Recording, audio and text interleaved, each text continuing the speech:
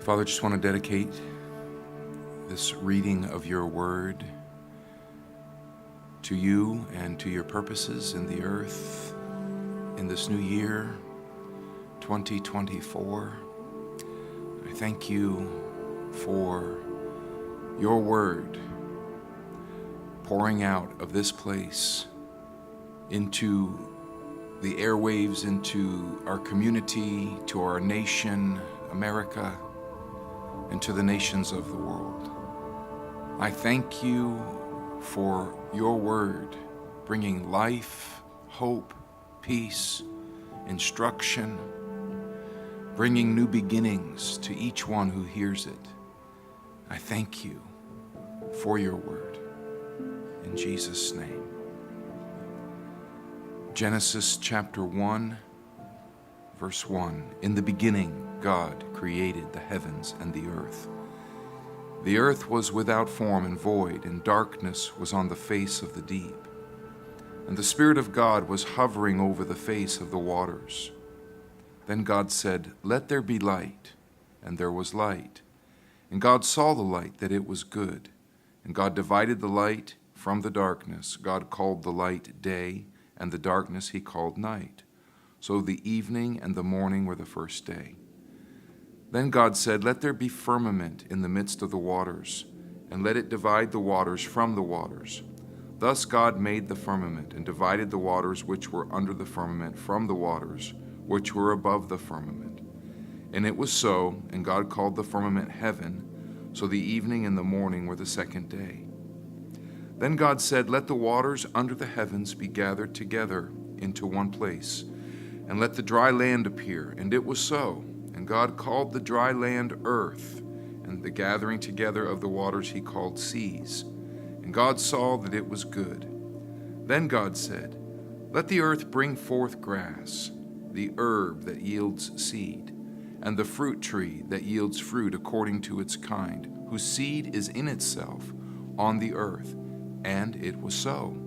And the earth brought forth grass, the herb that yields seed according to its kind, and the tree that yields fruit, whose seed is in itself according to its kind. And God saw that it was good. So the evening and the morning were the third day. Then God said, "Let there be lights in the firmament of the heavens, to divide the day from the night, and let them be for signs and seasons, and for days and years. And let them be for lights in the firmament of the heavens, to give light on the earth." And it was so. Then God made two great lights, the greater light to rule the day, and the lesser light to rule the night. He made the stars also. God set them in the firmament of the heavens to give light on the earth, and to rule over the day and over the night, and to divide the light from the darkness. And God saw that it was good. So the evening and the morning were the fourth day. Then God said, "Let the waters abound with an abundance of living creatures, and let birds fly above the earth across the face of the firmament of the heavens." So God created great sea creatures, and every living thing that moves, with which the waters abounded, according to their kind, and every winged bird according to its kind. And God saw that it was good. And God blessed them, saying, "Be fruitful and multiply, and fill the waters in the seas, and let birds multiply on the earth." So the evening and the morning were the fifth day. Then God said, "Let the earth bring forth the living creature according to its kind, cattle and creeping thing, and beast of the earth, each according to its kind." And it was so. And God made the beast of the earth according to its kind, cattle according to its kind, and everything that creeps on the earth according to its kind. And God saw that it was good. Then God said, "Let us make man in our image, according to our likeness. Let them have dominion over the fish of the sea, over the birds of the air, and over the cattle, over all the earth, and over every creeping thing that creeps on the earth." So God created man in his own image. In the image of God he created him. Male and female he created them. Then God blessed them. And God said to them, "Be fruitful and multiply. Fill the earth and subdue it, have dominion over the fish of the sea, over the birds of the air, and over every living thing that moves on the earth. And God said, See, I have given you every herb that yields seed which is on the face of all the earth, and every tree whose fruit yields seed. To you it shall be for food. Also to every beast of the earth, to every bird of the air, and to everything that creeps on the earth, in which there is life. I have given every green herb for food. And it was so. Then God saw everything that he made, and indeed it was very good. So the evening and the morning were the sixth day. Genesis chapter 2. Thus the heavens and the earth and all the host of them were finished. And on the seventh day God ended his work which he had done, and he rested on the seventh day from all his work which he had done. Then God blessed the seventh day and sanctified it, because in it he rested from all his work which God had created and made. This is the history of the heavens and the earth when they were created, in the day that the Lord God made the earth and the heavens, before any plant of the field was in the earth, and before any herb of the field had grown, for the Lord God had not caused it to rain on the earth, and there was no man to till the ground. But a mist went up from the earth and watered the whole face of the ground. And the Lord God formed man of the dust of the ground, and breathed into his nostrils the breath of life, and man became a living being. The Lord God planted a garden eastward in Eden, and there he put the man whom he had formed. And out of the ground the Lord God made every tree grow that is pleasant to the sight and good for food. The tree of life was also in the midst of the garden, and the tree of the knowledge of good and evil. Now a river went out of Eden to water the garden, and from there it parted and became 4 riverheads. The name of the first is Pison. It is the one which skirts the whole land of Havilah, where there is gold, and the gold that of that land is good. Bdellium and onyx stone are there. The name of the second river is Gihon. It is the one which goes around the whole land of Cush. The name of the third river is Hiddekel. It is the one which goes toward the east of Assyria. The fourth river is the Euphrates. Then the Lord God took the man and put him in the Garden of Eden to tend and keep it. And the Lord God commanded the man, saying, Of every tree of the garden you may freely eat, but of the tree of the knowledge of good and evil you shall not eat, for in the day that you eat of it you shall surely die. And the Lord God said, It is not good that man should be alone. I will make him a helper comparable to him. Out of the ground the Lord God formed every beast of the field and every bird of the air, and brought them to Adam to see what he would call them. And whatever Adam called each living creature, that was its name. So Adam gave names to all the cattle, to the birds of the air, and of every beast of the field. But for Adam there was not found a helper comparable to him. And the Lord God caused a deep sleep to fall on Adam, and he slept. And he took one of his ribs and closed up the flesh in its place. Then the rib which the Lord God had taken from man he made into a woman, and he brought her to the man. And Adam said, This is now bone of my bones and flesh of my flesh. She shall be called woman, because she was taken out of man. Therefore a man shall leave his father and mother, and be joined to his wife, and they shall become one flesh. And they were both naked, the man and his wife, and were not ashamed. Genesis chapter 3.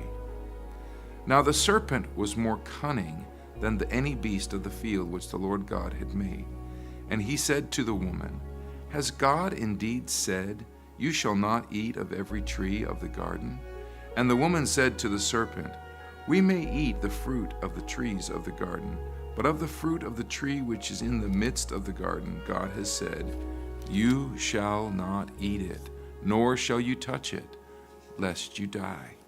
Then the serpent said to the woman, You will not surely die, For God knows that in the day you eat of it, your eyes will be open, and you will be like God, knowing good and evil."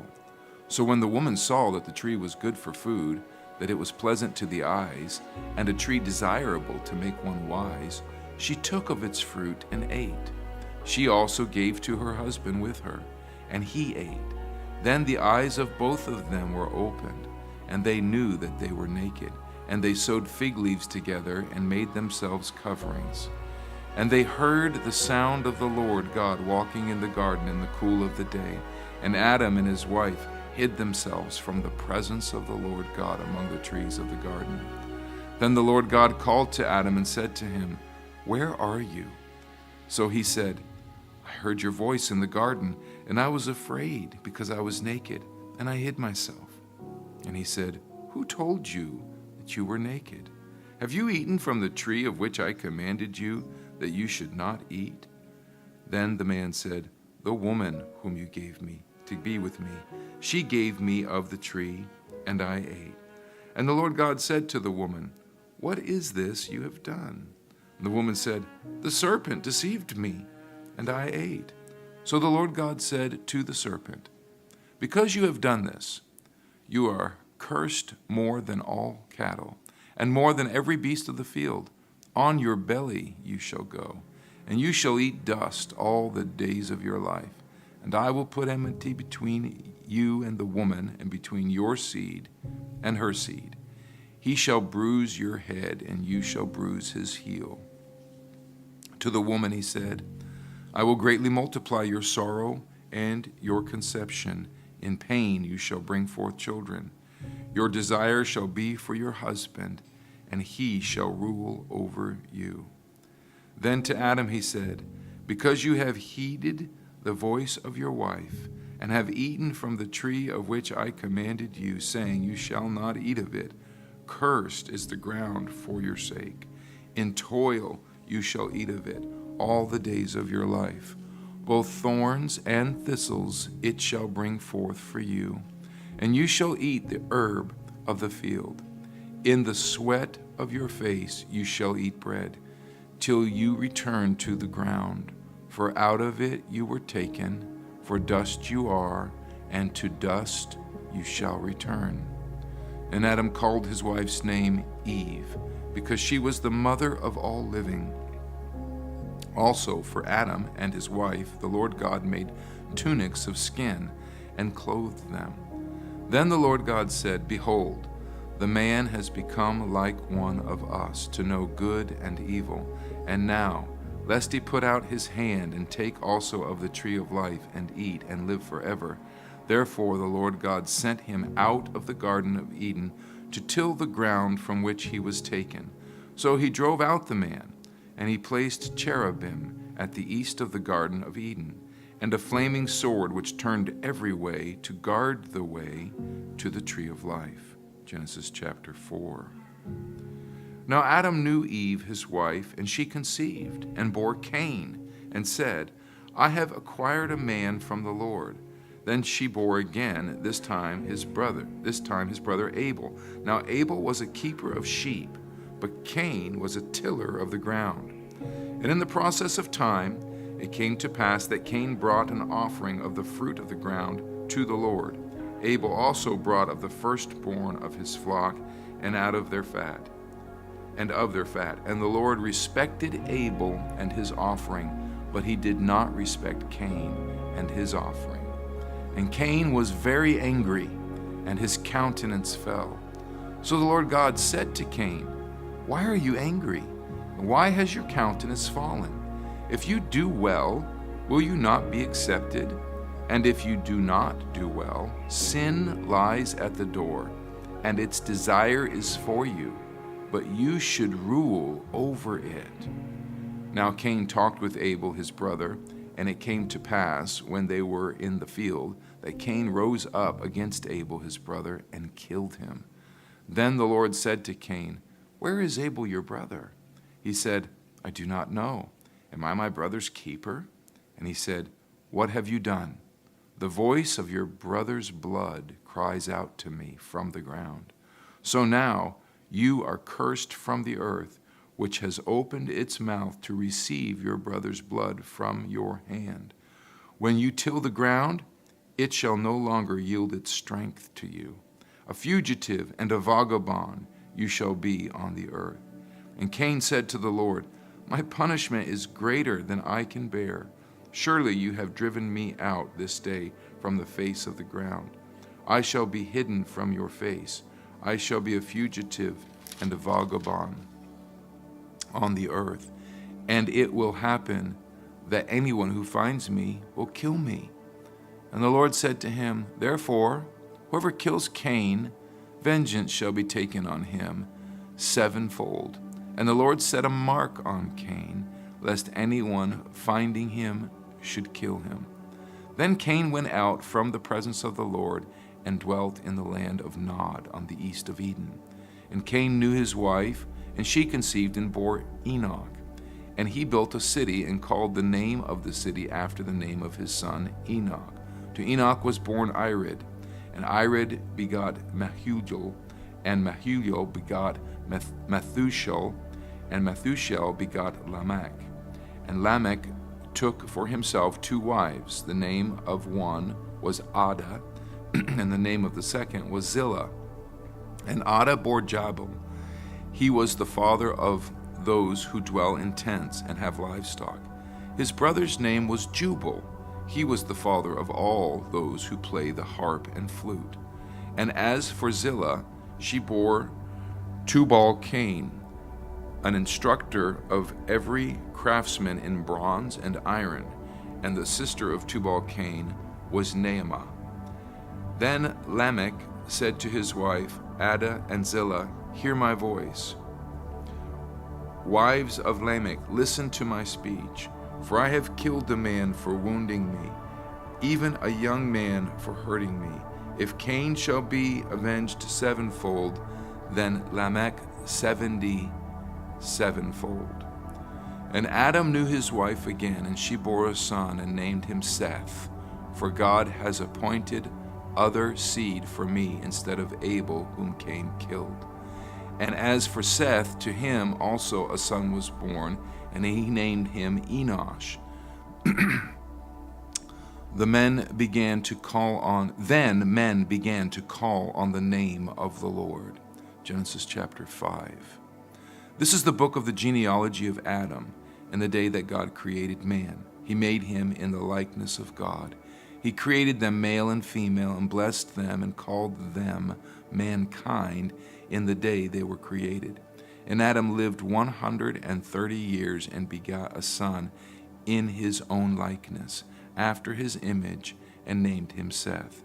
After he begat Seth, the days of Adam were 800 years, and he had sons and daughters. So all the days that Adam lived were 930 years, and he died. Seth lived 105 years and begat Enosh.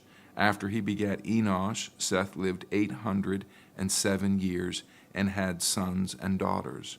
So all the days of Seth were 912 years, and he died. Enosh lived 90 years and begat Canaan. After he begat Canaan, Enosh lived 815 years and had sons and daughters. So all the days of Enosh were 905 years, and he died. Canaan lived 70 years and begat Mahalalel. After he begat Mahalalel, Canaan lived 840 years and had sons and daughters. So all the days of Canaan were 910 years, and he died. Mahalalel lived 65 years and begat Jared. After he begat Jared, Mahalalel lived 830 years and had sons and daughters. So all the days of Mahalalel were 895 years, and he died. Jared lived 162 years and begat Enoch. After he begat Enoch, Jared lived 800 years and had sons and daughters. So all the days of Jared were 962 years, and he died. Enoch lived 65 years and begat Methuselah. After he begat Methuselah, Enoch walked with God 300 years and had sons and daughters. So all the days of Enoch were 365 years. And Enoch walked with God, and he was not, for God took him. Methuselah lived 187 years and begat Lamech. And after he begat Lamech, Methuselah lived 782 years and had sons and daughters. So all the days of Methuselah were 969 years, and he died. Lamech lived 182 years and had a son, and he called his name Noah, saying, This one will comfort us concerning our work and the toil of our hands, because of the ground, which the Lord has cursed. After he begat Noah, Lamech lived 595 years and had sons and daughters. So all the days of Lamech were 777 years, and he died. And Noah was 500 years old, and Noah begat Shem, Ham, and Japheth. Genesis chapter 6.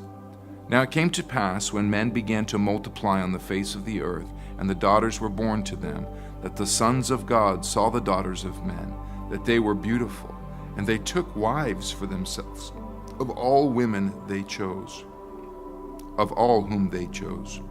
And the Lord said, My spirit shall not strive with man forever, for he is indeed flesh, yet his days shall be 120 years. There were giants on the earth in those days, and also afterward, when the sons of God came into the daughters of men, and they bore children to them. Those were the mighty men who were of old, men of renown. Then the Lord saw that the wickedness of man was great in the earth, and that every intent of the thoughts of his heart was only evil continually. And the Lord was sorry that he made man on the earth, and he was grieved in his heart. So the Lord said, I will destroy man whom I have created from the face of the earth, both man and beast, creeping thing, and birds of the air, for I am sorry that I have made them. But Noah found grace in the eyes of the Lord. This is the genealogy of Noah. Noah was a just man, perfect in his generations. Noah walked with God, and Noah begat 3 sons, Shem, Ham, and Japheth. The earth also was corrupt before God, and the earth was filled with violence. So God looked upon the earth, and indeed it was corrupt, for all flesh had corrupted their way on the earth. And God said to Noah, The end of all flesh has come before me, for the earth is filled with violence through them. And behold, I will destroy them with the earth. Make yourself an ark of gopher wood. Make rooms in the ark, and cover inside and outside with pitch. And this is how you shall make it.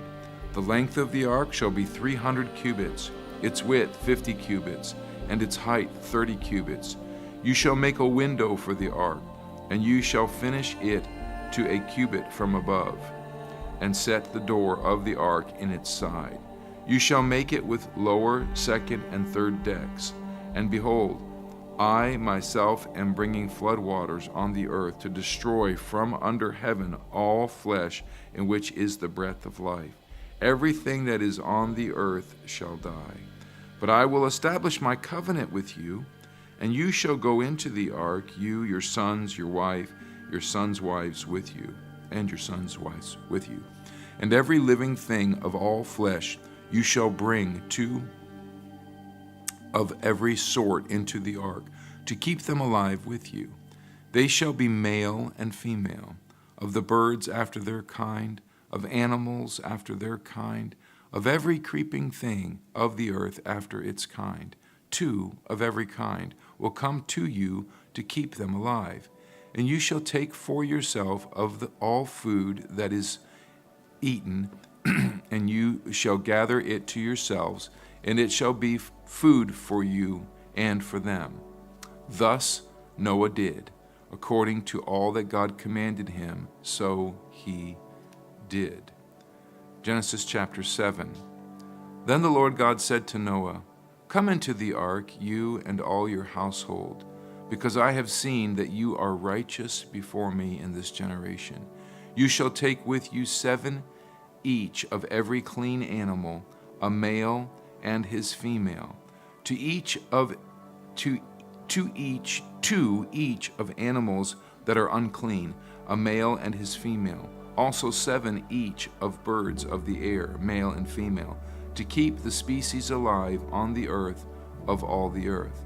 For after 7 more days I will cause it to rain on the earth 40 days and 40 nights, and I will destroy from the face of the earth all living things that I have made.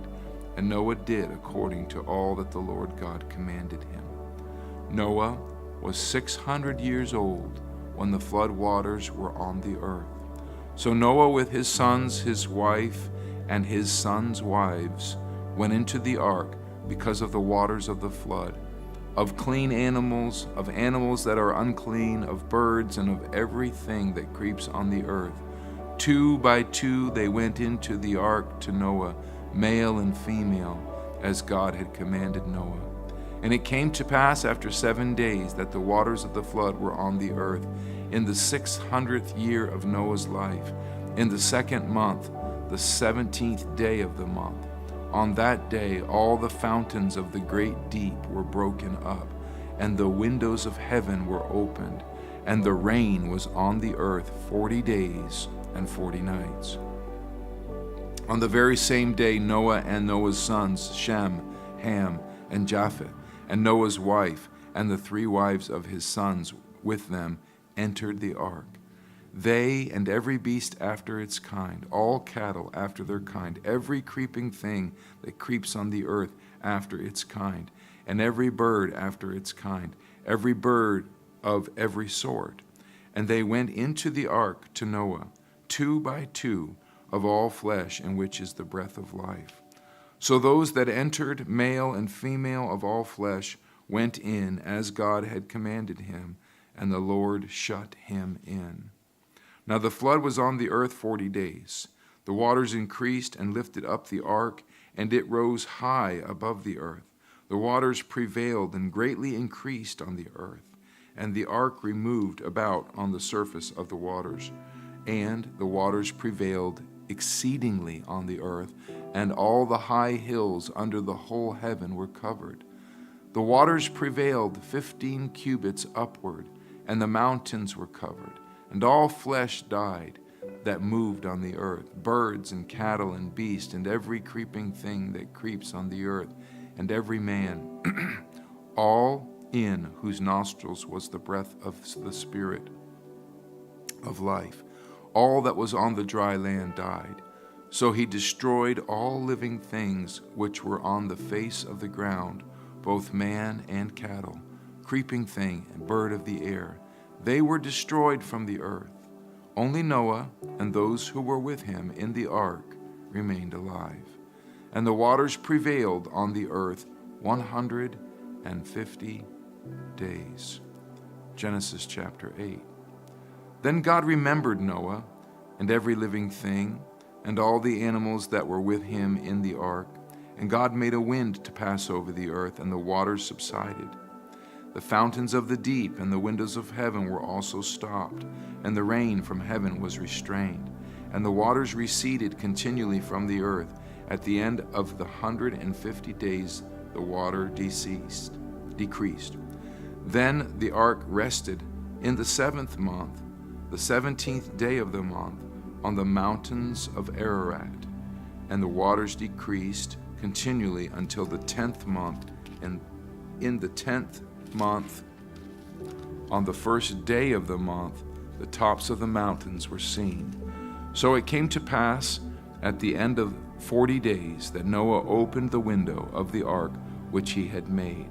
Then he sent out a raven, which kept going to and fro until the waters had dried up from the earth. He also sent out from himself a dove, to see if the waters had receded from the face of the ground. But the dove found no resting place for the sole of her foot, and she returned into the ark to him, for the waters were on the face of the whole earth. So he put out his hand and took her, and drew her into the ark to himself.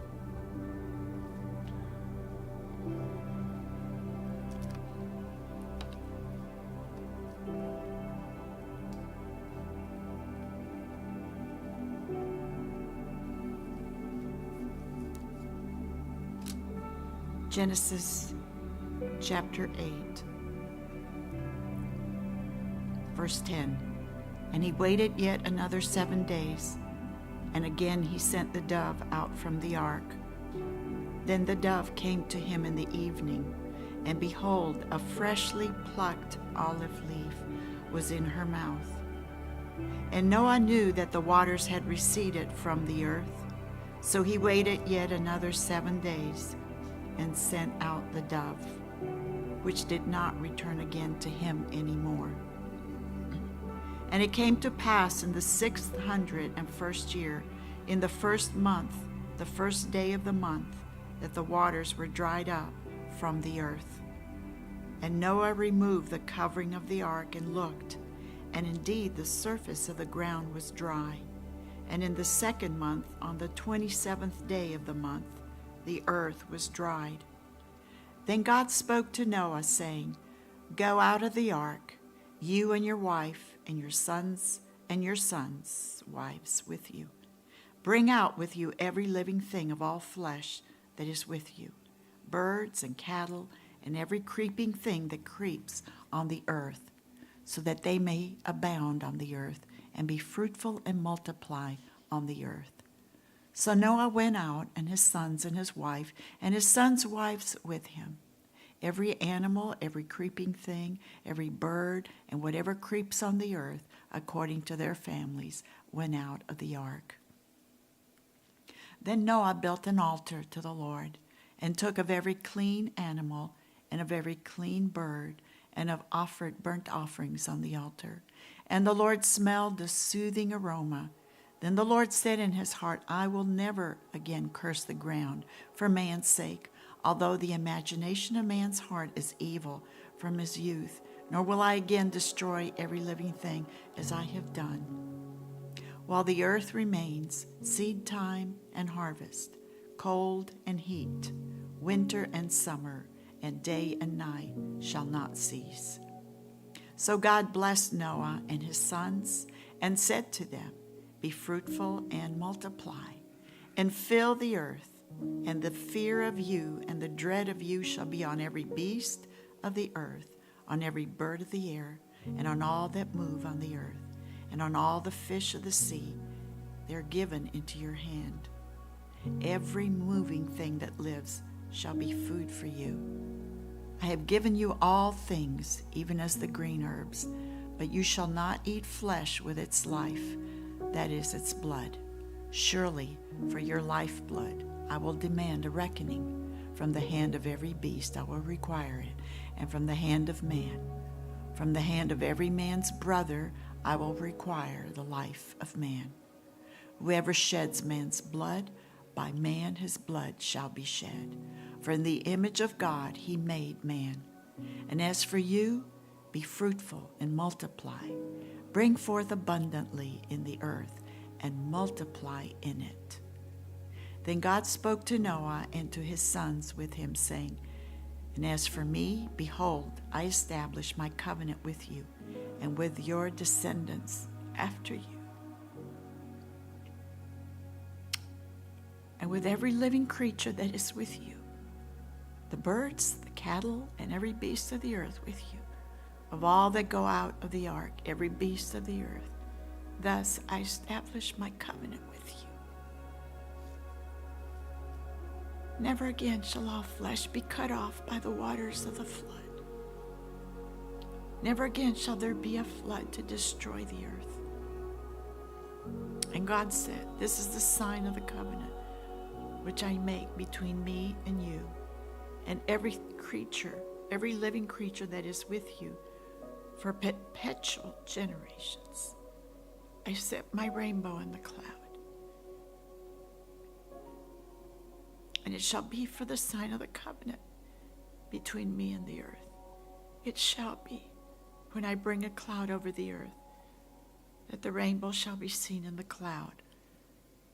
And I will remember my covenant, which is between me and you, and every living creature of all flesh. The waters shall never again become a flood to destroy all flesh.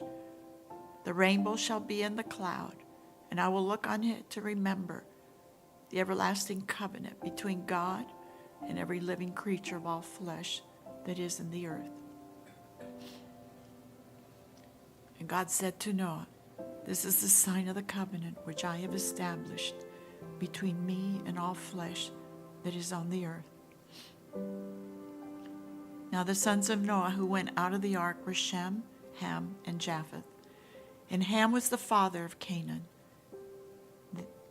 These three were the sons of Noah, and from these the whole earth was populated. And Noah began to be a farmer, and he planted a vineyard. Then he drank of the wine and was drunk and became uncovered in his tent. And Ham, the father of Canaan, saw the nakedness of his father and told his two brothers outside. But Shem and Japheth took a garment, laid it on both their shoulders, and went backward and covered the nakedness of their father. Their faces were turned away, and they did not see their father's nakedness. So Noah awoke from his wine and knew what his younger son had done to him. And then he said, "Cursed be Canaan, a servant of servants he shall be to his brethren." And he said, "Blessed be the Lord, the God of Shem, and may Canaan be his servant. And may God enlarge Japheth, and may he dwell in the tents of Shem, and may Canaan be his servant." And Noah lived after the flood 350 years. So all the days of Noah were 950 years, and he died. Genesis chapter 10. Now this is the genealogy of the sons of Noah, Shem, Ham, and Japheth. And sons were born to them after the flood. The sons of Japheth were Gomer, Magog, Madai, Javan, Tubal, Meshech, and Tiras. The sons of Gomer were Ashkenaz, Rephath, and Torgama. The sons of Javan were Elisha, Tarshish, Kittim, and Dodanim.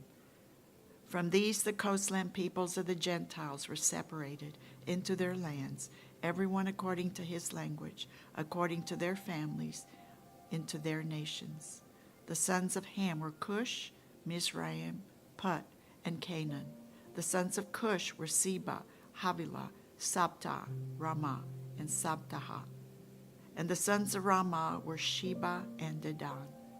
Cush begot Nimrod. He began to be a mighty one on the earth.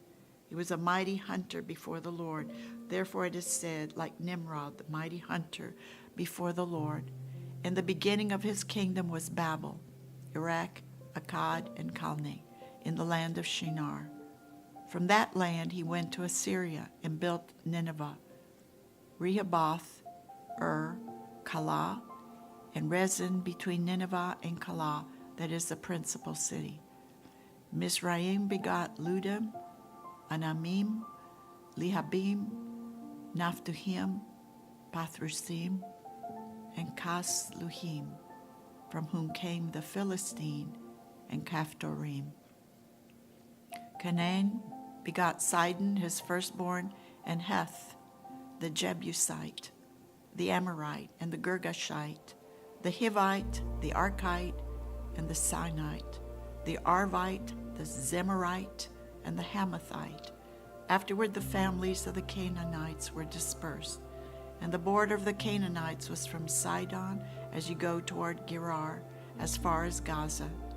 Then as you go toward Sodom, Gomorrah, Admah, and Zeboim, as far as Lasha, and Zeboim as far as Lasha.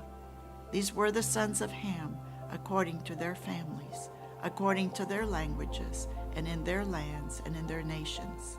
And children were born also to Shem, the father of all the children of Eber, the brother of Japheth, the elder. The sons of Shem were Elam, Ashur, Arphaxad, Lud, and Aram. And the sons of Aram were Uz, Hol, Gether, and Mash. Arphaxad begot Salah, and Salah begot Eber. To Eber were born two sons. The name of the one was Peleg, for in his days the earth was divided, and his brother's name was Joktan. Joktan begot Almodad, Sheleph, Hazarmaveth, Jerah, Hadoram, Uzal, Diklah, Obal, Abimael, Sheba, Ophir, Havilah, and Jobab. All these were the sons of Joktan, and their dwelling place was from Mesha as you go towards Sephar, the mountain of the east. These were the sons of Shem, according to their families, according to their languages, in their lands, according to their nations. These were the families of the sons of Noah, according to their generations, in their nations, and from these the nations were divided on the earth after the flood. Chapter 11. Now the whole earth had one language and one speech. And it came to pass, as they journeyed from the east, that they found a plain in the land of Shinar, and they dwelt there. Then they said to one another, Come, let us make bricks and bake them thoroughly. They had brick for stone, and they had asphalt for mortar. And they said, Come, let us build ourselves a city and a tower whose top is in the heavens. Let us make a name for ourselves, lest we be scattered abroad over the face of the whole earth. But the Lord came down to see the city, and the Lord which the sons of men, and the tower which the sons of men had built. And the Lord said, Indeed, the people are one, and they all have one language, and this is what they begin to do. Now nothing that they propose to do will be withheld from them. Come, let us go down, and there confuse their language, that they may not understand one another's speech. So the Lord scattered them abroad from there over the face of all the earth, and they ceased building the city. Therefore its name is called Babel, because there the Lord confused the language of all the earth. And from there the Lord scattered them abroad over the face of all the earth. This is the genealogy of Shem. Shem was 100 years old and begot Arphaxad 2 years after the flood. After he begot Arphaxad, Shem lived 500 years and begot sons and daughters. Arphaxad lived 35 years and begot Salah. After he begot Salah, Arphaxad lived 403 years and begot sons and daughters. Salah lived 30 years and begot Eber. After he begot Eber, Salah lived 403 years and begot sons and daughters. Eber lived 34 years and begot Peleg. After he begot Peleg, Eber lived 430 years and begot sons and daughters. Peleg lived 30 years and begot Reu. After he begot Reu, Peleg lived 209 years and begot sons and daughters.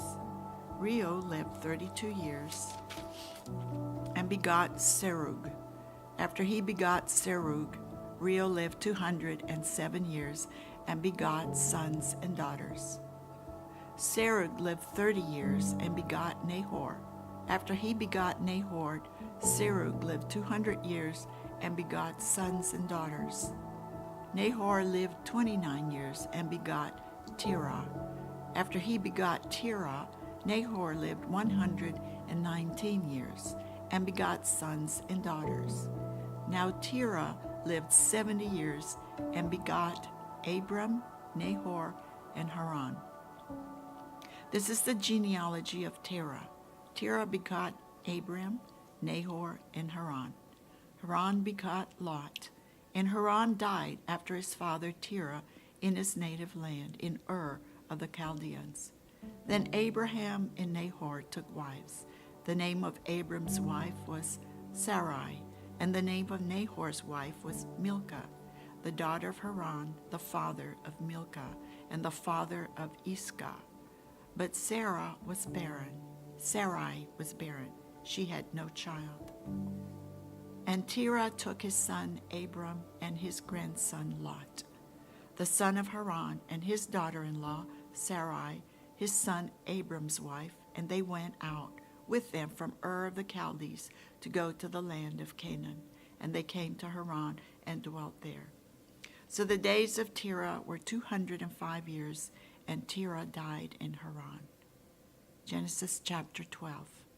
Now the Lord had said to Abram, Get out of your country, from your family, and from your father's house, to a land that I will show you. I will make you a great nation. I will bless you and make your name great, and you shall be a blessing. I will bless those who bless you, and I will curse him who curses you, and in you all the families of the earth shall be blessed. So Abram departed as the Lord had spoken to him, and Lot went with him. And Abram was 75 years old when he departed from Haran. Then Abram took Sarai his wife, and Lot his brother's son, and all their possessions that they had gathered, and the people whom they had acquired in Haran, and they departed to go to the land of Canaan. So they came to the land of Canaan.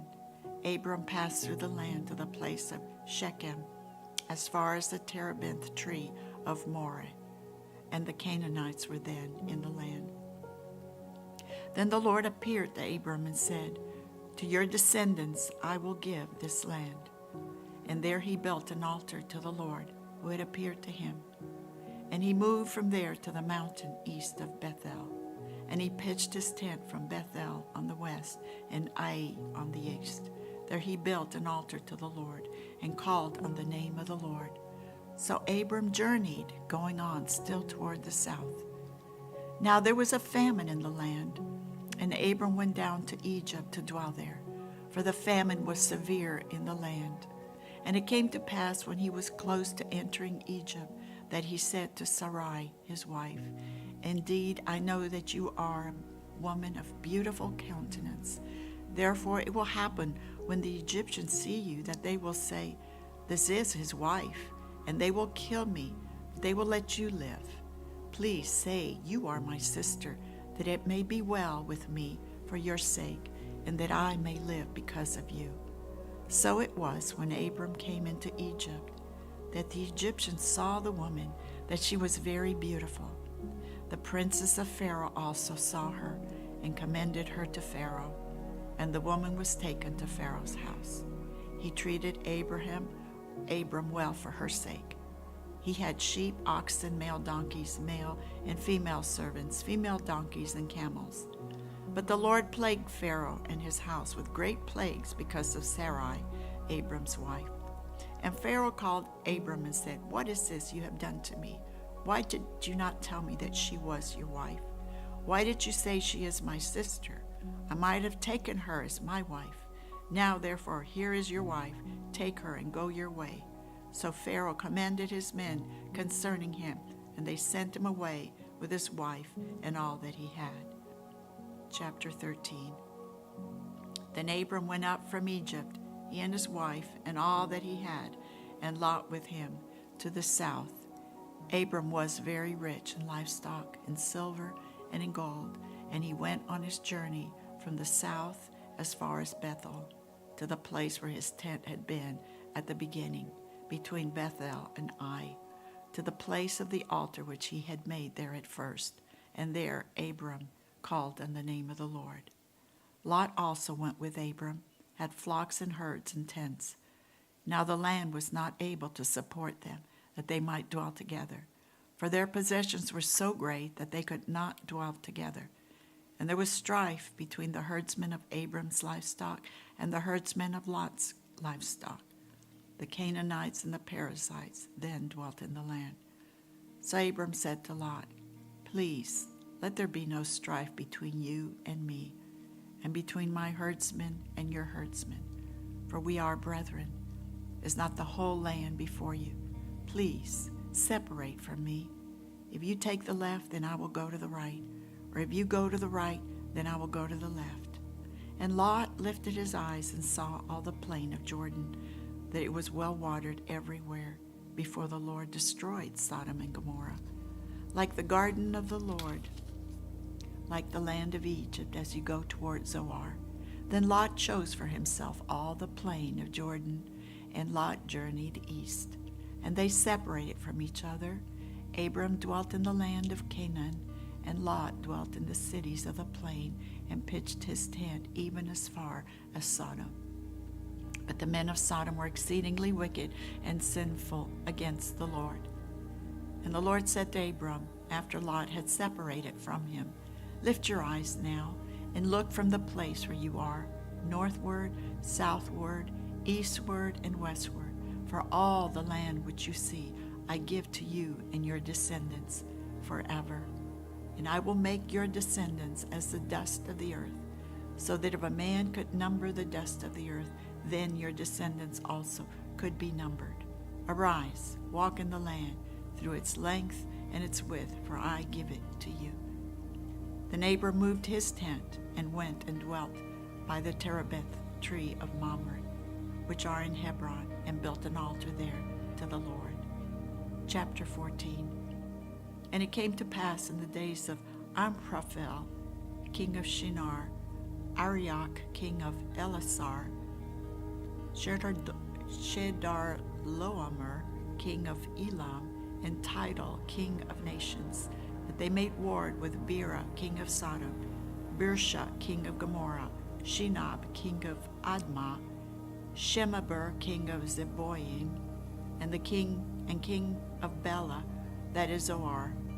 All these joined together in the valley of Siddim, that is the Salt Sea. 12 years they served Chedorlaomer, and in the 13th year they rebelled. In the 14th year, Chedorlaomer and the kings that were with him came and attacked the Rephaim in Ashtaroth Karnaim, the Zuzim in Ham, the Emim in Shaveh-Kiriathim, and the Horites in their mountain of Seir, as far as El Paran, which is by the wilderness. Then they turned back and came to En Mishpat, that is Kadesh, and attacked all the country of the Amalekites, and also the Amorites who dwelt in Hazazon Tamar.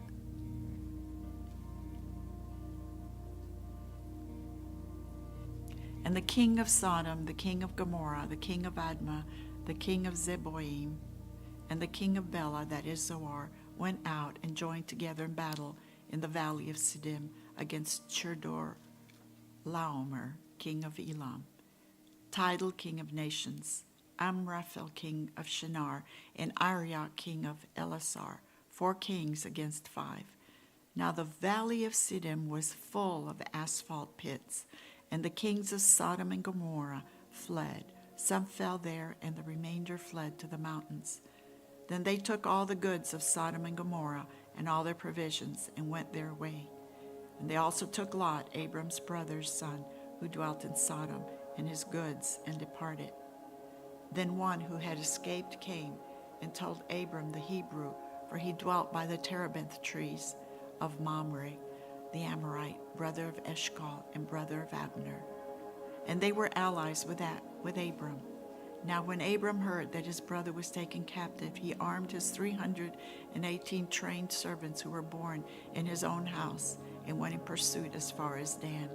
He divided his forces against them by night, and he and his servants attacked them and pursued them as far as Hobah, which is north of Damascus. So he brought back all the goods, and also brought back his brother Lot and his goods, as well as the women and the people. And the king of Sodom went out to meet him at the valley of Shaveh, that is the king's valley, after his return from the defeat of Chedorlaomer and the kings who were with him. Then Melchizedek, king of Salem, brought out bread and wine. He was the priest of God Most High, and he blessed him and said, Blessed be Abram of God Most High, possessor of heaven and earth, and blessed be God Most High, who has delivered your enemies into your hand. And he gave him a tithe of all. Now the king of Sodom said to Abram, Give me the persons you take the goods for yourself. But Abram said to the king of Sodom, I have raised my hand to the Lord God Most High, the possessor of heaven and earth, that I will take nothing from a thread to a sandal strap, and that I will not take anything that is yours, lest you should say, I have made Abram rich, except only what the young men have eaten, and the portion of the men you want with me. Aner, Eshcol, and Mamre, let them take their portion. Chapter 15. After these things, the word of the Lord came to Abram in a vision, saying, Do not be afraid, Abram. I am your shield, your exceedingly great reward.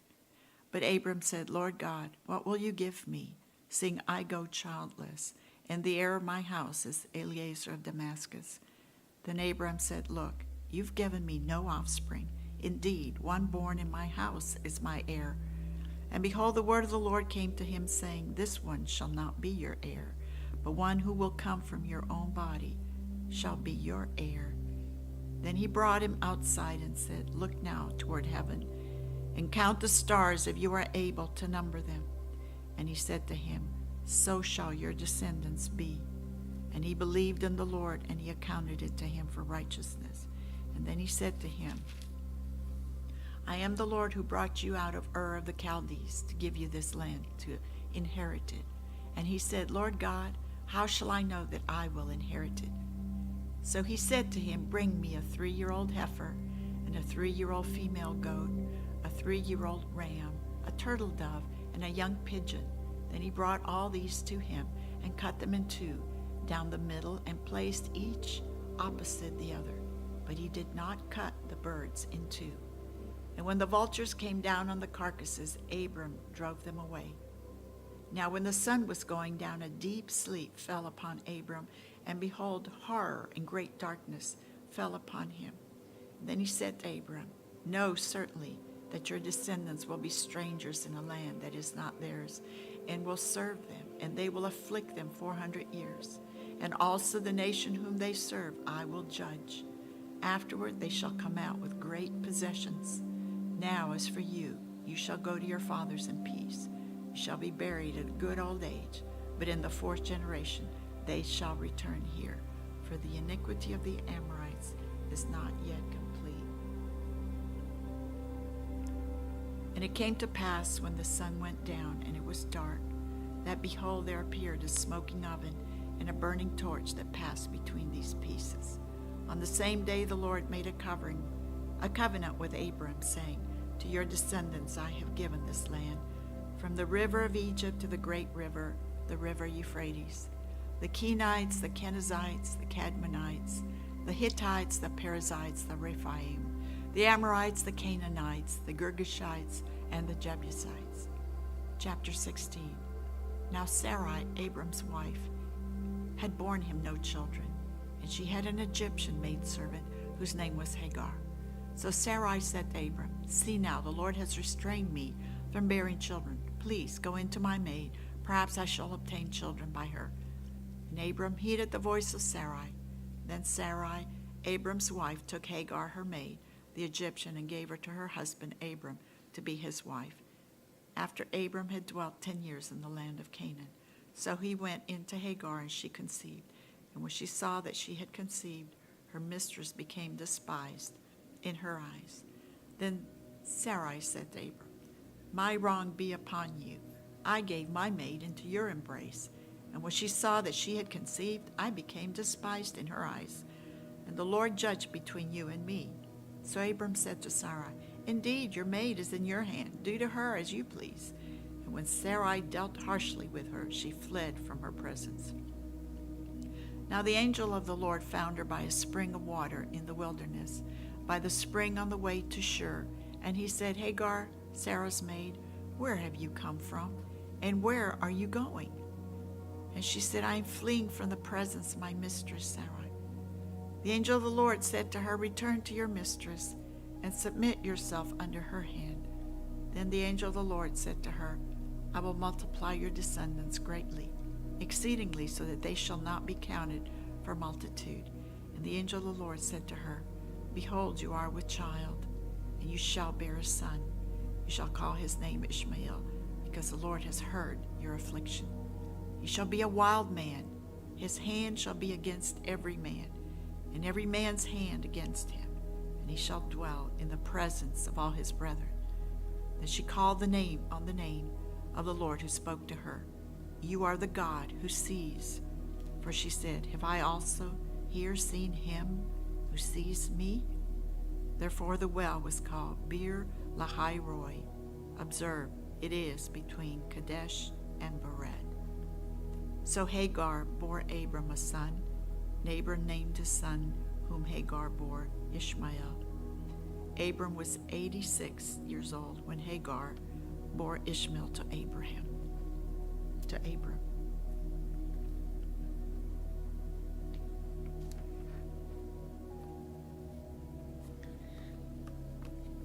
When Abram was 99 years old, the Lord appeared to Abram and said to him, I am Almighty God. Walk before me and be blameless, and I will make my covenant between me and you, and will multiply you exceedingly. When Abram fell on his face, and God talked with him, saying, As for me, behold, my covenant is with you, and you shall be a father of many nations. No longer shall your name be called Abram, but your name shall be Abraham. For I have made you a father of many nations. I will make you exceedingly fruitful, and I will make nations of you, and kings shall come from you. And I will establish my covenant between me and you and your descendants after you in their generations, for an everlasting covenant, to be God to you and your descendants after you. Also I give to you and your descendants after you the land in which you are a stranger, all the land of Canaan, as an everlasting possession, and I will be their God. And God said to Abraham, As for you, you shall keep my covenant, you and your descendants after you throughout their generations. This is my covenant which you shall keep between me and you and your descendants after you. Every male child among you shall be circumcised, and you shall be circumcised in the flesh of your foreskins, and it shall be a sign of the covenant between me and you. He who is 8 days old among you shall be circumcised, every male child in your generations. He who is born in your house or bought with money from any foreigner who is not your descendant. He who is born in your house and he who is bought with your money must be circumcised. And my covenant shall be in your flesh for an everlasting covenant. And the uncircumcised male child who is not circumcised in the flesh of his foreskin, that person shall be cut off from his people. He has broken my covenant. Then God said to Abraham, As for Sarai, your wife, you shall not call her name Sarai, but Sarah shall be her name. And I will bless her and also give you a son by her. Then I will bless her, and she shall be a mother of nations. Kings of peoples shall be from her. Then Abraham fell on his face and laughed, and said in his heart, Shall a child be born to a man who is 100 years old? And shall Sarah, who is 90 years old, bear a child? And Abraham said to God, Oh, that Ishmael might live before you. Then God said, No, Sarah, your wife shall bear you a son, and you shall call his name Isaac. I will establish my covenant with him for an everlasting covenant, and with his descendants after him. And as for Ishmael, I have heard you. Behold, I have blessed him, and will make him fruitful, and will multiply him exceedingly. He shall beget 12 princes, and I will make him a great nation. But my covenant I will establish with Isaac, whom Sarah shall bear to you at this set time next year. Then he finished talking with him, and God went up from Abraham. So Abraham took Ishmael his son, all who were born in his house, and all who were bought with his money, every male among the men of Abraham's house, and circumcised the flesh of their foreskins that very same day, as God had said to him. Abraham was 99 years old when he was circumcised in the flesh of his foreskin. And Ishmael his son was 13 years old when he was circumcised in the flesh of his foreskin. That very same day Abraham was circumcised, and his son Ishmael, and all the men of his house, born in the house or bought with money from a foreigner, were circumcised with him. Then the Lord appeared to him by the terebinth tree of Mamre, as he was sitting in the tent door in the heat of the day. So he lifted his eyes and looked, and behold, 3 men were standing by him.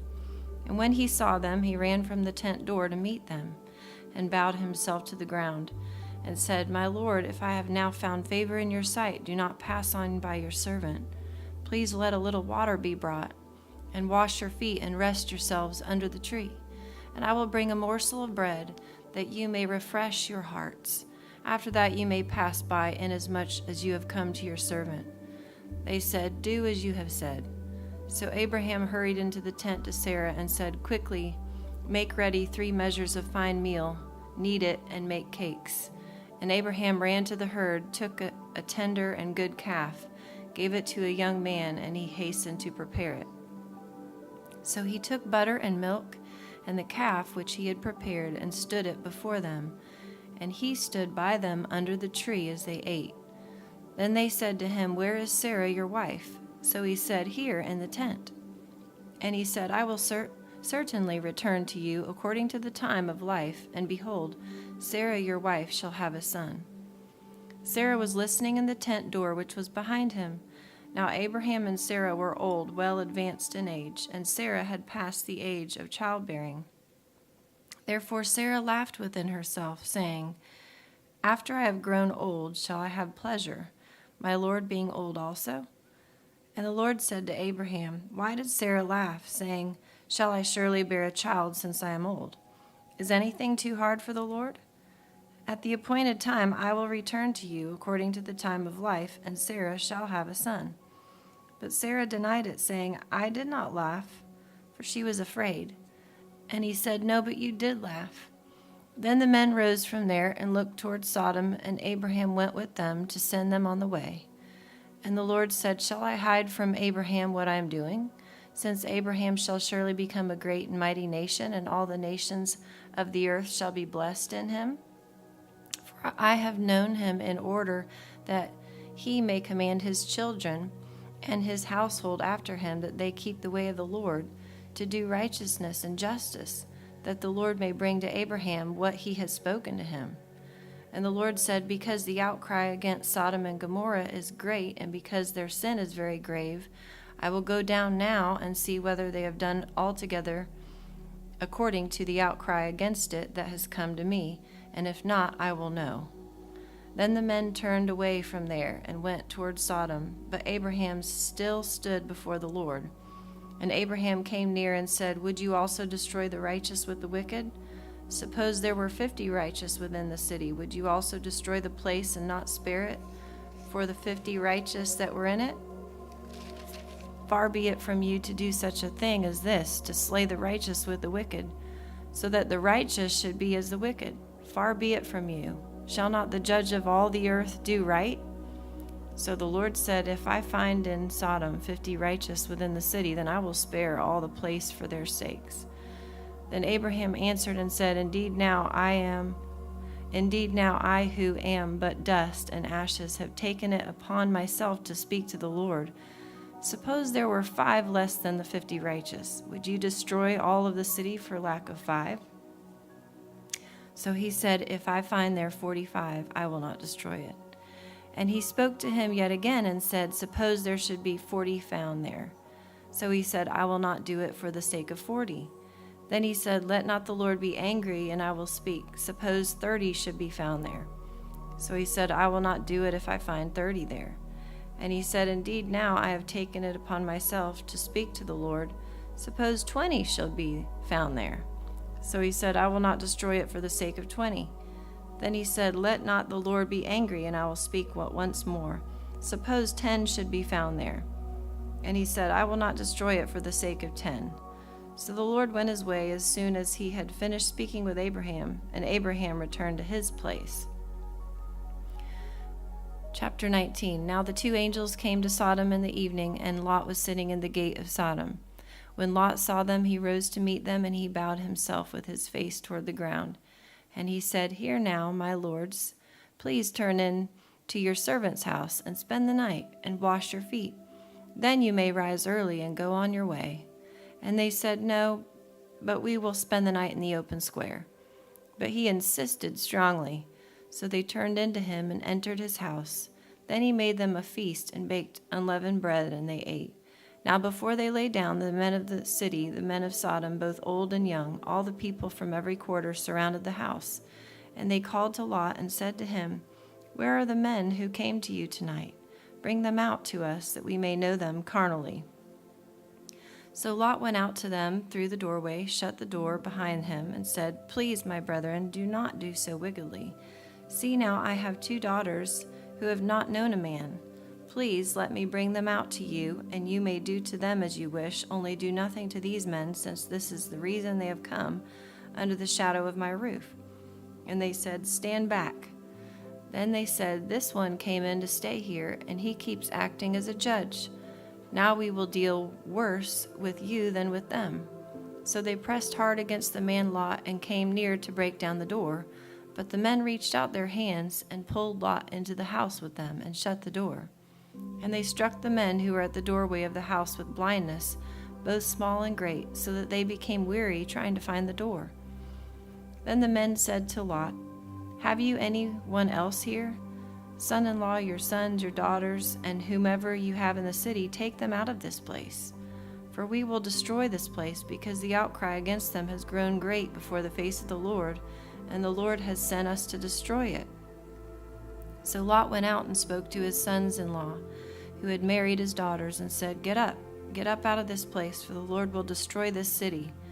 But to his sons-in-law he seemed to be joking.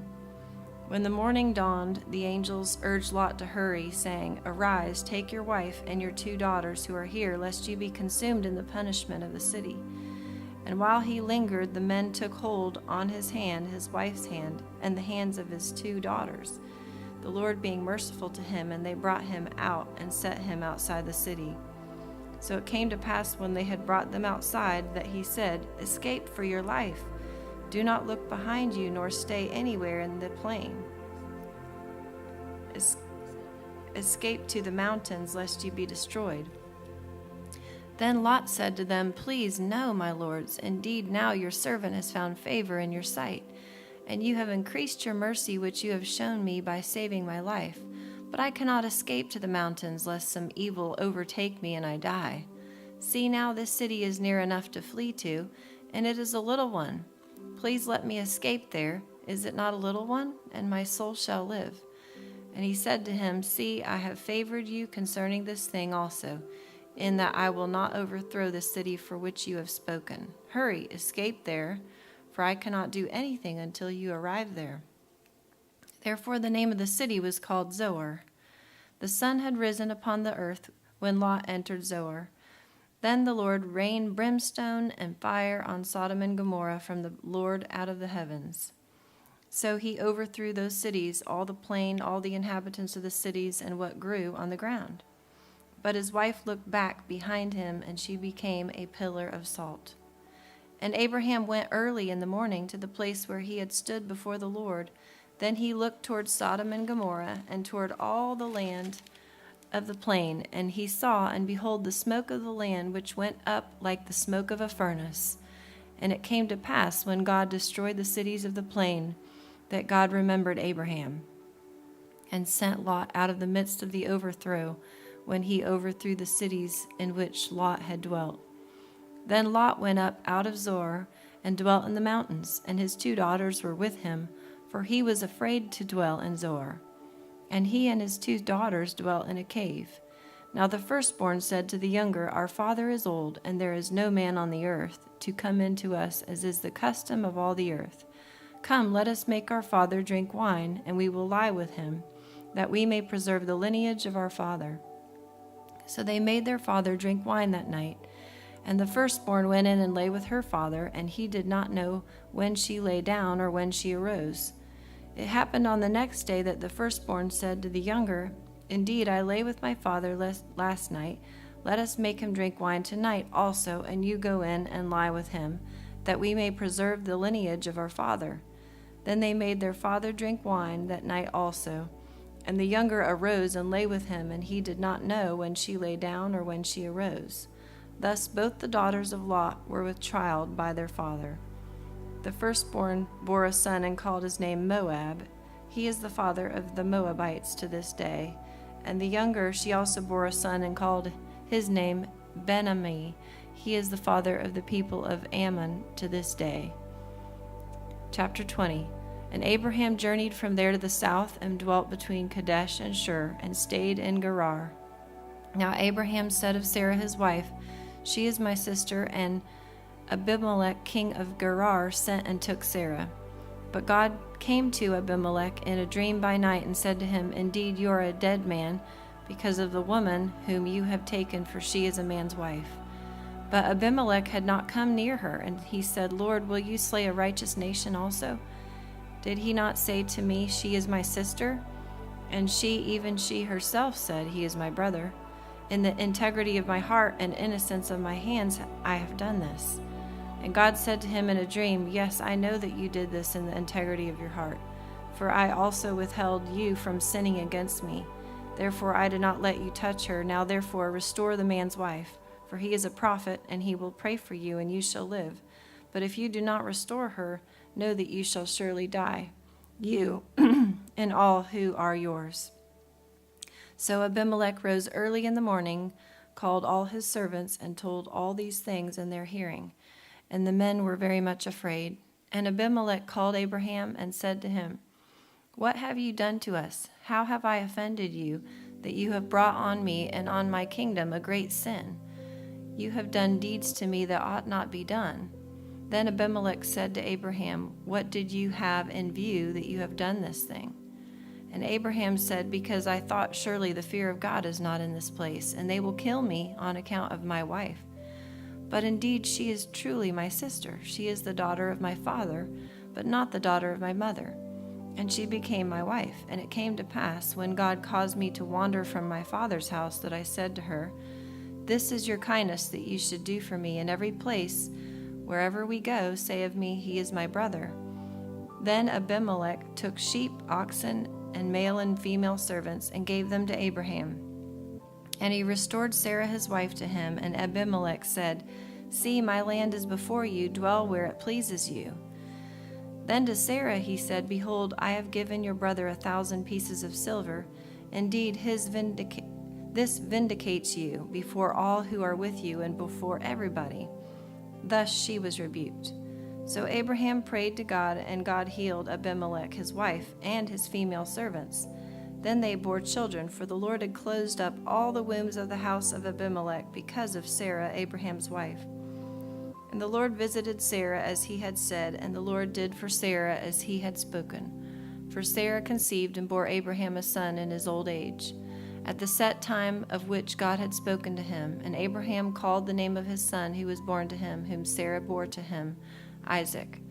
Then Abraham circumcised his son Isaac when he was 8 days old, as God had commanded him. Now Abraham was 100 years old when his son Isaac was born to him. And Sarah said, God has made me laugh, and all who hear will laugh with me. She also said, Who would have said to Abraham that Sarah would nurse children?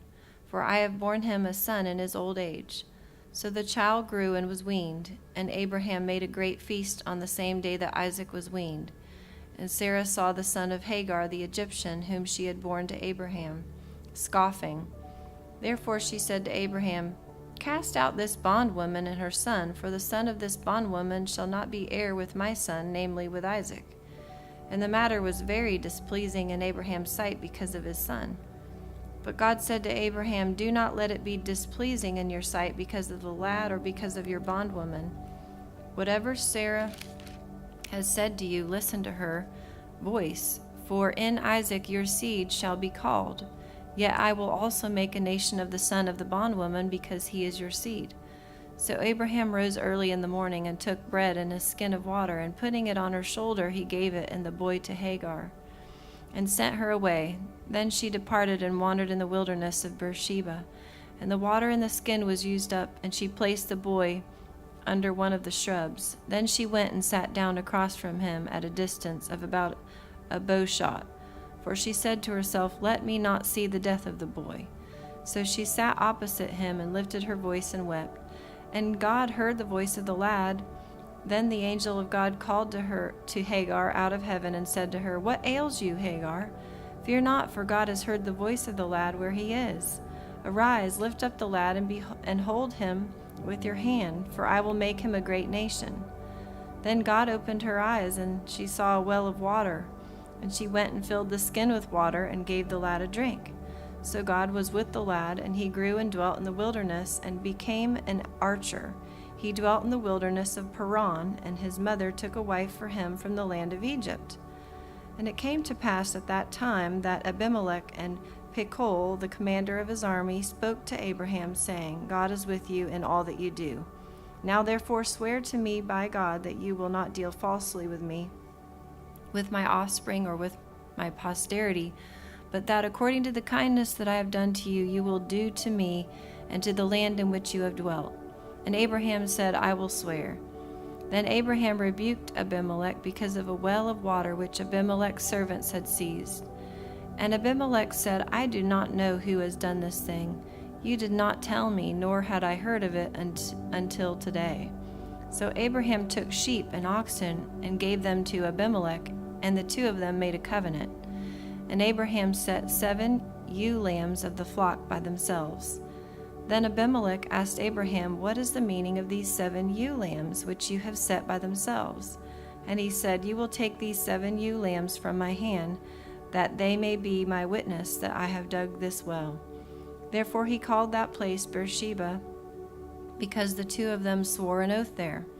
Thus they made a covenant at Beersheba. So Abimelech rose with Phicol, the commander of his army, and they returned to the land of the Philistines.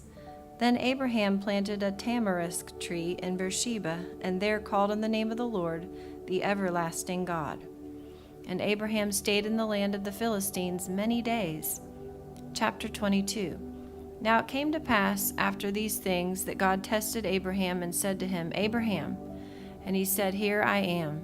Then he said, Take now your son, your only son Isaac, whom you love, and go to the land of Moriah, and offer him there as a burnt offering on one of the mountains of which I shall tell you.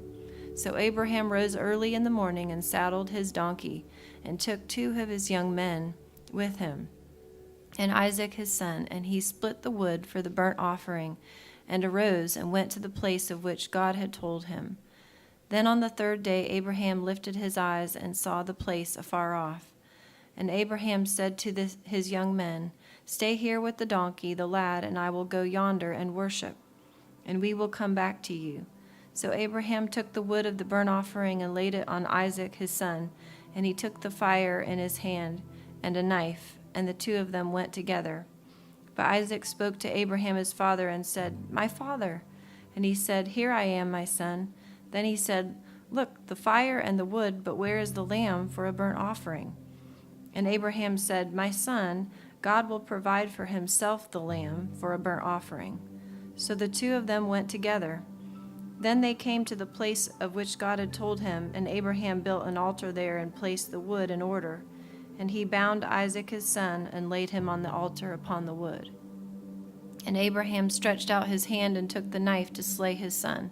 But the angel of the Lord called to him from heaven and said, Abraham, Abraham. So he said, Here I am. And he said, Do not lay your hand on the lad or do anything to him, for now I know that you fear God, since you have not withheld your son, your only son, from me. Then Abraham lifted his eyes and looked, and there behind him was a ram caught in a thicket by its horns. So Abraham went and took the ram and offered it up for a burnt offering instead of his son. And Abraham called the name of the place, The Lord will provide, as it is said to this day, In the mount of the Lord it shall be provided. Then the angel of the Lord called to Abraham a second time out of heaven and said, By myself I have sworn, says the Lord, because you have done this thing and have not withheld your son, your only son. Blessing I will bless you, and multiplying I will multiply your descendants as the stars of the heaven, and as the sand which is on the seashore. And your descendants shall possess the gate of their enemies. In your seed all the nations of the earth shall be blessed, because you have obeyed my voice. So Abraham returned to his young men, and they rose and went together to Beersheba, and Abraham dwelt at Beersheba. Now it came to pass after these things that it was told Abraham, saying, Indeed, Milcah also has borne children to your brother Nahor. Huz, his firstborn, Buz, his brother, Kemuel, the father of Abram, Chesed, Hazo, Pildash, Jidlaph, and Bethuel. And Bethuel begot Rebekah. These 8 Milcah bore to Nahor, Abraham's brother. His concubine, whose name was Ramah, also bore Tebah, Gaham, Thahash, and Maachah. Sarah lived 127 years. These were the years. Chapter 23. Sarah lived 127 years. These were the years of the life of Sarah. So Sarah died in Kirjath Arba, that is Hebron, in the land of Canaan. And Abraham came to mourn for Sarah and to weep for her. Then Abraham stood up from before his dead and spoke to the sons of Heth, saying, I am a foreigner and a visitor among you. Give me property for a burial place among you, that I may bury my dead out of my sight. And the sons of Heth answered Abraham, saying to him, Hear us, my lord, you are a mighty prince among us. Bury your dead in the choicest of our burial places. None of us will withhold from you this burial place, that you may bury your dead. Then Abraham stood up and bowed himself to the people of the land, the sons of Heth, and he spoke with them, saying, If it is your wish that I bury my dead out of my sight, hear me and meet with Ephron the son of Zohar for me, that he may give me the cave of Machpelah, which he has, which is at the end of his field. Let him give it to me at the full price, as prosperity for a burial place among you. Now Ephron dwelt among the sons of Heth, and Ephron the Hittite answered Abraham in the presence of the sons of Heth, all who entered at the gate of his city, saying, No, my lord, hear me. I give you the field and the cave that is in it. I give it to you in the presence of the sons of my people. I give it to you. Bury your dead. Then Abraham bowed himself down before the people of the land, and he spoke to Ephron in the hearing of the people of the land, saying, If you will give it, please hear me. I will give you money for the field. Take it from me, and I will bury my dead there. And Ephron answered Abraham, saying to him, My lord, listen to me. The land is worth 400 shekels of silver. What is that between you and me? So bury your dead. And Abraham listened to Ephron, and Abraham weighed out the silver for Ephron, which he had named, in the hearing of the sons of Heth, 400 shekels of silver, currency of the merchants. So the field of Ephron, which was in Machpelah, which was before Mamre, the field and the cave which was in it, and all the trees that were in the field, which were within all the surrounding borders, were deeded to Abraham, as a possession in the presence of the sons of Heth, before all who went in at the gate of his city. And after this Abraham buried Sarah his wife in the cave of the field of Machpelah, before Mamre, that is Hebron, in the land of Canaan. So the field and the cave that is in it were deeded to Abraham by the sons of Heth as property for a burial place. Chapter 24. Now Abraham was old, well advanced in age, and the Lord had blessed Abraham in all things. So Abraham said to the oldest servant of his house, who ruled over all that he had, Please put your hand under my thigh, and I will make you swear by the Lord, the God of heaven and the God of the earth, that you will not take a wife for my son from the daughters of the Canaanites, among whom I dwell. But you shall go to my country and to my family, and take a wife for my son Isaac. And the servant said to him, Perhaps the woman will not be willing to follow me to this land. Must I take your son back to the land from which you came? But Abraham said to him, Beware that you do not take my son back there. The Lord God of heaven, who took me from my father's house and from the land of my family, and who spoke to me and swore to me, saying, To your descendants I give this land. He will send his angel before you, and you shall take a wife for my son from there. And if the woman is not willing to follow you, then you will be released from this oath. Only do not take my son back there. So the servant put his hand under the thigh of Abraham his master, and swore to him concerning this matter. Then the servant took 10 of his master's camels and departed, for all his master's goods were in his hand. And he arose and went to Mesopotamia, to the city of Nahor, and he made his camels kneel down outside the city by a well of water, at evening time, the time when women go out to draw water. Then he said, O Lord, God of my master Abraham, please give me success this day, and show kindness to my master Abraham. Behold, here I stand by the well of water, and the daughters of the men of the city are coming out to draw water. Now let it be that the young woman to whom I say, Please let down your pitcher that I may drink, and she says, Drink, and I will also give your camels a drink. Let her be the one you have appointed for your servant Isaac. And by this I will know that you have shown kindness to my master. And it happened before he had finished speaking that, behold, Rebekah, who was born to Bethuel, son of Milcah, the wife of Nahor, Abraham's brother, came out with her pitcher on her shoulder. Now the young woman was very beautiful to behold, a virgin. No man had known her. And she went down to the well, filled her pitcher, and came up. And the servant ran to meet her and said, Please let me drink a little water from your pitcher. So she said, Drink, my lord. Then she quickly let her pitcher down to her hand and gave him a drink. And when she had finished giving him a drink, she said, I will draw water for your camels also. until they have finished drinking. Then she quickly emptied her pitcher into the trough, ran back to the well to draw water, and drew for all his camels. And the man, wondering at her, remained silent so as to know whether the Lord had made his journey prosperous or not. So it was when the camels had finished drinking that the man took a golden nose ring weighing 1/2 shekel and 2 bracelets for her wrists weighing 10 shekels of gold, and said, "Whose daughter are you? Tell me, please, is there room in your father's house for us to lodge?" So she said to him, "I am the daughter of Bethuel, Milcah's son, whom she bore to Nahor." Moreover, she said to him, "We have both straw and feed enough, and room to lodge." Then the man bowed down his head and worshipped the Lord. And he said, "Blessed be the Lord God of my master Abraham, who has not forsaken his mercy and his truth toward my master. As for me, being on the way, the Lord led me to the house of my master's brethren." So the young woman ran and told her mother's household these things. Now Rebekah had a brother whose name was Laban, and Laban ran out to the man by the well. So it came to pass, when he saw the nose ring and the bracelets on his sister's wrists, and when he heard the words of his sister Rebekah, saying, "Thus the man spoke to me," that he went to the man, and there he stood by the camels at the well. And he said, "Come in, O blessed of the Lord. Why do you stand outside? For I have prepared the house and a place for the camels."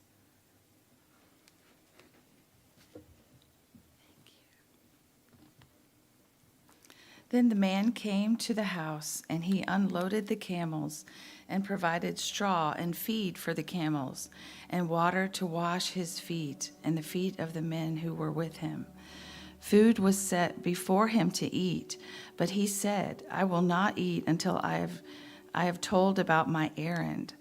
And he said, "Speak on." So he said, "I am Abraham's servant. The Lord has blessed my master greatly, and he has become great, and he has given him flocks and herds and silver and gold, male and female servants, camels and donkeys. And Sarah, my master's wife, bore a son to my master when she was old, and to give him he has given all that he has. Now my master made me swear, saying, 'You shall not take a wife for my son from the daughters of the Canaanites in whose land I dwell, but you shall go to my father's house and to my family and take a wife for my son.' And I said to my master, 'Perhaps the woman will not follow me.' But he said to me, 'The Lord before whom I walk will send his angels with you and prosper your way. And you shall take a wife for my son from my family and from my father's house. You will be clear from this oath when you arrive among my family, for if they will not give her to you, then you will be released from my oath.' And this day I came to the well and said, 'O Lord God, my master Abraham, if you will go now, prosper the way in which I go.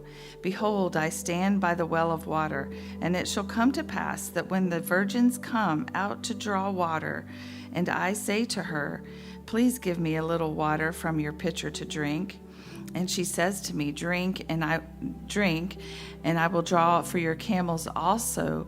Let her be the woman whom the Lord has appointed for my master's son.' But before I had finished speaking in my heart, there was Rebekah coming out with her pitcher on her shoulder, and she went down to the well and drew water. And I said to her, Please let me drink. And she made haste and let her pitcher down from her shoulder and said, Drink, and I will give your camels a drink also. So I drank, and she gave the camels a drink also. And then I asked her and said, Whose daughter are you? And she said, The daughter of Bethuel, Nahor's son, whom Milcah bore to him. So I put the nose ring on her nose and the bracelets on her wrist. And I bowed my head and worshipped the Lord, and blessed the Lord God of my master Abraham, who had led me in the way of truth to take the daughter of my master's brother for his son. Now, if you will deal kindly and truly with my master, tell me, And if not, tell me, that I may turn to the right or to the left. Then Laban and Bethuel answered and said, the thing comes from the Lord. We cannot speak to you either bad or good. Here is Rebekah before you.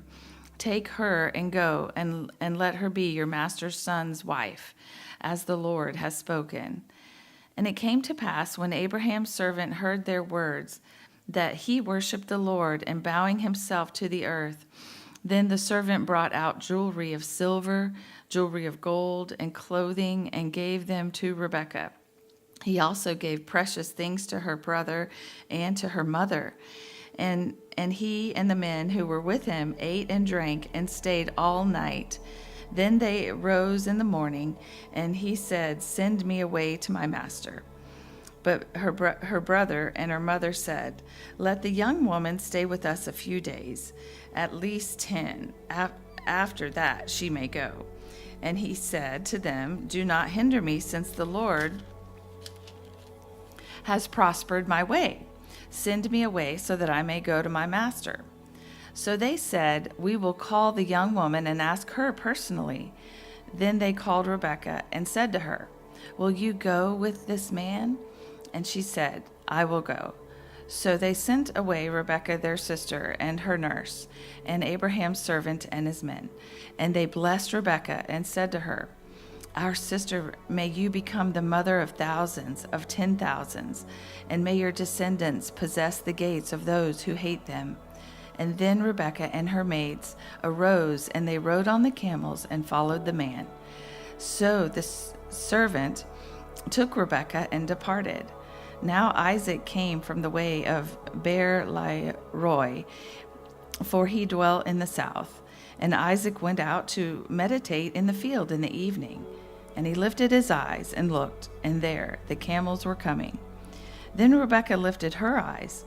When she saw Isaac, she dismounted from her camel, for she had said to the servant, Who is this man walking in the field to meet us?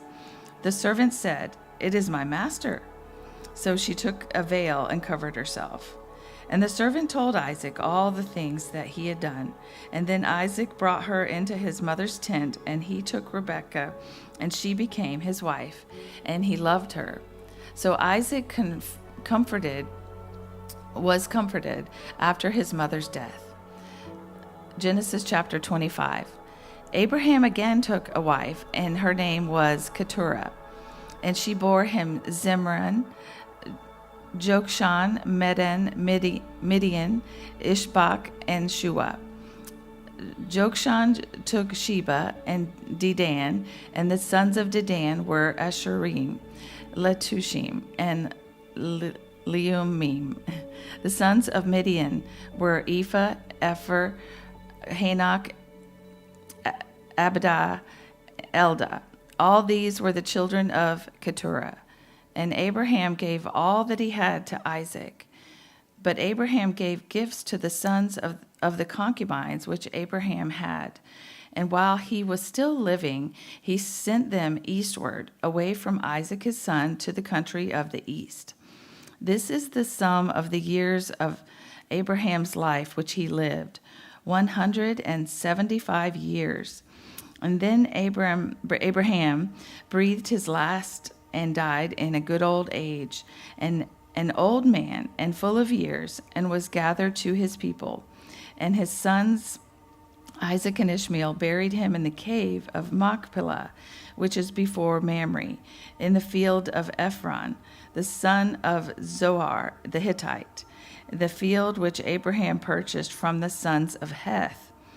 There Abraham was buried, and Sarah his wife.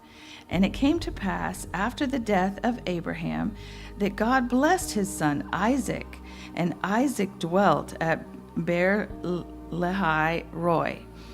Now, this is the genealogy of Ishmael, Abraham's son, whom Hagar the Egyptian, Sarah's maidservant, bore to Abraham.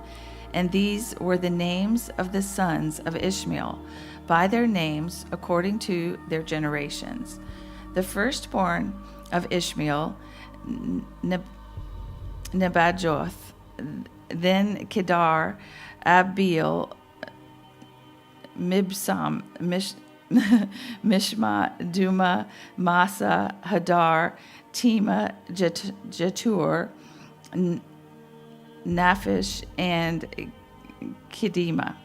These were the sons of Ishmael, and these were their names, and by their towns and their settlements, 12 princes, according to their nations. These were the years of the life of Ishmael, 137 years. And he breathed his last and died, and was gathered to his people. They dwelt from Havilah as far as Shur, which is east of Egypt, as you go toward Assyria. He died in the presence of all his brethren. This is the genealogy of Isaac, Abraham's son. Abraham begot Isaac. Isaac was 40 years old when he took Rebekah as his wife, the daughter of Bethuel, the Syrian of Padam Aram, the sister of Laban, the Syrian. Now Isaac pleaded with the Lord for his wife, because she was barren. And the Lord granted his plea, and Rebekah his wife conceived, and the children struggled together within her. And she said, "If all is well, why am I like this?" So she went to inquire of the Lord. And the Lord said to her, 2 nations are in your womb, 2 peoples shall be separated from your body. 1 people shall be stronger than the other, and the older shall serve the younger. So when her days were fulfilled for her to give birth, indeed there were twins in her womb, and the first came out red.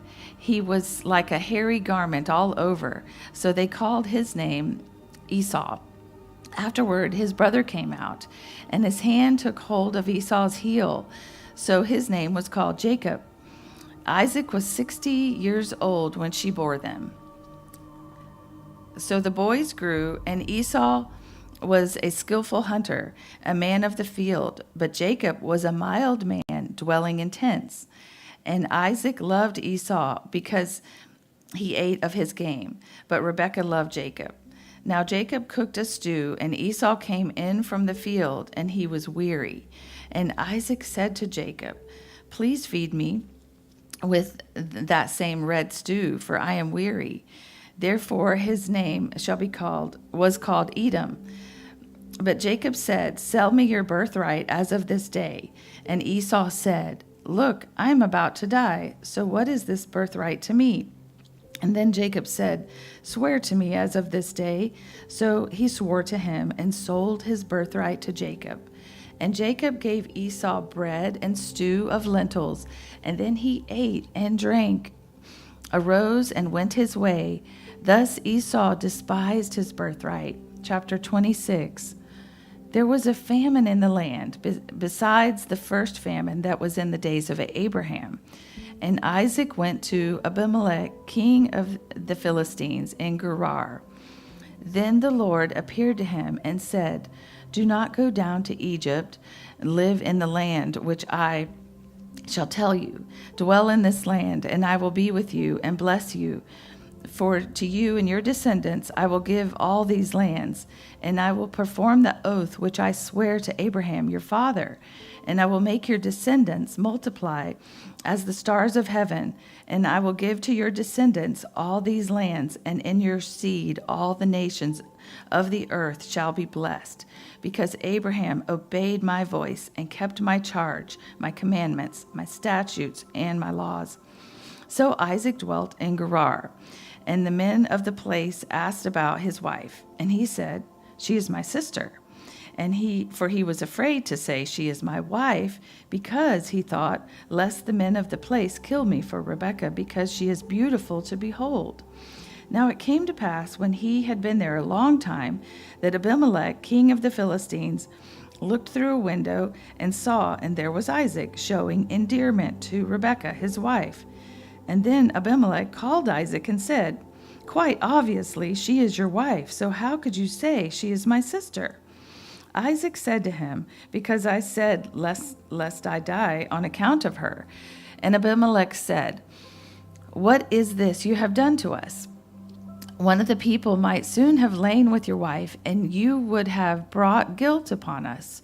So Abimelech charged all his people, saying, He who touches this man or his wife shall surely be put to death. Then Isaac sowed in that land and reaped in the same year 100-fold, and the Lord blessed him. The man began to prosper and continued prospering until he became very prosperous. For he had possessions of flocks and possessions of herds and a great number of servants. So the Philistines envied him. Now the Philistines had stopped up all the wells which his father's servants had dug in the days of Abraham his father, and they had filled them with earth. And Abimelech said to Isaac, Go away from us, for you are much mightier than we. And then Isaac departed from there and pitched his tent in the valley of Gerar and dwelt there. And Isaac dug again the wells of water which they had dug in the days of Abraham his father, for the Philistines had stopped them up after the death of Abraham. He called them by the names which his father had called them. Also Isaac's servant dug in the valley and found a well of running water. But the herdsmen of Gerar quarreled with Isaac's herdsmen, saying, The water is ours. So he called the name of the well Esek, because they quarreled with him. And then they dug another well, and they quarreled over that one also. So he called its name Sitnah. And he moved from there and dug another well, and they did not quarrel over it. So he called its name Rehoboth, because he said, For now the Lord has made room for us, and we shall be fruitful in the land. And then he went up from there to Beersheba, and the Lord appeared to him the same night and said, I am the God of your father Abraham. Do not fear, for I am with you. I will bless you and multiply your descendants for my servant Abraham's sake. So he built an altar there and called on the name of the Lord, and he pitched his tent there, and there Isaac's servant dug a well. Then Abimelech came to him from Gerar with Ahuzath, one of his friends, and Pichol, the commander of his army. And Isaac said to them, Why have you come to me, since you hate me and you have sent me away from you? But they said, We have certainly seen the Lord is with you. So we said, Let there now be an oath between us, between you and us, and let us make a covenant with you that you will do us no harm, since we have not touched you, and since we have done nothing to you but good, and have sent you away in peace. You are now blessed of the Lord. So he made them a feast, and they ate and drank. And then they arose early in the morning and swore an oath with one another, and Isaac sent them away, and they departed from him in peace. And it came to pass the same day that Isaac's servant came and told him about the well which they had dug, and said to him, I have found water. So he called it Sheba. Therefore the name of this city is Beersheba to this day. When Esau was 40 years old, he took as wives Judith, the daughter of Beri the Hittite, and Basmath, the daughter of Elon the Hittite. And they were a grief of mind to Isaac and Rebekah. Chapter 27. Now it came to pass, when Isaac was old and his eyes were so dim that he could not see, that he called Esau his older son and said to him, My son. And he answered him, Here I am. Then he said, Behold, now I am old, and I do not know the day of my death. Now therefore please take your weapons, your quiver, your bow, and go out to the field and hunt game for me, and make me savory food such as I love, and bring it to me so that I may eat, that my soul may bless you before I die. Now Rebekah was listening when Isaac spoke to Esau his son, and Esau went to the field to hunt game and bring it. So Rebekah spoke to Jacob her son, saying, Indeed, I heard your father speaking to Esau, your brother, saying, 'Bring me game and make savory food for me, that I may eat it and bless you in the presence of the Lord before my death. Now therefore, my son, obey my voice according to what I command you. Go now to the flock and bring me from there 2 choice kids of the goats, and I will make savory food from them for your father, such as he loves. And then you shall take it to your father, that he may eat it, and that he may bless you before his death.' And Jacob said to Rebekah his mother, 'Look, Esau my brother is a hairy man, and I am smooth-skinned. Perhaps my father will feel me, and I shall seem to be a deceiver to him, and I shall bring a curse on myself and not a blessing.'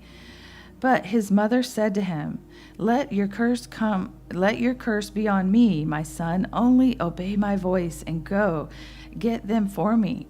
And he went and got them and brought them to his mother, and his mother made savory food such as his father loved. Then Rebekah took the choice clothes of her elder son Esau, which were with her in the house, and put them on Jacob, her younger son. And she put the skins of the kids of goats on his hands and on the smooth part of his neck. And then she gave the savory food and the bread which she had prepared into the hands of her son Jacob. So he went to his father and said, 'My father.' And he said, 'Here I am. Who are you, my son?' Jacob said to his father, 'I am Esau, your firstborn. I have done this just as you told me. Please arise, sit and eat of my game, that your soul may bless me.' But Isaac said to his son, 'How is it that you have found it so quickly, my son?' And he said, 'Because the Lord your God brought it to me.' Isaac said to Jacob, 'Please come near, that I may feel you, my son, whether you are really my son Esau or not.' So Jacob went near to Isaac his father, and he felt him and said, 'The voice is Jacob's voice, but the hands are the hands of Esau.' And he did not recognize him, because his hands were hairy like his brother Esau's hands. So he blessed him. And then he said, 'Are you really my son Esau?' And he said, 'I am.' He said, 'Bring it near me, and I will eat of my son's game, and so that my soul shall bless you.' So he brought it near to him, and he ate. And he brought him wine, and he drank. And then his father Isaac said to him, 'Come near now and kiss me, my son.' And he came near and kissed him, and he smelled the smell of his clothing and blessed him and said, 'Surely the smell of my son is like the smell of a field which the Lord has blessed. Therefore may God give you of the dew of heaven, of the fatness of the earth, and plenty of grain and wine. Let peoples serve you, and nations bow down to you. Be master over your brethren, and let your mother's sons bow down to you. Cursed be every one who curses you, and blessed be those who bless you.' Now it happened, as soon as Isaac had finished blessing Jacob, and Jacob had scarcely gone out from the presence of Isaac his father, that Esau his brother came in from his hunting. He also had made savory food and brought it to his father, and said to his father, 'Let my father arise and eat of his son's game, that your soul may bless me.' And his father Isaac said to him, 'Who are you? Who are you?' So he said, 'I am your son, your firstborn, Esau.' And then Isaac trembled exceedingly and said, 'Who? Where is the one who hunted game and brought it to me? I ate all of it before you came, and I have blessed him, and indeed he shall be blessed.' When Esau heard the words of his father, he cried with exceedingly great and bitter cry, and said to his father, 'Bless me also, O my father.' And he said, 'Your brother came with deceit and has taken away your blessing.' And Esau said, 'Is he not rightly named Jacob? For he has supplanted me these 2 times. He took away my birthright, and now, look, he has taken away my blessing.' And he said, 'Have you not reserved a blessing for me?' And then Isaac answered and said to Esau, Indeed, I have made him your master, and all his brethren I have given to him as servants. With grain and wine I have sustained him. What shall I do now for you, my son?" And Esau said to his father, "Have you only one blessing, my father? Bless me also, O my father." And Esau lifted up his voice and wept. Then Isaac his father answered and said to him, "Behold, your dwelling shall be of the fatness of the earth and of the dew of heaven from above. By your sword you shall live, and you shall serve your brother. And it shall come to pass when you become restless that you shall break his yoke from your neck." So Esau hated Jacob because of the blessing with which his father blessed him. And Esau said in his heart, "The days of mourning for my father are at hand, and then I will kill my brother Jacob." So the words of Esau, her older son, were told to Rebekah. So she sent and called Jacob, her younger son, and said to him, "Surely your brother Esau comforts himself concerning you by intending to kill you. Now therefore, my son, obey my voice. Arise, flee to my brother Laban in Haran, and stay with him a few days until your brother's fury turns away, until your brother's anger turns away from you, and he forgets what you have done to him. And then I will send and bring you from there. Why should I be bereaved also of you both in one day?" And Rebekah said to Isaac, "I am weary of my life because of the daughters of Heth. If Jacob takes a wife of the daughters of Heth, like these who are the daughters of the land, what good will my life be to me?" Chapter 28. And then Isaac called Jacob and blessed him and charged him and said to him, "You shall not take a wife from the daughters of Canaan. Arise, go to Padam Aram, to the house of Bethuel, your mother's father, and take yourself a wife from there of the daughters of Laban, your mother's brother. May God Almighty bless you and make you fruitful and multiply, that you may be an assembly of peoples, and give you the blessing of Abraham to you and your descendants with you, that you may inherit the land in which you are a stranger, which God gave to Abraham."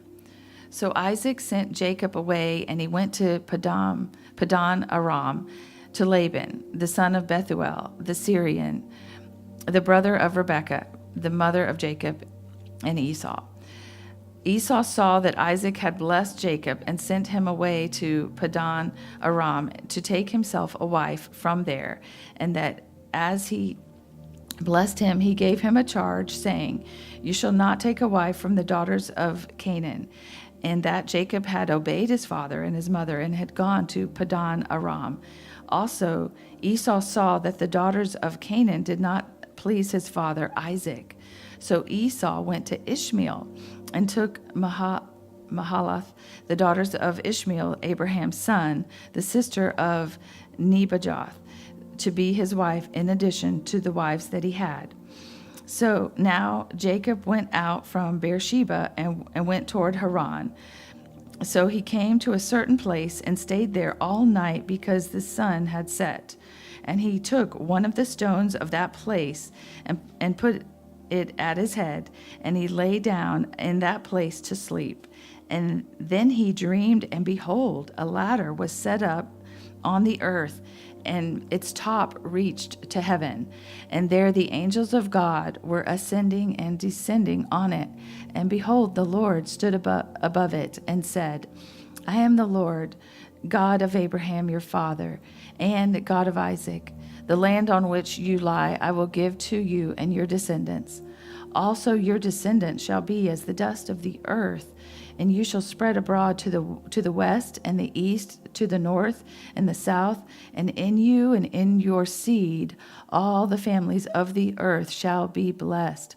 Behold, I am with you and will keep you wherever you go, and will bring you back to this land, for I will not leave you until I have done what I have spoken to you."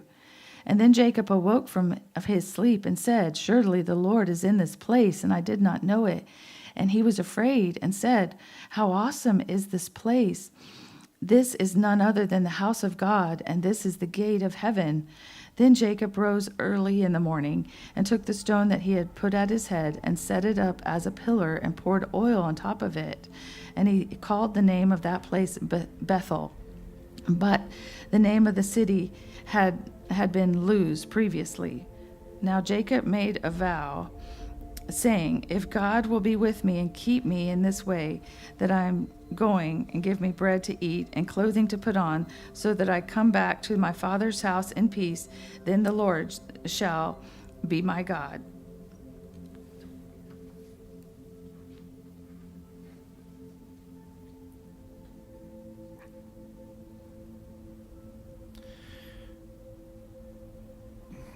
Genesis 28:22. "And this stone which I have set as a pillar shall be God's house. And of all that you give me, I will surely give a tenth to you." Genesis 29. So Jacob went on his journey and came to the land of the people of the east. And he looked and saw a well in the field. And behold, there were 3 flocks of sheep lying by it. For out of that well they watered the flocks. A large stone was on the well's mouth. Now all the flocks would be gathered there, and they would roll the stone from the well's mouth, water the sheep, and put the stone back in its place on the well's mouth. And Jacob said to them, "My brethren, where are you from?" And they said, "We are from Haran." Then he said to them, "Do you know Laban, the son of Nahor?" And they said, "We know him." So he said to them, "Is he well?" And they said, "He is well. And look, his daughter Rachel is coming with the sheep." Then he said, "Look, it is still high day. It is not time for the cattle to be gathered together. Water the sheep and go and feed them." But they said, "We cannot until all the flocks are gathered together, and they have rolled the stone from the well's mouth. Then we water the sheep." Now while he was still speaking with them, Rachel came with her father's sheep, for she was a shepherdess. And it came to pass when Jacob saw Rachel, the daughter of Laban, his mother's brother, and the sheep of Laban, his mother's brother, that Jacob went near and rolled the stone from the well's mouth and watered the flock of Laban, his mother's brother. Then Jacob kissed Rachel and lifted up his voice and wept. And Jacob told Rachel that he was her father's relative, and that he was Rebekah's son. So she ran and told her father. Then it came to pass, when Laban heard the report about Jacob his sister's son, that he ran to meet him and embraced him and kissed him and brought him to his house. So he told Laban all these things. And Laban said to him, "Surely you are my bone and my flesh." And he stayed with him for a month. Then Laban said to Jacob, "Because you are my relative, should you therefore serve me for nothing? Tell me, what should your wages be?" Now Laban had 2 daughters. The name of the elder was Leah, and the name of the younger was Rachel. Leah's eyes were delicate, but Rachel was beautiful of form and appearance. Now Jacob loved Rachel, so he said, "I will serve you 7 years for Rachel, your younger daughter." And Laban said, "It is better that I give her to you than that I should give her to another man. Stay with me." So Jacob served 7 years for Rachel, and they seemed only a few days to him because of the love he had for her. Then Jacob said to Laban, Give me my wife, for my days are fulfilled, that I may go into her." And Laban gathered together all the men of the place and made a feast. Now it came to pass in the evening that he took Leah his daughter and brought her to Jacob, and he went into her. And Laban gave his maid Zilpah to his daughter Leah as a maid. So it came to pass in the morning that, behold, it was Leah. And he said to Laban, "What is this you have done to me? Was it not for Rachel that I served you? Why then have you deceived me?" And Laban said, "It must not be done so in our country, to give the younger before the firstborn. Fulfill her week, and we will give you this one also for the service, which you will serve with me still another 7 years." Then Jacob did so and fulfilled her week. So he gave him his daughter Rachel as his wife also. And Laban gave his maid Bilhah to his daughter Rachel as a maid. Then Jacob also went into Rachel, and he also loved Rachel more than Leah, and he served with Laban still another 7 years. When the Lord saw that Leah was unloved, he opened her womb, but Rachel was barren. So Leah conceived and bore a son, and she called his name Reuben. For she said, "The Lord has surely looked on my affliction. Therefore my husband will love me." Then she conceived again and bore a son, and said, "Because the Lord has heard that I am unloved, he has therefore given me this son also." And she called his name Simeon. She conceived again and bore a son, and said, "Now this time my husband will become attached to me, because I have borne him 3 sons. Therefore his name was called Levi. And she conceived again and bore a son, and said, "Now I will praise the Lord." Therefore she called his name Judah. Then she stopped bearing. Now when Rachel saw that she bore Jacob no children, Rachel envied her sister, and said to Jacob, "Give me children, or else I die." And Jacob's anger was aroused against Rachel, and he said, "Am I in the place of God, who has withheld from you the fruit of the womb?" So she said, "Here is my maid Bilhah. Go into her, and she will bear a child on my knees, that I also may have children by her." Then she gave him Bilhah, her maid, as wife, and Jacob went in to her. And Bilhah conceived and bore Jacob a son. Then Rachel said, "God has judged my case, and he has also heard my voice and given me a son." Therefore she called his name Dan. And Rachel's maid Bilhah conceived again and bore Jacob a second son. Then Rachel said, "With great wrestlings I have wrestled with my sister, and indeed I have prevailed." So she called his name Naphtali. When Leah saw that she had stopped bearing, she took Zilpah her maid and gave her to Jacob as wife. And Leah's maid Zilpah bore Jacob a son. Then Leah said, "A troop comes." So she called his name Gad. And Leah's maid Zilpah bore Jacob a second son. Then Leah said, "I am happy, for the daughters will call me blessed." So she called his name Asher. Now Reuben went in the days of wheat harvest and found mandrakes in the field, and brought them to his mother Leah. Then Rachel said to Leah, "Please give me some of your son's mandrakes." But she said to her, "Is it a small matter that you have taken away my husband? Would you take away also my son's mandrakes also?" And Rachel said, "Therefore he will lie with you tonight for your son's mandrakes." When Jacob came out of the field in the evening, Leah went out to meet him and said, "You must come in to me, for I have surely hired you with my son's mandrakes." And he lay with her that night. And God listened to Leah, and she conceived and bore Jacob a 5th son. Leah said, "God has given me my wages, because I have given my maid to my husband." So she called his name Issachar. Then Leah conceived again and bore Jacob a 6th son. And Leah said, "God has endowed me with a good endowment. Now my husband will dwell with me, because I have borne him 6 sons."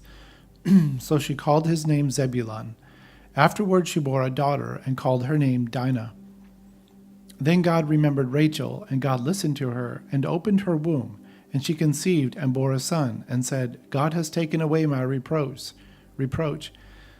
So she called his name Joseph, and said, "The Lord shall add to me another son." And it came to pass, when Rachel had borne Joseph, that Jacob said to Laban, "Send me away, that I may go to my own place and to my country. Give me my wives and my children, for whom I have served you, and let me go, for you know my service which I have done for you." And Laban said to him, "Please stay, if I have found favor in your eyes, for I have learned by experience that the Lord has blessed me for your sake." Then he said, "Name me your wages, and I will give it." So Jacob said to him, "You know how I have served you, and how your livestock has been with me. For what you had before I came was little, and it has increased to a great amount. The Lord has blessed you since my coming, and now when shall I also provide for my own house?" So he said, "What shall I give you?" And Jacob said, "You shall not give me anything. If you will do this thing for me, I will again feed and keep your flocks. Let me pass through all your flock today, removing from there all the speckled and spotted sheep, and all the brown ones among the lambs, and the spotted and speckled among the goats. And these shall be my wages. So my righteousness will answer for me in time to come, when the subject of my wages comes before you. Every one that is not speckled and spotted among the goats and brown among the lambs will be considered stolen if it is with me. And Laban said, "Oh, that it were according to your word." So he removed that day the male goats that were speckled and spotted, all the female goats that were speckled and spotted, every one that had some white in it, and all the brown ones among the lambs, and gave them into the hands of his sons. Then he put 3 days' journey between himself and Jacob, and Jacob fed the rest of Laban's flocks. Now Jacob took for himself rods of green poplar and of the almond and chestnut trees, peeled white strips in them, and exposed the white which was in the rods. And the rods which he had peeled he had set before the flocks in the gutters, and in the watering troughs where the flocks came to drink, so that they should conceive when they came to drink. So the flocks conceived before the rods, and the flocks brought forth streaked, speckled, and spotted.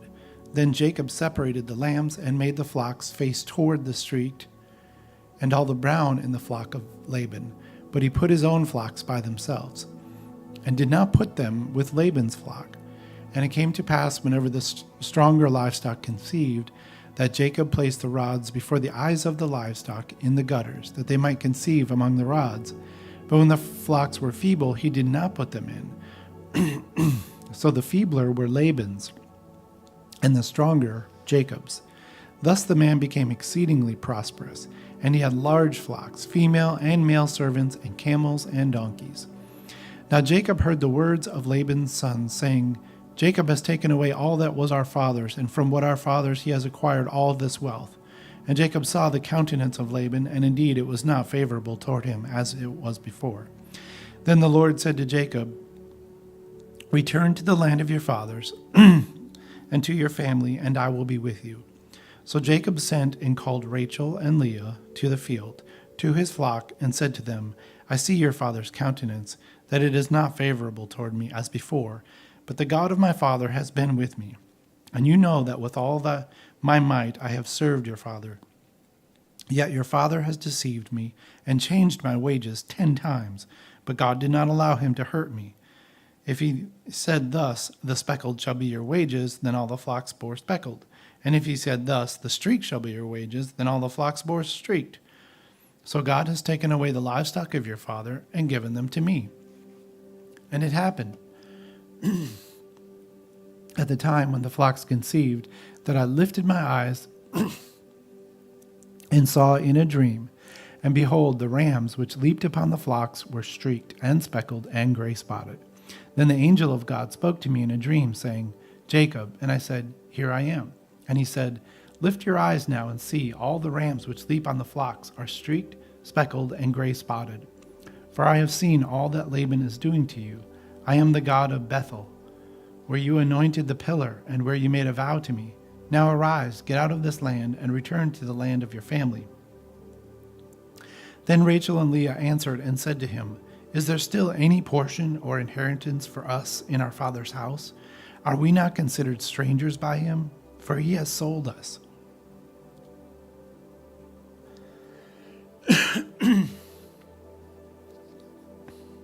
Where was I? Jeez, I left. Oh.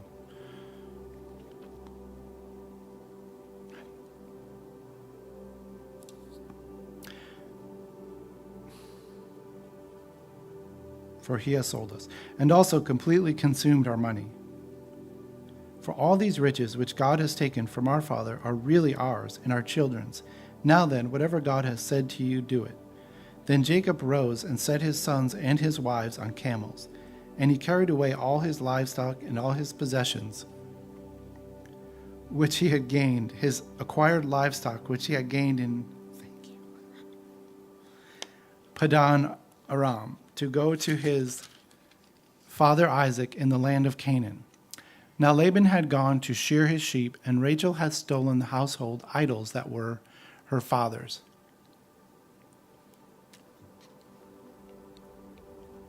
And Jacob stole away, unknown to Laban the Syrian, in that he did not tell him that he intended to flee. So he fled with all that he had. He arose and crossed the river and headed toward the mountains of Gilead. And Laban was told on the 3rd day that Jacob had fled. Then he took his brethren with him and pursued him for 7 days' journey, and he overtook him in the mountains of Gilead. But God had come to Laban the Syrian in a dream by night, and said to him, Be careful that you speak to Jacob neither good nor bad. So Laban overtook Jacob. Now Jacob had pitched his tent in the mountains, and Laban with his brethren pitched in the mountains of Gilead. And Laban said to Jacob, What have you done that you have stolen away unknown to me, and carried away my daughters like captives taken with the sword? Why did you flee away secretly, and steal away from me, and not tell me? For I might have sent you away with joy, and songs, and timbrel, and harp. And you did not allow me to kiss my sons and my daughters. Now you have done foolishly in so doing. It is in my power to do you harm. But the God of your father spoke to me last night, saying, Be careful that you speak to Jacob neither good nor bad. And now you have surely gone because you greatly long for your father's house. But why did you steal my gods?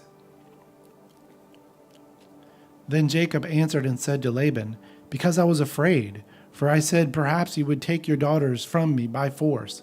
With whomever you find your gods, do not let him live. In the presence of our brethren, identify what I have of yours and take it with you. For Jacob did not know that Rachel had stolen them. And Laban went into Jacob's tent, into Leah's tent, and into the two maids' tents. But he did not find them. Then he went out of Leah's tent and entered Rachel's tent. Now Rachel had taken the household idols, put them in the camel's saddle, and sat on them. And Laban searched all about the tent, but did not find them. And she said to her father, Let it not displease my lord that I cannot rise before you, for the manner of women is with me. And he searched, but did not find the household idols. Then Jacob was angry and rebuked Laban, and Jacob answered and said to Laban, What is my trespass? What is my sin that you have so hotly pursued me? Although you have searched all my things, what part of your household things have you found? Set it here before my brethren and your brethren, that they may judge between us both. These 20 years I have been with you. Your ewes and your female goats have not miscarried their young, and I have not eaten the rams of your flock. That which was torn by beasts I did not bring to you. I bore the loss of it. You required it from my hand, whether stolen by day or stolen by night. There I was. In the day the drought consumed me, and the frost by night, and my sleep departed from my eyes. Thus I have been in your house 20 years. I served you 14 years for your 2 daughters and 6 years for your flock, and you have changed my wages 10 times. Unless the God of my father, the God of Abraham, and the fear of Isaac had been with me, surely now you would have sent me away empty-handed. God has seen my affliction and the labor of my hands, and rebuked you last night. And Laban answered and said to Jacob, These daughters are my daughters, and these children are my children, and this flock is my flock. All that you see is mine. But what can I do this day to these daughters, to these my daughters, or to the children whom they have borne? Now therefore come, let us make a covenant, you and I, and let it be a witness between you and me. So Jacob took a stone and set it up as a pillar. Then Jacob said to his brethren, Gather stones. And they took stones and made a heap, and they ate there on the heap. Laban called it Jagar Sahadutha, but Jacob called it Galeed. And Laban said, This heap is a witness between you and me this day. Therefore its name was called Galeed. Also Mizpah, because he said, May the Lord watch between you and me when we are absent one from another. If you afflict my daughters, or if you take other wives besides my daughters, although no man is with us, see, God is witness between you and me. Then Laban said to Jacob, Here is this heap, and here is this pillar, which I have placed between you and me. This heap is a witness, and this pillar is a witness, that I will not pass beyond this heap to you, and you will not pass beyond this heap and this pillar to me for harm. The God of Abraham, the God of Nahor, and the God of their father judge between us. And Jacob swore by the fear of his father Isaac.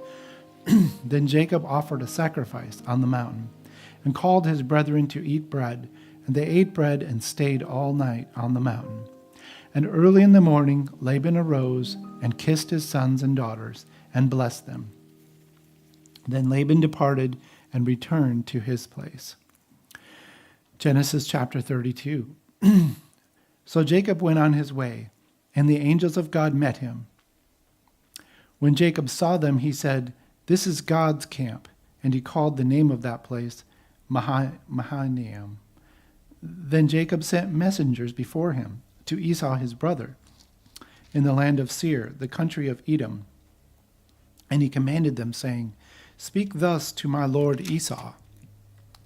Thus your servant Jacob says, I have dwelt with Laban and stayed there until now. I have oxen, donkeys, flocks, and male and female servants, and I have sent to tell my lord that I might find favor in your sight." Then the messengers returned to Jacob, saying, "We came to your brother Esau, and he is also coming to meet you, and 400 men are with him."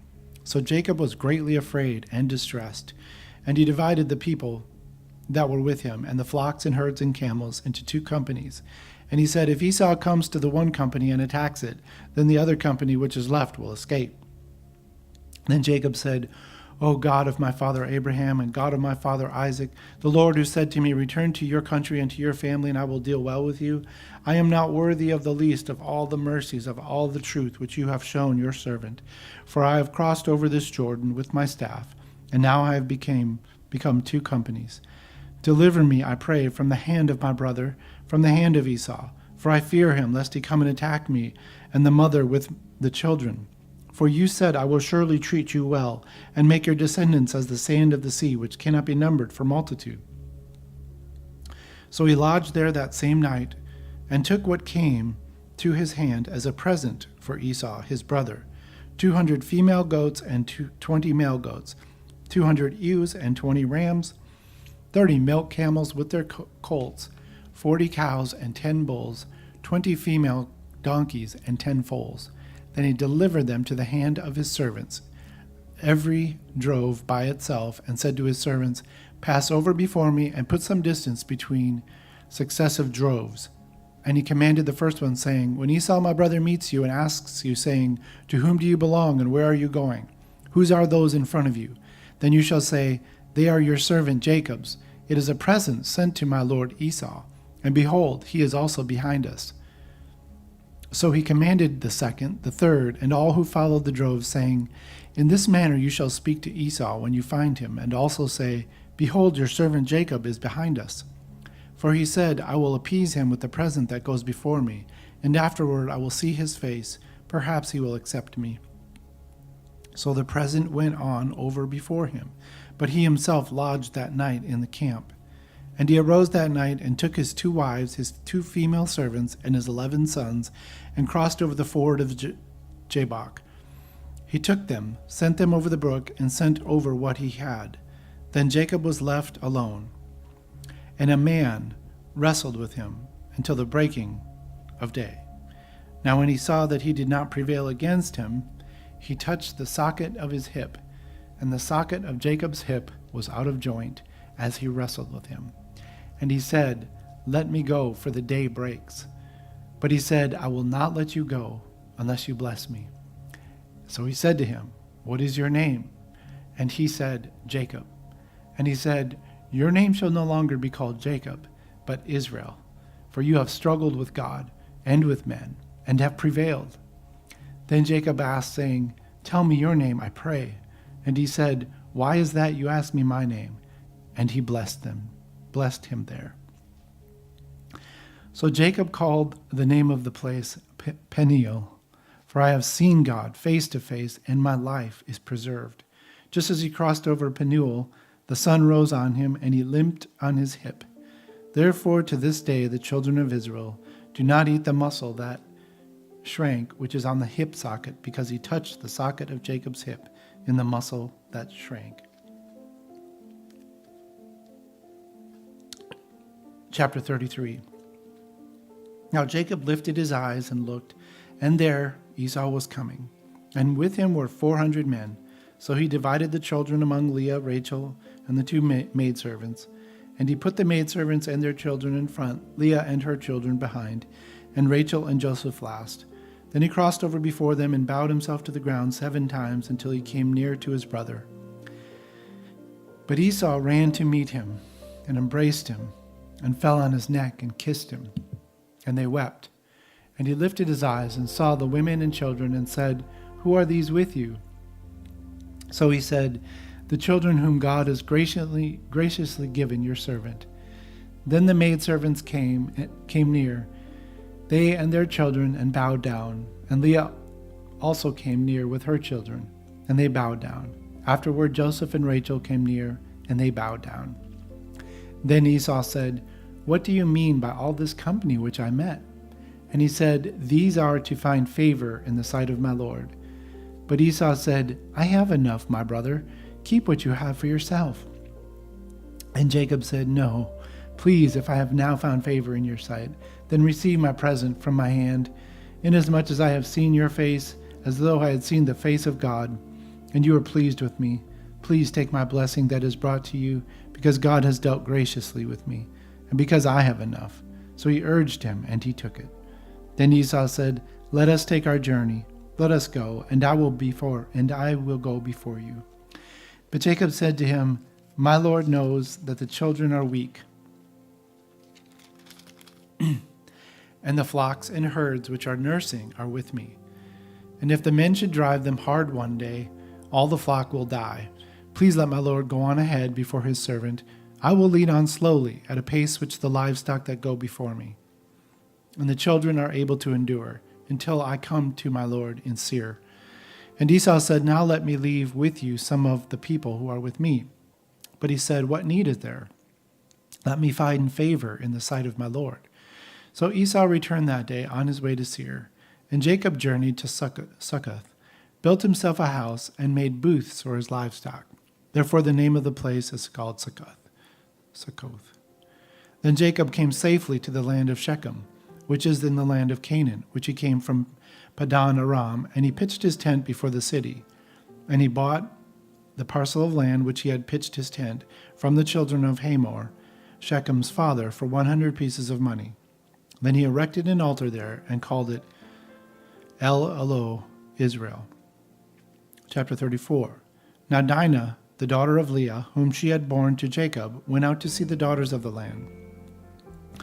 And when Shechem, the son of Hamor the Hivite, prince of the country, saw her, he took her and lay with her and violated her.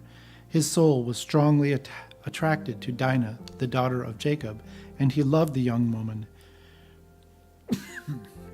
and spoke kindly to the young woman.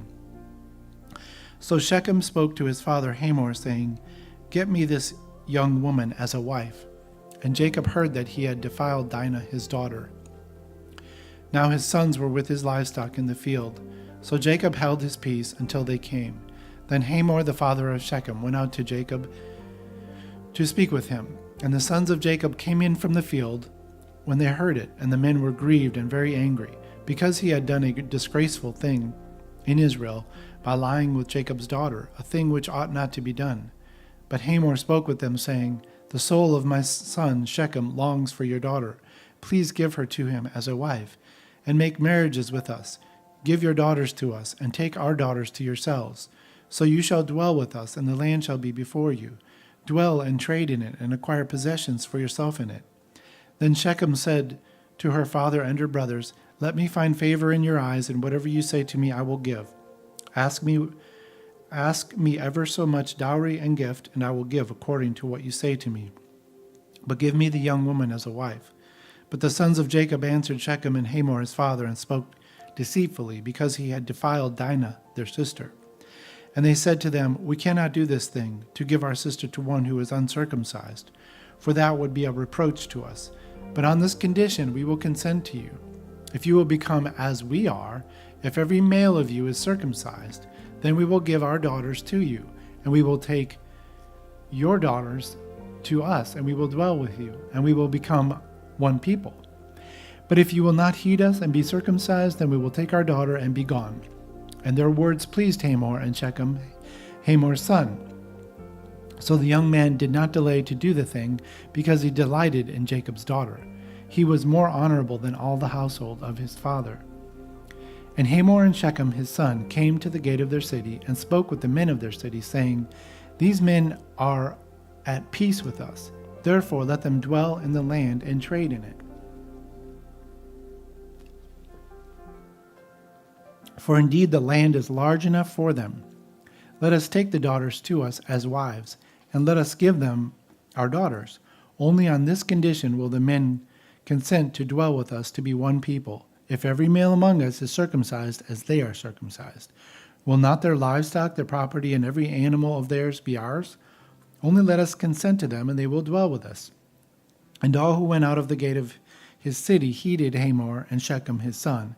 Every male was circumcised. All who went out of the gate of his city.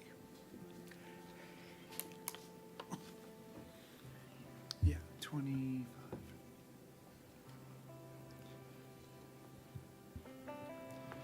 Now it came to pass on the third day, when they were in pain, the two of the sons of Jacob, Simeon and Levi, Dinah's brothers, each took his sword and came boldly upon the city and killed all the males. And they killed Hamor and Shechem and his son with the edge of the sword, and took Dinah from Shechem's house and went out. The sons of Jacob came upon the slain and plundered the city because their sister had been defiled. They took their sheep, their oxen, and their donkeys, and what was in the city and what was in the fields, and all their wealth. All their little ones and all their wives they took captive, and they plundered even that was in the houses. Then Jacob said to Simeon and Levi, "You have troubled me by making me obnoxious among the inhabitants of the land, among the Canaanites and the Perizzites, and since I am few in number, they will gather themselves together against me and kill me. I shall be destroyed, my household and I." But they said, "Should he not treat our sister like a harlot?" Then, chapter 35. Then God said to Jacob, "Arise, go up to Bethel and dwell there, and make an altar with God, who appeared to you when you fled from the face of Esau your brother."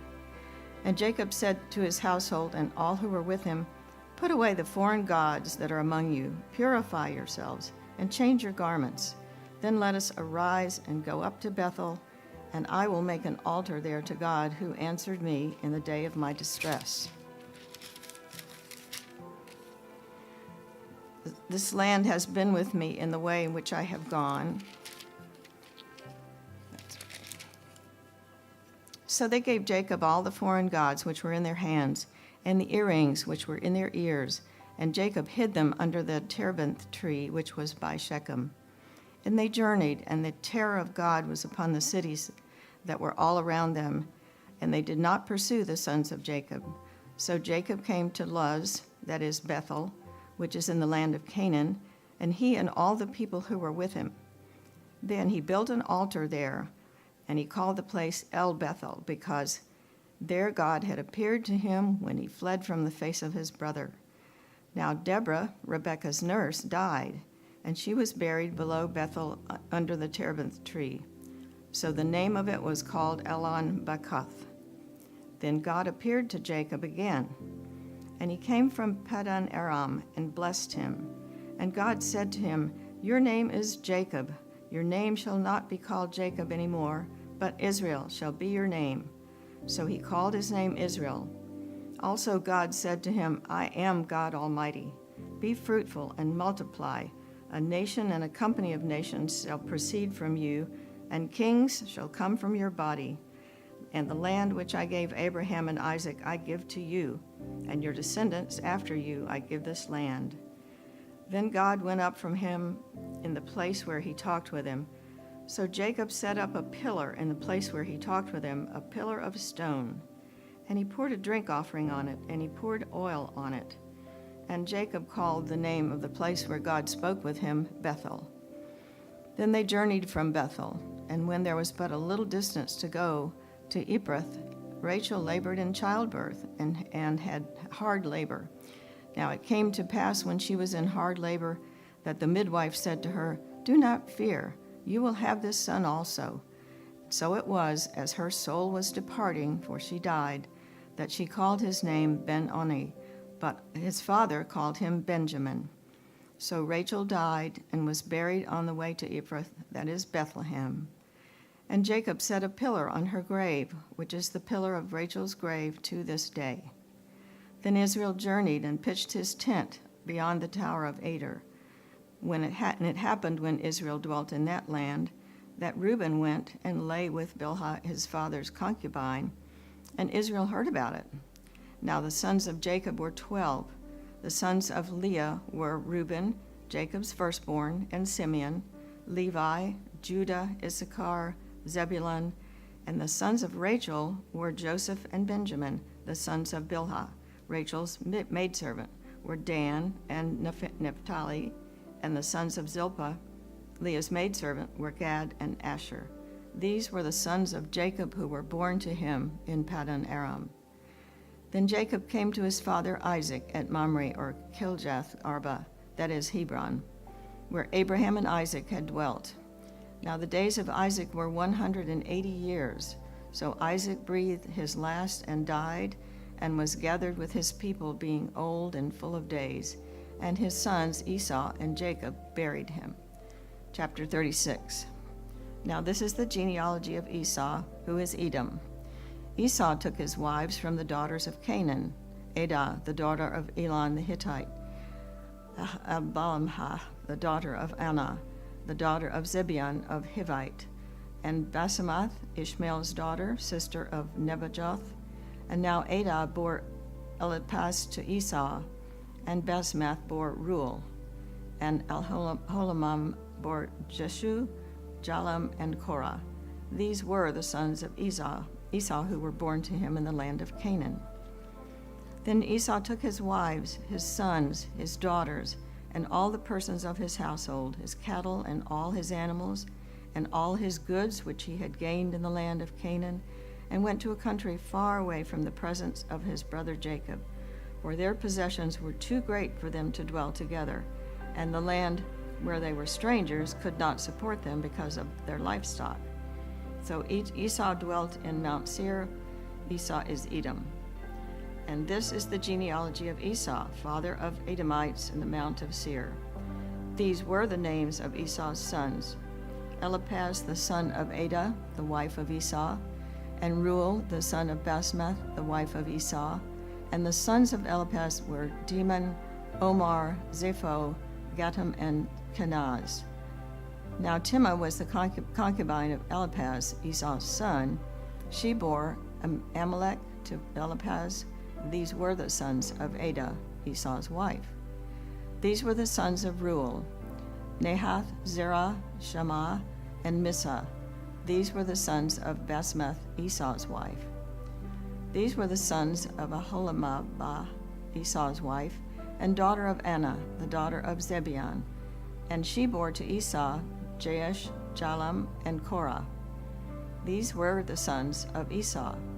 The sons of Eliphaz, the firstborn of Esau, were chief Teman, chief Omar, chief Zepho, chief Kenaz, chief Korah, chief Gatam, and chief Amalek. These were the chiefs of Eliphaz in the land of Edom, and they were the sons of Adah. These were the sons of Reuel, Esau's son: chief Nahath, chief Zerah, chief Shammah, and chief Mizah. These were the chiefs of Reuel in the land of Edom. These were the sons of Basemath, Esau's wife. And these were the sons of Abalamah, Esau's wife: chief Jaish, chief Jalam, and chief Korah. These were the chiefs who descended from Aholibah, Esau's wife, daughter of Anah. These were the sons of Esau, who is Edom, and these were their chiefs. These were the sons of Seir the Horite, who inhabited the land: Lotan, Shobal, Zibeon, Anah, Dishan, Ezer, and Disham. These were the chiefs of the Horites, the sons of Seir in the land of Edom. And the sons of Lotan were Hori and Heman. Lotan's sister was Timah. These were the sons of Shobal: Alvan, Manahath, Ebal, Shepho, and Onam. These were the sons of Zibeon, both Ajah and Anah. This was Anah, who found the water in the wilderness as he pastured the donkeys of his father Zibeon. These were the children of Anah: Dishon and Ahobanah, the daughter of Anah. These were the sons of Dishon: Heman, Eshbah, Ithran, and Cheran. These were the sons of Azar: Bilham, Zavah, and Akan. These were the sons of Disha: Uz, and Aran. These were the chiefs of the Horites: Chief Lotan, Chief Shobal, Chief Zibeon, Chief Anah, Chief Dishon, Chief Ezar, and Chief Dishon. These were the chiefs of the Horites according to the chiefs in the land of Seir. Now these were the kings who reigned in the land of Edom before any king reigned over the children of Israel. Bela, the son of Beor, reigned in Edom. The name of his city was Dinhabah. And then Bela died. Jobab, the son of Zerah of Borzah, reigned in his place. When Jobab died, Husham of the land of the Temanites reigned in his place. And when Husham died, Hadad, the son of Bedad, who attacked Midian in the field of Moab, reigned in his place. And the name of his city was Avith. When Hadad died, Sam of Maskarah reigned in his place. And when Samlah died, Saul of Rehoboth by the river reigned in his place. When Saul died, Baal-Hanan, the son of Achbor, reigned in his place. And when Baal-Hanan, the son of Achbor, died, Hadar reigned in his place, and the name of his city was Pau. His wife's name was Mehetabel, the daughter of Matar, the son of Mezabab. And these were the names of the chief of Esau, according to their families and their places, by their names: Chief Tema, Chief Alva, Chief Jetheth, Chief Abolamah, Chief Elah, Chief Pinon, Chief Kazaz, Chief Teman, Chief Mizbar, Chief Magdiel, and Chief Iram. These were the chiefs of Edom according to their dwelling places in the land of their possessions. Esau was the father of the Edomites. Now Jacob, chapter 37. Now Jacob dwelled in the land where his father was a stranger, in the land of Canaan. This is the story of Jacob. Joseph, being 17 years old, was feeding the flock with his brothers, and the lad was with the sons of Bilhah and the sons of Zilpah, his father's wives. And Joseph brought a bad report of them to his father. Now Israel loved Joseph more than all his children, because he was the son of his old age. So he made him a tunic of many colors. But when his brothers saw that their father loved him more than all the brothers, they hated him and could not speak peaceably to him. Now Joseph had a dream, and he told it to his brothers, and they hated him even more. So he said to them, "Please hear this dream which I have dreamed. There we were, binding sheaves in the field, and then behold, my sheaf arose and also stood upright, and indeed your sheaves stood all around and bowed down to my sheaf." And his brothers said to him, "Shall you indeed reign over us, or shall you indeed have dominion over us?" So they hated him even more for his dreams and for his words. Then he dreamed still another dream and told it to his brothers, and said, "Look, I have dreamed another dream, and this time the sun, the moon, and even stars bowed down to me." So he told it to his father and his brothers, and his father rebuked him and said to him, "What is this dream that you have dreamed? Shall your mother and I and all your brothers indeed come to bow down on the earth to you?" And his brothers envied him, but his father kept the matter in mind. Then his brothers went to feed their father's flock in Shechem. And Israel said to Joseph, "Are not your brothers feeding the flock in Shechem? Come, I'll send you to them." So he said to him, "Here I am." Then he said to him, "Please go and see if it is well with your brothers and well with the flocks, and bring back word to me." So he sent him out of the valley of Hebron, and he went to Shechem. Now a certain man found him, and there he was, wandering in the field. And the man asked him, saying, "What are you seeking?" So he said, "I'm seeking my brothers. Please tell me where they're feeding their flocks." And the man said, "They have departed from here, for I heard them say, 'Let us go to Dothan.'" So Joseph went after his brothers and found them in Dothan. Now when they saw him from far off, even before he came near to them, they conspired against him to kill him. Then they said to one another, "Look, this dreamer is coming. Come therefore, let us now kill him and cast him into some pit, and we shall say, 'Some wild beast devoured him.'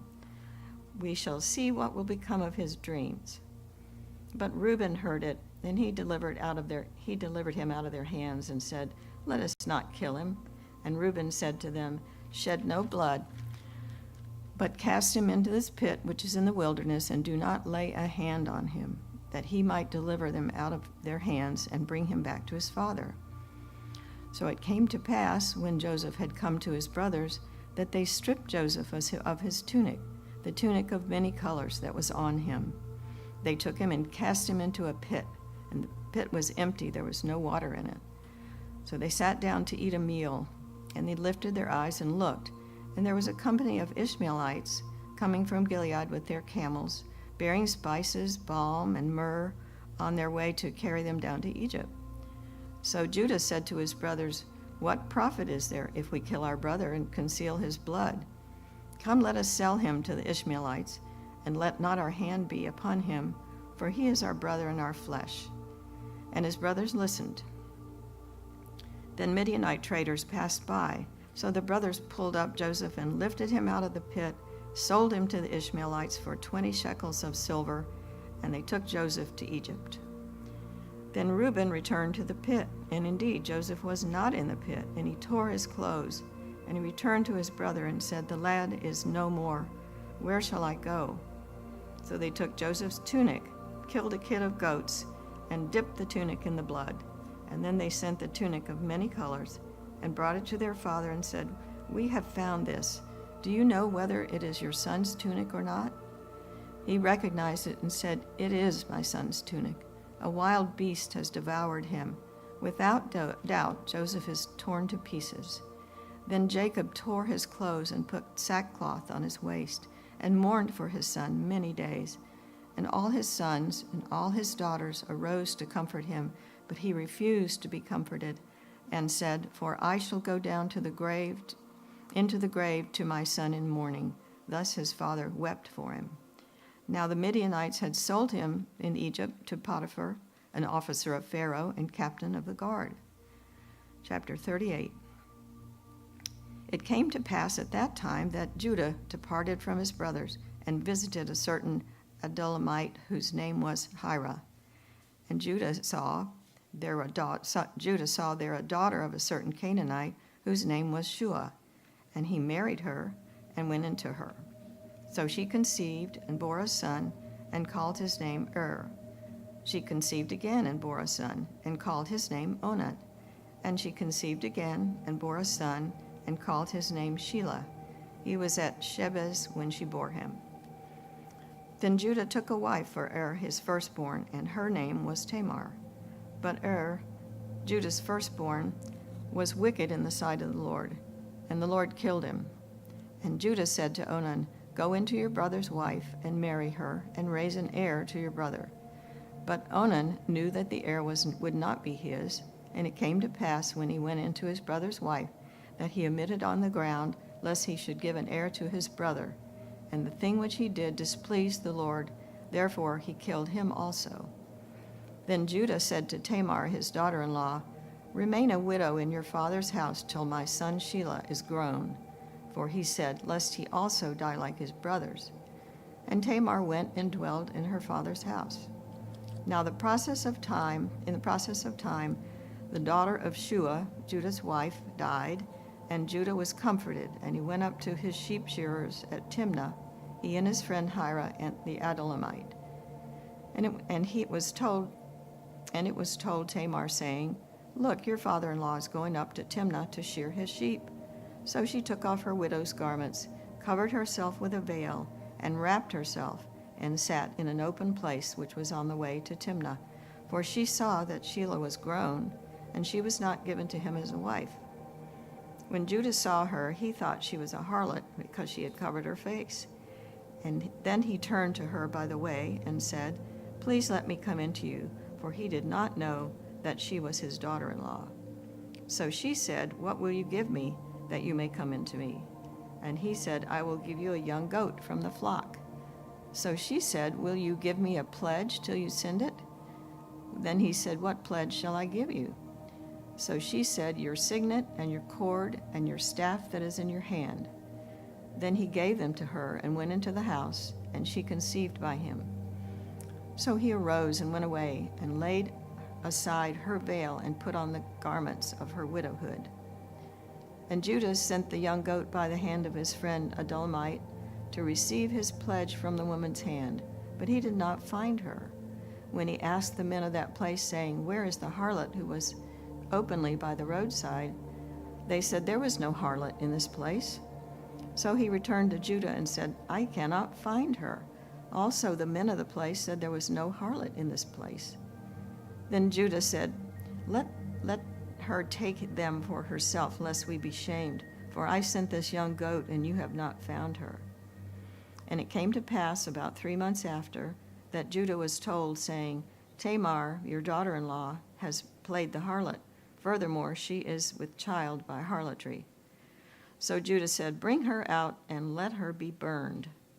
When she was brought out, she sent to her father-in-law, saying, "By the man to whom these belong, I am with child. Please determine whose these are, the signet, the cord, and the staff." So Judah acknowledged them and said, "She has been more righteous than I, because I did not give her to Shelah my son." And he never knew her again. Now it came to pass at the time for giving birth, and behold, twins were in her womb.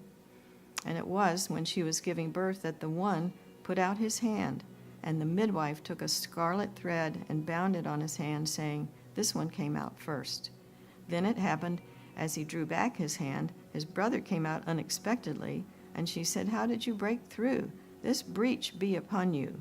Therefore his name was called Perez.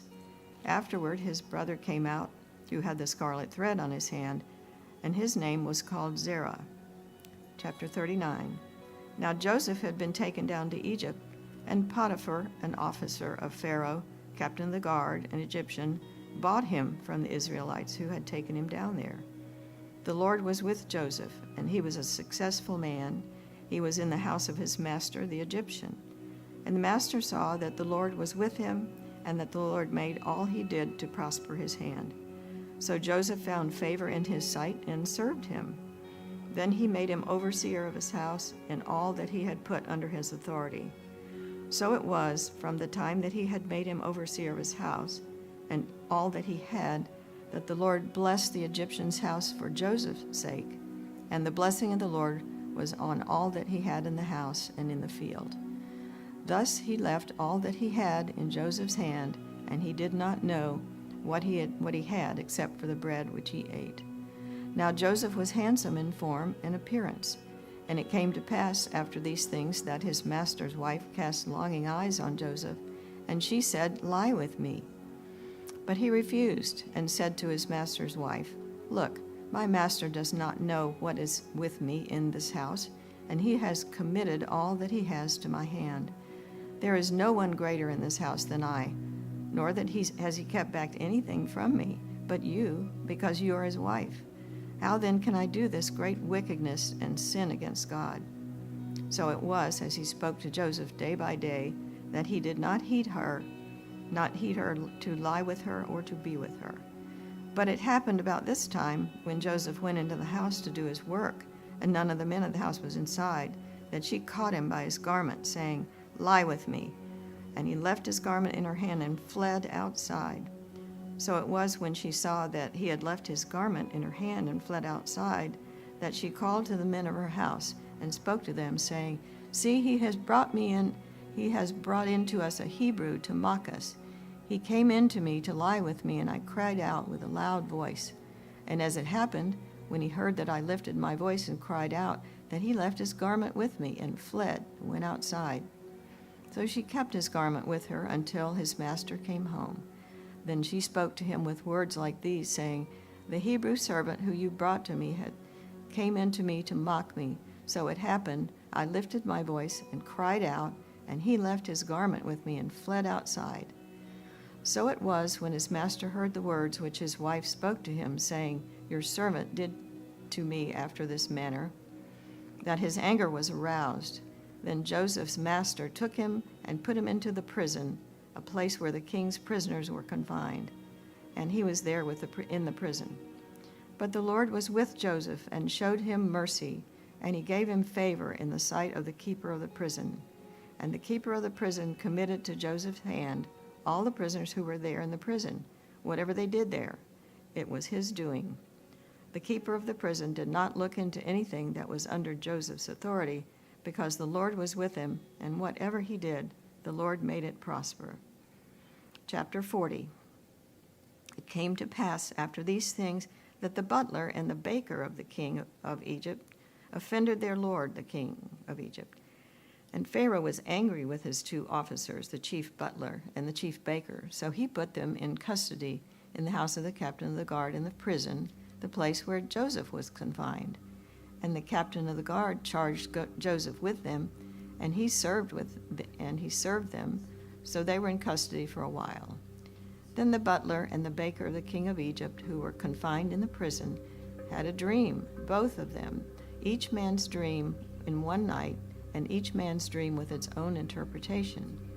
And Joseph came to them in the morning, and he looked at them and saw that they were sad. So he asked Pharaoh's officers who were there with him in the custody of the Lord's house, saying, "Why do you look so sad today?" And they said to him, "We each have had a dream, and there's no interpreter of it." So Joseph said to them, "Do not interpretations belong to God? Tell them to me, please." Then the chief butler told the dream to Joseph and said to him, "Behold, in my dream a vine was before me, and in the vine there were 3 branches. It was as though it budded, its blossoms shot forth, and its clusters brought forth ripe grapes. Then Pharaoh's cup was in my hand, and I took the grapes and pressed them into Pharaoh's cup, and placed the cup in Pharaoh's hand." And Joseph said to him, "This is the interpretation of it. The 3 branches are 3 days. Now within 3 days Pharaoh will lift up your head and restore you to your place, and will put Pharaoh's cup in his hand according to the former manner when you were his butler. But remember me when it's well with you, and please show kindness to me. Make mention of me to the Pharaoh, and get me out of this house. For indeed I was stolen away from the land of the Hebrews, and also I've done nothing here that they should put me into the dungeon." When the chief baker saw the interpretation was good, he said to Joseph, "I also was in my dream, and there were 3 white baskets upon my head. In the uppermost basket were all kinds of baked goods for Pharaoh, and the birds ate them out of the basket on my head." So Joseph answered and said, "This is the interpretation of it.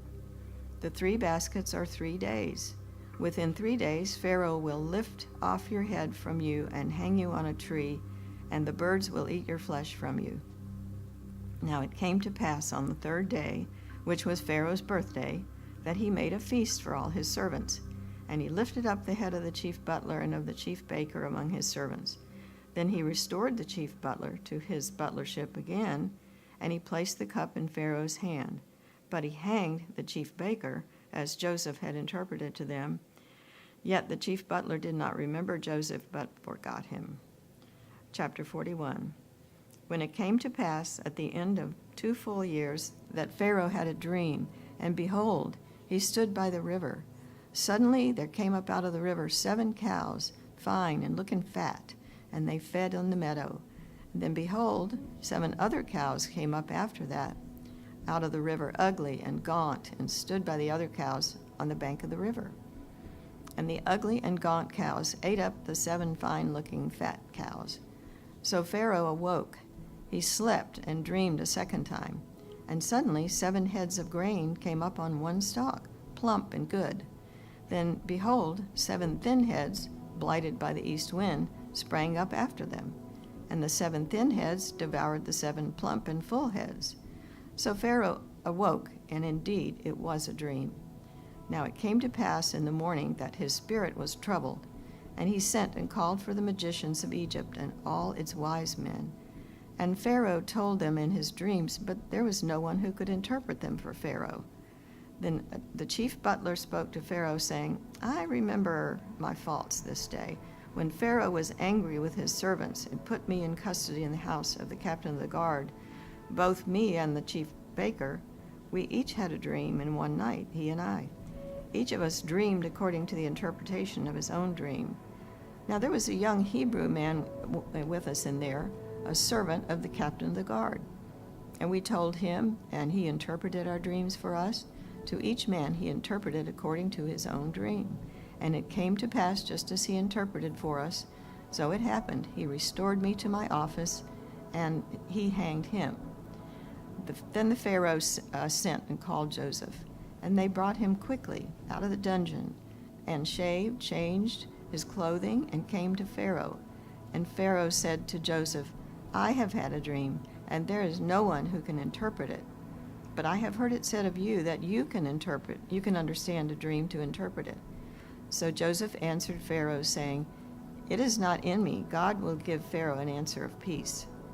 Then Pharaoh said to Joseph, Behold, in my dream I stood on the bank of the river. Suddenly 7 cows came up out of the river, fine and looking fat, and they fed on the meadow. Then behold, 7 other cows came up after them, poor and very ugly and gaunt, such ugliness as I have never seen in all the land of Egypt. And the gaunt and ugly cows ate up the first 7, the fat cows. When they had eaten them up, no one would have known that they had eaten them, for they were just as ugly as at the beginning. So I awoke. Also I saw in my dream, and suddenly 7 heads came up in one stalk, full and good. Then behold, 7 heads withered, thin, and blighted by the east wind sprang up after them. And the thin heads devoured the 7 good heads. So I told this to the magicians, but there was no one who could explain it to me. Then Joseph said to Pharaoh, The dreams of Pharaoh are one.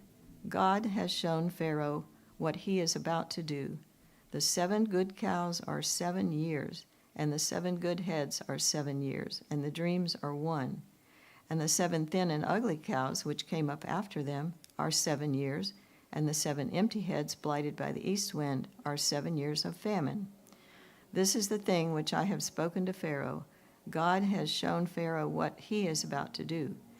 Indeed, 7 years of great plenty will come throughout the land of Egypt, but after them 7 years of famine will arise, and all the plenty will be forgotten in the land of Egypt, and the famine will deplete the land. So the plenty will not be known in the land because of the famine following, for it will be very severe. And the dream was repeated to Pharaoh twice, because the thing is established by God, and God will shortly bring it to pass. Now therefore let Pharaoh select a discerning and wise man, and set him over the land of Egypt. Let Pharaoh do this, and let him appoint officers over the land, to collect 1/5 of the produce of the land of Egypt in the 7 plentiful years. And let them gather all the food of the good years that are coming, and store up grain under the authority of Pharaoh, and let them keep food in the cities. Then that food shall be as a reserve for the land for 7 years of famine, which will be in the land of Egypt, that the land may not perish during the famine. So the advice was good in the eyes of Pharaoh and in the eyes of all his servants. And Pharaoh said to his servants, Can we find such a one as this man in whom is the Spirit of God? Then Pharaoh said to Joseph, Inasmuch as God has shown you all this, there is no one as discerning and wise as you. You shall be over my house, and all my people shall be ruled according to your word. Only in regard to the throne will I be greater than you. And Pharaoh said to Joseph, See, I have set you over all the land of Egypt. Then Pharaoh took his signet ring off his hand and put it on Joseph's hand, and he clothed him in garments of fine linen and put a chain around his neck, gold chain around his neck. And he had him ride in the 2nd chariot which he had, and they cried out before him, Bow the knee. So he set him over all the land of Egypt. Pharaoh also said to Joseph, I am Pharaoh, and without your consent no man may lift his hand or foot in the land of Egypt. And Pharaoh called Joseph's name Zaphnath-Paneah, and he gave him as a wife Asenath, the daughter of Potiphera, priest of On. So Joseph went out over all the land of Egypt. Joseph was 30 years old when he stood before Pharaoh, king of Egypt. And Joseph went out out from the presence of Pharaoh and went throughout all the land of Egypt. Now in the 7 plentiful years the ground brought forth abundantly. So he gathered up all the food of the 7 years which were in the land of Egypt, and laid up the food in the cities. He laid up in every city the food of the fields which surrounded them. Joseph gathered very much grain, and as the sand of the sea, until he stopped counting, for it was immeasurable. And to Joseph were born 2 sons before the years of famine came, whom Asenath, the daughter of Potipharah, priest of On, bore to him. Joseph called the name of the firstborn Manasseh, for God has made me forget all my toil and all my father's house. And the name of the second son he called Ephraim, for God has caused me to be fruitful in the land of my affliction. Then the 7 years of plenty which were in the land of Egypt ended, and the 7 years of famine began to come. As Joseph had said, the famine was in all the lands, but all the land of Egypt there was bread. So when all the land of Egypt was famished, the people cried to Pharaoh for bread. Then Pharaoh said to all the Egyptians, "Go to Joseph, whatever he says to you, do." The famine was over all the face of the earth, and Joseph opened all the storehouses and sold to the Egyptians. And the famine became severe in the land of Egypt. So all the countries came to Joseph in Egypt to buy grain, because the famine was severe in all the lands. Chapter 42. When Jacob saw that there was grain in Egypt, Jacob said to his sons, "Why do you look at one another?" And he said, "Indeed, I have heard that there's grain in Egypt. Go down to that place and buy for us there, that we may live and not die." So Joseph's 10 brothers went down to buy grain in Egypt.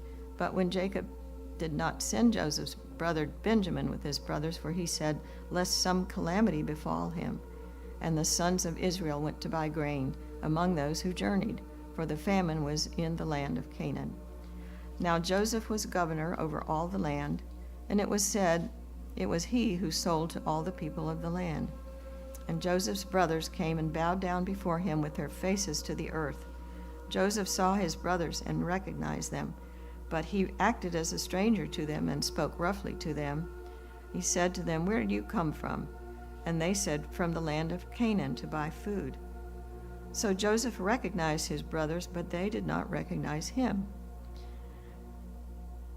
Then Joseph remembered the dreams in which he had dreamed about them. He said to them, "You are spies. You have come to see the nakedness of the land." And they said to him, "No, my lord, but your servants have come to buy food. We're all one man's sons. We are honest men, your servants, and not spies." But he said to them, "No, you have come to see the nakedness of the land." And they said, "Your servants are 12 brothers, the sons of one man in Canaan. And in fact, the youngest is with our father today, and one is no more." But Joseph said to them, "It is as I spoke to you, saying, you are spies. In this manner you shall be tested. By the life of Pharaoh you shall not leave this place unless your youngest brother comes here. Send one of you, and let him bring your brother, and you shall be kept in prison, that your words may be tested to see whether there's any truth in you, or else by the life of Pharaoh, surely you are spies." So he put them all together in prison for 3 days. When Joseph said to them the 3rd day, "Do this and live, for I fear God. If you are honest men, let one of your brothers be confined to the prison house, but you go and carry grain for the famine of your houses. And bring your youngest brother to me, so your words will be verified, and you shall not die." And they did so. When they said to one another, "We are truly greatly concerned for our brother, for we saw the anguish of his soul when he pleaded with us, we would not hear. Therefore this distress has come upon us."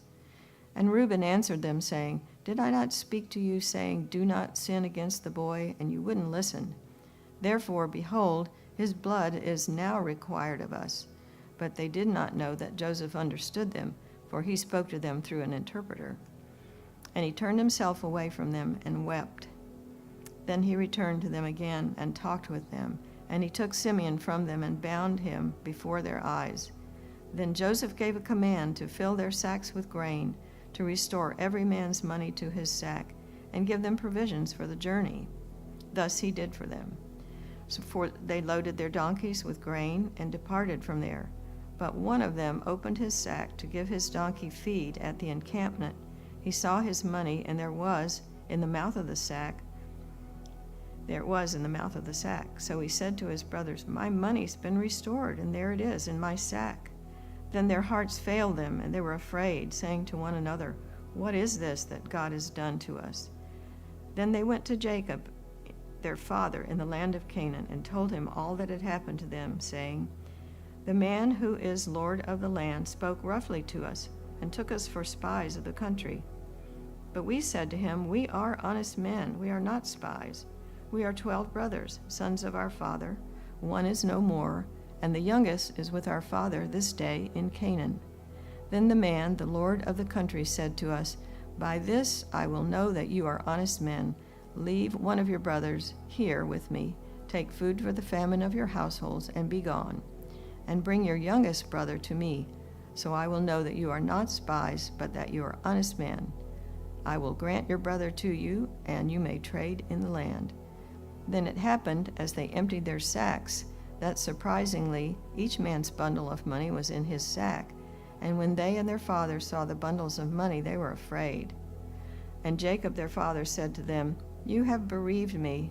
Joseph is no more, Simeon is no more, and you want to take Benjamin. All these things are against me.' Then Reuben spoke to his father, saying, 'Kill my 2 sons if I do not bring him back to you. Put him in my hands, and I will bring him back to you.' But he said, 'My son shall not go down with you, for his brothers are dead, and he is left alone. If any calamity should befall him along the way in which you go, then you would bring down my gray hair with sorrow to the grave.'"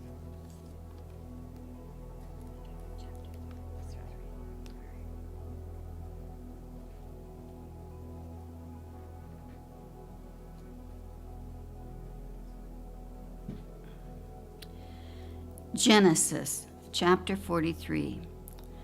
Now the famine was severe in the land, and it came to pass, when they had eaten up the grain which they had brought from Egypt, that their father said to them, "Go back, buy us a little food." But Judah spoke to him, saying, "The man solemnly warned us, saying, 'You shall not see my face unless your brother is with you. If you send our brother with us, we will go down and buy you food. But if you will not send him, we will not go down. For the man said to us, You shall not see my face unless your brother is with you.' And Israel said, 'Why did you deal so wrongfully with me as to tell me the man whether you had still another brother?' But they said, 'The man asked us pointedly about ourselves and our family, saying, Is your father still alive? Have you another brother?' And we told him according to these words. Could we possibly have known that he would say, 'Bring your brother down'?" Then Judah said to Israel his father, "Send the lad with me, and we will arise and go, that we may live and not die, both we and you, and also our little ones. I myself will be surety for him. From my hand you shall require him. If I do not bring him back to you and set him before you, then let me bear the blame forever. For if we had not lingered, surely by now we would have returned this second time." And their father Israel said to them, "If it must be so, then do this. Take some of the best fruits of the land in your vessel, and carry down a present for the man, a little balm and a little honey, spices and myrrh, pistachio nuts and almonds. Take double money in your hand, and take back in your hand the money that was returned in the mouth of your sacks. Perhaps it was an oversight. Take your brother also, and arise, go back to the man. And may God Almighty give you mercy before the man, that he may release your other brother and Benjamin. If I am bereaved, I am bereaved." So the men took that present and Benjamin, and they took double money in their hand, and arose and went down to Egypt, and they stood before Joseph. When Joseph saw Benjamin with them, he said to the steward of his house, "Take these men to my home, and slaughter an animal and make ready, for these men will dine with me at noon." Then the man did as Joseph ordered. And the man brought the men into Joseph's house. Now the men were afraid because they were brought into Joseph's house, and they said, "It is because of the money which was returned in our sacks the first time that we are brought in, so that he may make a case against us and seize us to take us as slaves with our donkeys." When they drew near to the steward of Joseph's house, they talked with him at the door of the house and said, "O sir, we indeed came down the first time to buy food, but it happened when we came to the encampment that we opened our sacks, and there each man's money was in the mouth of his sack, our money in full weight. So we have brought it back in our hand, and we have brought down other money in our hands to buy food. We do not know who put our money in our sacks." But he said, "Peace be with you. Do not be afraid. Your God and the God of your father has given you treasure in your sacks. I had your money." Then he brought Simeon out to them.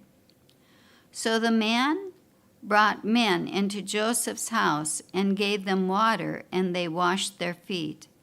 And he gave their donkeys feed. Then they made the present ready for Joseph's coming at noon, for they heard that they would eat bread there. And when Joseph came home, they brought him the present which was in their hand into the house, and bowed down before him to the earth.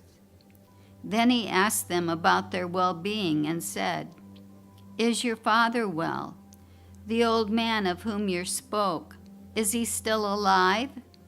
And they answered, "Your servant, our father, is in good health. He is still alive." And they bowed their heads down and prostrated themselves. Then he lifted his eyes and saw his brother Benjamin, his mother's son, and said, "Is this your younger brother of whom you spoke to me?" And he said, "God be gracious to you.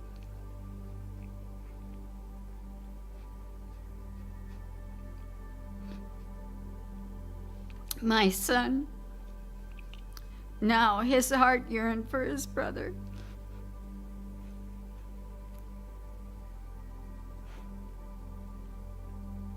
So Joseph made haste and sought somewhere to weep. And he went into his chambers and wept there. Then he washed his face and came out, and he restrained himself and said, "Serve the bread." So they set him a place by himself, and them by themselves, and the Egyptians who ate with him by themselves, because the Egyptians could not eat food with the Hebrews, for that is an abomination to the Egyptians. And they sat before him, the firstborn according to his birthright, and the youngest according to his youth. And the men looked in astonishment at one another. Then he took servings to them from before him, but Benjamin's serving was 5 times as much as any of theirs. So they drank and were merry with him. Genesis chapter 44. And he commanded the steward of his house, saying, "Fill the men's sacks with food as much as they can carry, and put each man's money in the mouth of his sack. Also put my cup, the silver cup, in the mouth of the sack of the youngest, and his grain money." So he did according to the word that Joseph had spoken. As soon as the morning dawned, the men were sent away, they and their donkeys. When they had gone out of the city and were not yet far off, Joseph said to his steward, "Get up, follow the men, and when you overtake them, say to them, 'Why have you repaid evil for good? Is not this the one from which my Lord drinks, and with which he indeed practices divination? You have done evil in so doing.' So he overtook them, and he spoke to them these same words. And they said to him, 'Why does my Lord say these words? Far be it from us that your servants should do such a thing. Look, we brought back to you from the land of Canaan the money which we found in the mouth of our sacks. How then could we steal silver or gold from your Lord's house? With whomever of your servants it is found, let him die, and we also will be my Lord's slaves.' And he said, 'Now also let it be according to your words. He with whom it is found shall be my slave, and you shall be blameless.' Then each man speedily let down his sack to the ground, and each opened his sack. So he searched. He began with the oldest and left off with the youngest, and the cup was found in Benjamin's sack. Then they tore their clothes, and each man loaded his donkey and returned to the city. So Judah and his brothers came to Joseph's house, and he was still there, and they fell before him on the ground. And Joseph said to them, 'What deed is this you have done? Did you not know that such a man as I can certainly practice divination?' Then Judah said, 'What shall we say to my Lord? What shall we speak? Or how shall we clear ourselves? God has found out the iniquity of your servants. Here we are, my Lord's slaves, both we and he also with whom the cup was found.' But he said, 'Far be it from me that I should do so. The man in whose hand the cup was found, he shall be my slave. And as for you, go up in peace to your father.' Then Judah came near to him and said, 'O my Lord, please let your servant speak a word in my Lord's hearing, and do not let your answer burn against your servant. For you are even like Pharaoh.' My Lord asked his servants, saying, 'Have you a father or a brother?' And we said to my Lord, 'We have a father, an old man, and a child of his old age, who is young. His brother is dead, and he alone is left of his mother's children, and his father loves him.' Then you said to your servants, 'Bring him down to me, that I may set my eyes on him.' And we said to my Lord, 'The lad cannot leave his father, for if he should leave his father would die.' But you said to your servants, 'Unless your youngest brother comes down with you, you shall see my face no more.' So it was, when we went up to your servant my father, that we told him the words of my Lord, and our father said, 'Go back and buy us a little food.' But we said, 'We cannot go down. If our youngest brother is with us, then we will go down, for we may not see the man's face unless our youngest brother is with us.'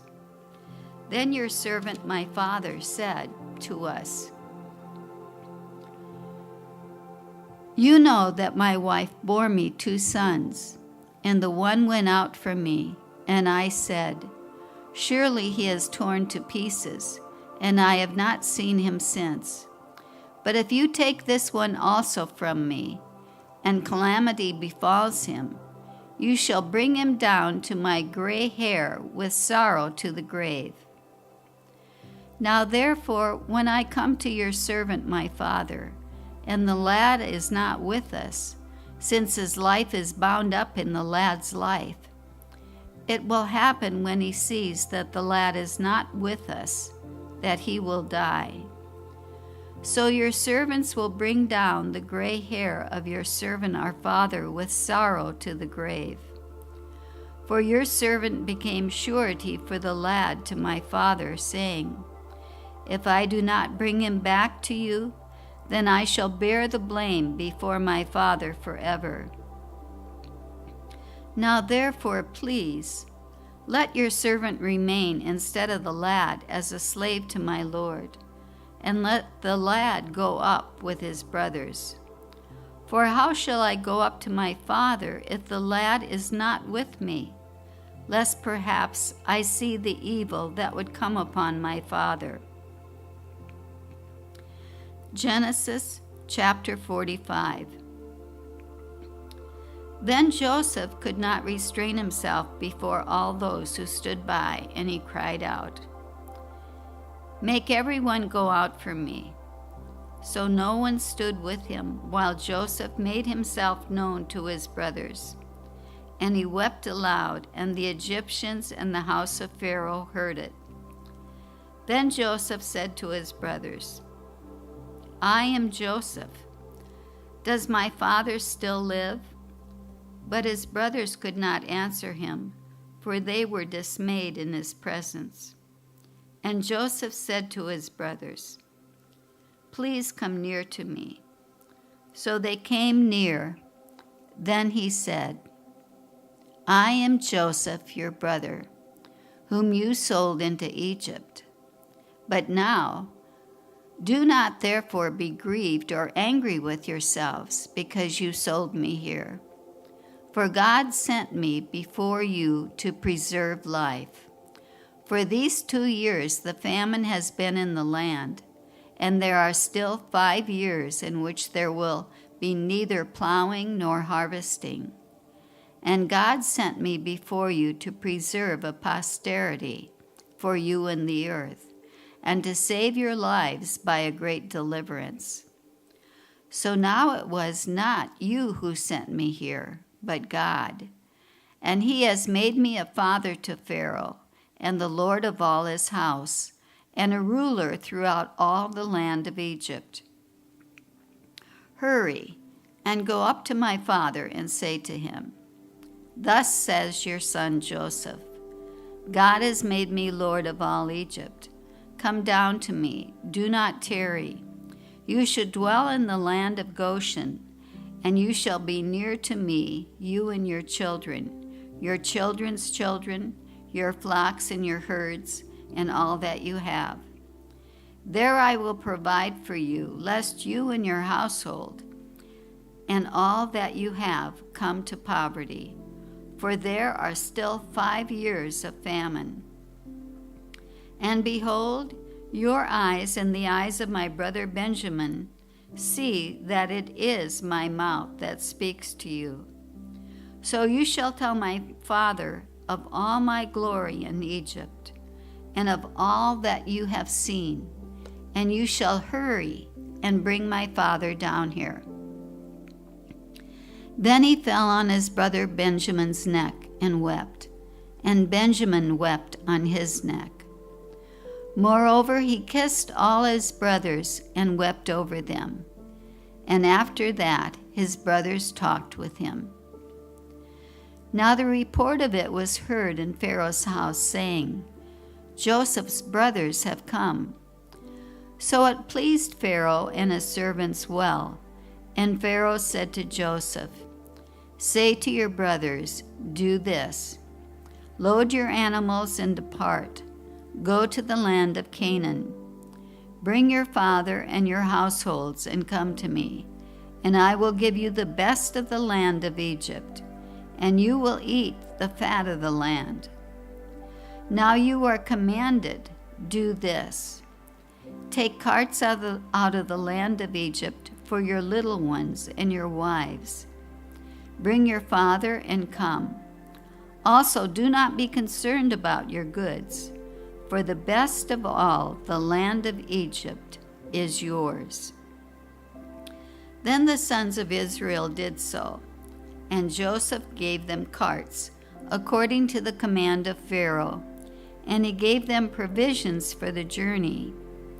He gave to all of them, to each man, changes of garments, but to Benjamin he gave 300 pieces of silver and 5 changes of garments. And he said to his father these things: 10 donkeys loaded with the good things of Egypt, and 10 female donkeys loaded with grain, bread, and food for his father for the journey. So he sent his brothers away, and they departed, and he said to them, "See that you do not become troubled along the way." Then they went up out of Egypt and came to the land of Canaan, to Jacob their father. And they told him, saying, "Joseph is still alive, and he is governor over all the land of Egypt." And Jacob's heart stood still, because he did not believe them. But when they told him all the words which Joseph had said to them, and when he saw the carts which Joseph had sent to carry him, the spirit of Jacob their father revived. Then Israel said, "It is enough. Joseph my son is still alive. I will go and see him before I die." Genesis chapter 46. So Israel took his journey with all that he had, and came to Beersheba, and offered sacrifices to the God of his father Isaac. Then God spoke to Israel in the visions of the night and said, "Jacob, Jacob." And he said, "Here I am." So he said, "I am God, the God of your father. Do not fear to go down to Egypt, for I will make of you a great nation there. I will go down with you to Egypt, and I will also surely bring you up again, and Joseph will put his hand on your eyes." Then Jacob arose from Beersheba, and the sons of Israel carried their father Jacob, their little ones and their wives, in the carts which Pharaoh had sent to carry him. So they took their livestock and their goods, which they had acquired in the land of Canaan, and went to Egypt, Jacob and all his descendants with him, his sons and his sons' sons, his daughters and his sons' daughters, and all his descendants he brought with him to Egypt. Now these were the names of the children of Israel, Jacob and his sons, who went to Egypt. Reuben was Jacob's firstborn. The sons of Reuben were Hanok, Palu, Hezron, and Carmi. The sons of Simeon were Jemuel, Jamin, Ohad, Jachin, Zohar, and Shaul, the son of a Canaanite woman. The sons of Levite were Gershon, Kohath, and Merari. The sons of Judah were Er, Onan, Shelah, Perez, and Zerah. But Er and Onan died in the land of Canaan. The sons of Perez were Hezron and Hamul. The sons of Issachar were Tola, Puvah, Job, and Shimron. The sons of Zebulun were Serad, Elon, and Jaleel. These were the sons of Leah, whom she bore to Jacob in Paddan Aram, with his daughter Dinah. All the persons, his sons and his daughters, were 33. The sons of Gad were Ziphion and Hagi, Shuni, Esban, Eri, Arodi, and Areli. The sons of Asher were Jimnah, Ishua, Isui, Bariah, and Sarah, their sister. And the sons of Bariah were Heber and Malchiel. And these were the sons of Zilpah, whom Laban gave to Leah his daughter, and these she bore to Jacob, 16 persons. The sons of Rachel, Jacob's wife, were Joseph and Benjamin. And to Joseph in the land of Egypt were born Manasseh and Ephraim, whom Asenath, the daughter of Potipharah, priest of On, bore to him. The sons of Benjamin were Bela, Becher, Ashbel, Gera, Naaman, Ahi, Rosh, Mumpim, Humpim, and Ard.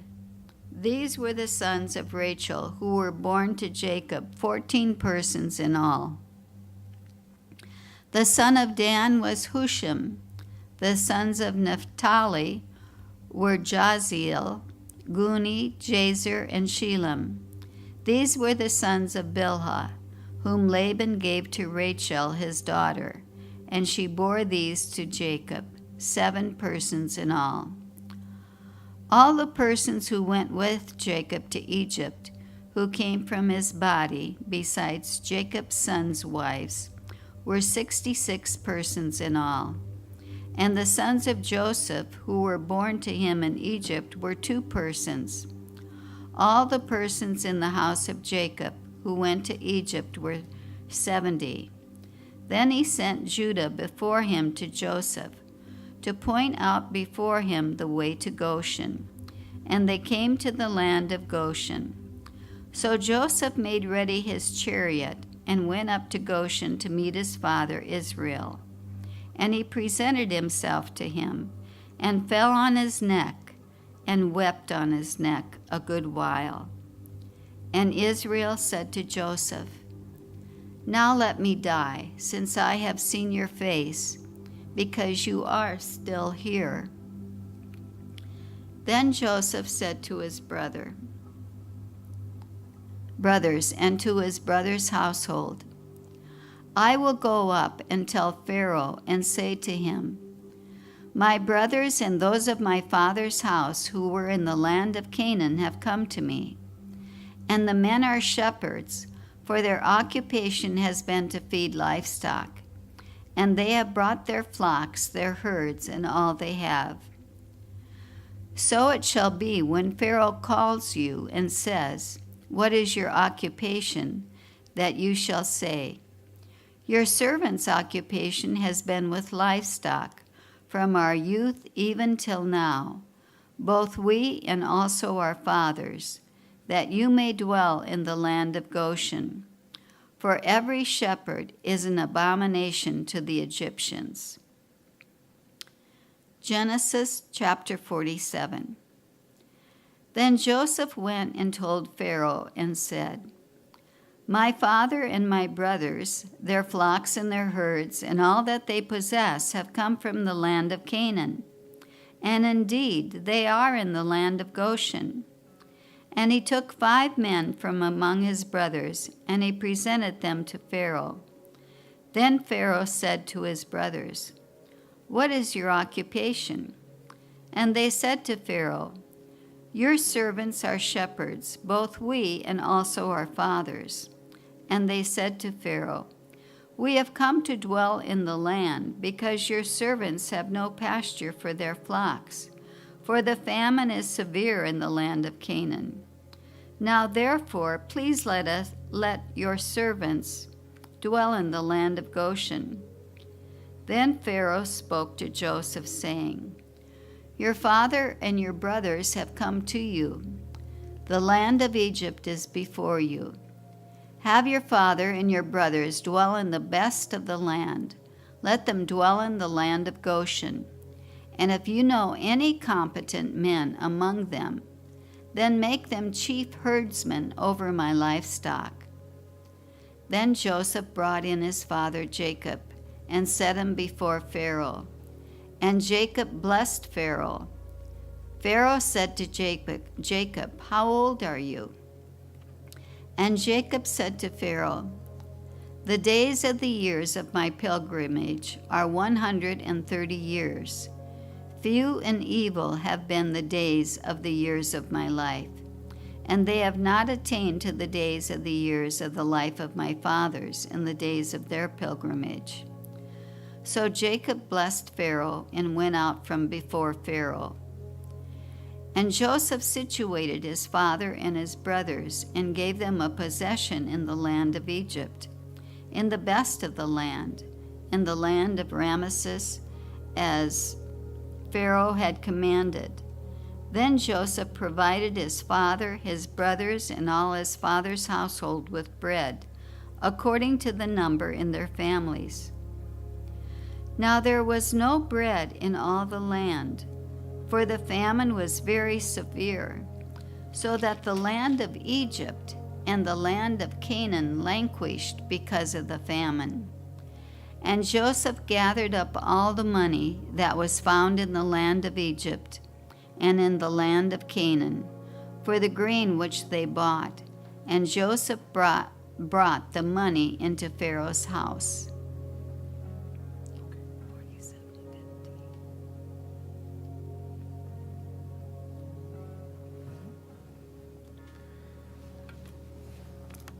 So when the money failed in the land of Egypt and in the land of Canaan, all the Egyptians came to Joseph and said, "Give us bread, for why should we die in your presence? For the money has failed." Then Joseph said, "Give your livestock, and I will give you bread for your livestock, if the money is gone." So they brought their livestock to Joseph, and Joseph gave them bread in exchange for their horses, the flocks, the cattle, and the herds, and for the donkeys. Thus he fed them with bread in exchange for all their livestock that year. When that year had ended, they came to him the next year and said to him, "We will not hide from thee, my lord, that our money is gone. My lord has all our herds of livestock. There is nothing left in the sight of my lord but our bodies and our lands. Why should we die before your eyes, both we and our land? Buy us and our land for bread, and we and our land will be servants to Pharaoh. Give us seed, that we may live and not die, that the land may not be desolate." Then Joseph bought all the land of Egypt for Pharaoh. For every man of the Egyptians sold his field, because the famine was severe upon them. So the land became Pharaoh's.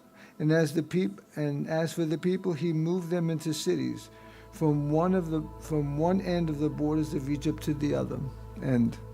Only the land of the priests he did not buy, for the priests had rations allotted to them by Pharaoh. And they ate the rations with Pharaoh, and Pharaoh gave them. Therefore they did not sell their lands. Then Joseph said to the people, "Indeed, I have bought you and your lands this day for Pharaoh. Look, here is seed for you, and you shall sow the land, and it shall come to pass in the harvest that you shall give 1/5 to Pharaoh. 4/5 shall be your own, as seed for the field and for your food, and for those of your household, and as for food for your little ones." So they said, "You have saved our lives. Let us find favor in the sight of our Lord, and we will be Pharaoh's servants." And Joseph made it a law over all the land of Egypt to this day, that Pharaoh should have 1/5, except for the land of the priest only, which did not become Pharaoh's. So Israel dwelt in the land in Egypt, in the country of Goshen, and they had possessions there, and grew and multiplied exceedingly. And Joseph lived in the land of Egypt 17 years. So the length of Jacob's life was 147 years. When the time drew near that Israel must die, he called his son Joseph and said to him, "Now if I have found favor in your sight, please put your hand under my thigh and deal kindly and truly with me. Please do not bury me in Egypt, but let me live with my fathers. You shall carry me out of Egypt and bury me in the land, in their burial place." And he said, "I will do as you have said." Then he said, "Swear to me." And he swore to him. So Israel bowed himself on the head of the bed. Now it came to pass after these things that Joseph was told, "Indeed your father is sick." And he took to him his 2 sons, Manasseh and Ephraim. And Jacob was told, "Look, your son Joseph is coming to you." And Israel strengthened himself and sat up in the bed. Then Jacob said to Joseph, God Almighty appeared to me at Luz in the land of Canaan and blessed me and said to me, Behold, I will make you fruitful and multiply you, and I will make you a multiple of people and give you land to your descendants after you as an everlasting possession. And now your sons, Ephraim and Manasseh, who were born to you in the land of Egypt before I came to Egypt, are mine. As Reuben and Simeon, they shall be mine. Your offspring whom you beget after them shall be yours. They will be called by the name of their brothers in their inheritance. But as for me, when I came from Padan, Rachel died beside me in the land of Canaan on the way, when there was but a little distance to go to Ephrath. And I buried her there on the way to Ephrath, that is Bethlehem. Then Israel saw Joseph's sons and said, Who are these? Joseph said to his father, They are my sons whom God has given me in this place. And he said, Please bring them to me, and I will bless them. Now the eyes of Israel were dim with age, so that he could not see. Then Joseph brought them near to him, and he kissed them and embraced them. And Israel said to Joseph, I had not thought to see your face, but in fact God has also shown me your offspring. So Joseph brought them from beside his knees, and he bowed down with his face to the earth. And Joseph took them both, Ephraim with his right hand toward Israel's left hand, and Manasseh with his left hand toward Israel's right hand, and brought them near to him. Then Israel stretched out his right hand and laid it on Ephraim's head. So was the younger, and his left hand on Manasseh's head, guiding his hands, knowing, for Manasseh was the firstborn. And he blessed Joseph and said, God, before whom my father Abraham and Isaac walked, the God who has fed me all my life long to this day, the angel who has redeemed me from all evil, bless the lads, let my name be named upon them.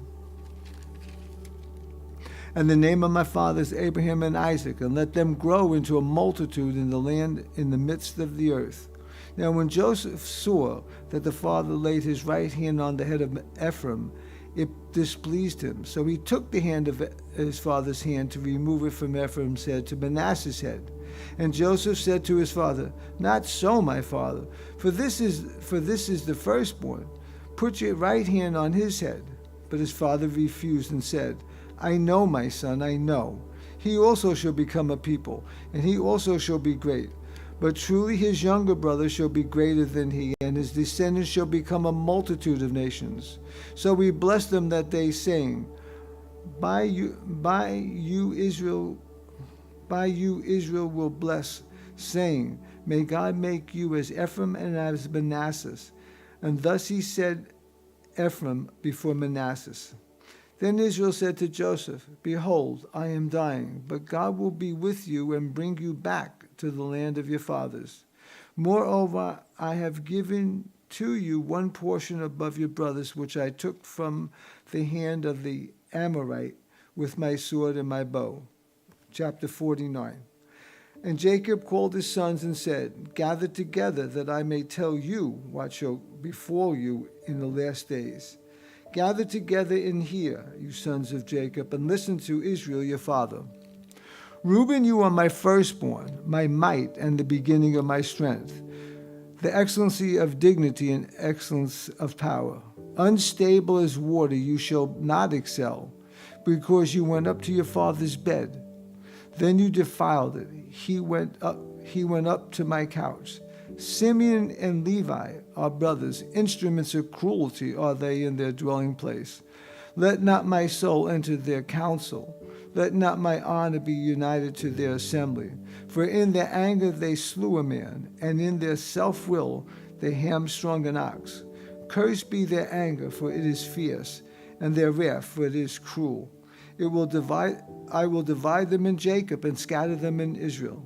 Judah, you are he whom brothers shall praise. Your hand shall be on the neck of your enemies. Your father's children shall bow down before you. Judah is a lion's whelp. From the prey, my son, you have gone up. He bows down, he lies down as a lion, and as a lion whom shall rouse him. The scepter shall not depart from Judah, nor a lawgiver from between his feet, until Shiloh comes, and to him shall the obedience of the people. Binding his donkey to the vine, and his donkey's colt to the choice vine. He washed his garments in wine, and his clothes in blood of grapes. His eyes are darker than wine, and his teeth whiter than milk. Zebulun shall dwell by the haven of the sea. He shall become a haven for ships, and his brother shall adjoin Sidon. Issachar is a strong donkey, lying down between two burdens. He saw that rest was good, and that the land was pleasant. He bowed his shoulder to bear a burden, and became a band of slaves. Dan shall judge his people, as one of the tribes of Israel. Dan shall be a serpent by the way, a viper by the path. That bites the horse's heels, so that its rider shall fall backward. I have waited for your salvation, O Lord. Gad, a troop shall tramp upon him, but he shall triumph at last. Bread from Asher shall be rich, and he shall yield royal dainties. Naphtali is a deal let loose. He uses beautiful words. Joseph is a fruitful burrow by a well. His branches run out over the wall. The archers have bitterly grieved him, shooted him, and hated him. But his bow remained in strength, and the arms of his hands were made strong. By the hands of the mighty God of Jacob, from there is the shepherd, the stone of Israel. By the God of your father whom will help you, and by the Almighty who will bless you, with blessings of heaven above. Blessings of the deep that lies beneath, blessings of the breast of the womb. The blessings of your father have excelled the blessing of my ancestors. Up to the utmost bound of the everlasting hills, they shall be on the head of Joseph, and on the crown of the head of him who was separate from his brothers. Benjamin is a ravenous wolf. In the morning he shall devour his prey, and at night he shall divide the spoil. All these were the 12 tribes of Israel, and this is what their father spoke to them. And he blessed them. He blessed each one according to his own blessing. Then he charged them and said to them, I am to be gathered to my people. Bury me with my fathers in the cave that is in the field of Ephron the Hittite, in the cave that is in the field of Machpelah, which is before Main in the land of Canaan, which Abraham bought with his field of Ephron the Hittite as a possession for a burial place. There they buried Abraham and Sarah his wife. There they buried Isaac and Rebekah his wife, and there I buried Leah. The field and the cave that is there was purchased from the sons of Heth. And when Jacob had finished commanding his sons, he drew his feet up into the bed and breathed his last, and was gathered to his people. Chapter 50. When Joseph fell on his father's face and wept over him and kissed him, and Joseph commanded his servants, the physicians, to embalm his father.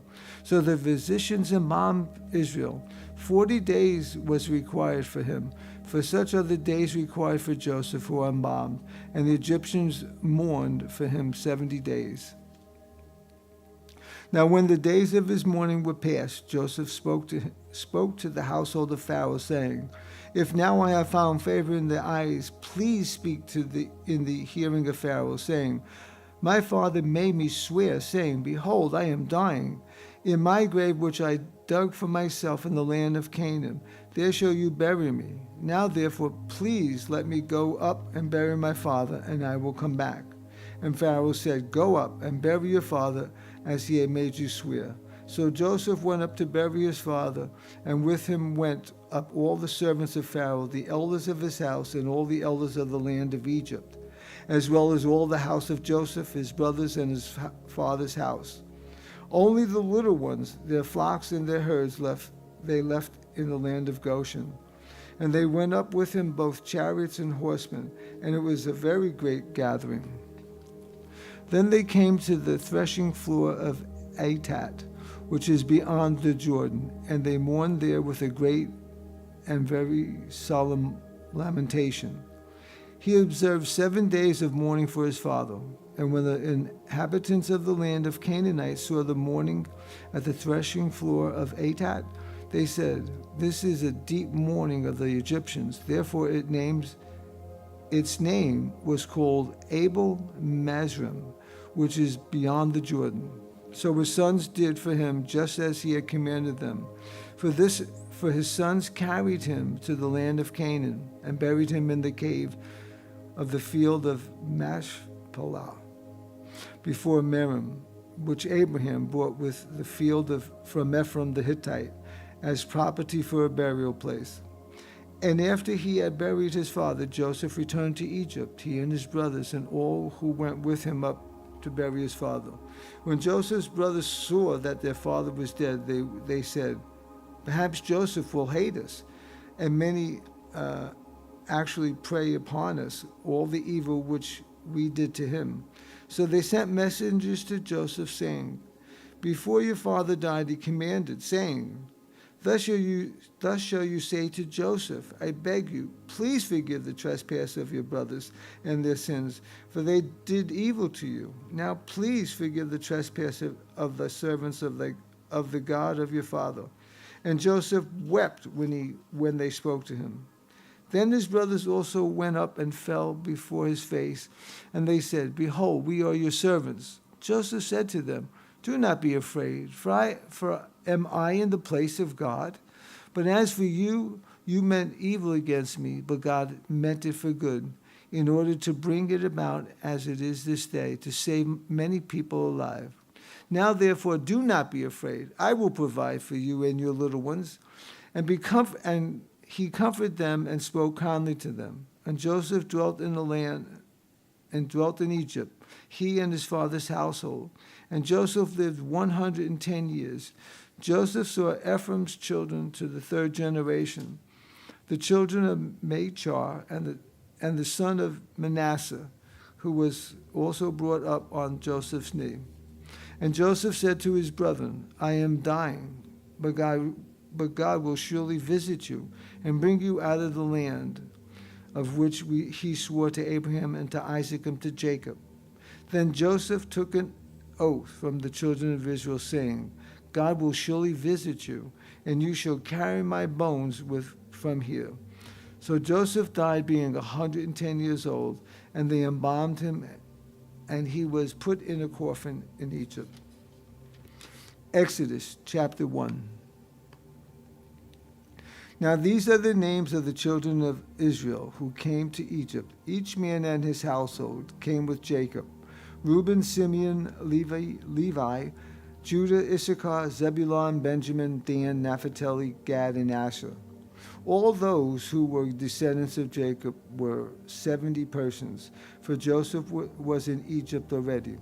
And Joseph died, all his brothers, and all that generation. But the children of Israel were fruitful and increased abundantly, multiplied and grew exceedingly mighty, and the land was filled with them. Now there arose a new king over Egypt who did not know Joseph.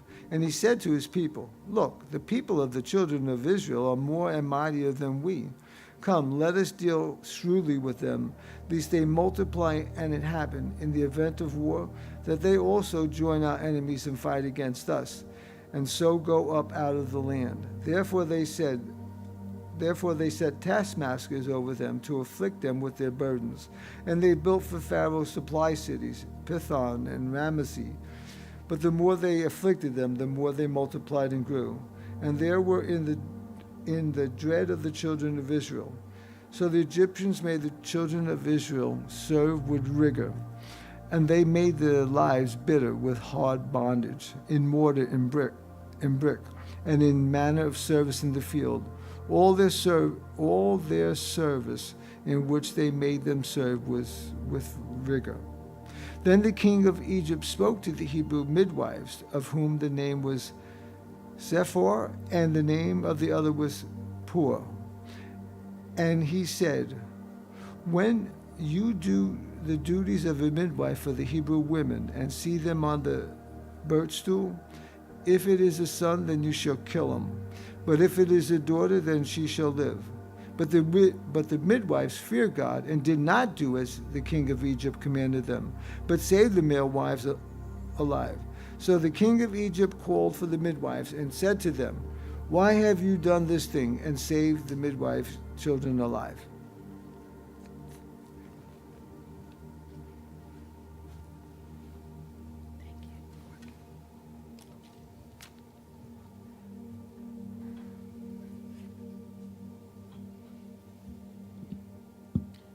Exodus chapter 1, verse 19. And the midwives said to Pharaoh, because the Hebrew women are not like the Egyptian women, for they are lively and give birth before the midwives come to them. Therefore God dealt well with the midwives, and the people multiplied and grew very mighty. And so it was, because the midwives feared God, that he provided households for them. So Pharaoh commanded all his people, saying, every son who is born you shall cast into the river, and every daughter you shall save alive. Chapter 2. And a man of the house of Levi went and took as a wife a daughter of Levi. So the woman conceived and bore a son, and when she saw that he was a beautiful child, she hid him 3 months. But when she could no longer hide him, she took an ark of bulrushes for him, daubed it with asphalt and pitch, put the child in it, and laid it in the reeds by the river's bank. And his sister stood afar off to know what would be done to him. Then the daughter of Pharaoh came down to bathe at the river, and her maidens walked along the riverside. And when she saw the ark among the reeds, she sent her maid to get it. And when she opened it, she saw the child, and behold, the baby wept. So she had compassion on him and said, this is one of the Hebrews' children. Then his sister said to Pharaoh's daughter, shall I go and call a nurse for you from among the Hebrew women, that she may nurse the child for you? And Pharaoh's daughter said to her, go. So the maiden went and called the child's mother. Then Pharaoh's daughter said to her, take this child away and nurse him for me, and I will give you your wages. So the woman took the child and nursed him, and the child grew, and she brought him to Pharaoh's daughter, and he became her son.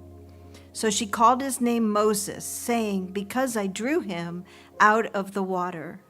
Now it came to pass in those days when Moses was grown, that he went out to his brethren and looked at their burdens. And he saw an Egyptian beating a Hebrew, one of his brethren. So he looked this way and that way, and when he saw no one, he killed the Egyptian and hid him in the sand. And when he went out the second day, behold, 2 Hebrew men were fighting. And he said to the one who did the wrong, why are you striking your companion? Then he said, who made you a prince and a judge over us? Do you intend to kill me as you killed the Egyptian? So Moses feared and said, surely this thing is known. When Pharaoh heard of this matter, he sought to kill Moses, but Moses fled from the face of Pharaoh and dwelt in the land of Midian, and he sat down by a well. Now the priest of Midian had 7 daughters, and they came and drew water, and they filled the trough to water their father's flocks. Then the shepherds came and drove them away, but Moses stood up and helped them and watered their flock. When they came to Reuel, their father, he said, how is it that you have come so soon today? And they said, an Egyptian delivered us from the hand of the shepherds, and he also drew enough water for us and watered the flock. So he said to his daughters, and where is he? Why is it that you have left the man? Call him that he may eat bread. Then Moses was content to live with the man, and he gave Zipporah his daughter to Moses, and she bore him a son, and he called his name Gershom. For he said, I have been a stranger in a foreign land. Now it happened in the process of time that the king of Egypt died. Then the children of Israel groaned because of the bondage, and they cried out, and their cry came up to God because of the bondage. So God heard their groaning, and God remembered his covenant with Abraham, with Isaac, and with Jacob. And God looked upon the children of Israel, and God acknowledged them. Now Moses was tending the flock of Jethro, his father-in-law, the priest of Midian, and he led the flock to the back of the desert and came to Horeb, the mountain of God. And the angel of the Lord appeared to him in a flame of fire from the midst of a bush. So he looked, and behold, the bush was burning with fire, but the bush was not consumed. Then Moses said, I will now turn aside and see this great sight, why the bush does not burn. So when the Lord saw that he turned aside to look, God called to him from the midst of the bush and said, Moses, Moses. And he said, Here I am. Then he said, Do not draw near this place. Take your sandals off your feet, for the place where you stand is holy ground. Moreover, he said, I am the God of your father, the God of Abraham, the God of Isaac, and the God of Jacob. And Moses hid his face, for he was afraid to look upon God. And the Lord said, I have surely seen the oppression of my people who are in Egypt, and have heard their cry because of their taskmasters, for I know their sorrows.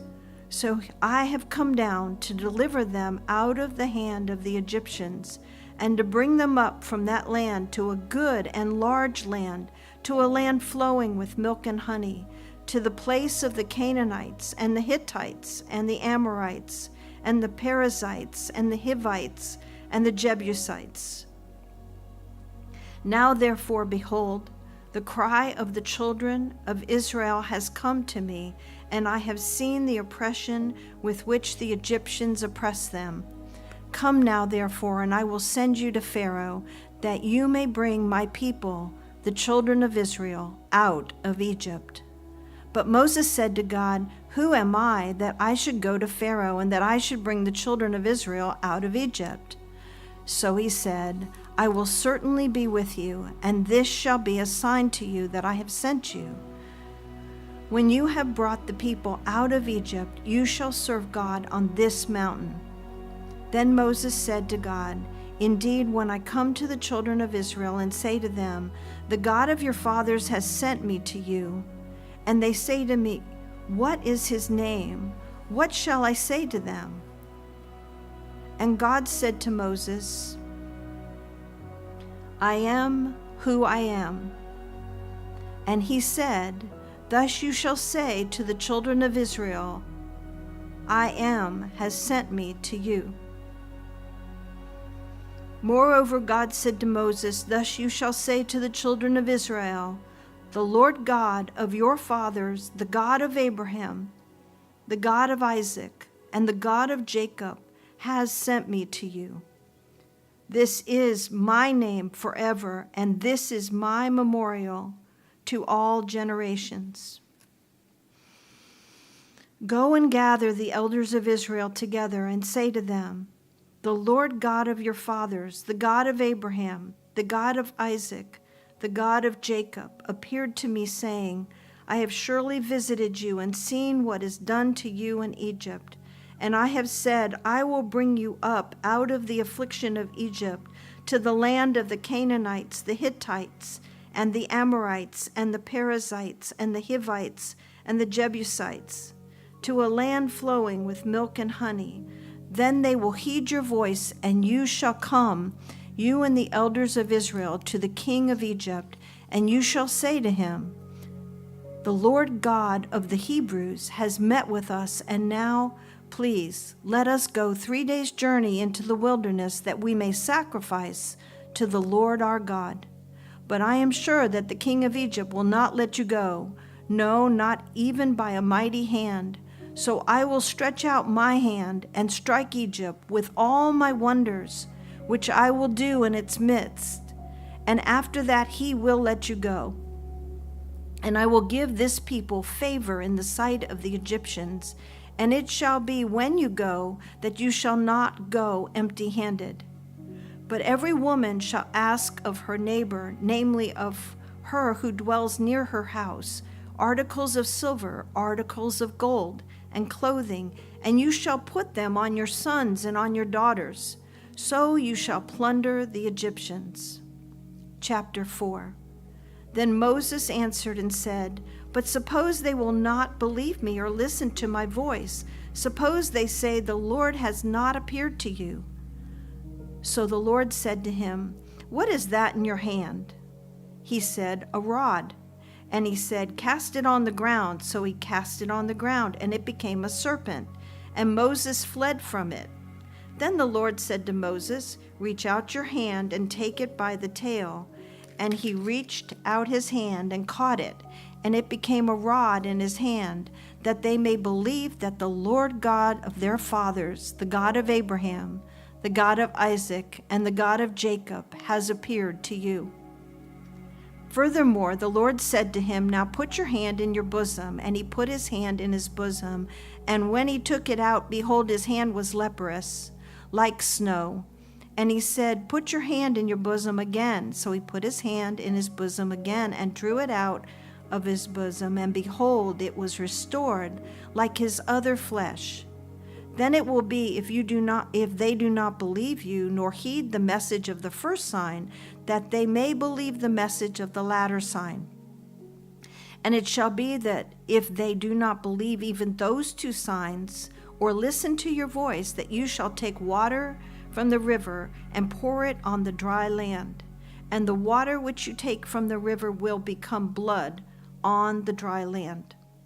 Then Moses said to the Lord, O my Lord, I am not eloquent, neither before nor since you have spoken to your servant, but I am slow of speech and slow of tongue.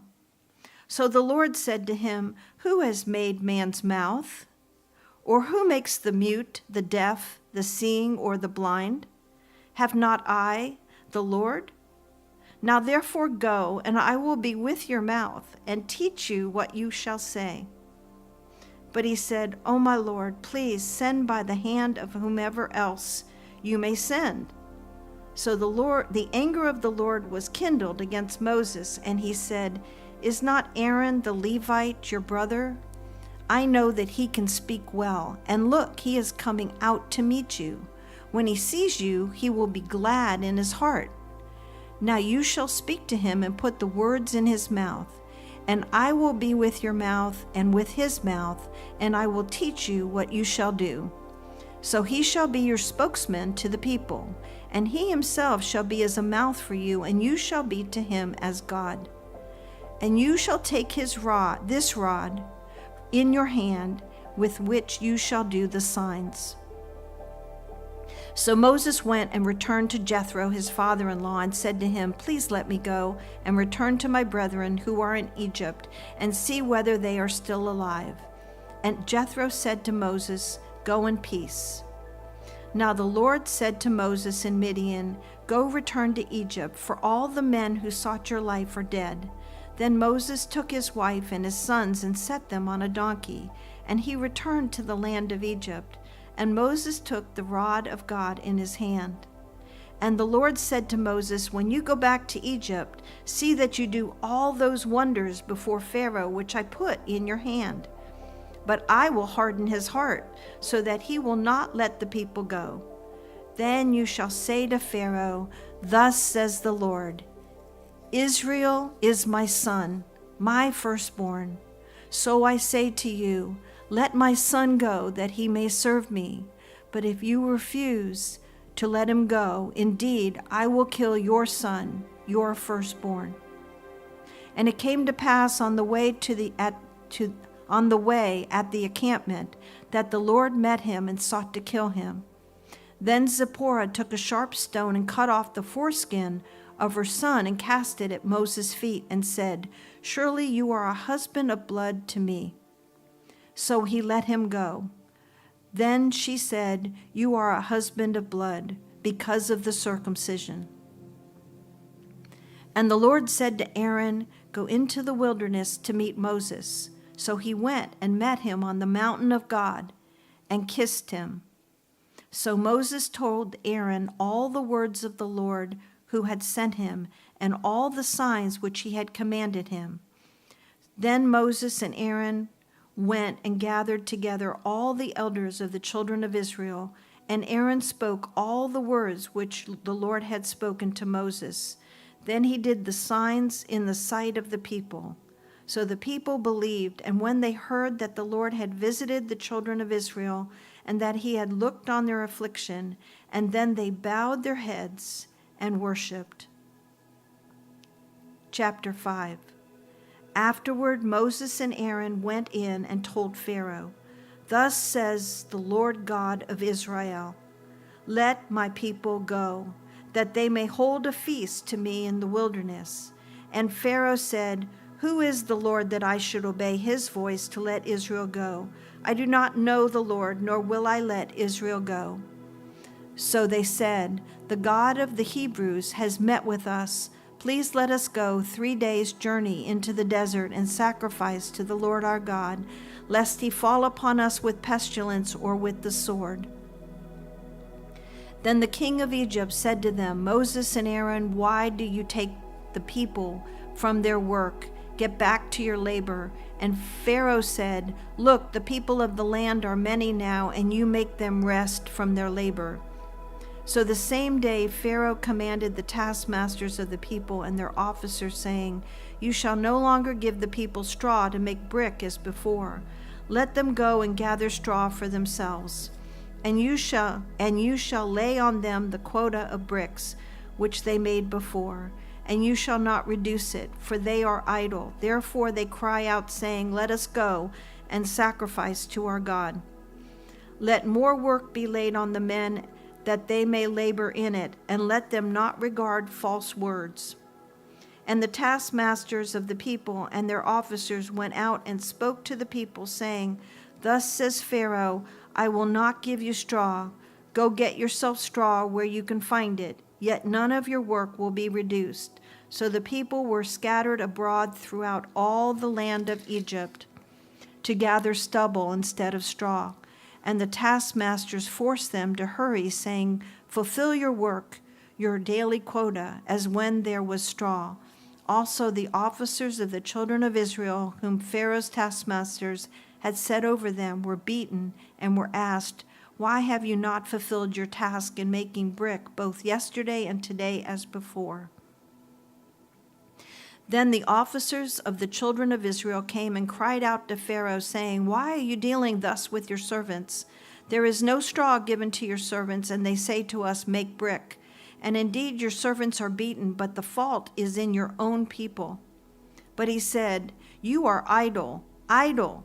Therefore you say, 'Let us go and sacrifice to the Lord.' Therefore go now and work, for no straw shall be given you, yet you shall deliver the quota of bricks." And the officers of the children of Israel saw that they were in trouble after it was said, "You shall not reduce any bricks from your daily quota." Then as they came out from Pharaoh, they met Moses and Aaron, who stood there to meet them. And they said to them, "Let the Lord look on you and judge, because you have made us abhorrent in the sight of Pharaoh and in the sight of his servants, to put a sword in their hand to kill us." So Moses returned to the Lord and said, "Lord, why have you brought trouble on this people? Why is it that you have sent me? For since I came to Pharaoh to speak in your name, he has done evil to this people. Neither have you delivered your people at all." Chapter 6. Then the Lord said to Moses, "Now you shall see what I will do to Pharaoh. For with a strong hand he will let them go, and with a strong hand he will drive them out of his land." And God spoke to Moses and said to him, "I am the Lord. I appeared to Abraham, to Isaac, and to Jacob as God Almighty, but by my name, Lord, I was not known to them. I have also established my covenant with them to give them the land of Canaan, the land of their pilgrimage in which they were strangers. And I have also heard the groaning of the children of Israel, whom the Egyptians keep in bondage, and I have remembered my covenant. Therefore say to the children of Israel, I am the Lord. I will bring you out from under the burdens of the Egyptians, and I will rescue you from their bondage, and I will redeem you with an outstretched arm and with great judgments. And I will take you as my people, and I will be your God. Then you shall know that I am the Lord your God, who brings you out from under the burdens of the Egyptians. And I will bring you into the land which I swore to give to Abraham, Isaac, and Jacob. And I will give it to you as a heritage. I am the Lord. So Moses spoke thus to the children of Israel, but they did not heed Moses because of the anguish of spirit and cruel bondage. And the Lord spoke to Moses, saying, Go in and tell Pharaoh, king of Egypt, to let the children of Israel go out of his land. And Moses spoke before the Lord, saying, The children of Israel have not heeded me. How then shall Pharaoh heed me? For I am of uncircumcised lips. Then the Lord spoke to Moses and Aaron and gave them a command for the children of Israel and for Pharaoh, king of Egypt, to bring the children of Israel out of the land of Egypt. These are the heads of their fathers' houses. The sons of Reuben, the firstborn of Israel, were Hanok, Palu, Hezron, and Carmi. These are the families of Reuben. And the sons of Simeon were Jemuel, Jamin, Ohad, Jachin, Zohar, Shaul, the son of a Canaanite woman. These are the families of Simeon. These are the names of the sons of Levi, according to their generations, Gershon, Kohath, and Merari. And the years of the life of Levi were 137. The sons of Gershon were Libni, Shimi, according to their families, and the sons of Kohath were Amram, Izhar, Hebron, and Uzziel. And the years of the life of Kohath were 133. And the sons of Merari were Mali, Mushi. These are the families of Levi according to their generations. Now Amram took himself Jochebed, his father's sister, as wife, and she bore him Aaron and Moses. And the years of the life of Amram were 137. The sons of Izhar were Korah, Nepheg, Zikri, and the sons of Uzziel were Mishael, Elzaphan, Zithri. Aaron took to himself Elisheba, daughter of Aminadab, sister of Nashon, as wife, and she bore him Nadab, Abihu, Eleazar, and Ithamar. And the sons of Korah were Asir, Elkanah, Abiasaph. These are the families of Korahites.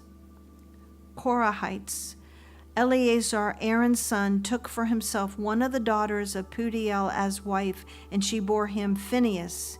These are the heads of the fathers' houses of the Levites, according to their families. These are the same Aaron and Moses to whom the Lord said, Bring out the children of Israel from the land of Egypt, according to their armies. These are the ones who spoke to Pharaoh, king of Egypt, to bring out the children of Israel from Egypt. These are the same Moses and Aaron. And it came to pass on the day the Lord spoke to Moses in the land of Egypt, that the Lord spoke to Moses, saying, I am the Lord. Speak to Pharaoh, king of Egypt, all that I say to you.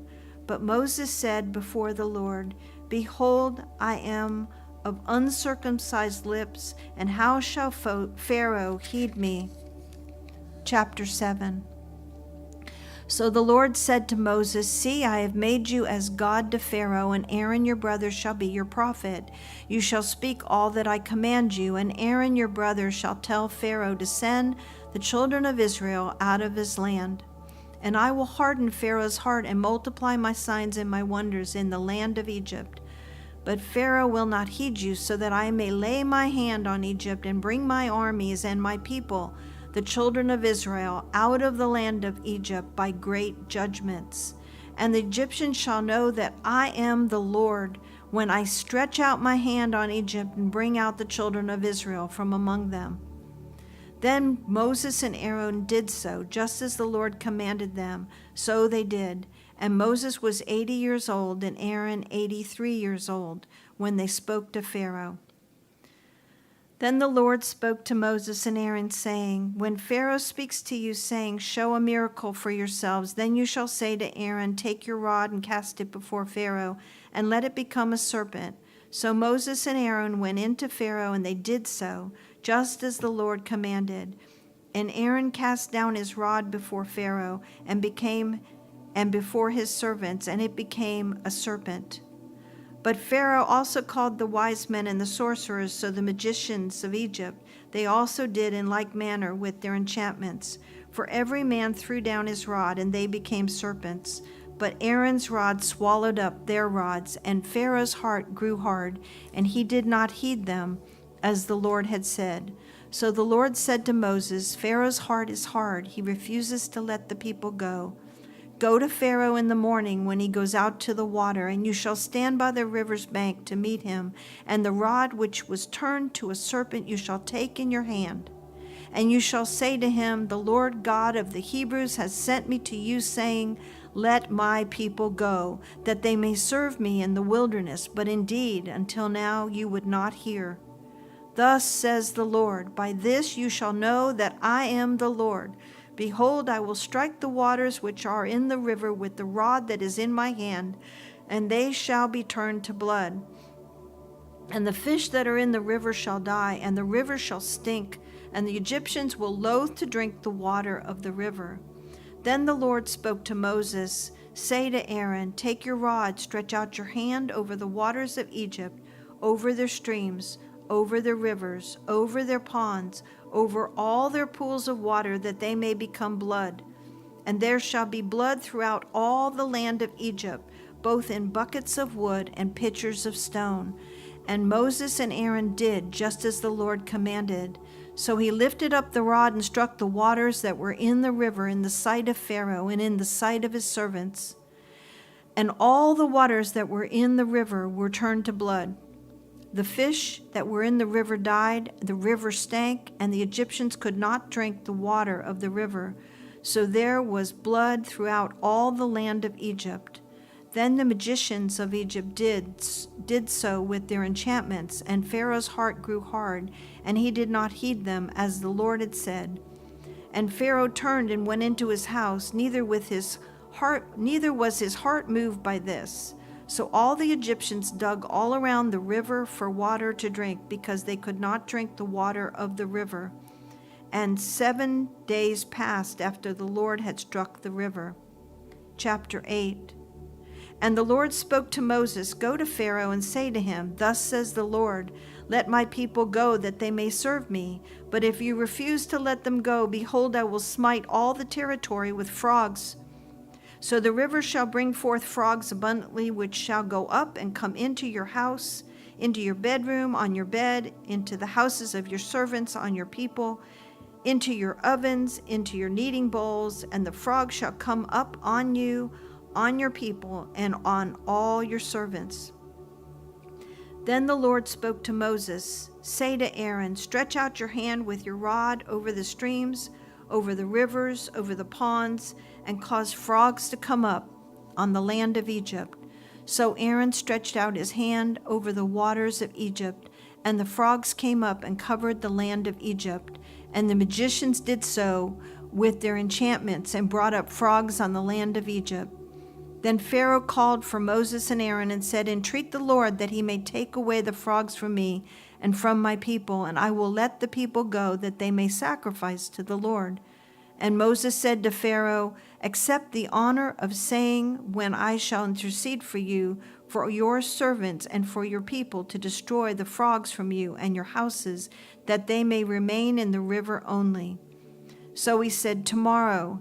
And he said, "Let it be according to your word, that you may know that there is no one like the Lord our God.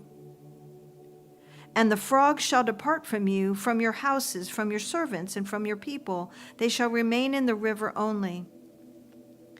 Then Moses and Aaron went out from Pharaoh, and Moses cried out to the Lord concerning the frogs which he had brought against Pharaoh. So the Lord did according to the word of Moses, and the frogs died out of the houses, out of the courtyards, out of the fields. They gathered them together in heaps, and the land stank. But when Pharaoh saw that there was relief, he hardened his heart and did not heed them, as the Lord had said. So the Lord said to Moses, "Say to Aaron, stretch out your rod and strike the dust of the land, so that it may become lice throughout all the land of Egypt." And they did so.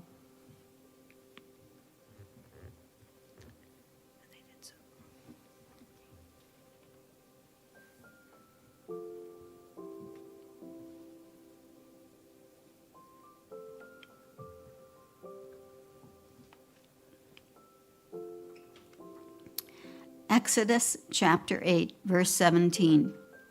And they did so. For Aaron stretched out his hand with his rod and struck the dust of the earth, and it became lice on man and beast.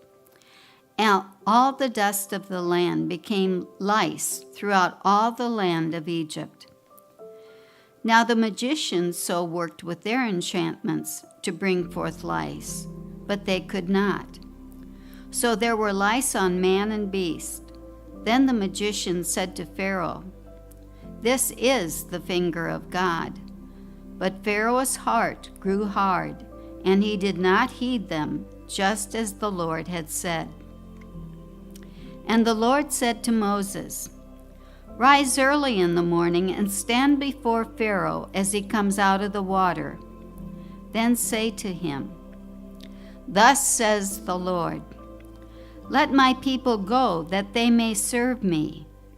Or else, if you will not let my people go, behold, I will send swarms of flies on you and your servants, on your people and into your houses. The houses of the Egyptians shall be full of swarms of flies, and also the ground on which they stand. And in that day I will set apart the land of Goshen, in which my people dwell, that no swarms of flies shall be there, in order that you may know that I am the Lord in the midst of the land. I will make a difference between my people and your people. Tomorrow this sign shall be."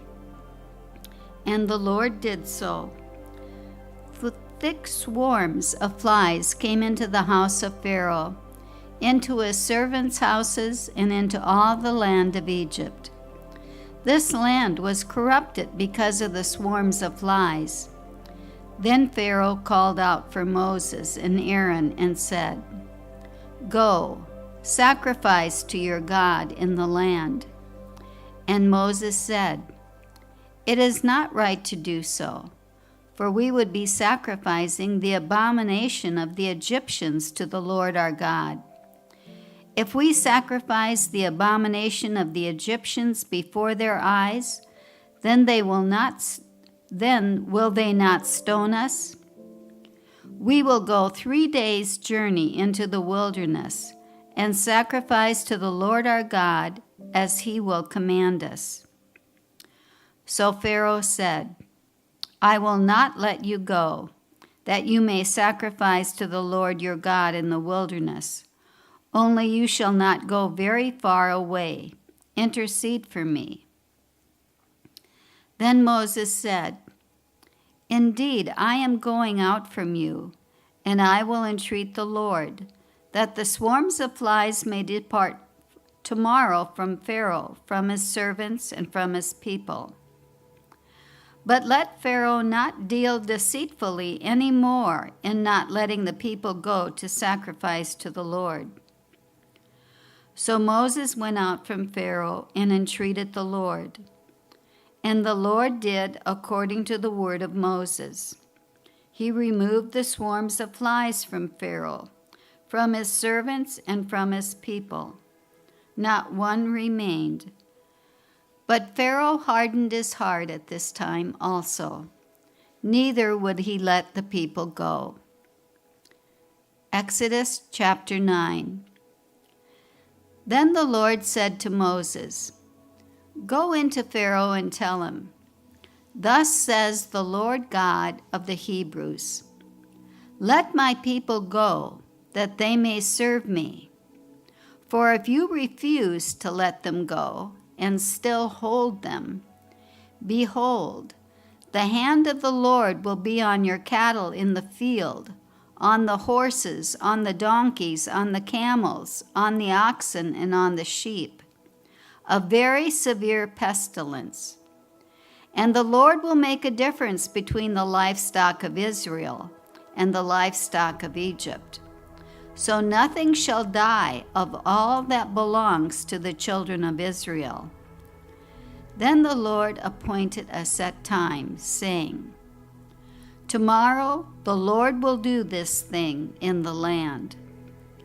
So the Lord did this thing on the next day, and all the livestock of Egypt died. But of the livestock of the children of Israel, not one died. Then Pharaoh sent, and indeed, not even one of the livestock of the Israelites was dead. But the heart of Pharaoh became hard, and he did not let the people go. So the Lord said to Moses and Aaron, 'Take for yourselves handfuls of ashes from a furnace, and let Moses scatter it toward the heavens in the sight of Pharaoh. And it will become fine dust in all the land of Egypt, and it will cause boils that break out in sores on man and beast throughout all the land of Egypt.' Then they took ashes from the furnace and stood before Pharaoh. And Moses scattered them toward heaven, and they caused boils that break out in sores on man and beast. And the magicians could not stand before Moses because of the boils, for the boils were on the magicians and on all the Egyptians. But the Lord hardened the heart of Pharaoh, and he did not heed them, just as the Lord had spoken to Moses. Then the Lord said to Moses, 'Rise early in the morning and stand before Pharaoh and say to him, "Thus says the Lord God of the Hebrews, let my people go, that they may serve me. For at this time I will send all my plagues to your very heart, and on your servants and on your people, that you may know that there is none like me in all the earth. Now if I had stretched out my hand and struck you and your people with pestilence, then you would have been cut off from the earth. But indeed, for this purpose I have raised you up, that I may show my power in you, and that my name may be declared in all the earth. As yet, you exalt yourself against my people, in that you will not let them go. Behold, tomorrow about this time, I will cause very heavy hail to rain down, such as not been in Egypt since its founding until now. Therefore send now and gather your livestock and all that you have in the field, for the hail shall come down on every man and every animal which is found in the field, and is not brought home, and they shall die. He who feared the word of the Lord among the servants of Pharaoh made his servants and his livestock flee to the houses. But he who did not regard the word of the Lord left his servants and his livestock in the field. Then the Lord said to Moses, "Stretch out your hand toward heaven, that there may be hail in all the land of Egypt, on man, on beast, and on every herb of the field, throughout the land of Egypt." And Moses stretched out his rod toward heaven, and the Lord sent thunder and hail, and fire darted the ground. And the Lord rained hail on the land of Egypt. So there was hail and fire mingled with the hail, so very heavy that there was none like it in all the land of Egypt, since it became a nation. And the hail struck throughout the whole land of Egypt, all that was in the field, both man and beast, and the hail struck every herb of the field, and broke every tree of the field. Only in the land of Goshen, where the children of Israel were, there was no hail.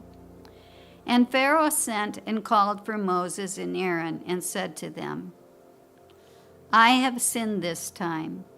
The Lord is righteous, and my people and I are wicked. Entreat the Lord that there may be no more mighty thundering and hail, for it is enough. I will let you go, and you shall stay no longer. So Moses said to him, As soon as I have gone out of the city, I will spread out my hands to the Lord. The thunder will cease, and there will be no more hail, that you may know that the earth is the Lord's. But as for you and your servants, I know that you will not fear the Lord God. Now the flax and the barley were struck, for the barley was in the head, and the flax was in bud. But the wheat and the spelt were not struck, for they are late crops. So Moses went out of the city from Pharaoh, and spread out his hands to the Lord. Then the thunder and hail ceased, and the rain was not poured on the earth. And when Pharaoh saw that the rain, the hail, and the thunder had ceased, he sinned yet more, and he hardened his heart, he and his servants. So the heart of Pharaoh was hard. Neither would he let the children of Israel go, as the Lord had spoken by Moses. Exodus chapter 10. Now the Lord said to Moses, Go into Pharaoh, for I have hardened his heart, and the hearts of his servants, that I may show these signs of mine before him, and that you may tell in the hearing of your son and your son's son, in the mighty things I have done in Egypt, and my signs which I have done among them, that you may know that I am the Lord. So Moses and Aaron came in to Pharaoh and said to him, Thus says the Lord God of the Hebrews, How long will you refuse to humble yourself before me? Let my people go, that they may serve me. Or else, if you refuse to let my people go, behold, tomorrow I will bring locusts into your territory, and they shall cover the face of the earth, so that no one will be able to see the earth, and they shall eat the residue of what is left, which remains to you from the hail, and they shall eat every tree which grows up for you out of the field. They shall fill your houses, the houses of your servants, and the houses of all the Egyptians, which neither your fathers nor your fathers' fathers have seen, since the day that they were on the earth to this day. And he turned and went out from Pharaoh. Then Pharaoh's servants said to him, How long shall this man be a snare to us? Let the men go, that they may serve the Lord their God. Do you not yet know that Egypt is destroyed? So Moses and Aaron were brought again to Pharaoh, and he said to them, Go serve the Lord your God. Who are the ones that are going?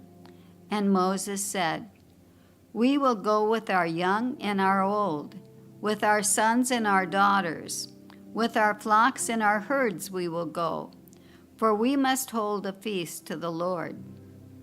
Then he said to them, The Lord had better be with you when I let you and your little ones go. Beware, for evil is ahead of you. Not so. Go now, you who are men, and serve the Lord. for that is what you desired. And they were driven out from Pharaoh's presence. Then the Lord said to Moses, Stretch out your hand over the land of Egypt for the locusts, that they may come upon the land of Egypt and eat every herb of the land, all that the hail has left. So Moses stretched out his rod over the land of Egypt, and the Lord brought an east wind on the land all that day and all that night. When it was morning, the east wind brought the locusts, and the locusts went up over all the land of Egypt and rested on all the territory of Egypt. They were very severe. Previously there had been no such locusts as they, nor shall there be such after them. For they covered the face of the whole earth, so that the land was darkened, and they ate every herb of the land, and all the fruit of the trees which the hail had left. So there remained nothing green on the trees or on the plants of the field throughout all the land of Egypt. 16.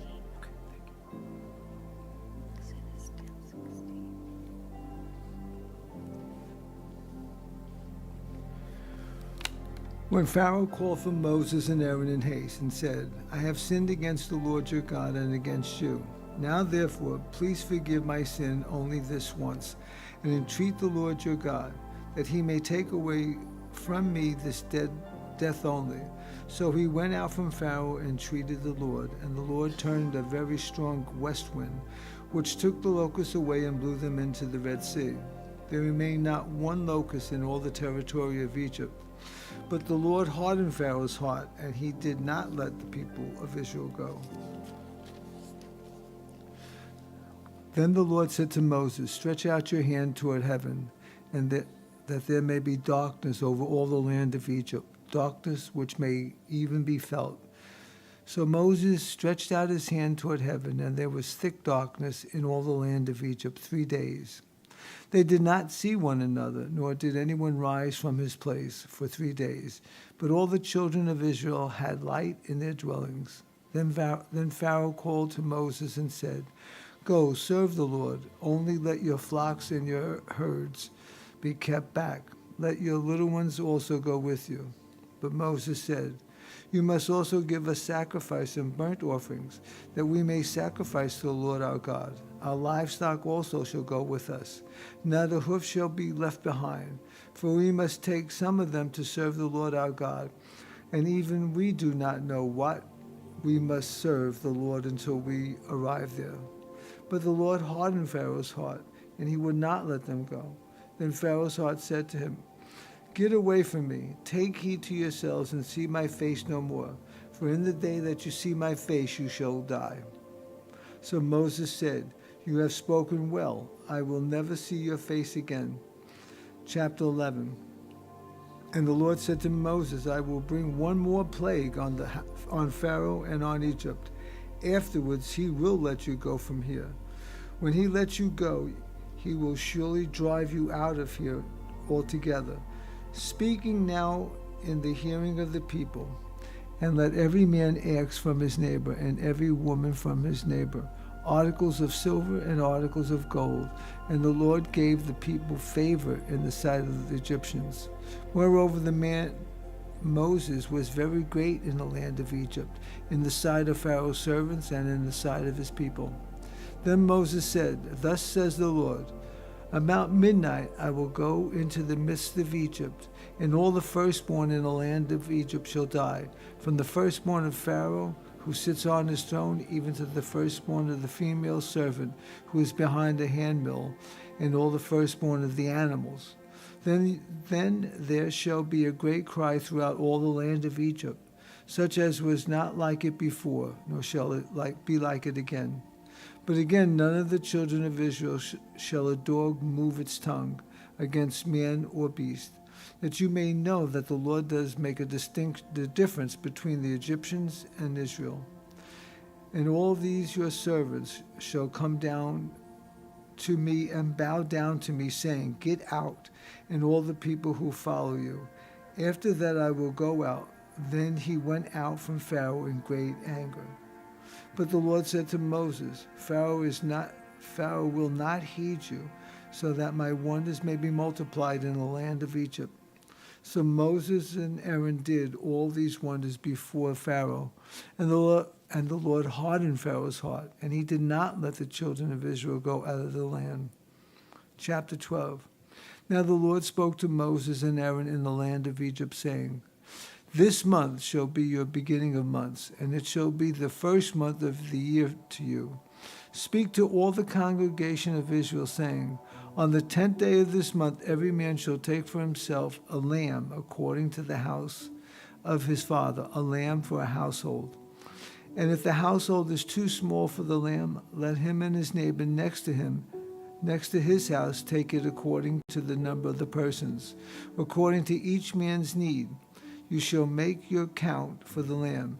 Your lamb shall be without blemish, a male of 1 year. You may take it from your sheep or from your goats. Now you shall keep it until the 14th day of the same month. Then the whole assembly of the congregation of Israel will kill it at twilight.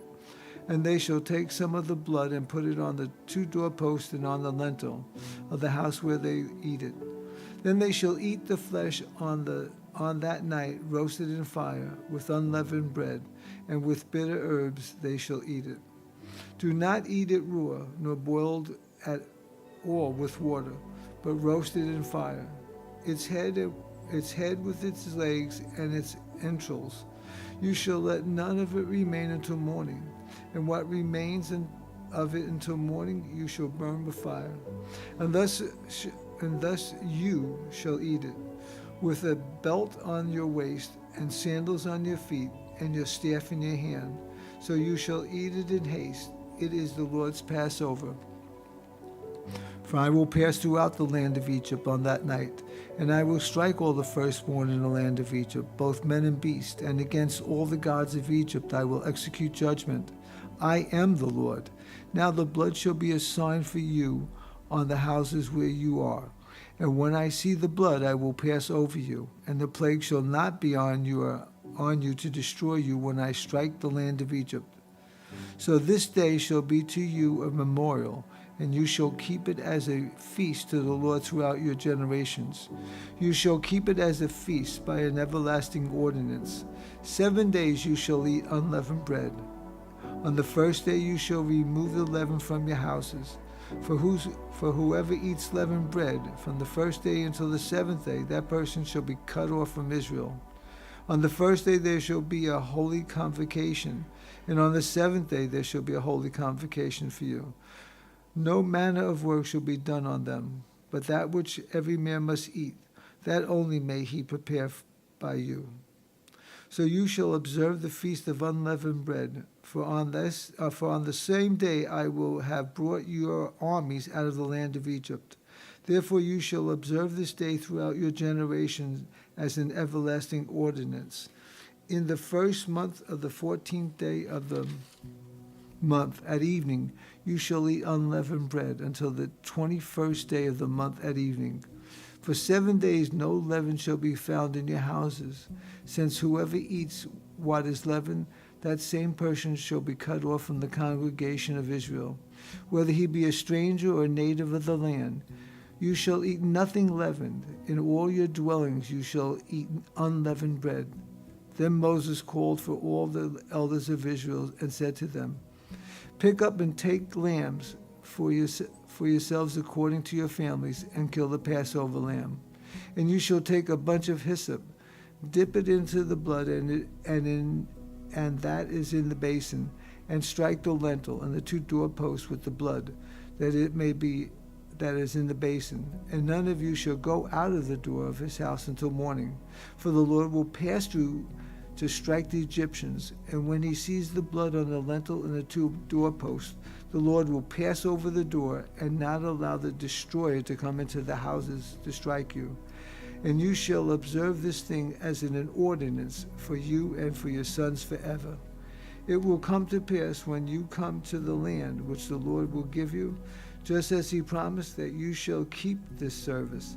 And it shall be, when your children shall say to you, what do you mean by this service? That you shall say, it is the Passover sacrifice of the Lord, who passed over the houses of the children of Israel in Egypt, when he struck the Egyptians and delivered our households. So the people bowed their heads and worshipped. Then the children of Israel went away and did just as the Lord had commanded Moses and Aaron, so they did. And it came to pass at midnight that the Lord struck all the firstborn of the land of Egypt, from the firstborn of Pharaoh who sat on his throne to the firstborn of the captive who was in the dungeon, and all the firstborn of the livestock. So Pharaoh rose up at night, he and all his servants, and all the Egyptians, and there was a great cry in Egypt, for there was not a house where there was not one dead. Then he called for Moses and Aaron by night and said, rise, go out from among the people, both you and the children of Israel, and go, serve the Lord as you have said. Also take your flocks and your herds as you have said, and be gone, and bless me also. And the Egyptians urged the people that they might send them out of the land in haste, for they said, we shall all be dead. So the people took the dough before it was leavened, having it in kneading bowls, bound up in their clothes on their shoulders. Now the children of Israel had done according to the word of Moses, and they had asked the Egyptians articles of silver, articles of gold, and clothing. And the Lord had given the people favor in the sight of the Egyptians, so that they granted them what they requested. Thus they plundered the Egyptians. Then the children of Israel journeyed from Ramesses to Succoth, about 600,000 on foot, besides children. A mixed multitude went up with them, and flocks and herds, a great deal of livestock. And they baked unleavened cakes of the dough which they had brought out of Egypt, for it was not leavened, because they were driven out of Egypt and could not wait, nor had they prepared provisions for themselves. Now the sojourning of the children of Israel who lived in Egypt was 430 years. And it came to pass at the end of 430 years, on that very same day, it came to pass that all the armies of the Lord went out from the land of Egypt. It is a night of solemn observance to the Lord for bringing them out of the land of Egypt. This is that night of the Lord, a solemn observance for all the children of Israel throughout their generations. And the Lord said to Moses and to Aaron, this is the ordinance of the Passover, for foreigners shall eat it, but every manservant who is bought for money, when you have circumcised him, then he may eat it. A sojourner and a hired servant shall not eat it. In one house it shall be eaten. You shall not carry any of the flesh outside of the house, nor shall you break one of its bones, and all the congregation of Israel shall keep it. And when the stranger dwells with you and wants to keep the Passover to the Lord, let all his males be circumcised, and then let him come near and keep it, and he shall be as a native of the land. For no uncircumcised person shall eat it. One law shall be for the native born and for the stranger who dwells among you. Thus all the children of Israel did, as the Lord commanded Moses and Aaron. So they did. And it came to pass on this very same day that the Lord brought the children of Israel out of the land of Egypt according to their armies. Chapter 13.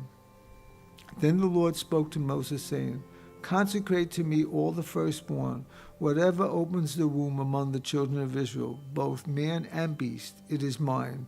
And Moses said to the people, remember this day in which you went out of Egypt, out of the house of bondage. For by strength of hand the Lord brought you out of this place. No leavened bread shall be eaten. On this day you are going out in the month of Abi.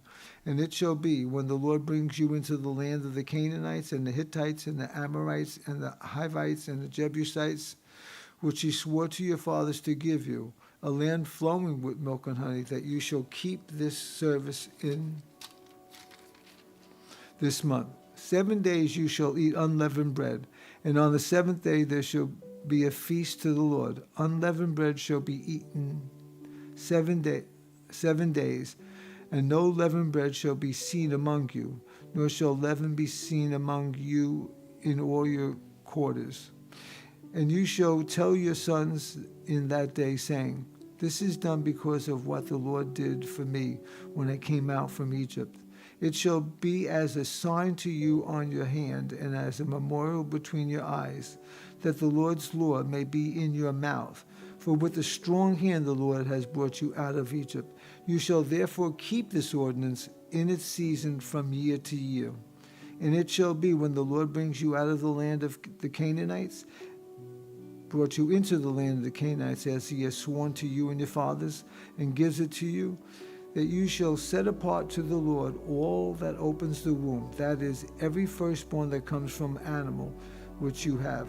The male shall be the Lord's, but every firstborn of a donkey you shall redeem it with lamb, and if you will not redeem it, then you shall break its neck. And all the firstborn of man among your sons you shall redeem. So it shall be when your sons ask you in time to come, saying, What is this?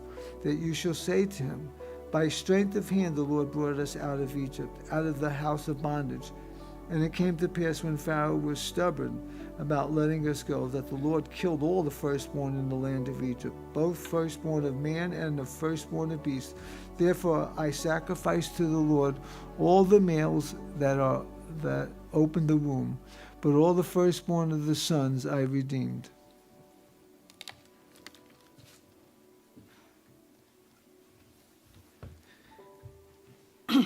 Exodus 13, verse 16.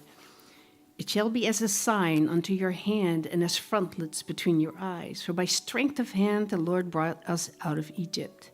Then it came to pass, when Pharaoh had let the people go, that God did not lead them by way of the land of the Philistines, although that was near. For God said, Lest perhaps the people change their minds when they see war and return to Egypt. So God led the people around by way of the wilderness of the Red Sea. And the children of Israel went up in orderly ranks out of the land of Egypt. And Moses took the bones of Joseph with him, for he had placed the children of Israel under solemn oath, saying, God will surely visit you, and you shall carry up my bones from here with you. So they took their journey from Succoth and encamped in Etham at the edge of the wilderness. And the Lord went before them by day in a pillar of cloud to lead the way, and by night in a pillar of fire to give them light, so as to go by day and night. He did not take away the pillar of cloud by day or the pillar of fire by night from before the people. Chapter 14. Now the Lord spoke to Moses, saying, Speak to the children of Israel that they turn and camp before Pi-hahiroth, between Migdol and the sea, opposite Baal-zephon. You shall camp before it by the sea. For Pharaoh will say of the children of Israel, They are bewildered by the land. The wilderness has closed them in. Then I will harden Pharaoh's heart, so they will pursue them. And I will gain honor over Pharaoh and over all his army, that the Egyptians may know that I am the Lord. And they did so. Now it was told the king of Egypt that the people had fled, and the heart of Pharaoh and his servants was turned against the people.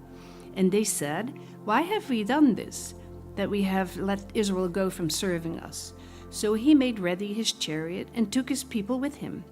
Also, he took 600 choice chariots, and all the chariots of Egypt with captains over every one of them. And the Lord hardened the heart of Pharaoh, king of Egypt, and he pursued the children of Israel. And the children of Israel went out with boldness. So the Egyptians pursued them, all the horses and chariots of Pharaoh, his horsemen and his army, and overtook them camping by the sea beside Pi-hahiroth, before Baal-zephon. And when Pharaoh drew near, the children of Israel lifted their eyes, and behold, the Egyptians marched after them. So they were very afraid, and the children of Israel cried out to the Lord. Then they said to Moses, Because there were no graves in Egypt, have you taken us away to die in the wilderness? Why have you so dealt with us to bring us up out of Egypt? Is this not the word that we told you in Egypt, saying, Let us alone, that we may serve the Egyptians?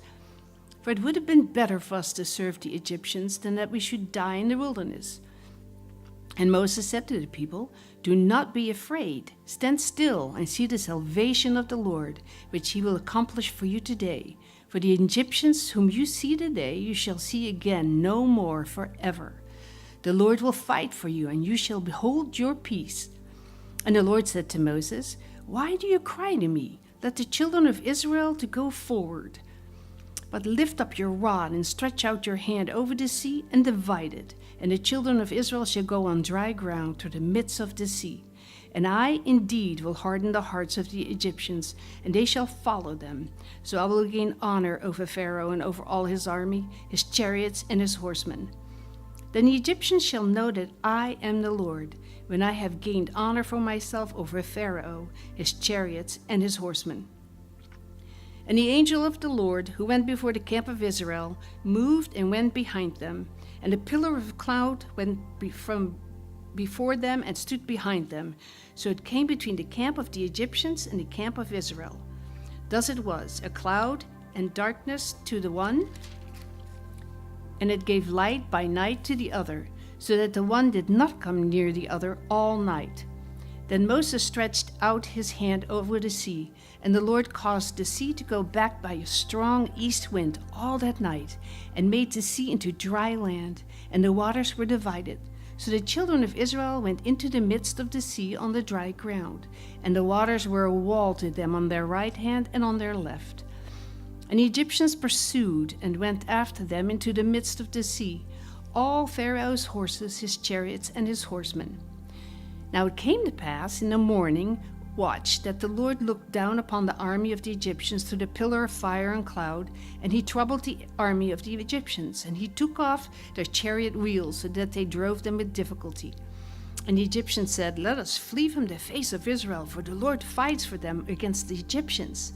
Then the Lord said to Moses, "Stretch out your hand over the sea, that the waters may come back upon the Egyptians, on their chariots and on their horsemen." And Moses stretched out his hand over the sea, and when the morning appeared, the sea returned to its full depth, while the Egyptians were fleeing into it.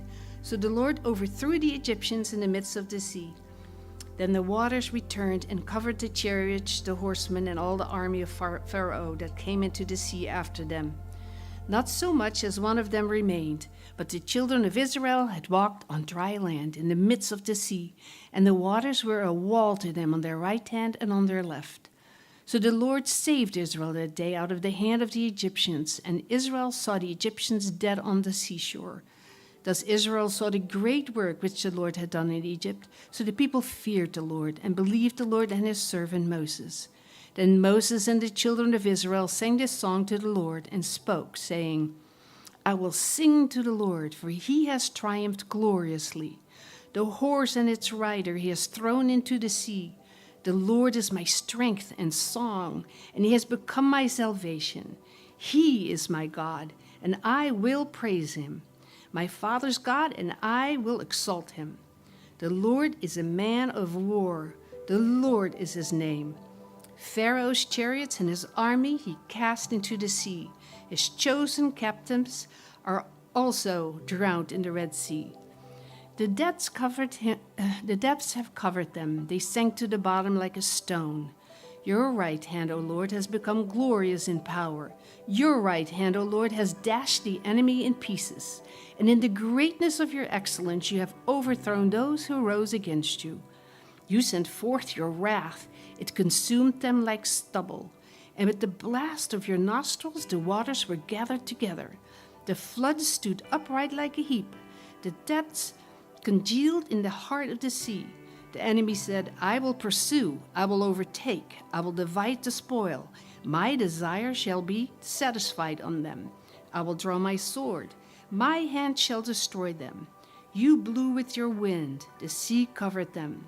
They sank like lead in the mighty waters.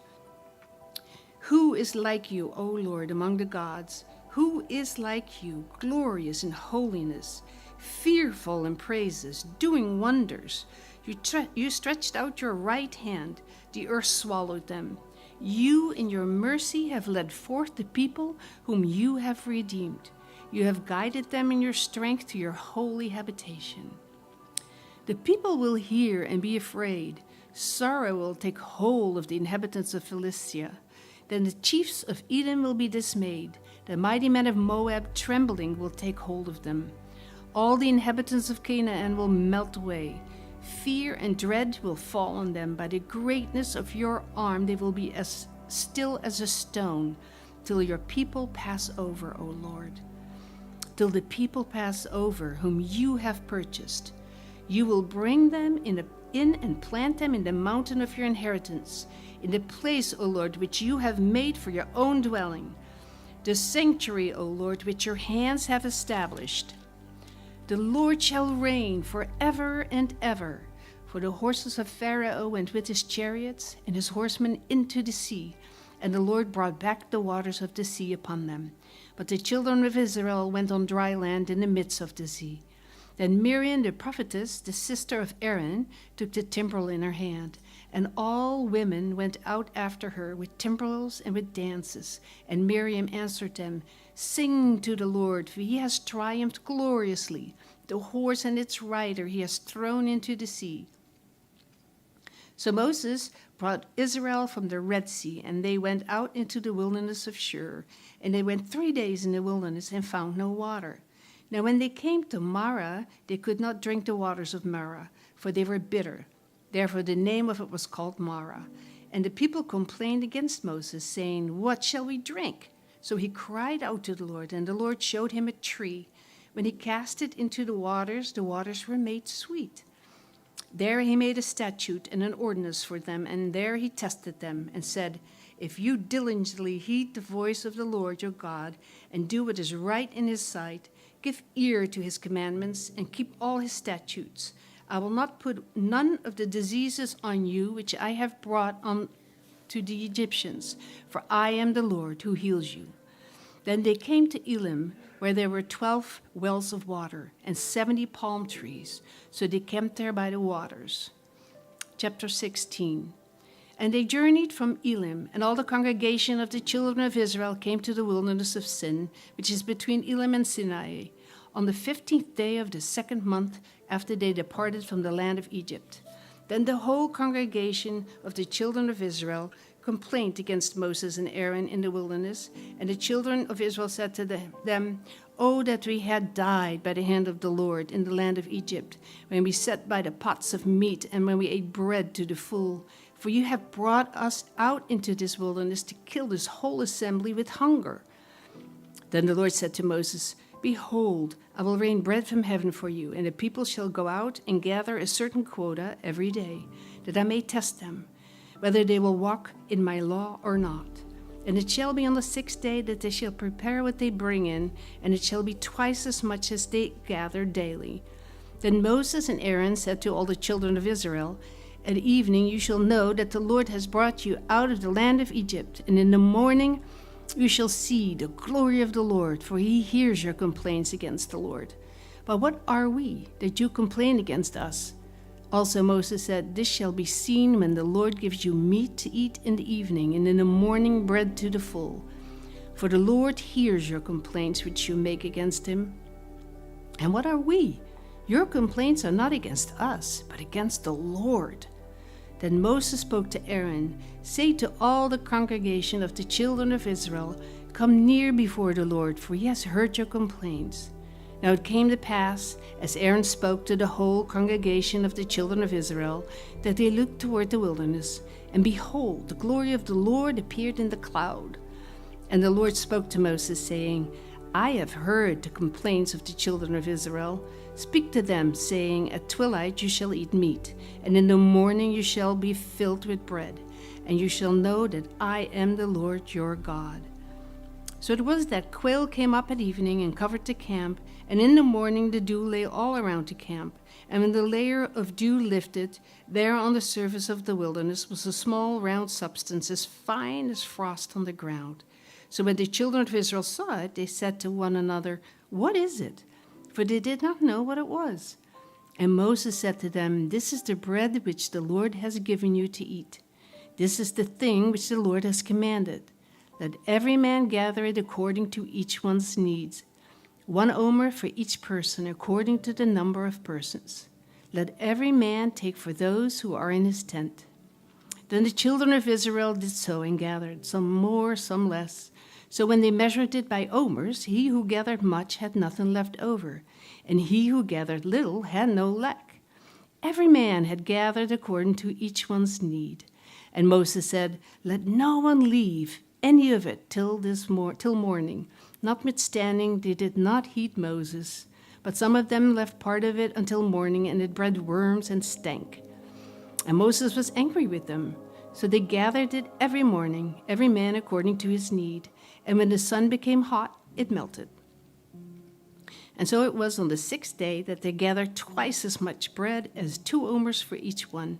And all the rulers of the congregation came and told Moses. Then he said to them, This is what the Lord has said. Tomorrow is a Sabbath rest, a holy Sabbath to the Lord. Bake what you will bake today, and boil what you will boil, and lay up for yourselves all that remains, to be kept until morning. So they laid it up till morning, as Moses commanded, and it didn't stink, nor were there any worms in it. Then Moses said, Eat that today, for today is a Sabbath to the Lord. Today you will not find it in the field. 6 days you shall gather it, but on the 7th day, the Sabbath, there will be none. Now it happened that some of the people went out on the 7th day to gather, but they found none. And the Lord said to Moses, How long do you refuse to keep my commandments and my laws? See, for the Lord has given you the Sabbath. Therefore he gives you on the 6th day bread for 2 days. Let every man remain in his place. Let no man go out of his place on the 7th day. So the people rested on the 7th day. And the house of Israel called its name manna, and it was like white coriander seed, and the taste of it was like wafers made with honey. Then Moses said, This is the thing which the Lord has commanded. Fill an omer with it, to be kept for your generations, that they may see the bread with which I fed you in the wilderness, when I brought you out of the land of Egypt. And Moses said to Aaron, Take a pot, and put an omer of manna in it, and lay it up before the Lord to be kept for your generations. As the Lord commanded Moses, so Aaron laid it up before the testimony to be kept. And the children of Israel ate manna 40 years until they came to an inhabited land. They ate manna until they came to the border of the land of Canaan. Now an omer is 1/10 of an ephah. Exodus chapter 17. Then all the congregation of the children of Israel set out on their journey from the wilderness of Sin, according to the commandment of the Lord, and camped in Rephidim. But there was no water for the people to drink. Therefore the people contended with Moses and said, Give us water that we may drink. So Moses said to them, Why do you contend with me? Why do you tempt the Lord? And the people thirsted there for water. And the people complained against Moses and said, Why is it you have brought us up out of Egypt to kill us and our children and our livestock with thirst? So Moses cried out to the Lord, saying, What shall I do with this people? They are almost ready to stone me. And the Lord said to Moses, Go on before the people and take with you some of the elders of Israel. Also take in your hand your rod with which you struck the river, and go. Behold, I will stand before you there on the rock in Horeb, and you shall strike the rock, and water will come out of it that the people may drink. And Moses did so in the sight of the elders of Israel. So he called the name of the place Massah and Meribah, because of the contention of the children of Israel, and because they tempted the Lord, saying, Is the Lord among us or not? Is the Lord among us or not? Now Amalek came and fought with Israel in Rephidim. And Moses said to Joshua, Choose us some men and go out fight with Amalek. Tomorrow I will stand on the top of the hill with the rod of God in my hand. So Joshua did as Moses said to him and fought with Amalek. And Moses, Aaron, and Hur went up to the top of the hill. And so it was when Moses held up his hand that Israel prevailed. And when he let down his hand, Amalek prevailed. But Moses' hands became heavy. So they took a stone and put it under him, and he sat on it. And Aaron and Hur supported his hands, one on one side and the other on the other side. And his hands were steady until the going down of the sun. So Joshua defeated Amalek and his people with the edge of the sword. Then the Lord said to Moses, Write this for a memorial in the book and recount it in the hearing of Joshua, that I will utterly blot out the remembrance of Amalek from under heaven. And Moses built an altar and called its name, "The Lord is my banner." For he said, "Because the Lord has sworn, the Lord will have war with Amalek from generation to generation." Chapter 18. And Jethro, the priest of Midian, Moses' father-in-law, heard of all that God had done for Moses and for Israel his people, that the Lord had brought Israel out of Egypt.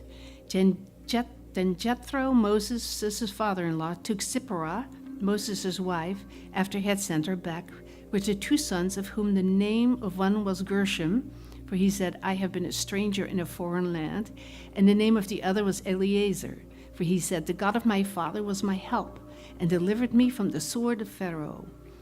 And Jethro, Moses' father-in-law, came with his sons and his wife to Moses in the wilderness, where he was encamped at the mountain of God. Now he said to Moses, "I, your father-in-law Jethro, am coming to you with your wife and her 2 sons with her." So Moses went out to meet his father-in-law, bowed down, and kissed him. And they asked each other about their well-being, and they went into the tent.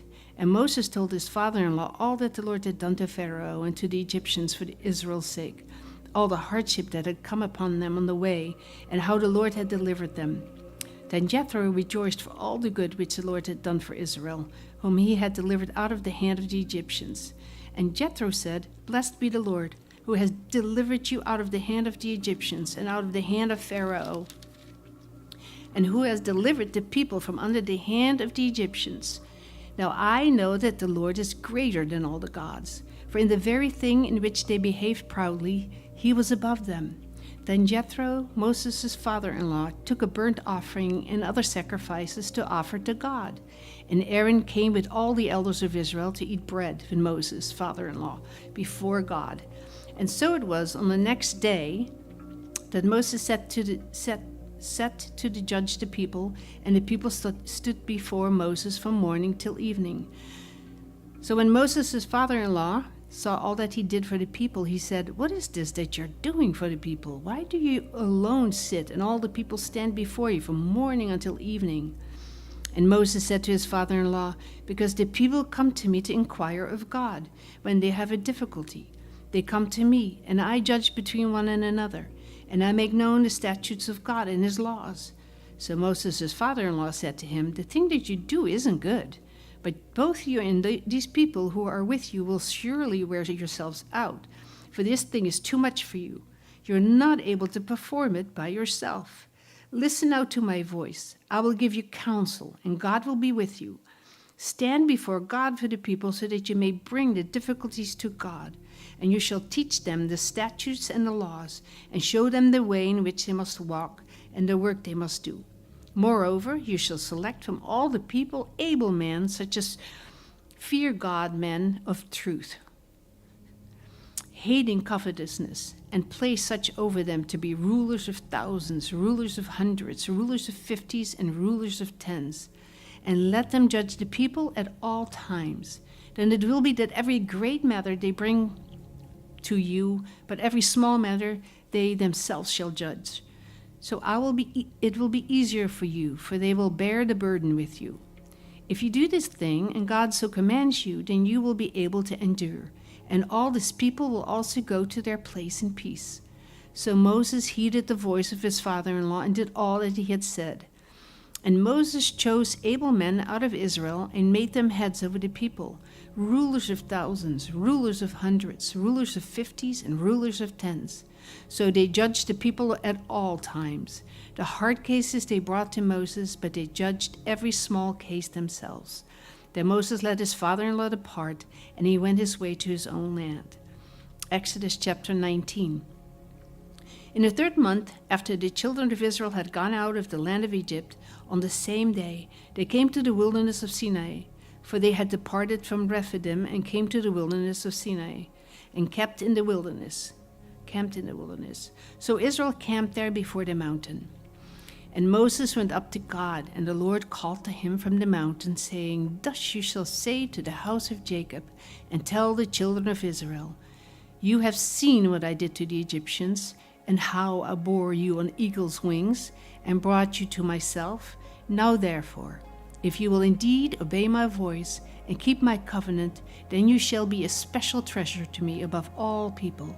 For all the earth is mine, and you shall be to me a kingdom of priests and a holy nation. These are the words which you shall speak to the children of Israel. So Moses came and called for the elders of the people and laid before them all these words which the Lord commanded him. Then all the people answered together and said, all that the Lord has spoken we will do.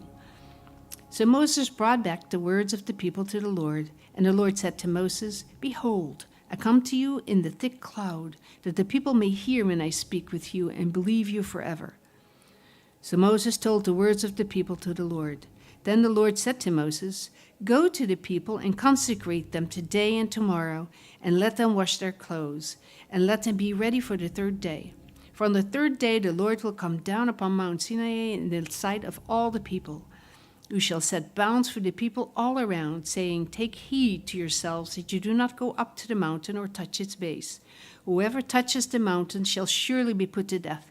Not a hand shall touch him, but he shall surely be stoned or shot with an arrow. Whether man or beast, he shall not live.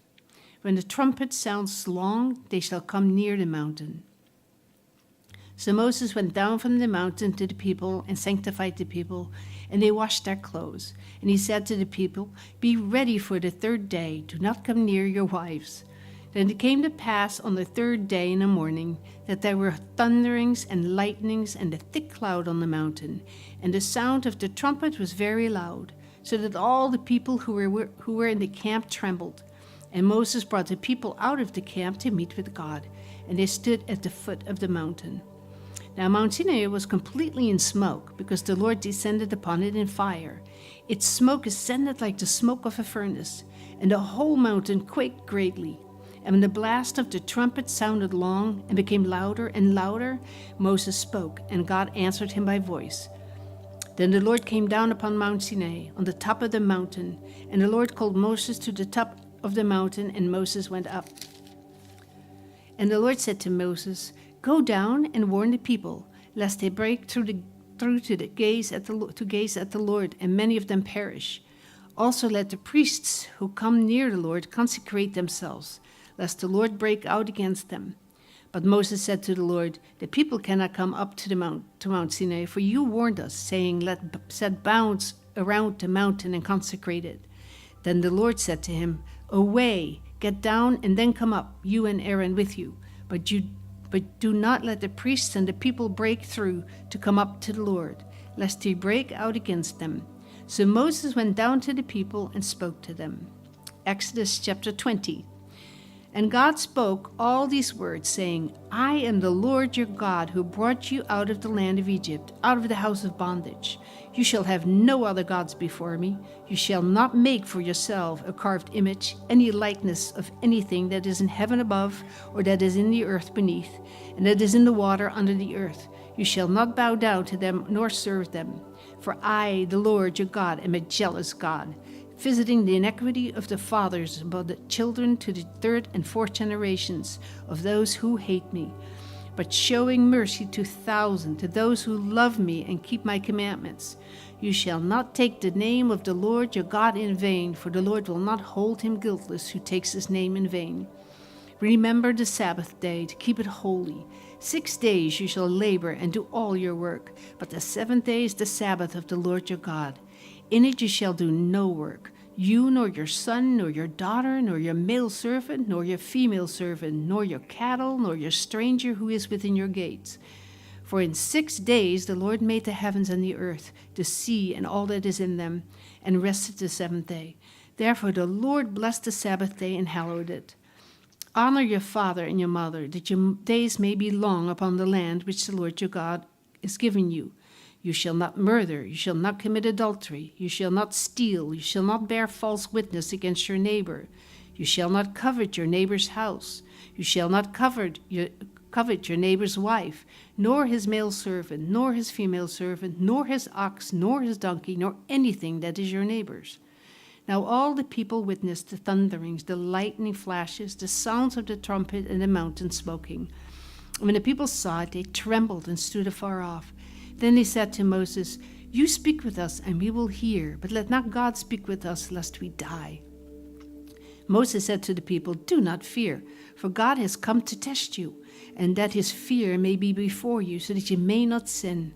So the people stood afar off, but Moses drew near the thick darkness where God was. Then the Lord said to Moses, "Thus you shall say to the children of Israel, you have seen what I have talked with you from heaven. You shall not make anything to be with me.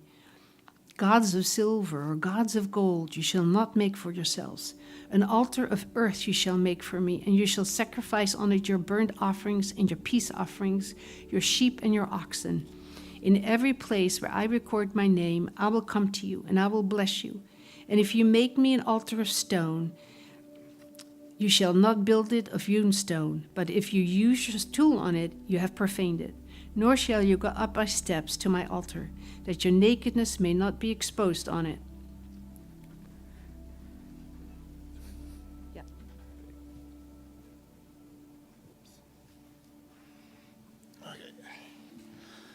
Exodus chapter 21. Now these are the judgments which you shall set before them. If you buy a Hebrew servant, he shall serve 6 years, and in the 7th he shall go out free and pay nothing.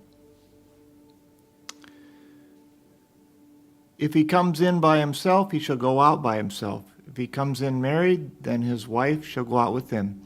If his master has given him a wife, and she has borne him sons or daughters, the wife and her children shall be her master's, and he shall go out by himself. But if the servant plainly says, "I love my master, my wife, and my children," I will not go out free. Then his master shall bring him to the judges, and he shall bring him to the door, or to the doorpost, and his master shall pierce his ear with an awl, and he shall serve him forever. And if a man sells his daughter to be a female slave, she shall not go out as the male slaves do. If she does not please her master, who has betrothed her to himself, then he shall let her be redeemed. He shall have no right to sell her to a foreign people, since he has dealt deceitfully with her.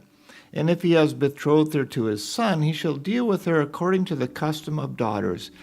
If he takes another wife, he shall not diminish her food, her clothing, and her marriage rights. And if he does not do these 3 for her, then she shall go out free, without paying money. He who strikes a man so that he dies shall surely be put to death. However, if he did not lie in wait, but God delivered him into his hand, then I will appoint for you a place where he may flee. But if a man acts with premeditation against his neighbor to kill him by treachery, you shall take him from my altar, that he may die. And he who strikes his father or his mother shall surely be put to death. He who kidnaps a man and sells him, or if he is found in his hand, shall surely be put to death. And he who curses his father or his mother shall surely be put to death. If men contend with each other, and one strikes the other with a stone or with his fist, and he does not die but is confined to his bed, if he rises again and walks about outside with his staff, then he who struck him shall be acquitted. He shall only pay for the loss of his time, and shall provide for him to be thoroughly healed. And if a man beats his male or female servant with a rod, so that he dies under his hand, he shall surely be punished. Notwithstanding, if he remains alive a day or 2, he shall not be punished, for he is his property. If men fight and hurt a woman with child, so that she gives birth prematurely, yet no harm follows, he shall surely be punished according as the woman's husband imposes on him, and he shall pay as the judges determine.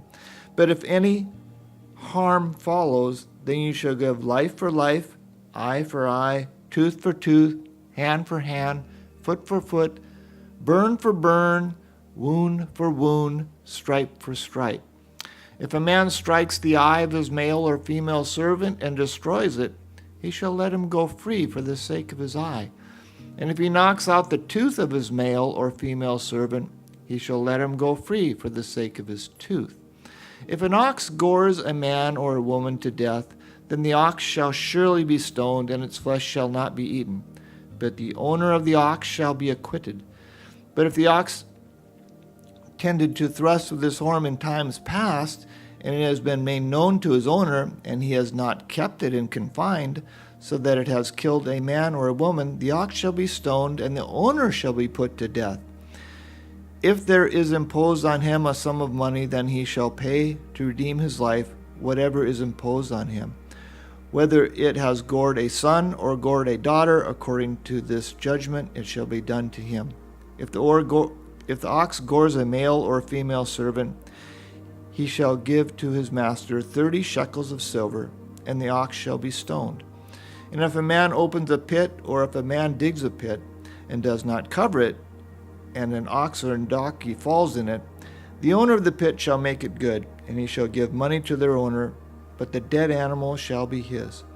If one man's ox hurts the others so that it dies, then they shall sell the live ox and divide the money from it, and the dead ox they shall divide.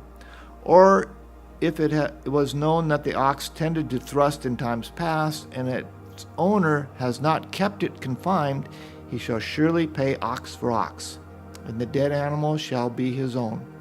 Chapter 22. If a man steals an ox or a sheep and slaughters it or sells it, he shall restore 5 oxen for an ox, 4 sheep for a sheep. And if the thief is found breaking in, and he is struck so that he dies, there shall be no guilt for his bloodshed. If the sun has risen on him, there shall be guilt for his bloodshed. He shall make full restitution. If he has nothing, then he shall be sold for his theft. If the theft is certainly found alive in his hand, whether it is an ox or a donkey or a sheep, he shall restore double. If a man causes a field or a vineyard to be grazed, and lets loose his animal, and it feeds in another's field, he shall make restitution for the best of his own field and the rest of his own vineyard. If fire breaks out and catches in thorns, so that the stacked grain, standing grain, or the field is consumed, he who kindled the fire shall surely make restitution. If a man delivers his neighbor money, if a man delivers to his neighbor money or articles to keep, and it is stolen out of the man's house, if the thief is found, he shall pay double. If the thief is not found, then the master of the house shall be brought to the judge to see whether he has put his hand into his neighbor's goods. For any kind of trespass, whether it concerns an ox, a donkey, a sheep, or clothing, or any kind of lost thing which another claims to be his, the cause of both parties shall come before the judges, and whomever the judges condemn shall pay double to his neighbor. If a man delivers to his neighbor a donkey, an ox, a sheep, or any animal to keep, and it dies, is hurt, or driven away, no one seeing it, then an oath of the Lord shall be between them both, that he has not put his hand into his neighbor's goods, and the owner of it shall accept that, and he shall not make it good. But if, in fact, it is stolen from him, and he shall make restitution to the owner of it. If it is torn to pieces by a beast, then he shall bring it as evidence, and he shall not make good what was torn. And if a man borrows anything from his neighbor, and it becomes injured or dies, the owner of it, not being with it, he shall surely make it good. If its owner was with it, he shall not make it good. If it was hired, it came for its hire. If a man entices a virgin who is not betrothed and lies with her, he shall surely pay the bride price for her to be his wife. If her father utterly refuses to give her to him, he shall pay money according to the bride price of virgins. You shall not permit a sorceress to live. Whoever lies with an animal shall surely be put to death.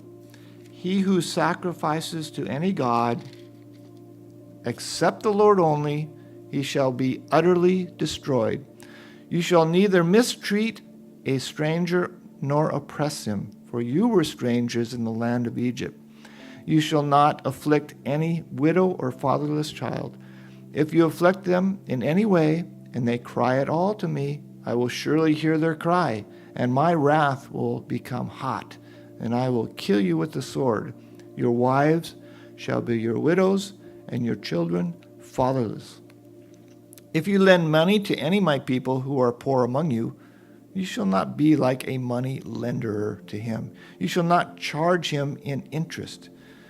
If you ever take your neighbor's garment as a pledge, you shall return it to him before the sun goes down, for that is the only covering in his garment for his skin. What will he sleep in? And it will be that when he cries to me, I will hear, for I am gracious. You shall not revile God, nor curse a ruler of your people. You shall not delay to offer the first of your ripe produce and your juices. The firstborn of your sons you shall give to me. Likewise, you shall do with your oxen and your sheep. It shall be with its mother 7 days, and on the 8th day you shall give it to me. And you shall be holy, men to me. You shall not eat meat torn by beasts in the field. You shall throw it to the dogs. Chapter 23. You shall not circulate a false report.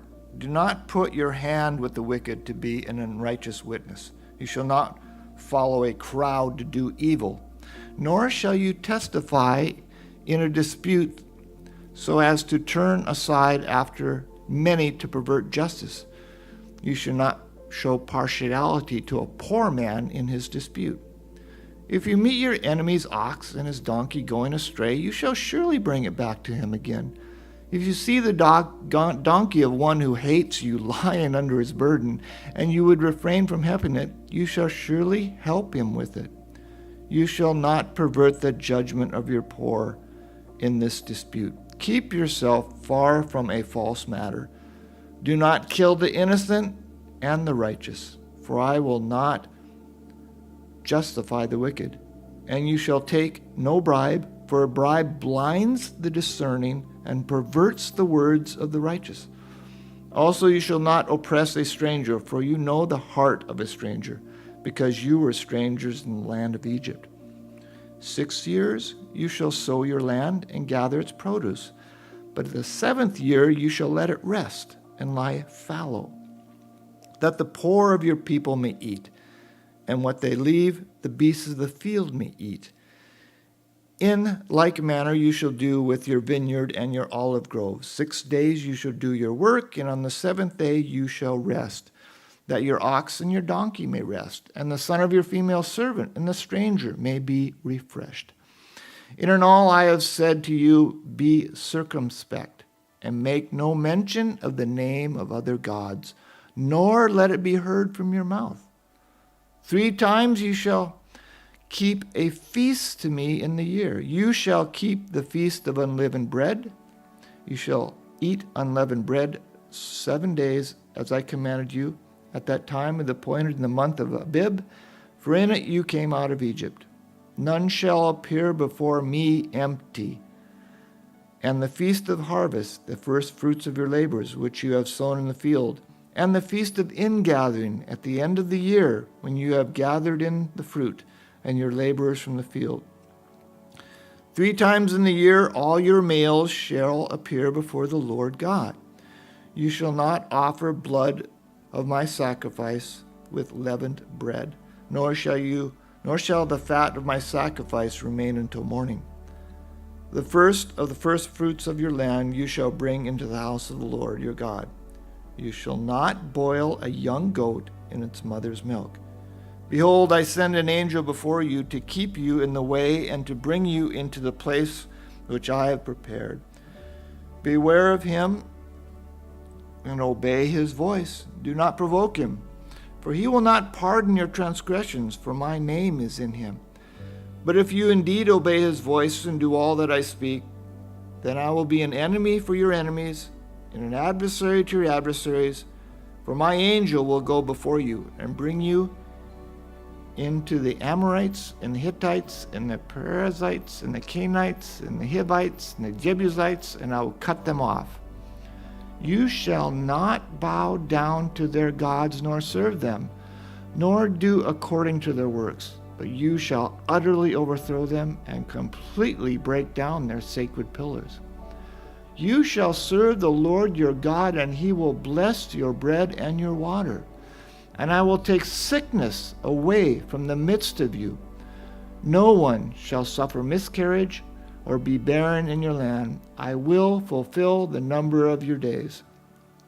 I will send my fear before you, and will cause confusion among all the people to whom you come, and will make all your enemies turn their backs to you. And I will send hornets before you, which will drive out the Hivite, the Canaanite, and the Hittite from before you. I will not drive them out before you in 1 year, lest the land become desolate, and the beasts of the field become too numerous for you. Little by little I will drive them out from before you until you have increased and you inherit the land. And I will set your bounds from the Red Sea to the sea, Philistia, and from the desert to the river, for I will deliver the inhabitants of the land into your hand. And you shall drive them out before you, and you shall make no covenant with them, nor with their gods. They shall not dwell in your land, lest they make you sin against me. For if you serve their gods, it will surely be a snare to you. Chapter 24. Now he said to Moses, Come up to the Lord, you and Aaron, Nadab and Abihu, and 70 of the elders of Israel, and worship from afar. And Moses alone shall come near the Lord, but they shall not come near, nor shall the people go up with him. So Moses came and told the people all the words of the Lord and all the judgments. And all the people answered with one voice and said, All the words which the Lord has said we will do. And Moses wrote all the words of the Lord. And he rose early in the morning and built an altar at the foot of the mountain, and 12 pillars according to the 12 tribes of Israel. Then he sent young men of the children of Israel who offered burnt offerings and sacrificed peace offerings of oxen to the Lord. And Moses took half of the blood and put it in basins, and half the blood he sprinkled on the altar. Then he took the book of the covenant and read it in the hearing of the people. And they said, All that the Lord said we will do, and be obedient. And Moses took the blood and sprinkled it on the people and said, This is the blood of the covenant which the Lord has made with you according to all these words. Then Moses went up, also Aaron, Nadab, Abihu, and 70 of the elders of Israel, and they saw the God of Israel. And there was under his feet, as it were, a paved work of sapphire stone, and it was like the very heavens in its clarity. But on the nobles of the children of Israel he did not lay his hand. So they saw God, and they ate and drank. Then the Lord said to Moses, Come up to me on the mountain, and be there. And I will give you tablets of stone, and the law and the commandments which I have written, that you may teach them. So Moses arose with his assistant Joshua, and Moses went up to the mountain of God. And he said to the elders, Wait here for us until we come back to you. Indeed, Aaron and Hur are with you. If any man has a difficulty, let him go up to them. Then Moses went up into the mountain, and a cloud covered the mountain. Now the glory of the Lord rested on Mount Sinai, and the cloud covered it 6 days. On the 7th day he called Moses out of the midst of the cloud. The sight of the glory of the Lord was like a consuming fire on top of the mountain in the eyes of the children of Israel. So Moses went into the midst of the cloud and went up into the mountain. And Moses was on the mountain for 40 days, 40 nights. Chapter 25. Then the Lord spoke to Moses, saying, Speak to the children of Israel, that they may bring me an offering. From everyone who gives it willingly with his heart, you shall take my offering. And this is the offering which you shall take from them: gold, silver, and bronze, blue, purple, scarlet thread, fine linen, and goat's hair, ram skins, dyed red, badger skins, acacia wood, oil for the light, and spices for the anointing oil. And for the sweet incense, onyx stones and stones to be set, in the ephod, and in the breastplate, and let them make me a sanctuary, that I may dwell among them, according to all that I show you, that is in the pattern of the tabernacle and the pattern of its furnishings, just so you shall make it. And they shall make an ark of acacia wood, 2.5 cubits shall be its length, 1.5 cubits its width, and 1.5 cubits its height, and you shall overlay it with pure gold, inside and out, and shall make it a molding of gold and around. You shall cast forth rings of gold for it, and shall put them in its 4 corners. 2 rings shall be on one side, 2 rings on the other side, and you shall make poles of acacia wood, and overlay them with gold.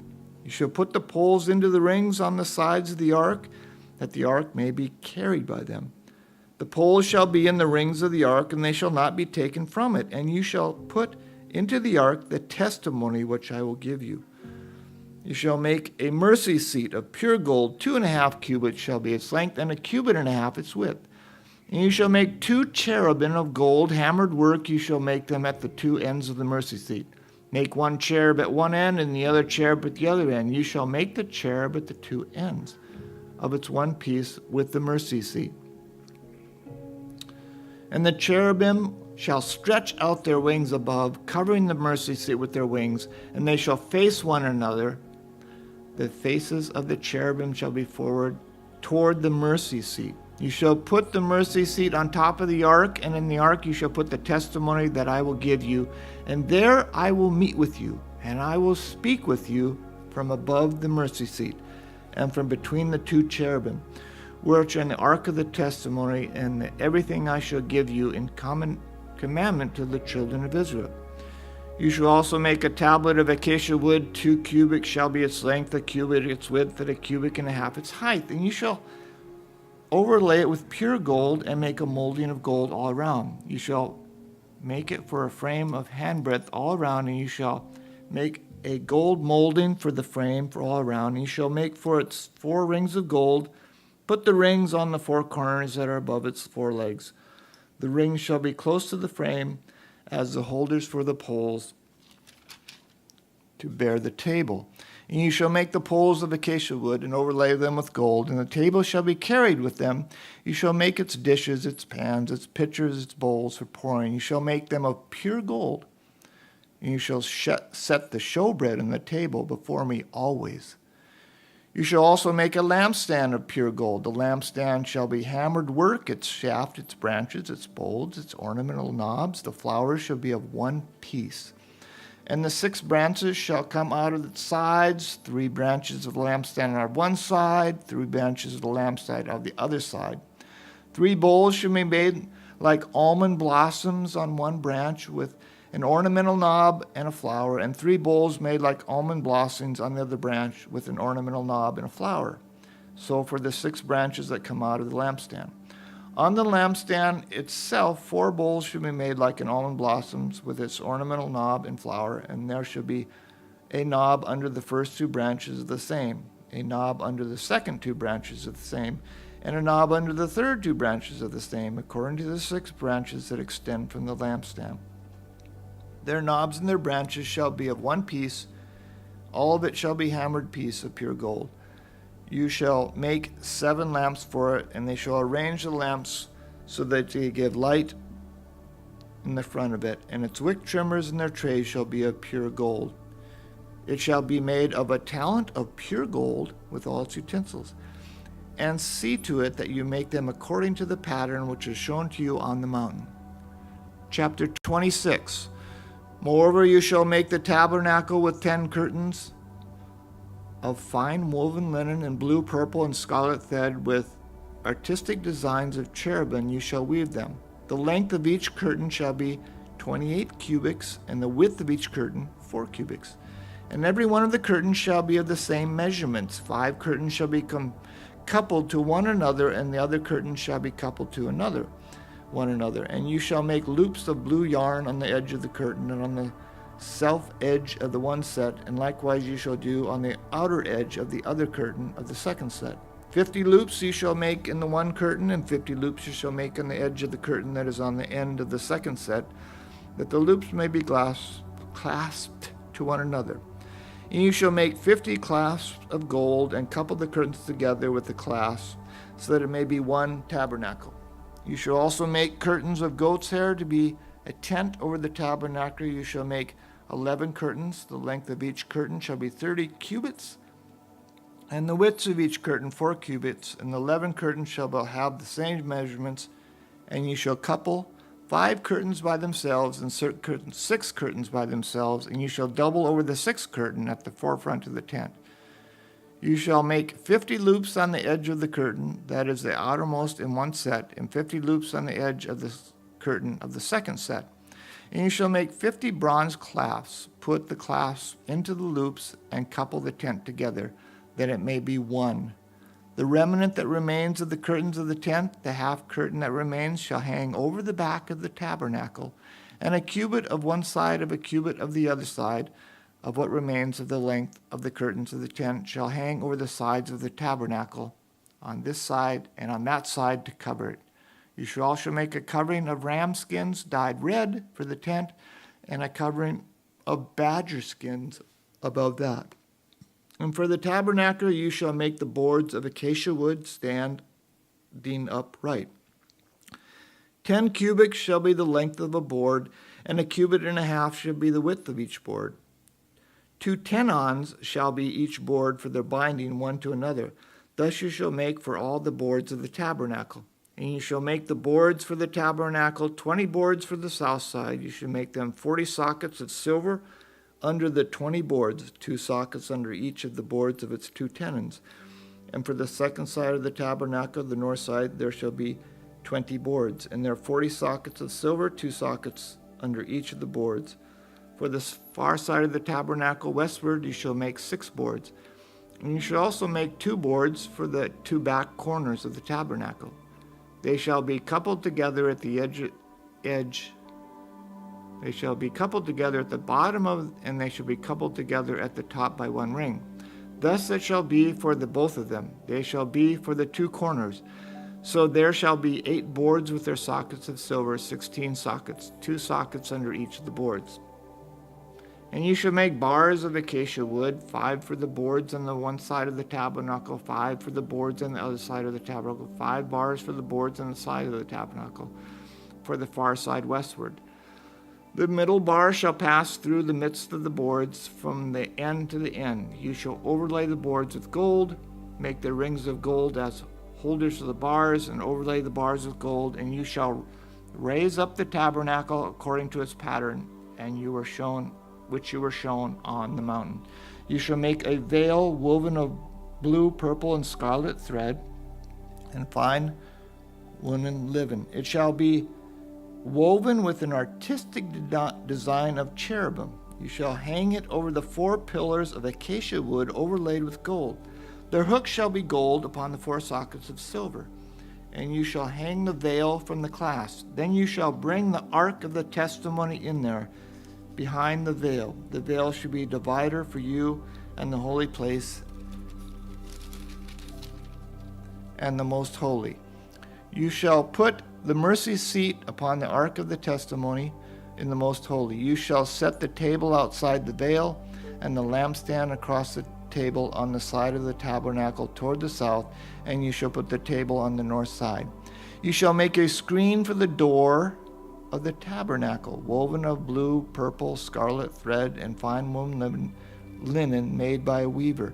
And you shall make for the screen 5 pillars of acacia wood, and overlay them with gold. Their hooks shall be gold, and you shall cast 5 sockets of bronze for them. Chapter 27. You shall make an altar of acacia wood, 5 cubits long, 5 cubits wide. The altar shall be square, and its height shall be 3 cubits. You shall make its horns on its 4 corners. Its horns shall be of one piece with it, and you shall overlay it with bronze. Also you shall make its pans to receive its ashes, and its shovels, and its basins, and its forks, and its fire pans. You shall make its all its utensils of bronze. You shall make a grate for it, a network of bronze, and on the network you shall make 4 bronze rings, and its 4 corners. You shall put it under the rim of the altar beneath that network. May it be midway up the altar. And you shall make poles for the altar, poles of the acacia wood, and overlay them with bronze. The poles shall be put in the rings, and the poles shall be on the two sides of the altar to bear it. You shall make it hollow with boards, as it was shown you on the mountain, so you shall make it. You shall also make the court of tabernacle. For the south side there shall be hangings for the court, made of fine woven linen, 100 cubits long for one side, and its 20 pillars, and their 20 sockets shall be bronze. The hooks of the pillars and their bonds shall be silver. Likewise, along the length of the north side shall be hangings 100 cubits long, with its 20 pillars, and their 20 sockets of bronze, and the hooks of the pillars, and the bands of silver. And along the width of the court of the west side shall be hangings of 50 cubits, with their 10 pillars and their 10 sockets. The width of the court on the east side shall be 50 cubits. The hangings of one side of the gate shall be 15 cubits, and the 3 pillars and their 3 sockets, and the other side shall be hangings of 15 cubits, with their 3 pillars and their 3 sockets. For the gate of the court there shall be a screen 20 cubits long, woven of blue, pure pearl, and scarlet thread, and fine woven linen, made by a weaver. It shall have 4 pillars and 4 sockets. All the pillars around the court shall have bands of silver. Their hooks shall be of silver, and their sockets of bronze. The length of the court shall be 100 cubits, the width 50 out, and the height 5 cubits, made of fine woven linen, and the sockets of bronze. All the utensils of the tabernacle for all its service, and all its pegs, and all the pegs of the court shall be bronze. And you shall command the children of Israel, and they shall bring you pure oil of pressed olives for the light, to cause the lamp to burn continually. In the tabernacle of the meeting, outside the veil, which is before the testimony, Aaron and his sons shall tend to it from evening till morning before the Lord. It shall be a statute forever to their generations on behalf of the children of Israel. 28. Yep. Thank you, sir. Chapter 28. Now take Aaron your brother and his sons with him from among the children of Israel, that he may minister to me as a priest. Aaron and Aaron's sons, Nadab, Abidu, Eleazar, and Ithamar. And you shall make holy garments for Aaron your brother, for glory and for beauty. So you shall speak to all who are gifted artisans, whom I have filled with the spirit of wisdom, that they may make Aaron's garments to consecrate him, that he may minister to me as priest. And these are the garments which they shall make: a breastplate, an ephod, a robe, a skillfully woven tunic, a turban, and a sash. So they shall make holy garments for Aaron your brother and his sons, that he may minister to me as priest. They shall take the gold, blue, purple, and scarlet thread, and the fine linen, and they shall make the ephod of gold, blue, purple, and scarlet thread, and fine woven linen, artistically worked. It shall have 2 shoulder straps joined at its 2 edges, and so it shall be joined together. And the intricately woven band of the ephod which is on it shall be of the same workmanship, made of gold, blue, purple, and scarlet thread, and fine woven linen. Then you shall take 2 onyx stones and engrave on them the names of the sons of Israel, 6 of their names on one stone, and 6 names on the other stone, in order of their birth, with the work of an engraver in stone, like the engravings of a signet. You shall engrave the 2 stones with the names of the sons of Israel. You shall set them in settings of gold, and you shall put the 2 stones on the shoulders of the ephod as memorial stones for the sons of Israel. So Aaron shall bear their names before the Lord on his 2 shoulders as a memorial. You shall also make settings of gold, and you shall make 2 chains of pure gold like braided cords, and fasten the braided chains to the settings. You shall make the breastplate of judgment, artistically woven according to the workmanship of the ephod. You shall make it of gold, blue, purple, and scarlet thread, and fine woven linen. You shall make it. It shall be doubled into a square. A span shall be its length, and a span shall be its width. And you shall put settings of stones in it, 4 rows of stones. The first row shall be a sardonyx, a topaz, an emerald. This shall be the first row. The second row shall be a turquoise, a sapphire, and a diamond. The third row a jacinth, an agate, and an amethyst. And the fourth row a beryl, an onyx, and a jasper. They shall be set in gold settings, and the stones shall have the names of the sons of Israel, 12 according to their names, like the engravings of a signet, each one with its own name. They shall be according to the 12 tribes. You shall make chains for the breastplate at the end, like braided cords of pure gold. And you shall make 2 rings of gold for the breastplate, and put the 2 rings on the 2 ends of the breastplate. Then you shall put the 2 braided chains of gold in the 2 rings which are on the ends of the breastplate. And the other 2 ends of the 2 braided chains you shall fasten to the 2 settings, and put them on the shoulder straps of the ephod in front. You shall make 2 rings of gold, and put them on the 2 ends of the breastplate, on the edge of it, which is on the inner side of the ephod. And 2 other rings of gold you shall make, and put them on the 2 shoulder straps underneath the ephod toward its front, right at the seam above the intricately woven band of the ephod. They shall bind the breastplate by means of its rings to the rings of the ephod, using a blue cord, so that it is above the intricately woven band of the ephod, and so that the breastplate does not come loose from the ephod. So Aaron shall bear the names of the sons of Israel on the breastplate of judgment over his heart when he goes into the holy place, as a memorial before the Lord continually. And you shall put in the breastplate of judgment the Urim and the Thummim, and they shall be over Aaron's heart when he goes in before the Lord. So Aaron shall bear the judgment of the children of Israel over his heart before the Lord continually. You shall make the robe of the ephod olive blue. There shall be an opening for his head in the middle of it. It shall have a woven binding all around its opening, like the opening in a coat of mail, so that it does not tear. And upon its hem you shall make pomegranates of blue, purple, and scarlet all around its hem, and bells of gold between them all around, a golden bell and a pomegranate, a golden bell and a pomegranate upon the hem of the robe all around. And it shall be upon Aaron when he ministers, and its sound will be heard when he goes into the holy place before the Lord, and when he comes out, that he may not die. You shall also make a plate of pure gold, and engrave on it like the engravings of a signet, holiness to the Lord. And you shall put it on a blue cord, that it may be on the turban. It shall be on the front of the turban, so it shall be on Aaron's forehead, that Aaron may bear the iniquity of the holy things which the children of Israel hallow, and all their holy gifts, and it shall always be on his forehead, that they may be accepted before the Lord. You shall skillfully weave the tunic of fine linen thread. You shall make the turban of fine linen, and you shall make the sash of woven work.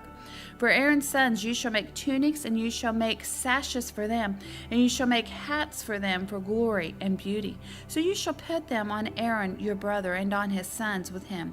You shall anoint them, consecrate them, and sanctify them, that they may minister to me as priests. And you shall make for them linen trousers to cover their nakedness. They shall reach from the waist to the thighs. They shall be on Aaron and on his sons when they come into the tabernacle of meeting, or when they come near the altar to minister in the holy place, that they do not incur iniquity and die. It shall be a statute forever to him and his descendants after him. Chapter 29. And this is what you shall do to them, to hallow them for ministering to me as priests. Take 1 young bull and 2 rams without blemish, and unleavened bread, unleavened cakes mixed with oil, and unleavened wafers, anointed with oil. You shall make them of wheat flour. You shall put them in 1 basket, and bring them in the basket with the bull and the 2 rams. And Aaron and his sons you shall bring to the door of the tabernacle of meeting, and you shall wash them with water. Then you shall take the garments, put the tunic on Aaron and the robe of the ephod and the breastplate, and gird him with the intricately woven band of the ephod. You shall put the turban on his head, and put the holy crown on the turban. And you shall take the anointing oil, pour it on his head, and anoint him. Then you shall bring his sons, and put tunics on them, and you shall gird them with sashes, Aaron and his sons, and put the hats on them. The priesthood shall be theirs for a perpetual statute. So you shall shall consecrate Aaron and his sons. You shall also have the bull brought before the tabernacle of meeting, and Aaron and his sons shall put their hands on the head of the bull. Then you shall kill the bull before the Lord by the door of the tabernacle of meeting. You shall take some of the blood of the bull and put it on the horns of the altar with your finger, and pour all the blood beside the base of the altar. And you shall take all the fat that covers the entrails, the fatty lobe attached to the liver, and the 2 kidneys, and the fat that is on them, and burn them on the altar. But the flesh of the bull with its skin and its offal you shall burn with fire outside the camp. It is a sin offering. You shall also take 1 ram, and Aaron and his sons shall put their hands on the head of the ram, and you shall kill the ram, and you shall take its blood and sprinkle it all around on the altar.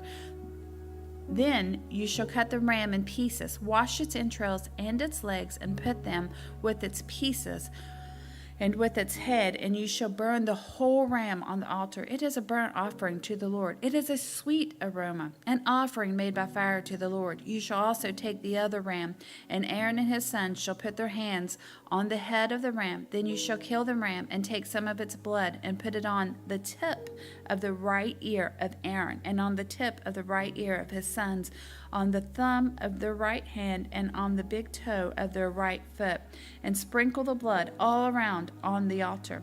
And you shall take some of the blood that is on the altar, and some of the anointing oil, and sprinkle it on Aaron and on his garments, and on his sons, on the garments of his sons with him. And he and his garments shall be hallowed, and his sons' garments with him. Also you shall take the fat of the ram, the fat tail, the fat that covers the entrails, the fatty lobe attached to the liver, the 2 kidneys and the fat on them, the right thigh, for it is a ram of consecration. 1 loaf of bread, 1 cake made with oil, and 1 wafer from the basket of the unleavened bread. That is before the Lord. And you shall put all these in the hands of Aaron and in the hands of his sons, and you shall wave them as a wave offering before the Lord. You shall receive them back from their hands and burn them on the altar as a burnt offering, as a sweet aroma before the Lord. It is an offering made by fire to the Lord. Then you shall take the breast of the ram of Aaron's consecration and wave it as a wave offering before the Lord, and it shall be your portion. And from the ram of the consecration you shall consecrate the breast of the wave offering, which is waved, and the thigh of the heave of offering, which is raised, of that which is for Aaron, and of that which is for his sons. It shall be from the children of Israel for Aaron and his sons by a statute forever. For it is a heave offering. It shall be a heave offering from the children of Israel, from the sacrifices of their peace offerings, that is, their heave offering to the Lord. And the holy garments of Aaron shall be his sons after him, to be anointed in them, and to be consecrated in them. That son who becomes priest in his place shall put them on for 7 days when he enters the tabernacle of meeting, to minister in the holy place. And you shall take the ram, the consecration, and boil its flesh in the holy place. Then Aaron and his sons shall eat the flesh of the ram and the bread that is in the basket by the door of the tabernacle of meeting. They shall eat those things which the atonement was made to consecrate and to sanctify them, but an outsider shall not eat them, because they are holy. And if any of the flesh of the consecration offerings or of the bread remains until the morning, then you shall burn the remainder with fire. It shall not be eaten, because it is holy. Thus you shall do to Aaron and his sons according to all that I have commanded you. 7 days you shall consecrate them, and you shall offer a bull every day as a sin offering for atonement. You shall cleanse the altar when you make atonement for it, and you shall anoint it to sanctify it. 7 days you shall make atonement for the altar and sanctify it, and the altar shall be most holy. Whatever touches the altar must be holy. Now this is what you shall offer on the altar: 2 lambs of the first year, day by day, continually. 1 lamb you shall offer in the morning, and the other lamb you shall offer at twilight. With the 1 lamb shall be 1/10 of an ephah of flour mixed with 1/4 of a hin of pressed oil, and 1/4 of a hin of wine as a drink offering. And the other lamb you shall offer at twilight, and you shall offer with it the grain offering and the drink offering as in the morning up for a sweet aroma, an offering made by fire to the Lord. This shall be a continual burnt offering throughout your generations, at the door of the tabernacle of meeting before the Lord, where I will meet you to speak with you. And there I will meet with the children of Israel, and the tabernacle shall be sanctified by my glory. So I will consecrate the tabernacle of meeting and the altar. I will also consecrate both Aaron and his sons to minister me as priests. I will dwell among the children of Israel and will be their God. And they shall know that I am the Lord their God, who brought them up out of the land of Egypt, that I may dwell among them. I am the Lord their God. Exodus 30. You shall make an altar to burn incense on. You shall make it of acacia wood. A cubit shall be its length, and a cubit its width. It shall be square, and 2 cubits shall be its height. Its horns shall be of one piece with it. And you shall overlay its top, its sides, all around its horns with pure gold. And you shall make for it a molding of gold all around. 2 gold rings you shall make for it under the molding on both its sides. You shall place them on its 2 sides, and they will be holders for the poles with which to bear it. You shall make the poles of acacia wood, and overlay them with gold, and you shall put it before the veil that is before the ark of the testimony, before the mercy seat that is over the testimony, where I will meet with you. Aaron shall burn on it sweet incense every morning. When he tends the lamps, he shall burn incense on it. And when Aaron lights the lamps at twilight, he shall burn incense on it, a perpetual incense before the Lord throughout your generations. You shall not offer strange incense on it, or a burnt offering, or a grain offering, nor shall you pour a drink offering on it. And Aaron shall make atonement upon its horns once a year with the blood of the sin offering of atonement. Once a year he shall make atonement upon it throughout your generations. It is most holy to the Lord. Then the Lord spoke to Moses, saying, when you take the census of the children of Israel for their number, then every man shall give a ransom for himself to the Lord, when you number them, that there may be no plague among them. When you number them, this is what everyone among those who are numbered shall give: half a shekel according to the shekel of the sanctuary. A shekel is 20 gerahs. The half shekel must be an offering to the Lord. Everyone included among those who are numbered from 20 years old and above shall give an offering to the Lord. The rich shall not give more, and the poor shall not give less than half a shekel. When you give an offering to the Lord to make atonement for yourselves, and you shall take the atonement money of the children of Israel, and shall appoint it for the service of the tabernacle of meeting, that it may be a memorial for the children of Israel before the Lord to make atonement for yourselves. Then the Lord spoke to Moses, saying, you shall also make a laver of bronze, with its base also of bronze for washing. You shall put it between the tabernacle of meeting and the altar. You shall put water in it, for Aaron and his sons shall wash their hands and their feet in water from it, when they go into the tabernacle of meeting, or when they come near the altar to minister, to burn an offering made by fire to the Lord. They shall wash with water, lest they die. So they shall wash their hands and their feet, lest they die. And it shall be a statute forever to them, to him and his descendants throughout their generations. Moreover, the Lord spoke to Moses, saying, also take for yourself quality spices, 500 shekels of liquid myrrh, half as much sweet-smelling cinnamon, 250 shekels, 250 shekels of sweet-smelling cane, 500 shekels of cassia, according to the shekel of the sanctuary, and a hin of olive oil.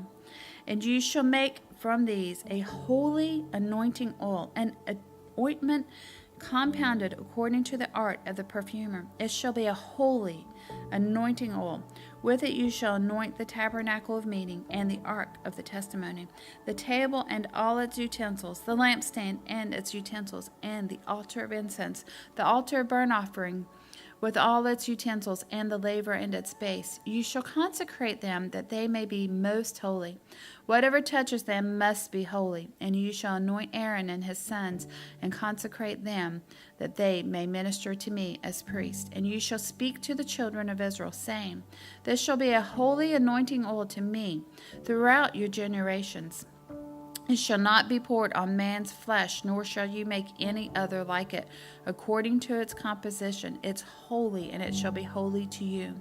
Whoever compounds any like it, or whoever puts any of it on an outsider, shall be cut off from his people. And the Lord said to Moses, take sweet spices, stacked in oliche and galbanum, and pure frankincense with these sweet spices. There shall be equal amounts of each. You shall make of these an incense, a compound according to the art of the perfumer, salted, pure, and holy.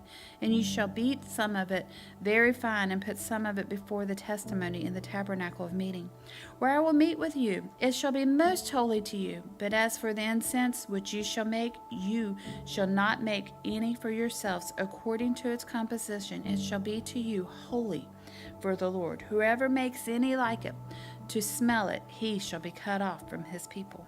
Chapter 31. Then the Lord spoke to Moses, saying, see, I have called by name Bezaleel, the son of Uri, the son of Hur, of the tribe of Judah, and I have filled him with the Spirit of God in wisdom and understanding and knowledge and in all manner of workmanship, to design artistic works, to work in gold and silver and bronze and cutting jewels, for setting and carving wood, and to work in all manner of workmanship.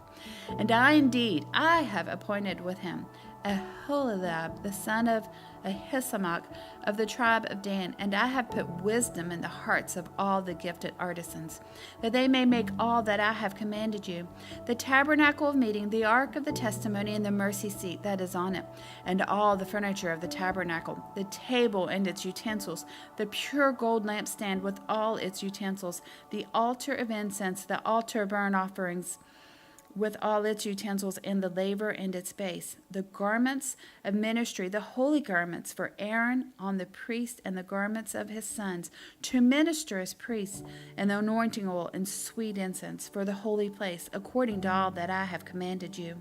They shall do. And the Lord spoke to Moses, saying, speak also to the children of Israel, saying, surely my Sabbaths you shall keep, for it is a sign between me and you throughout your generations. You may know that I am the Lord who sanctifies you. You shall keep the Sabbath, therefore, for it is holy to you. Everyone who profanes it shall surely be put to death. For whoever does any work on it, that person shall be cut off from among his people. Work shall be done for 6 days, but the seventh is a Sabbath of rest, holy to the Lord. Whoever does any work on the Sabbath day, he shall surely be put to death. Therefore the children of Israel shall keep the Sabbath, to observe the Sabbath throughout their generations, as a perpetual covenant. It is a sign between me and the children of Israel forever. For in 6 days the Lord made the heavens and the earth, and on the seventh day he rested and was refreshed. And when he had made an end of speaking with him on Mount Sinai, he gave Moses 2 tablets of the testimony, tablets of stone, written with the finger of God. Exodus chapter 32. Now when the people saw that Moses delayed coming down from the mountain, the people gathered together to Aaron and said to him, come, make us gods that shall go before us. For as for this Moses, the man who brought us up out of the land of Egypt, we do not know what has become of him. And Aaron said to them, break off the golden earrings which are in the ears of your wives, your sons, and your daughters, and bring them to me. So all the people broke off the golden earrings which were in their ears, and brought them to Aaron. And he received the gold from their hand, and he fashioned it with an engraving tool, and made a molded calf. Then they said, this is your God, O Israel, that brought you out of the land of Egypt. When Aaron saw it, he built an altar before it. And Aaron made a proclamation and said, tomorrow is a feast to the Lord. Then they rose early on the next day, offered burnt offerings, and brought peace offerings. And the people sat down to eat and drink, and rose up to play. And the Lord said to Moses, go, get down, for your people, whom you brought out of the land of Egypt, have corrupted themselves. They have turned aside quickly out of their way, which I commanded them. They have made themselves a molded calf and worshipped it, and sacrificed to it. and said, This is your God, O Israel, that brought you out of the land of Egypt. And the Lord said to Moses, I have seen this people, and indeed it is a stiff-necked people. Now therefore let me alone, that my wrath may burn hot against them, and I may consume them, and I will make of you a great nation. Then Moses pleaded with the Lord his God, and said, Lord, why does your wrath burn hot against your people, whom you have brought out of the land of Egypt, with great power and with a mighty hand? Why should the Egyptians speak and say, He brought them out to harm them, to kill them in the mountains, and to consume them from the face of the earth? Turn from your fierce wrath, and relent from this harm to your people. Remember Abraham, Isaac, and Israel, your servants, to whom you swore by your own self, and said to them, I will multiply your descendants as the stars of heaven, and all this land that I have spoken of I give to your descendants, and they shall inherit it forever. So the Lord relented from the harm which he said he would do to his people.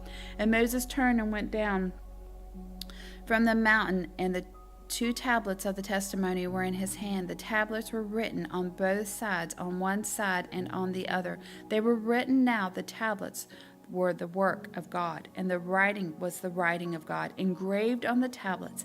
And when Joshua heard the noise of the people as they shouted, he said to Moses, There is a noise of war in the camp. But he said, It is not the noise of the shout of victory, nor the noise of the cry of defeat, but the sound of singing I hear.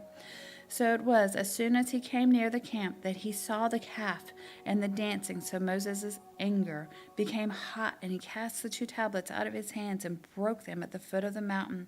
Then he took the calf which they had made and burned it in the fire and ground it to powder, and he scattered it on the water and made the children of Israel drink it. And Moses said to Aaron, What did this people do to you, that you have brought so great a sin upon them? So Aaron said, Do not let the anger of my Lord become hot. You know the people, that they are set on evil. For they said to me, Make us gods that shall go before us. As for this Moses, the man who brought us out of the land of Egypt, we do not know what has become of him. And I said to them, Whoever has any gold, let them break it off. So they gave it to me, and I cast it into the fire, and this calf came out. Now when Moses saw that the people were unrestrained, for Aaron had not restrained them, to their shame among their enemies, then Moses stood in the entrance of the camp and said, Whoever is on the Lord's side, come to me. And all the sons of Levi gathered themselves together to him. And he said to them, Thus says the Lord God of Israel, that every man put his sword on his side and go in and out from entrance to entrance throughout the camp, and let every man kill his brother, every man his companion, and every man his neighbor. So the sons of Levi did according to the word of Moses, and about 3,000 men of the people fell that day. Then Moses said, Consecrate yourselves today to the Lord, that he may bestow on you a blessing this day, for every man has opposed his son and his brother. Now it came to pass on the next day that Moses said to the people, You have committed a great sin. So now I will go up to the Lord. Perhaps I can make atonement for your sin. Then Moses returned to the Lord and said, Oh, these people have committed a great sin, and have made for themselves a god of gold. Yet now if you will forgive their sin, but if not, I pray, blot me out of your book, which you have written. And the Lord said to Moses, Whoever has sinned against me, I will blot him out of my book. Now therefore go lead the people to the place of which I have spoken to you. Behold, my angel shall go before you. Nevertheless, in the day when I visit for punishment, I will visit punishment upon them for their sin. So the Lord plagued the people because of what they did with the calf which Aaron made. Exodus 33. Then the Lord said to Moses, Depart and go up from here, you and the people whom you have brought out of the land of Egypt, to the land of which I swore to Abraham, Isaac, and Jacob, saying, To your descendants I will give it, and I will send my angel before you, and I will drive out the Canaanite, and the Amorite, and the Hittite, and the Perizzite, and the Hivite, and the Jebusite. Go up to a land flowing with milk and honey, for I will not go up in your midst, lest I consume you on the way, for you are a stiff-necked people. And when the people heard this bad news, they mourned, and no one put on his ornaments, for the Lord had said to Moses, "Say to the children of Israel, you are a stiff-necked people. I could come up into your midst in one moment and consume you. Now therefore take off your ornaments, that I may know what to do to you." So the children of Israel stripped themselves of the ornaments by Mount Horeb. Moses took his tent and pitched it outside the camp, far from the camp, and called it the tabernacle of meeting. And it came to pass that everyone who sought the Lord went out to the tabernacle of meeting, which was outside the camp. So it was, whenever Moses went out to the tabernacle, that all the people rose, and each man stood at his tent door and watched Moses until he had gone into the tabernacle. And it came to pass, when Moses entered the tabernacle, that the pillar of cloud descended and stood at the door of the tabernacle. And the Lord talked with Moses. All the people saw the pillar of cloud standing at the tabernacle door. And all the people rose and worshipped, each man in his tent door. So the Lord spoke to Moses face to face, as a man speaks to his friend. And he would return to the camp. But his servant Joshua, the son of Nun, a young man, did not depart from the tabernacle. Then Moses said to the Lord, "See, you say to me, bring up this people, but you have not let me know whom you will send with me. Yet you have said, I know you by name, and you have also found grace in my sight. Now therefore I pray, if I have found grace in your sight, show me now your way, that I may know you, and that I may find grace in your sight, and consider that this nation is your people." And he said, "My presence will go with you, and I will give you rest." Then he said to him, "If your presence does not go with us, do not bring us up from here. For how then will it be known that your people and I have found grace in your sight, except you go with us? So we shall be separate, your people and I, from all the people who are upon the face of the earth." So the Lord said to Moses, "I will also do this thing that you have spoken. For you have found grace in my sight, and I know you by name." And he said, "Please show me your glory." Then he said, "I will make all my goodness pass before you, and I will proclaim the name of the Lord before you. I will be gracious to whom I will be gracious, and I will have compassion on whom I will have compassion." But he said, "You cannot see my face, for no man shall see me and live." 21. Okay. Exodus 34, verse 20. But he said, "You cannot see my face, for no man shall see me and live." And the Lord said, "Here is a place by me, and you shall stand on the rock.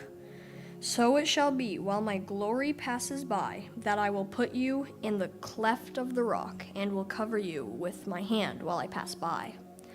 Then I will take away my hand, and you shall see my back, but my face shall not be seen." Exodus 34.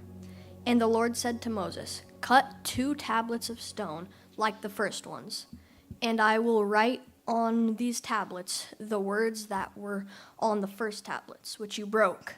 So be ready in the morning, and come up in the morning to Mount Sinai, and present yourself to me there, on top of the mountain, and no man shall come up with you, and let no man be seen throughout all the mountain.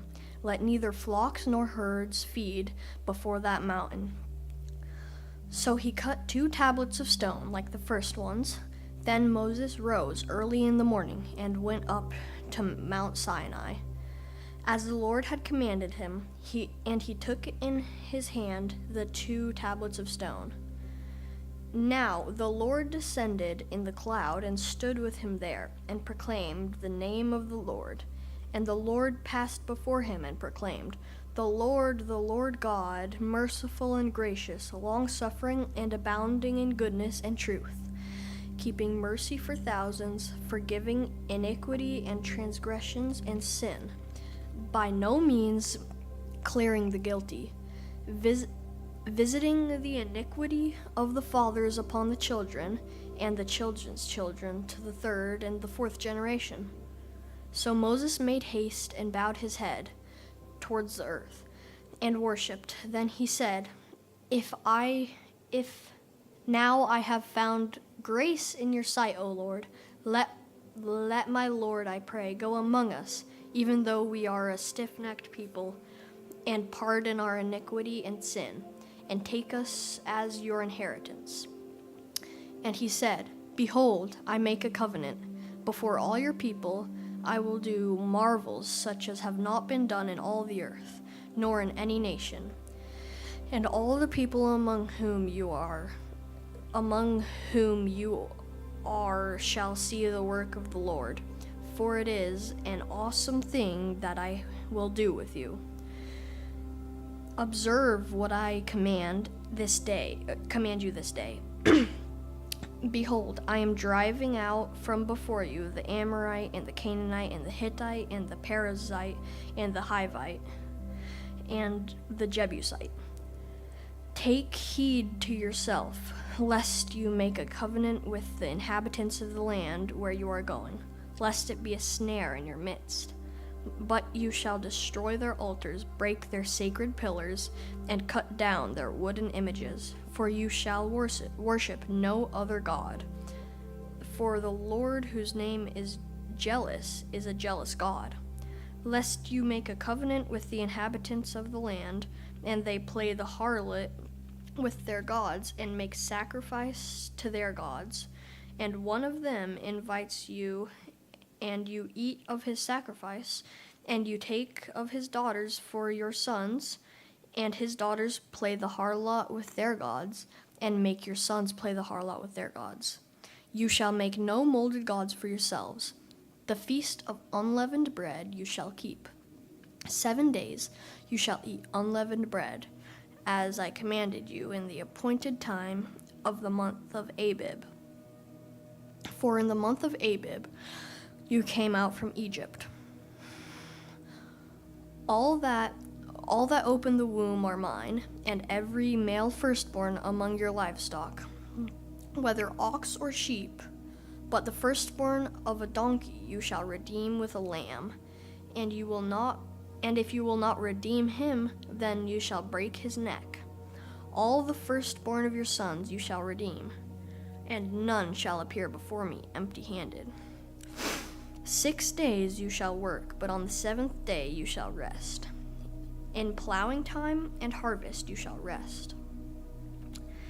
And you shall observe the Feast of Weeks, of the first fruits of wheat harvest, and the Feast of Ingathering at the year's end. 3 times in the year all your men shall appear before the Lord God of Israel. For I will cast out the nations before you and enlarge your borders. Neither will any man covet your land when you go up to appear before the Lord.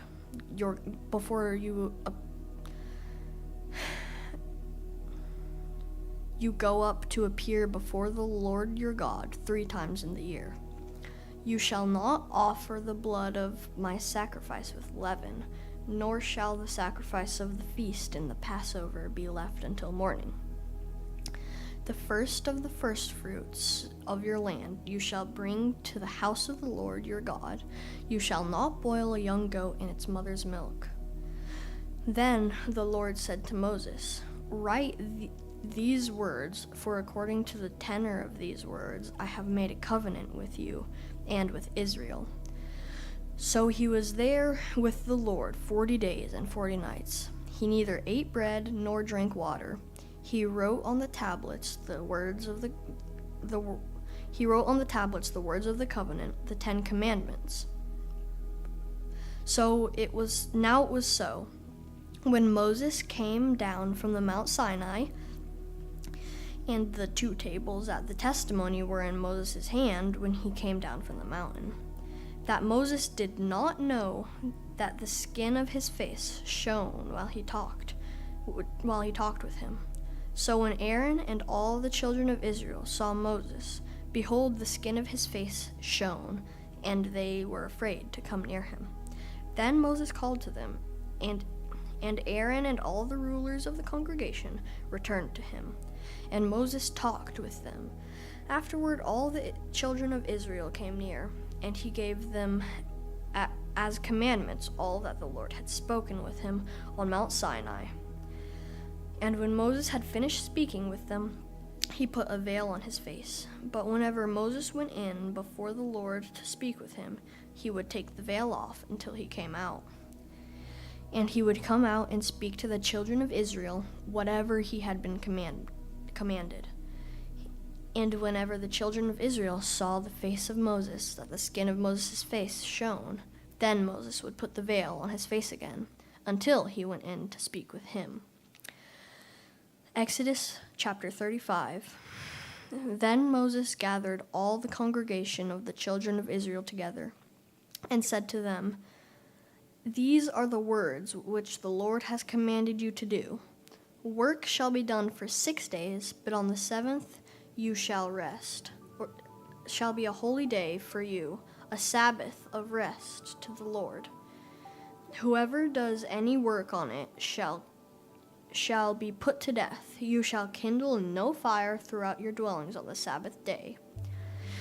And Moses spoke to all the congregation of the children of Israel, saying, "This is the thing which the Lord commanded, saying, Take from among you an offering to the Lord. Whoever is of a willing heart, let him bring it as an offering to the Lord, gold, silver, and bronze, blue, purple, and scarlet thread, fine linen, and goat's hair, ram skins dyed red, and badger skins, and acacia wood, oil for the light, and spices for the anointing oil, and for the sweet incense, onyx stones, and stones to be set in the ephod and in the breastplate.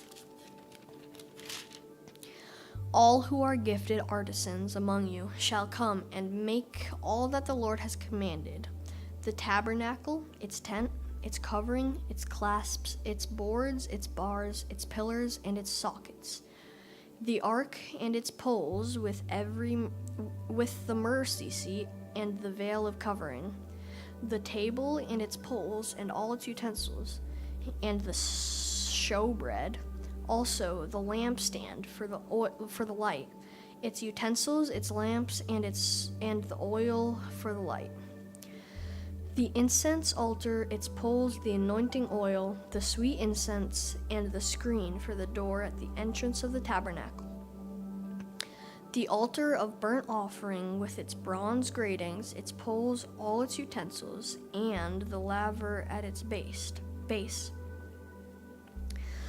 the hangings of the court, its pillars, their sockets, and the screen for the gate of the court, the pegs of the tabernacle, the pegs of the court, and their cords, the garments of ministry for ministering in the holy place, the holy garments for Aaron the priest, and the garments of his sons to minister as priests. And all the congregation of the children of Israel departed from the presence of Moses. Then everyone came whose heart was stirred, and everyone whose spirit was willing, and they brought the Lord's offering for the work of the tabernacle meeting, for all its service, and for the holy garments. They came, both men and women, as many as had a willing heart, and brought earrings and nose rings and rings and necklaces, all jewelry of gold, that is, every man who made an offering of gold to the Lord, and every man with whom he found blue, purple, and scarlet thread, fine linen, and goat's hair, red skins of rams, and badger skins brought them. Everyone who offered an offering of silver or bronze brought the Lord's offering, and everyone with whom was found acacia wood for any work of the service brought it. All the women who were gifted artisans spun yarn with their hands, and brought what they had spun of purple, blue, and scarlet, and fine linen, and all the women whose hearts stirred with wisdom spun yarn of goat's hair. The rulers brought onyx stones, and the stones to be set in the ephod, and in the breastplate, and spices and oil for the light, for the anointing oil, and for the sweet incense. The children of Israel brought a free will offering to the Lord, and all the men and women whose hearts were willing to bring material for all kinds of work, which the Lord by the hand of Moses had commanded to be done. And Moses said to the children of Israel, See, the Lord has been called by the name Bezalel, the son of Uri, the son of Hur, of the tribe of Judah.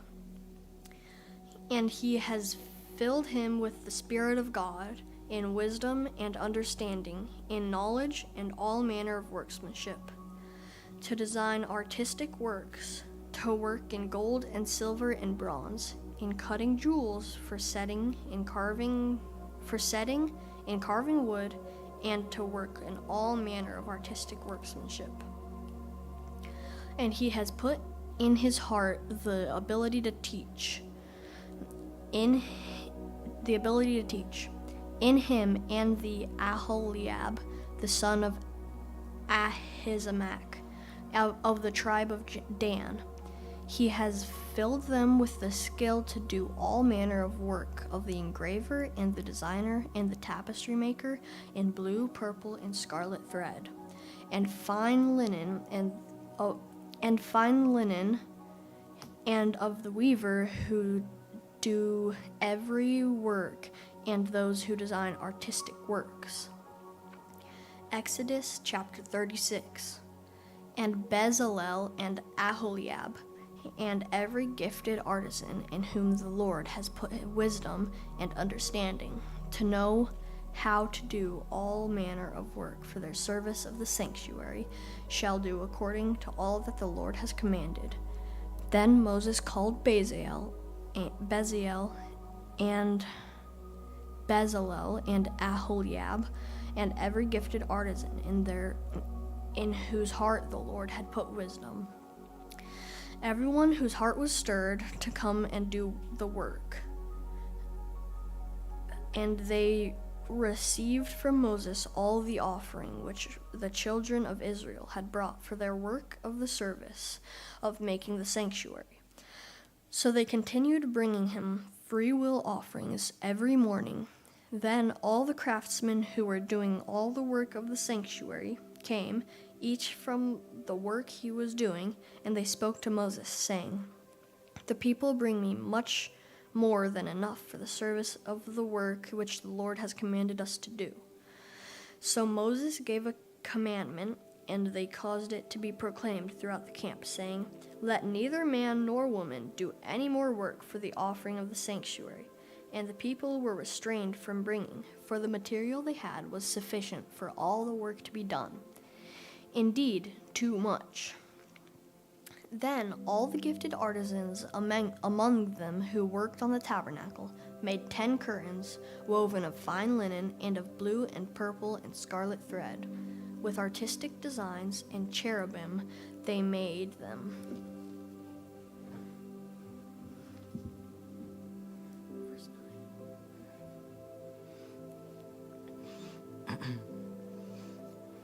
The length of each curtain was 28 cubits, and the width of each curtain 4 cubits. And curtains were all the same. The curtains were all the same size. And he coupled 5 curtains to one another, and the other 5 curtains he coupled to one another. He made loops of blue yarn on the edge of the curtain on the selvage of one set. Likewise he did on the outer edge of the other curtain of the second set. 50 loops he made on one curtain, and 50 loops he made on the edge of the curtain on the end of the second set. The loops held one curtain to another, and he made 50 clasps of gold, and coupled the curtains to one another with the clasps, that it might be one tabernacle. Exodus chapter 36, verse 17. He made curtains of goat's hair for the tent over the tabernacle. He made 11 curtains. The length of each curtain was 30 cubits, and the width of each curtain was 4 cubits. And the 11 curtains were the same size. He coupled 5 curtains by themselves and 6 curtains by themselves. And he made 50 loops on the edge of the curtain that is outermost in one set. And 50 loops he made on the edge of the curtain of the second set. He also made 50 bronze clasps to couple the tent together, that it might be one. Then he made a covering for the tent of ram skins dyed red, and a covering of badger skins above that. For the tabernacle, he made boards of acacia wood standing upright. The length of each board was 10 cubits, and the width of each board was 1.5 cubits. Each board had 2 tenons for binding one to another. Thus he made for all the boards of the tabernacle, and he made boards for the tabernacle, 20 boards for the south side. 40 sockets of silver he made to go under the 20 boards, 2 sockets under each of the boards for its 2 tenons. And for the other side of the tabernacle, the north side, he made 20 boards, and there 40 sockets of silver, 2 sockets under each of the boards. For the west side of the tabernacle, he made 6 boards. He also made 2 boards for the 2 back corners of the tabernacle, and they were coupled at the bottom and coupled together at the top by 1 ring. Thus he made both of them for the 2 corners. So there were 8 boards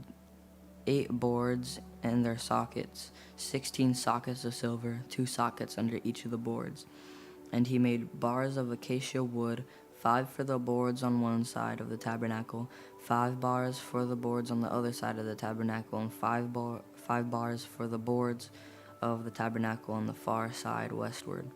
And he made the middle bar to pass through the boards from one end to the other end. He overlaid the boards with gold, made their rings of gold to be holders for the bars, and overlaid the bars with gold. And he made a veil of blue, purple, and scarlet thread, and fine woven linen. It was worked with an artistic design of cherubim.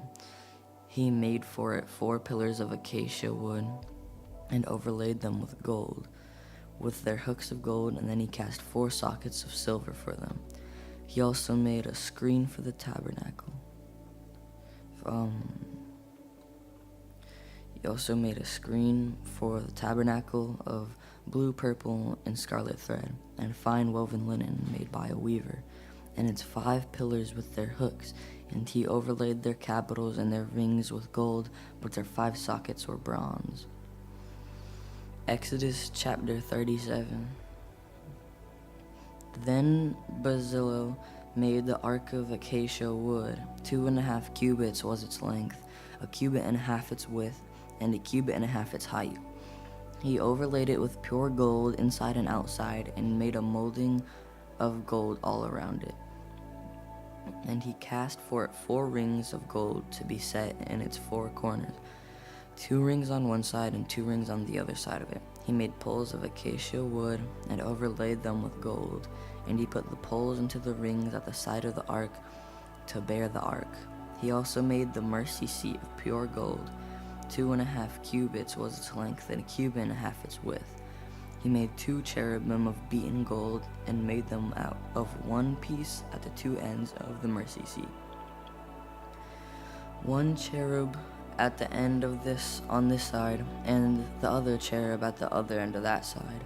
He made the cherubim at the 2 ends of 1 piece with the mercy seat, and the cherubim spread out their wings above and covered the mercy seat with their wings. They faced one another. The faces of the cherubim were toward the mercy seat. He made the table of acacia wood. 2 cubits was its length, 1 cubit its width, and 1.5 cubits its height. And he overlaid it with pure gold, and made a molding of gold all around it. Also he made a frame of a handbreadth all around it, and made a molding of gold for the frame all around it. And he cast for it 4 rings of gold, and put the rings on the 4 corners that were at its 4 legs. The rings were close to the frame as holders for the poles to bear the table. And he made the poles of acacia wood to bear the table, and overlaid them with gold. He made of pure gold the utensils which were on the table, its dishes, its cups, its bowls, and its pitchers for pouring. He also made the lampstand of pure gold. Of hammered work he made the lampstand, its shaft, its branches, its bowls, its ornaments, its ornamental knobs, and its flowers were of the same piece. And 6 branches came out of its sides, 3 branches on the lampstand out of one side, and 3 branches of the lampstand out of the other side. There were 3 bowls made like almond blossoms on one branch, with an ornamental knob and a flower, and 3 bowls made like almond blossoms on the other branch, with an ornamental knob and a flower. And so for the 6 branches coming out of the lampstand, and on the lampstand itself were 4 bowls made like almond blossoms, each with its ornamental knob and flower. There was a knob under the first 2 branches of the same, a knob under the second 2 branches of the same, and a knob under the third 2 branches of the same, according to the 6 branches extending from it. Their knobs and their branches were of one piece. All of it was one hammered piece of pure gold. And he made its 7 lamps, its wicked trimmers, and its trays of pure gold. Of a talent of pure gold he made it with all its utensils. He made the incense altar of acacia wood. Its length was a cubit, and its width a cubit. It was square, and 2 cubits was its height. Its horns were of one piece with it, and he overlaid it with pure gold. Its top, its sides all around, and its horns. He also made for a molding of gold all around it. He made 2 rings of gold for under its molding, by its 2 corners on both sides, as holders for the poles with which to bear it. And he made the poles of acacia wood and overlaid them with gold. He also made the holy anointing oil and the pure incense of sweet spices, according to the work of the perfumer. Exodus chapter 8. He made the altar of burnt offering of acacia wood. 5 cubits. Yeah. 5 cubits was its length, and 5 cubits its width. It was square, and its height was 3 cubits. He made its horns on its 4 corners. The horns were of one piece with it, and he overlaid it with bronze. He made all the utensils for the altar, the pans, the shovels, the basins, the forks, and the fire pans. All its utensils were made of bronze. And he made a grate of bronze network under the altar, under its rim, made away from the bottom. He cast 4 rings for the 4 corners of the bronze grating, as holders for the poles. And he made the poles of acacia wood and overlaid them with bronze. Then he put the poles into the rings on the sides of the altar, with which to bear it. He made the altar hollow with boards. He made the laver of bronze and its base of bronze from the bronze mirrors of the serving woman who assembled at the door of the tabernacle of meeting. Then he made the court on the south side.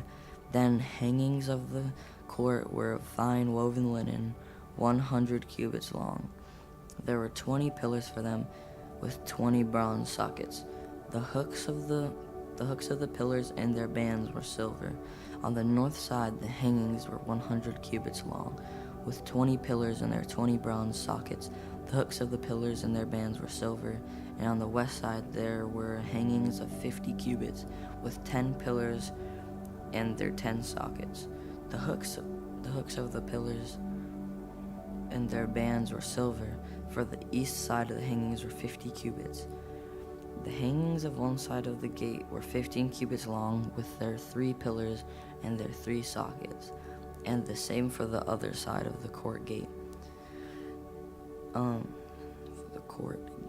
And this on this side, and that were hanging of 15 cubits, with their 3 pillars and their 3 sockets. All the hangings of the court all around were of fine woven linen. The sockets for the pillars were bronze, and the hooks of the pillars and their bands were silver, and the overlay of their capitals was silver, and all the pillars of the court had bands of silver. The screen for the gate of the court was woven of blue, purple, and scarlet thread, and of fine woven linen. The length was 20 cubits, and the height along its width was 5 cubits, corresponding to the hangings of the court. And there were 4 pillars with their 4 sockets of bronze. Their hooks were silver, and the overlay of their capitals and their bands was silver. All of the pegs of the tabernacle and all of the court all around were bronze. And this is the inventory of the tabernacle of the testimony, which was counted according to the commandment of Moses for the service of the Levites, by the hand of Ithamar, the son of Aaron the priest. Bezaleel, the son of Uri, the son of Hur, of the tribe of Judah, made all that the Lord had commanded Moses. And with him was Aholiab, the son of Ahisamach, and the tribe of Dan, the engraver and designer, a weaver of blue, purple, and scarlet thread, and of fine linen. All the gold that was used in the work of the holy place, that is, the gold of the offering, was 29 talents and 730 shekels, according to the shekel of the sanctuary. And the silver from those who were numbered of the congregation was 100 talents and 1,775 shekels, according to the shekel of the sanctuary. A bekah for each man, that is half a shekel, according to the shekel of the sanctuary, for everyone included in the numbering from 20 years old and above, for 603,550 men. And from the 100 talents of silver were cast the sockets of the sanctuary and the bases of the veil, 100 sockets from the 100 talents for each socket. Then from the 1,775 shekels he made hooks for the pillars, overlaid their capitals, and made bands for them. The offering of bronze was 70 talents and 2,400 shekels. And with it he made the sockets for the door of the tabernacle of meeting, the bronze altar, the bronze grating for it, and all the utensils for the altar, the sockets for the court all around, the bases for the court gate, all the pegs for the tabernacle, and all the pegs for the court all around. Exodus chapter 39. Of the blue, purple, and scarlet thread they made garments of ministry, for ministering in the holy place, and made the holy garments for Aaron, as the Lord had commanded Moses.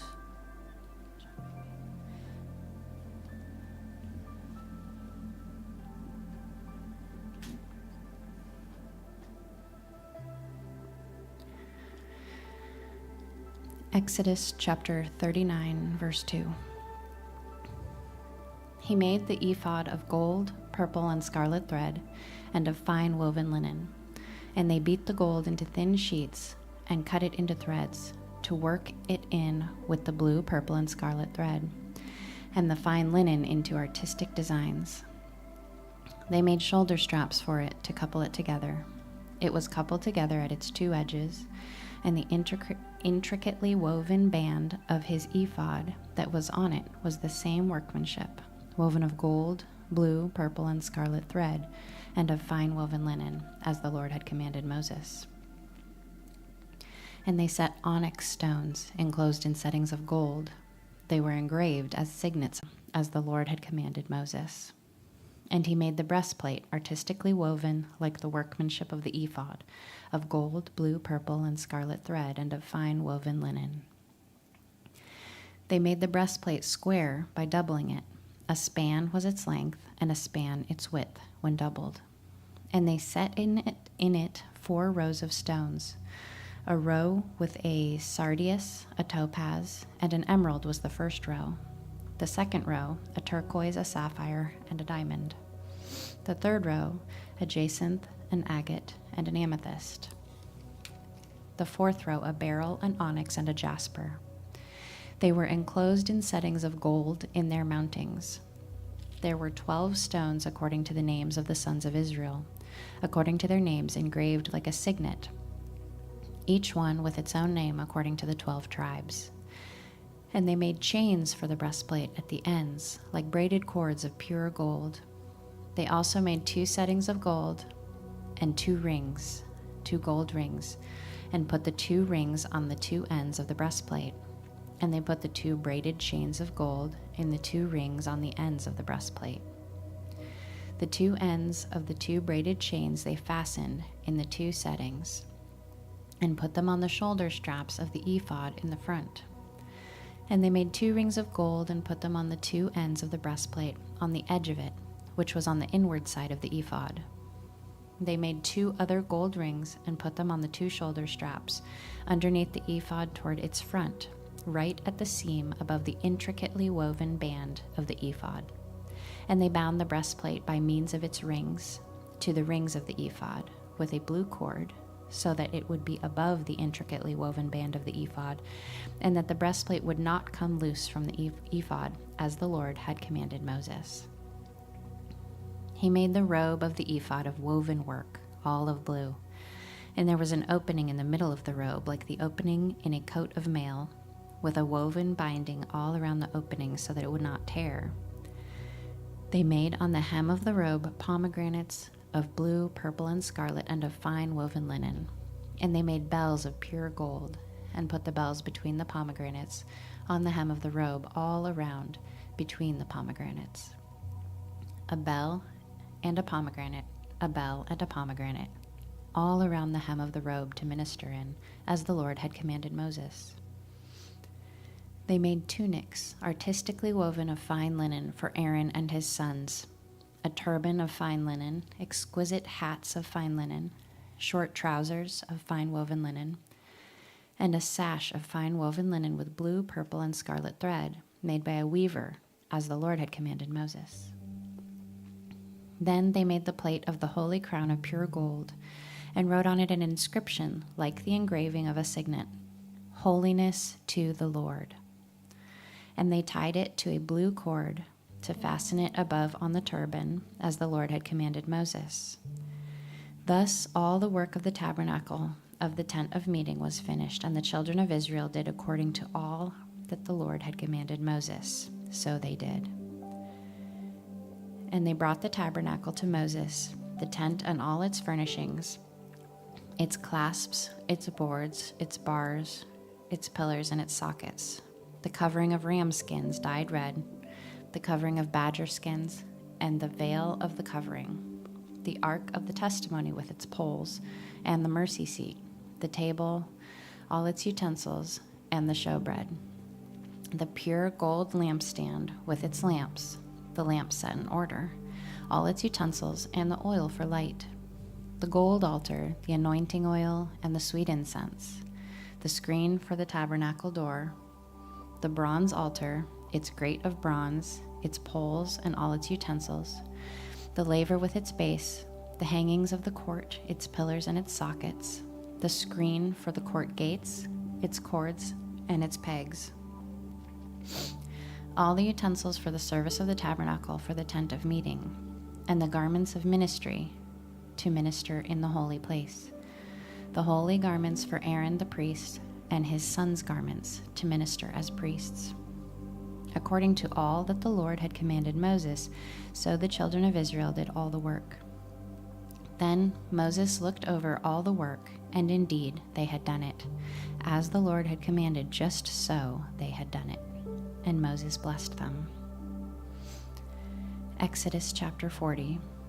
Then the Lord spoke to Moses, saying, On the first day of the first month you shall set up the tabernacle of the tent of meeting. You shall put it in the ark of the testimony, and partition off the ark with the veil. You shall bring in the table and arrange the things that are to be set in order on it. And you shall bring in the lampstand and light its lamps. You shall also set the altar of gold for the incense before the ark of the testimony, and put up the screen for the door of the tabernacle. Then you shall set the altar of the burnt offering before the door of the tabernacle of the tent of meeting. And you shall set the laver between the tabernacle of meeting and the altar, and put water in it. You shall set up the court all around, and hang up the screen at the court gate.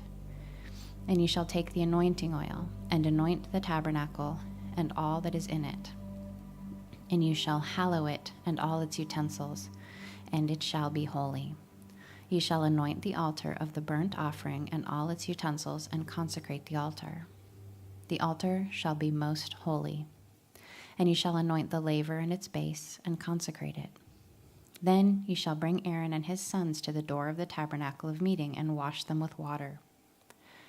You shall put the holy garments on Aaron and anoint him and consecrate him that he may minister to me as priest. And you shall bring his sons and clothe them with tunics.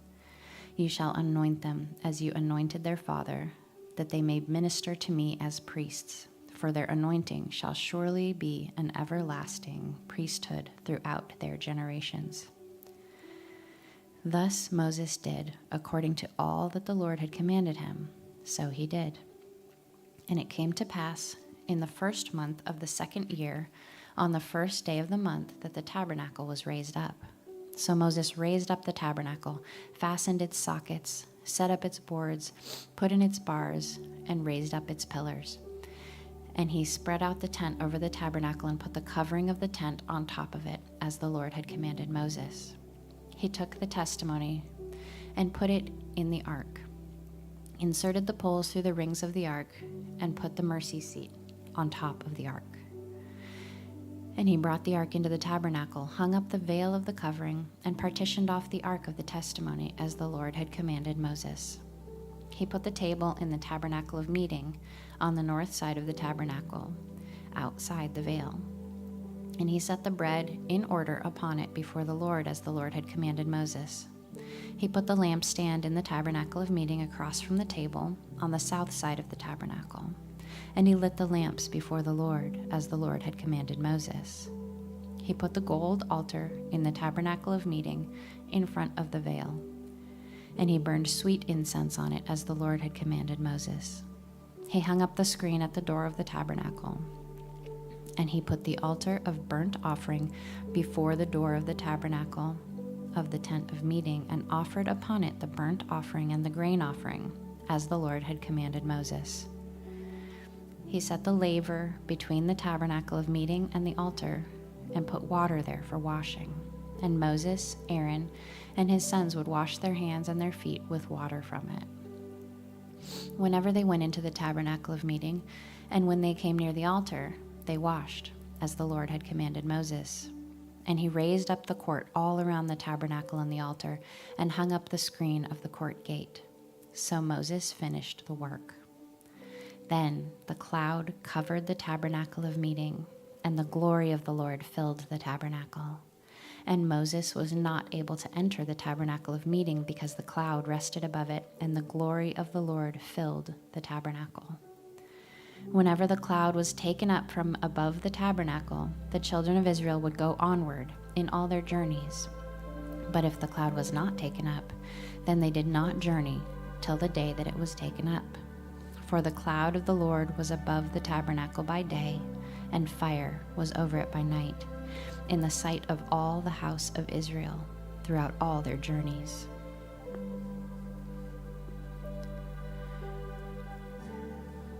Leviticus chapter 1. Now the Lord called Moses and spoke to him from the tabernacle of meeting, saying, Speak to the children of Israel, and say to them, When any one of you brings an offering to the Lord, you shall bring your offering of the livestock, of the herd, and of the flock.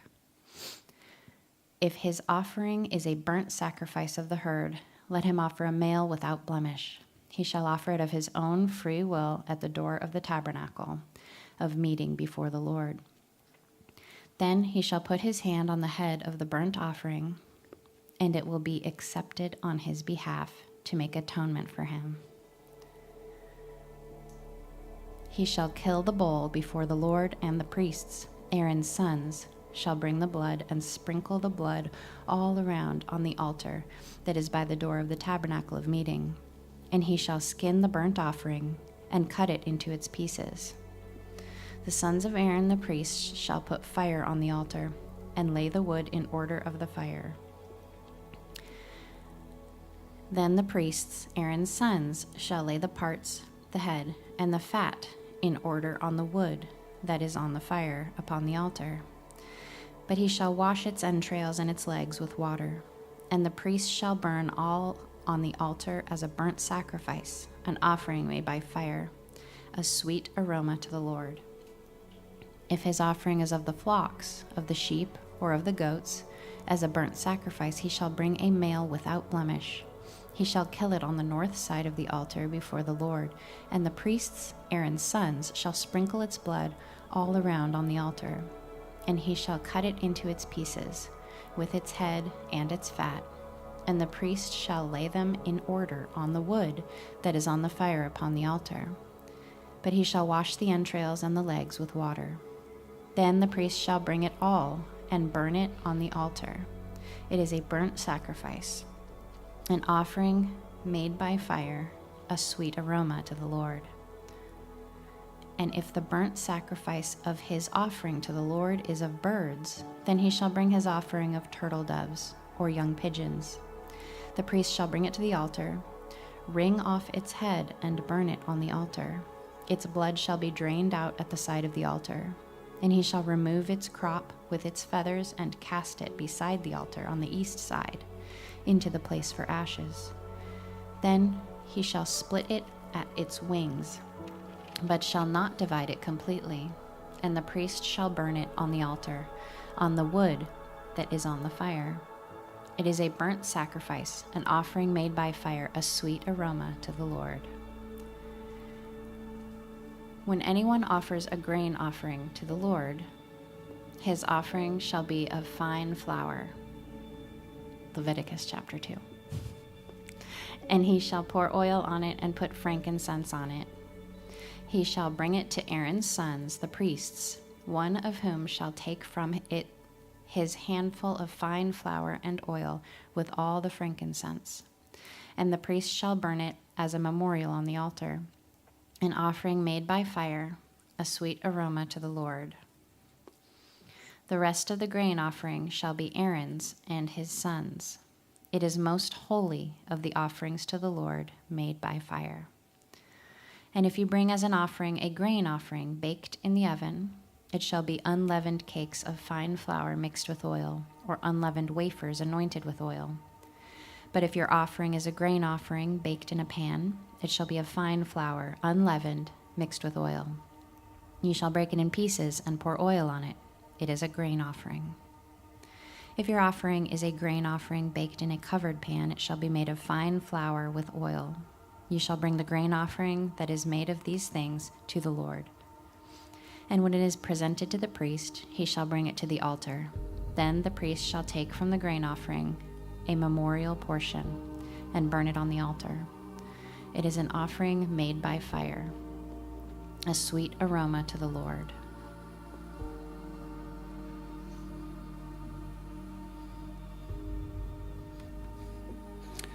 And what is left of the grain offering shall be Aaron's and his sons. It is most holy of the offerings to the Lord made by fire. No grain offering which you bring to the Lord shall be made with leaven, for you shall burn no leaven nor any honey in an offering to the Lord made by fire. As for the offering of the first fruits, you shall offer them to the Lord, but they shall not be burned on the altar for a sweet aroma. And every offering of your grain offering you shall season with salt. You shall not allow the salt of the covenant of your God to be lacking from your grain offering. With all your offerings you shall offer salt. If you offer a grain offering of your first fruits to the Lord, you shall offer for the grain offering of your first fruits green heads of grain roasted on the fire, grain beaten from full heads. And you shall put oil on it and lay frankincense on it. It is a grain offering. Then the priest shall burn the memorial portion, part of its beaten grain and part of its oil, with all the frankincense, as an offering made by fire to the Lord. When his offering is a sacrifice of a peace offering, if he offers it, Leviticus 3. When his offering is a sacrifice of a peace offering, if he offers it of the herd, whether male or female, he shall offer it without blemish before the Lord. And he shall lay his hand on the head of his offering and kill it at the door of the tabernacle of meeting.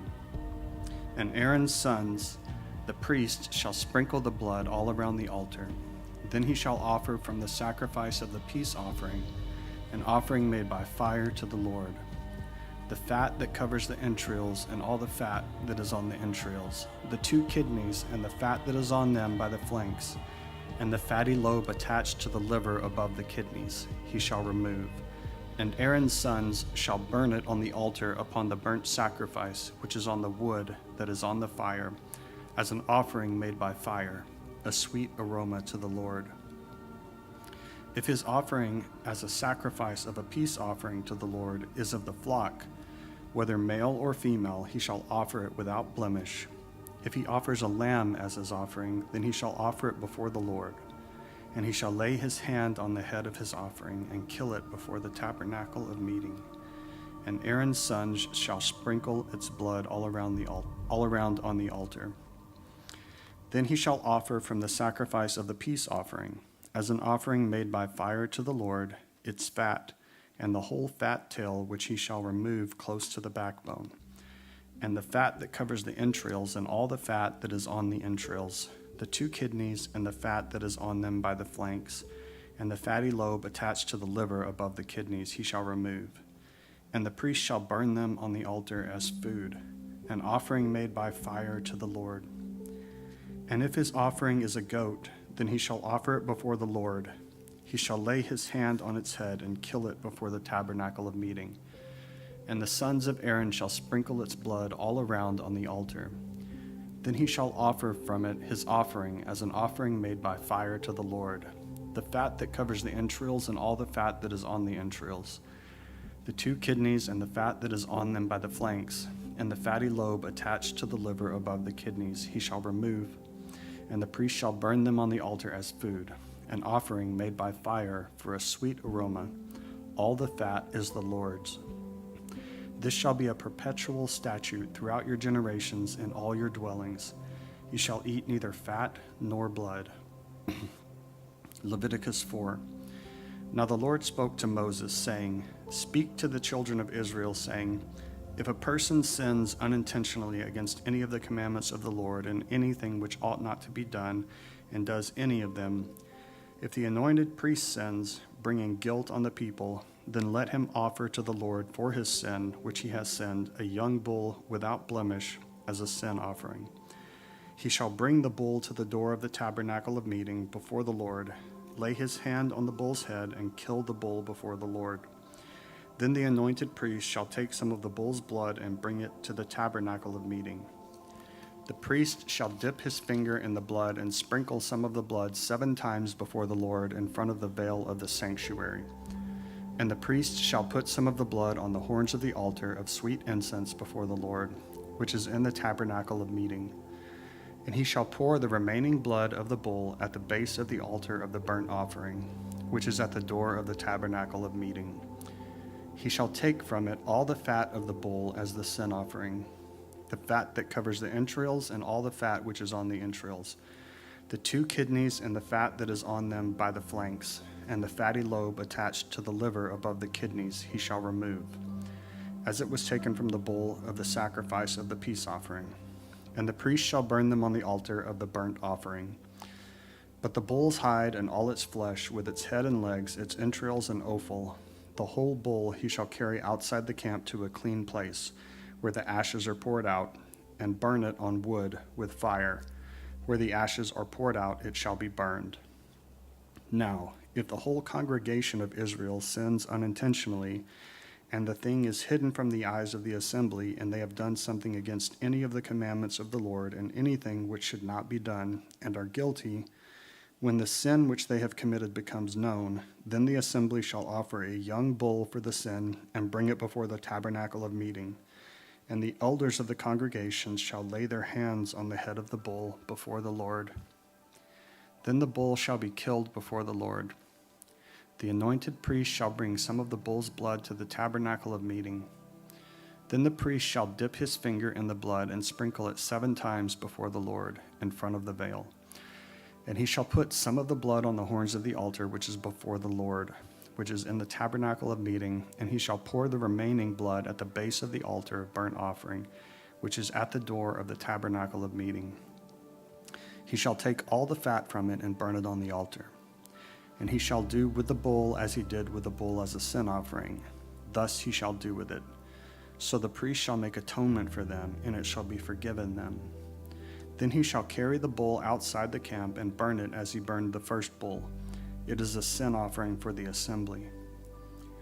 When a ruler has sinned and done something unintentionally against any of the commandments of the Lord his God in anything which should not be done, and is guilty, or if his sin which he has committed comes to his knowledge, he shall bring as his offering a kid of the goats, a male without blemish, and he shall lay his hand on the head of the goat and kill it at the place where they kill the burnt offering before the Lord. It is a sin offering. The priest shall take some of the blood of the sin offering with his finger, put it on the horns of the altar of burnt offering, and pour its blood at the base of the altar of burnt offering. And he shall burn all its fat on the altar, like the fat of the sacrifice of the peace offering. So the priest shall make atonement for him concerning his sin, and it shall be forgiven him. If any one of the common people sins unintentionally by doing something against any of the commandments of the Lord, in anything which ought not to be done, and is guilty, or if his sin which he has committed comes to his knowledge, then he shall bring as his offering a kid of the goats, a female without blemish, for his sin which he has committed. And he shall lay his hand on the head of the sin offering and kill the sin offering at the place of the burnt offering. Then the priest shall take some of its blood with his finger, put it on the horns of the altar of burnt offering, and pour all the remaining blood at the base of the altar. He shall remove all its fat, as fat is removed from the sacrifice of the peace offering. And the priest shall burn it on the altar for a sweet aroma to the Lord. So the priest shall make atonement for him, and it shall be forgiven him. If he brings a lamb as his sin offering, he shall bring a female without blemish. Then he shall lay his hand on the head of the sin offering and kill it as a sin offering at the place where they kill the burnt offering. Then the priest shall take some of the blood of the sin offering with his finger, put it on the horns of the altar of burnt offering, and pour all the remaining blood at the base of the altar. He shall remove all its fat, as the fat of the lamb is removed from the sacrifice of the peace offering. Then the priest shall burn it on the altar according to the offerings made by fire to the Lord. So the priest shall make atonement for his sin that he has committed, and it shall be forgiven him. Leviticus 5. If a person sins in hearing the utterance of an oath, and as a witness, whether he has seen or known of the matter, if he does not tell it, he bears guilt. Or if a person touches any unclean thing, whether it is the carcass of an unclean beast, or the carcass of unclean livestock, or the carcass of unclean creeping things, and he is unaware of it, he also shall be unclean and guilty. Or if he touches human uncleanness, whatever uncleanness with which a man may be defiled, and he is unaware of it, when he realizes it, then he shall be guilty. Or if a person swears, speaking thoughtlessly with his lips to do evil or to do good, whatever it is that a man may pronounce by an oath, and he is unaware of it, when he realizes it, then he shall be guilty in any of these matters.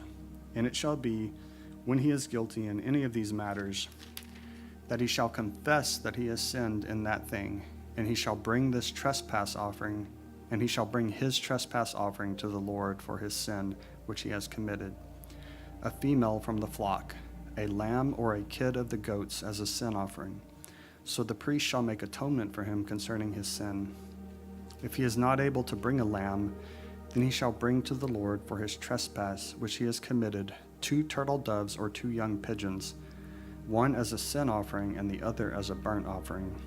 And he shall bring them to the priest, who shall offer that which is for the sin offering first, and wring off its head from its neck, but shall not divide it completely.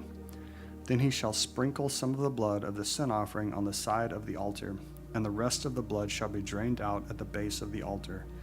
It is a sin offering. And he shall offer the second as a burnt offering according to the prescribed manner. So the priest shall make atonement on his behalf for his sin which he has committed, and it shall be forgiven him.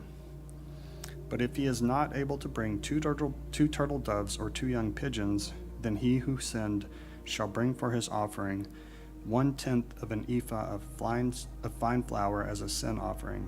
He shall put no oil on it, nor shall he put frankincense on it, for it is a sin offering. Then he shall bring it to the priest, and the priest shall take his handful of it as a memorial portion and burn it on the altar according to the offerings made by fire to the Lord. It is a sin offering. The priest shall make atonement for him for his sin that he has committed in any of these matters, and it shall be forgiven him. The rest shall be the priest's as a grain offering.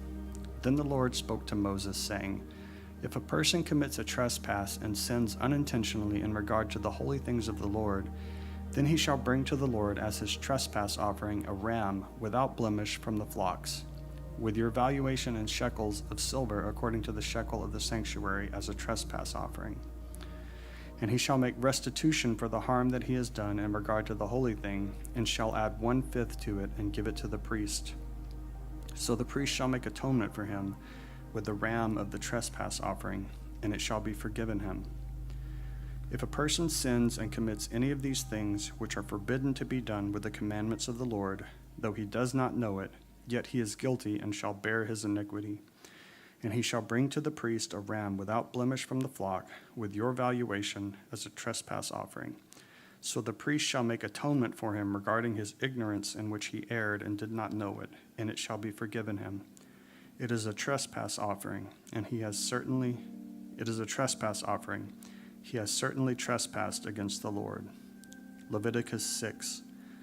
And the Lord spoke to Moses, saying, If a person sins and commits a trespass against the Lord by lying to his neighbor about what was delivered to him for safekeeping, or about a pledge, or about a robbery, or if he has extorted from his neighbor, or if he has found what was lost and lies concerning it and swears falsely, in any one of these things that a man may do in which he sins, then it shall be, because he has sinned and is guilty, that he shall restore what he has stolen, or the thing which he has extorted, or what was delivered to him for safekeeping, or the lost thing which he found, or all that about which he has sworn falsely.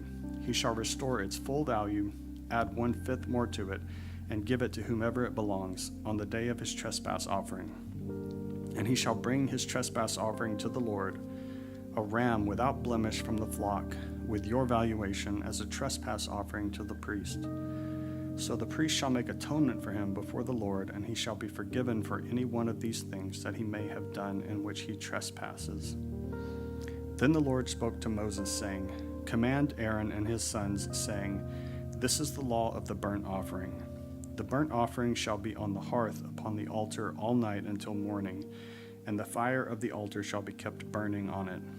And the priest shall put on his linen garment, and his linen trousers he shall put on his body, and take up the ashes of the burnt offering which the fire has consumed on the altar, and he shall put them beside the altar. Then he shall take off his garments, put on other garments, and carry the ashes outside the camp to a clean place. And the fire on the altar shall be kept burning on it. It shall not be put out. And the priest shall burn wood on it every morning, and lay the burnt offering in order on it, and he shall burn on it the fat of the peace offering. 13.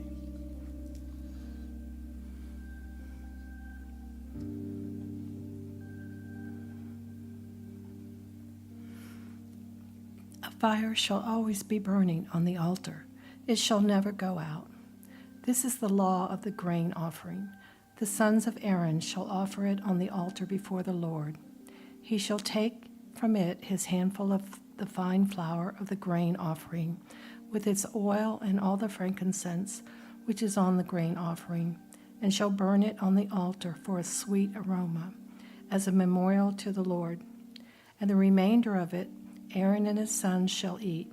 With unleavened bread it shall be eaten in a holy place. In the court of the tabernacle of meeting they shall eat it. It shall not be baked with leaven. I have given it as their portion of my offerings made by fire. It is most holy, like the sin offering and the trespass offering. All the males among the children of Aaron may eat it. It shall be a statute forever in your generations concerning the offerings made by fire to the Lord. Everyone who touches them must be holy. And the Lord spoke to Moses, saying, This is the offering of Aaron and his sons, which they shall offer to the Lord, beginning on the day when he is anointed, 1/10 of an ephah of fine flour as a daily grain offering, half of it in the morning and half of it at night. It shall be made in a pan with oil. When it is mixed, you shall bring it in. The baked pieces of the grain offering you shall offer for a sweet aroma to the Lord. The priest from among his sons who is anointed in his place shall offer it. It is a statute forever to the Lord. It shall be wholly burned, for every grain offering for the priest shall be wholly burned. It shall not be eaten. Also the Lord spoke to Moses, saying, Speak to Aaron and to his sons, saying, This is the law of the sin offering. In the place where the burnt offering is killed, the sin offering shall be killed before the Lord. It is most holy. The priest who offers it for sin shall eat it. In a holy place it shall be eaten, in the court of the tabernacle of meeting. Everyone who touches its flesh must be holy, and when its blood is sprinkled on any garment, you shall wash that on which it was sprinkled in a holy place. But the earthen vessel in which it is boiled shall be broken, and if it is boiled in a bronze pot, it shall be both scoured and rinsed in water. All the males among the priests may eat it. It is most holy, but no sin offering from which any of the blood is brought into the tabernacle of meeting to make atonement in the holy place shall be eaten. It shall be burned in the fire. Chapter 7. Likewise, this is the law of the trespass offering. It is most holy. In the place where they kill the burnt offering, they shall kill the trespass offering, and its blood he shall sprinkle all around on the altar. And he shall offer from it all its fat, the fat and the fat tail and the fat that covers the entrails, the 2 kidneys and the fat that is on them by the flanks, and the fatty lobe attached to the liver above the kidneys he shall remove. And the priest shall burn them on the altar as an offering made by the fire to the Lord. It is a trespass offering. Every male among the priests may eat it. It shall be eaten in a holy place. It is most holy. The trespass offering is like the sin offering. There is one law for them both. The priest who makes atonement with it shall have it, and the priest who offers anyone's burnt offering, that priest shall have for himself the skin of the burnt offering which he has offered. Also, every grain offering that is baked in the oven, and all that is prepared in the covered pan or in a pan, shall be the priest who offers it. Every grain offering, whether fixed with oil or dry, shall belong to all the sons of Aaron, to one as much as the other. This is the law of the sacrifice of peace offerings, which he shall offer to the Lord. If he offers it for a thanksgiving, then he shall offer with the sacrifice of thanksgiving unleavened cakes mixed with oil, unleavened wafers anointed with oil, or cakes of blended flour mixed with oil. Besides the cakes, as his offering, he shall offer leavened bread with the sacrifice of thanksgiving of his peace offering. And from it he shall offer 1 cake from each offering as a heave offering to the Lord. It shall belong to the priest who sprinkles the blood of the peace offering. The flesh of the sacrifice of his peace offering for thanksgiving shall be eaten the same day it is offered. He shall not leave any of it until morning. But if the sacrifice of his offering is a vow or a voluntary offering, it shall be eaten the same day that he offers his sacrifice. But on the day the remainder of it also may be eaten. But on the next day the remainder of it also may be eaten. The remainder of the flesh of the sacrifice on the 3rd day must be burned with fire. And if any of the flesh of the sacrifice of his peace offering is eaten at all on the 3rd day, it shall not be accepted, nor shall it be imputed to him. It shall be an abomination to him who offers it, and the person who eats of it shall bear guilt. The flesh that touches any unclean thing shall not be eaten. It shall be burned with fire.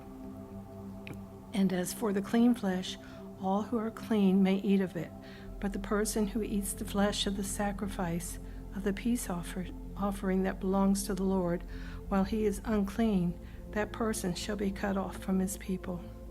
Moreover, the person who touches any unclean thing, such as human uncleanness, an unclean animal, or an abominable unclean thing, and who eats the flesh of the sacrifice of the peace offering that belongs to the Lord, that person shall be cut off from his people. And the Lord spoke to Moses, saying, Speak to the children of Israel, saying, You shall not eat any fat of ox or sheep or goat, and the fat of an animal that dies naturally, and the fat of what is torn by wild beasts may be used in any other way, but you shall by no means eat it. For whoever eats the fat of the animal of which men offer an offering made by fire to the Lord, the person who eats it shall be cut off from his people. Moreover, you shall not eat any blood in any of your dwellings, whether of bird or beast. Whoever eats any blood, that person shall be cut off from his people. Then the Lord spoke to Moses, saying, Speak to the children of Israel, saying, He who offers the sacrifice of his peace offering to the Lord shall bring his offering to the Lord from the sacrifice of his peace offering. His own hand shall bring the offerings made by fire to the Lord. The fat with the breast he shall bring, that the breast may be waved as a wave offering before the Lord. And the priest shall burn the fat on the altar, and the breast shall be Aaron's and his sons. Also the right thigh you shall give to the priest as a heave offering from the sacrifices of your peace offerings. He among the sons of Aaron who offers the blood of the peace offering and the fat shall have the right thigh of his part. For the breast of the wave offering and the thigh of the heave offering I have taken from the children of Israel, from the sacrifices of their peace offerings. And I have given them to Aaron the priest and to his sons from the children of Israel by a statute forever. This is the consecrated portion for Aaron and his sons from the offerings made by fire to the Lord on the day when Moses presented them to minister to the Lord as priests. The Lord commanded this to be given to them by the children of Israel on the day that he anointed them by a statute forever throughout their generations. This is the law of the burnt offering, the grain offering, the sin offering, the trespass offering, the consecrations, and the sacrifice of the peace offerings, which the Lord commanded Moses on Mount Sinai on the day when he commanded the children of Israel to offer their offerings to the Lord in the wilderness of Sinai. Leviticus chapter 8. And the Lord spoke to Moses, saying, Take Aaron and his sons with him, and the garments, the anointing oil, a bowl as the sin offering, 2 rams, and a basket of unleavened bread, and gather all the congregation together at the door of the tabernacle of meeting. So Moses did as the Lord commanded him, and the congregation was gathered together at the door of the tabernacle of meeting. And Moses said to the congregation, This is what the Lord commanded to be done. Then Moses brought Aaron and his sons and washed them with water. And he put the tunic on them, girded him with the sash, clothed him with the robe, and put the ephod on him, and he girded him with the intricately woven band of the ephod, and with it tied the ephod on him. Then he put the breastplate on him, and he put the Urim and the Thummim in the breastplate, and he put the turban on his head. Also on the turban, on its front, he put the golden plate, the holy crown, as the Lord had commanded Moses. Also Moses took the anointing oil and anointed the tabernacle and all that was in it, and consecrated it. He sprinkled some of it on the altar 7 times, anointed the altar and all its utensils, and the laver and its base to consecrate them. And he poured some of the anointing oil on Aaron's head and anointed him to consecrate him. Then Moses brought Aaron's sons and put tunics on them, girded them with sashes, and put hats on them, as the Lord had commanded Moses. And he brought the bowl for the sin offering. Then Aaron and his sons laid their hands on the head of the bull for the sin offering, and Moses killed it. Then he took the blood and put some on the horns of the altar all around with his finger, and purified the altar. And he poured the blood at the base of the altar and consecrated it to make atonement for it. Then he took all the fat that was on the entrails, the fatty lobe attached to the liver, and the 2 kidneys with their fat. And Moses burned them on the altar. But the bull, its hide, its flesh, and its offal, he burned with the fire outside the camp, as the Lord had commanded Moses. Then he brought the ram as the burnt offering, and Aaron and his sons laid their hands on the head of the ram, and Moses killed it. Then he sprinkled the blood all around on the altar, and he cut the ram into pieces, And Moses burned the head, the pieces, and the fat. Then he washed the entrails and the legs in water. And Moses burned the whole ram on the altar. It was a burnt sacrifice for a sweet aroma, an offering made by fire to the Lord, as the Lord had commanded Moses. And he brought the second ram, the ram of consecration. Then Aaron and his son laid their hands on the head of the ram, and Moses killed it. Also he took some of its blood and put it on the tip of Aaron's right ear, on the thumb of his right hand, and on the big toe of his right foot. Then he brought Aaron's sons, and Moses put some of the blood on the tips of their right ears, on the thumbs of their right hands, and on the big toes of their right toes. And Moses sprinkled the blood all around on the altar. Then he took the fat and the fat tail and all the fat that was on the entrails, the fatty lobe attached to the liver, the 2 kidneys and their fat, and the right thigh.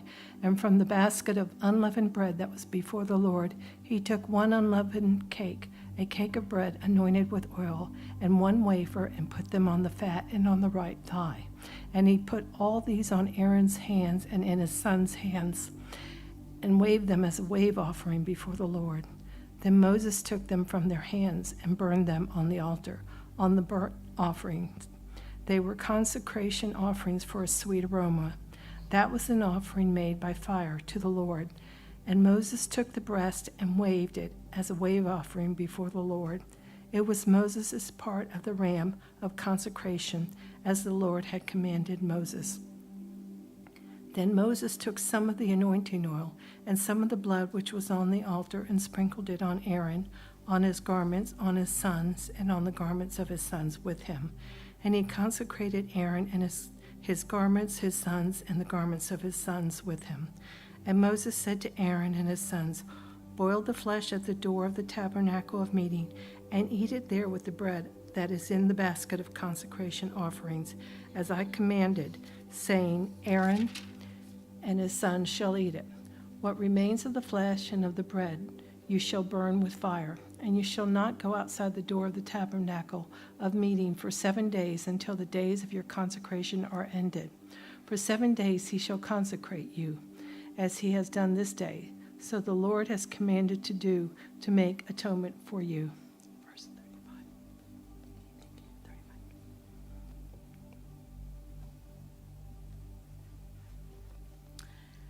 Leviticus 8:35. Therefore you shall say, stay at the door of the tabernacle of meeting day and night for 7 days, and keep the charge of the Lord, so that you may not die, for so I have been commanded. So Aaron and his sons did all the things that the Lord had commanded by the hand of Moses. Leviticus 9. It came to pass on the 8th day that Moses called Aaron and his sons and the elders of Israel, and he said to Aaron, "Take for yourself a young bull as a sin offering, and a ram as a burnt offering without blemish, and offer them before the Lord. And to the children of Israel you shall speak, saying, Take a kid of the goats as a sin offering, and a calf and a lamb, both of the first year without blemish, as a burnt offering. Also a bull and a ram as peace offerings, to sacrifice before the Lord, and a grain offering mixed with oil, for today the Lord will appear to you." So they brought what Moses commanded before the tabernacle of meeting, and all the congregation drew near and stood before the Lord. Then Moses said, "This is the thing which the Lord commanded you to do, and the glory of the Lord will appear to you." And Moses said to Aaron, "Go to the altar, offer your sin offering and your burnt offering, and make atonement for yourself and for the people. Offer the offering of the people and make atonement for them as the Lord commanded." Aaron therefore went to the altar and killed the calf of the sin offering, which was for himself. Then the sons of Aaron brought the blood to him, and he dipped his finger in the blood and put it on the horns of the altar, and poured the blood at the base of the altar. But the fat, the kidneys, and the fatty lobe from the liver of the sin offering he burned on the altar, as the Lord had commanded Moses. The flesh and the hide he burned with fire outside the camp. And he killed the burnt offering, and Aaron's sons presented to him the blood, which he sprinkled all around the altar. Then they presented the burnt offering to him with its pieces and head, and he burned them on the altar. And he washed the entrails and the legs and burned them with the burnt offering on the altar. Then he brought the people's offerings and took the goat, which was the sin offering for the people, and killed it and offered it for sin, like the first one. And he brought the burnt offering and offered it according to the prescribed manner. Then he brought the grain offering, took a handful of it, and burned it on the altar beside the burnt sacrifice of the morning. He also killed the bull and the ram as sacrifices of peace offerings, which were for the people. And Aaron's sons presented to him the blood, which he sprinkled all around the altar, and the fat from the bull and the ram, the fatty tail, the covers, the entrails, and the kidneys, and the fatty lobe attached to the liver, and they put the fat on the breasts. Then he burned the fat on the altar, but the breast and the right thigh Aaron waved as a wave offering before the Lord, as Moses had commanded. Then Aaron lifted his hand toward the people, blessed them, and came down from offering the sin offering, the burnt offering, and peace offerings. And Moses and Aaron went into the tabernacle of meeting and came out and blessed the people. Then the glory of the Lord appeared to all the people, and fire came out from before the Lord and consumed the burnt offering and the fat of the altar. When all the people saw it, they shouted and fell on their faces. Leviticus 10. Then Nadab and Abihu, the sons of Aaron, each took his censer and put fire in it, put incense on it, and offered profane fire before the Lord, which he had not commanded them. So fire went out from the Lord and devoured them, and they died before the Lord. And Moses said to Aaron, "This is what the Lord spoke, saying, by those who come near me I must be regarded as holy, and before all the people I must be glorified." So Aaron held his peace. Then Moses called Mishael and Elzapham, the sons of Uzziel, the uncle of Aaron, and said to them, "Come near, carry your brethren from before the sanctuary out of the camp." So they went near and carried them by their tunics out of the camp, as Moses had said. And Moses said to Aaron and to Eleazar and Ithamar his sons, "Do not uncover your heads nor tear your clothes, lest you die, and wrath come upon all the people. But let your brethren, the whole house of Israel, bewail the burning which the Lord has kindled. You shall not go out from the door of the tabernacle of meeting, lest you die, for the anointing oil of the Lord is upon you." And they did according to the word of Moses. Then the Lord spoke to Aaron, saying, "Do not drink wine or intoxicating drink, you nor your sons with you, when you go into the tabernacle of meeting, lest you die. It shall be a statute forever throughout your generations, that you may distinguish between holy and unholy, and between unclean and clean, and that you may teach the children of Israel all the statutes which the Lord has spoken to them by the hand of Moses." And Moses spoke to Aaron and to Eleazar and Ithamar his sons, who were left, "Take the grain offering that remains of the offerings made by fire to the Lord, and eat it without leaven beside the altar, for it is most holy. You shall eat it in a holy place, because it is your due and your sons' due of the sacrifices made by fire to the Lord. For so I have been commanded. The breast of the wave offering and the thigh of the heave offering you shall eat in a clean place, you, your sons, and your daughters with you. For they are your due and your sons' due, which are given from the sacrifices of peace offerings of the children of Israel. The thigh of the heave offering and the breast of the wave offering they shall bring with the offering of fat made by fire to offer as a wave offering before the Lord. And it shall be yours and your sons with you by a statute forever, as the Lord has commanded." Then Moses made careful inquiry about the goat of the sin offering, and there it was burned up. And he was angry with Eleazar and Ithamar, the sons of Aaron, who were left, saying, "Why have you not eaten the sin offering in the holy place, since it is most holy, and God has given it to you to bear the guilt of the congregation, to make atonement for them before the Lord?" See, its blood was not brought outside the holy place. Indeed, you should have eaten it in the holy place as I commanded. And Aaron said to Moses, Look, this day they have offered their sin offering and their burnt offering before the Lord, and such things have befallen me. If I had eaten the sin offering today, would it have been accepted in the sight of the Lord? So when Moses heard that, he was content. Leviticus chapter 11. Now the Lord spoke to Moses and Aaron, saying to them, Speak to the children of Israel, saying, These are the animals which you may eat among all the animals that are on the earth. Among the animals, whatever divided the hoof, having cloven hooves and chewing the cud, that you may eat. Nevertheless, these you shall not eat among those that chew the cud, or those that have cloven hooves. The camel, because it chews the cud, but does not have cloven hooves, it is unclean to you. The rock hyrax, because it chews the cud, but does not have cloven hooves, is unclean to you. The hare, because it chews the cud, but does not have cloven hooves, it is unclean to you.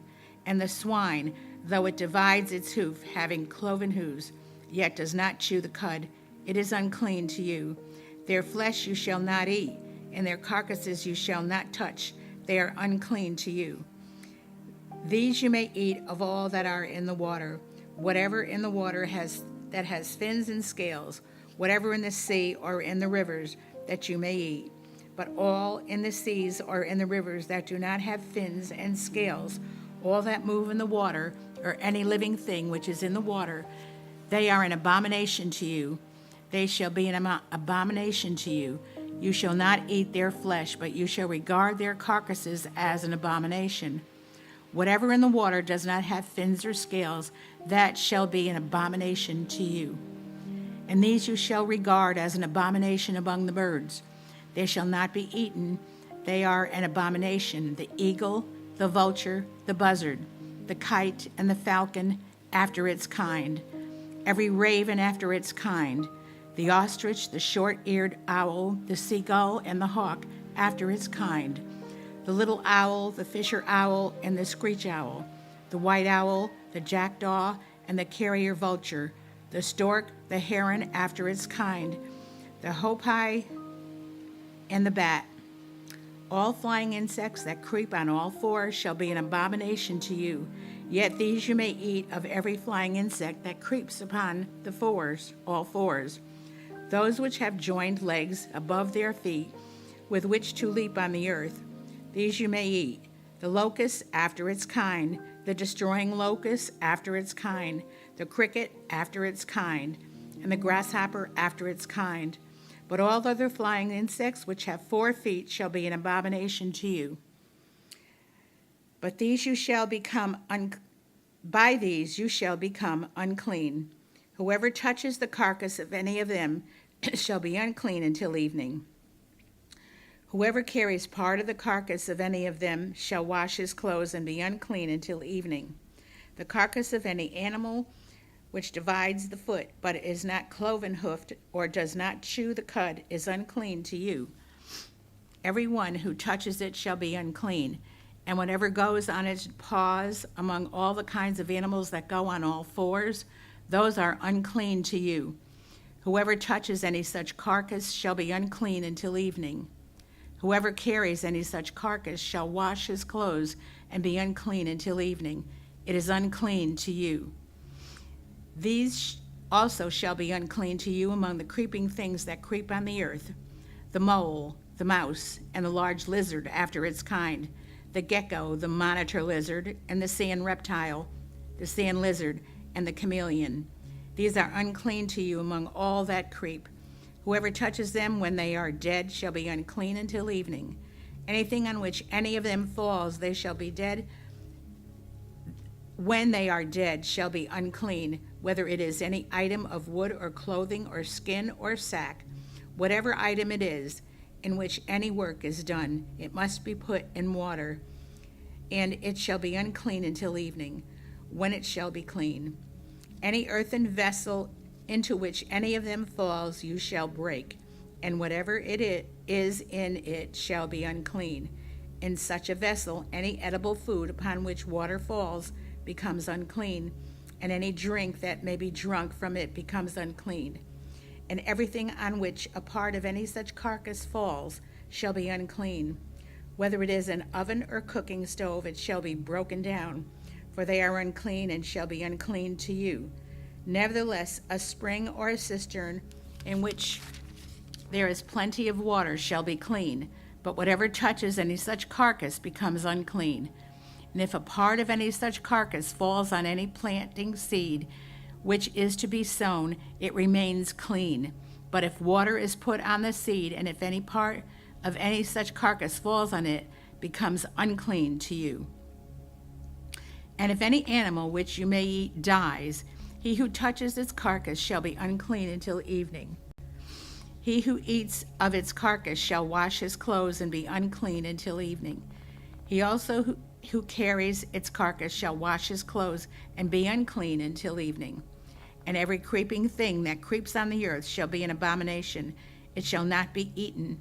Whatever crawls on its belly, whatever goes on all fours, or whatever has many feet, among all creeping things that creep on the earth, these you shall not eat, for they are an abomination. You shall not make yourselves abominable with any creeping thing that creeps, nor shall you make yourselves unclean with them, lest you be defiled by them. For I am the Lord your God, and you shall therefore consecrate yourselves, and you shall be holy, for I am holy.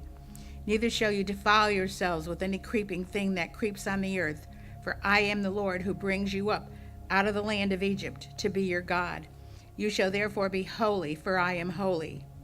This is the law of the animals and the birds and every living creature that moves in the waters, and of every creature that creeps on the earth, to distinguish between the unclean and the clean, and between the animals that may be eaten and the animal that may not be eaten. Leviticus 12. Then the Lord spoke to Moses, saying, Speak to the children of Israel, saying, If a woman has conceived and borne a man child, then she shall be unclean 7 days. As in the days of her customary impurity, she shall be unclean. And on the 8th day the flesh of his foreskin shall be circumcised. She shall then continue in the blood of her purification 33 days. She shall not touch any hallowed thing, nor come into the sanctuary until the days of her purification are fulfilled. But if she bears a female child, then she shall be unclean 2 weeks, as in her customary impurity, and she shall continue in the blood of her purification for 66 days. When the days of her purification are fulfilled, whether for a son or a daughter, she shall bring to the priest a lamb of the first year as a burnt offering, and a young pigeon or a turtle dove as a sin offering to the door of the tabernacle of meeting. Then he shall offer it before the Lord and make atonement for her, and she shall be clean from the flow of her blood. This is the law for her who was born a male or a female. And if she is not able to bring a lamb, then she may bring 2 turtle doves or 2 young pigeons, one as a burnt offering and the other as a sin offering. So the priest shall make atonement for her, and she will be clean. Leviticus 13. And the Lord spoke to Moses and Aaron, saying, When a man has on the skin of his body a swelling, a scab, or a bright spot, and it becomes on the skin of his body like a leprous sore, then he shall be brought to Aaron the priest, or to one of his sons the priest.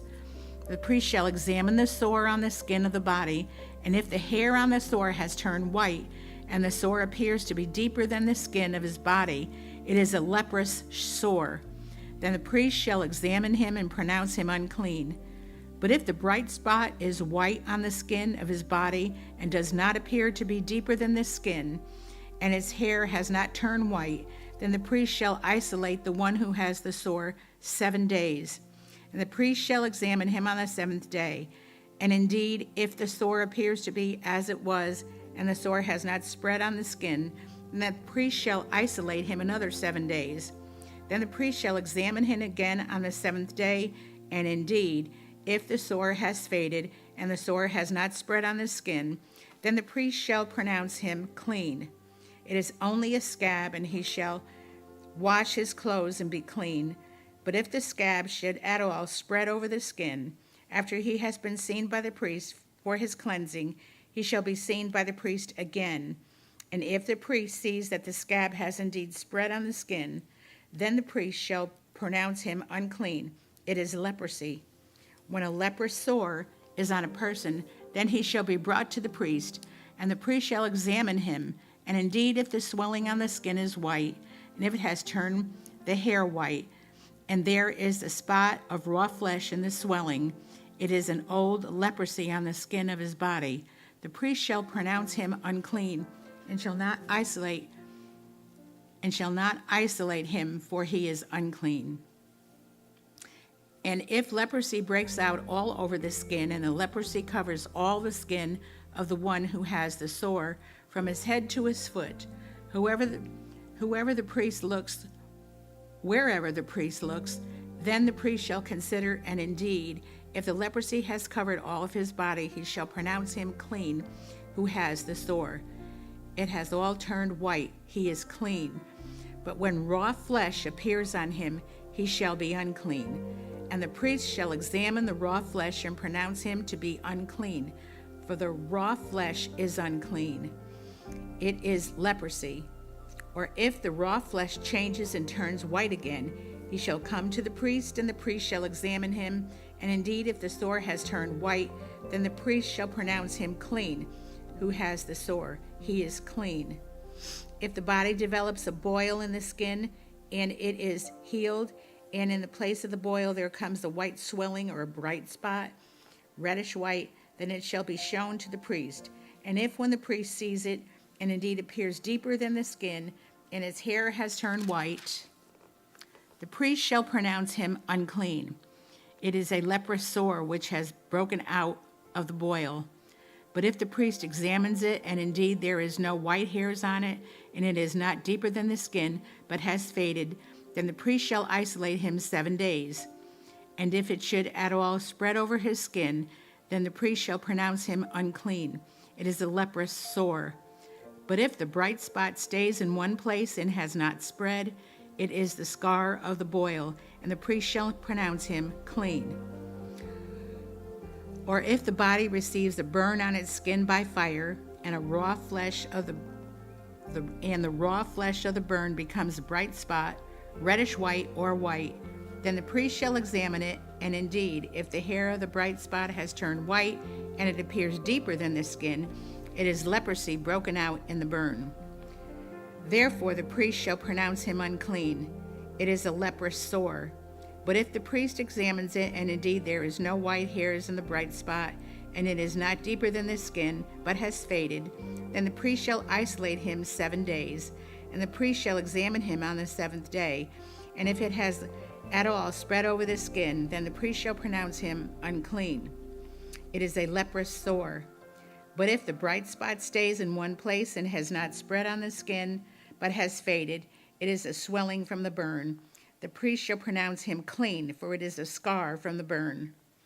If a woman has a sore on the head or the beard, if a man or a woman has a sore on the head or the beard, then the priest shall examine the sore. And indeed, if it appears deeper than the skin, and there is in it thin yellow hair, then the priest shall pronounce him unclean. It is a scaly leprosy of the head or beard. And if the priest examines the scaly sore, and indeed it does not appear deeper than the skin, and there is no black hair in it, then the priest shall isolate the one who has the scale 7 days. And on the 7th day the priest shall examine the sore, and indeed if the scale has not spread and there is no yellow hair in it, then the scale does not appear deeper than the skin. He shall shave himself, but the scale he shall not shave. And the priest shall isolate the one who has the scale another 7 days. On the 7th day the priest shall examine the scale, and indeed, if the scale has not spread over the skin and does not appear deeper than the skin, then the priest shall pronounce him clean. He shall wash his clothes and be clean. But if the scale should at all be spread over the skin after his cleansing, then the priest shall examine him, and indeed if the scale has spread over the skin, the priest need not seek for yellow hair, he is unclean. But if the scale appears to be at the standstill, and there is black hair grown upon it, the scale has healed, it is clean, and the priest shall pronounce him clean. If a man or woman has bright spots on the skin of the body, specifically white bright spots, then the priest shall look, and indeed, if the bright spots on the skin of the body are dull white, it is a white spot that grows on the skin, he is clean. As for the man whose hair has fallen from his head, he is bald, but he is clean. For whose hair has fallen from his forehead, he is bald on his forehead, but he is clean. And if therefore is on the bald head or bald forehead a reddish white sore, it is leprosy breaking out on his bald head or his bald forehead. Then the priest shall examine it, and indeed, if the swelling of the sore is reddish white on the bald head or on his bald forehead, as the appearance of leprosy on the skin of the body, he is a leprous man, he is unclean. The priest shall pronounce him unclean.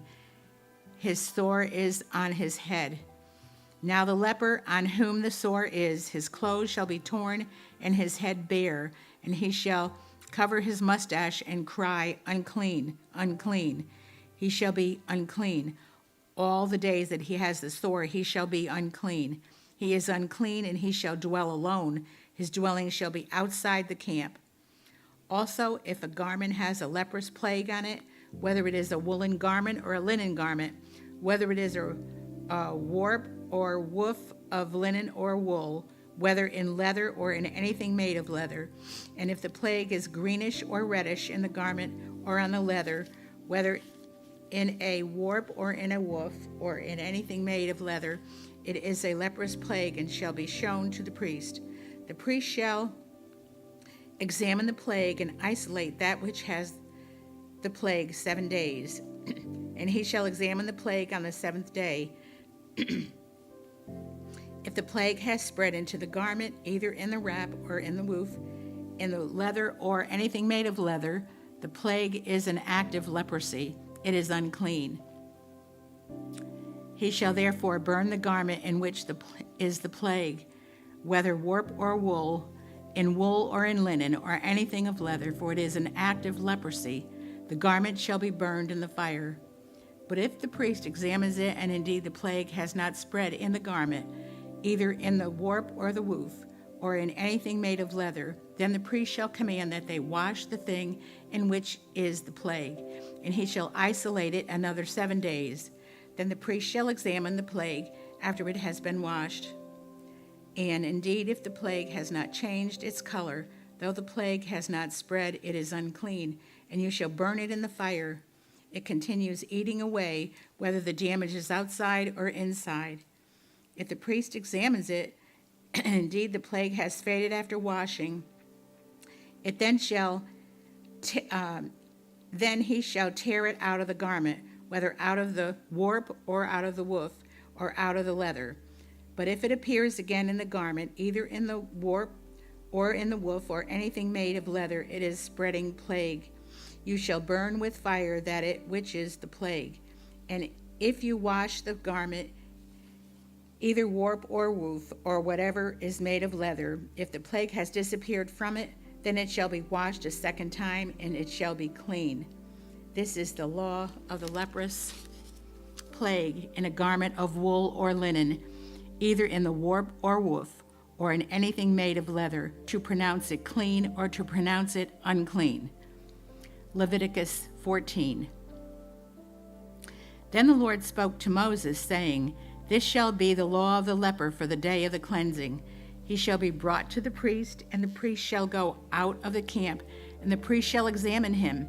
And indeed, if the leprosy is healed in the leper, then the priest shall command to take him from who it is to be cleansed 2 living and clean birds, cedar wood, scarlet, and hyssop. And the priest shall command that one of the birds be killed in the earthen vessel over running water. For as a living bird he shall take it, the cedar wood and the scarlet and the hyssop, and dip them into the living bird in the blood of the bird that was killed over the running water. And if he shall sprinkle it 7 times on him who is to be cleansed from the leprosy, he shall pronounce him clean, and he shall let the living bird loose in the open field. He who is to be cleansed shall wash his clothes, shave off all his hair, and wash himself in water, that he may be clean. After that he shall come into the camp, and shall stay outside his tent 7 days. But on the 7th day he shall shave all his hair off his head, and his beard, and his eyebrows. All his hair he shall shave off. He shall wash his clothes and wash his body in water, and he shall be clean.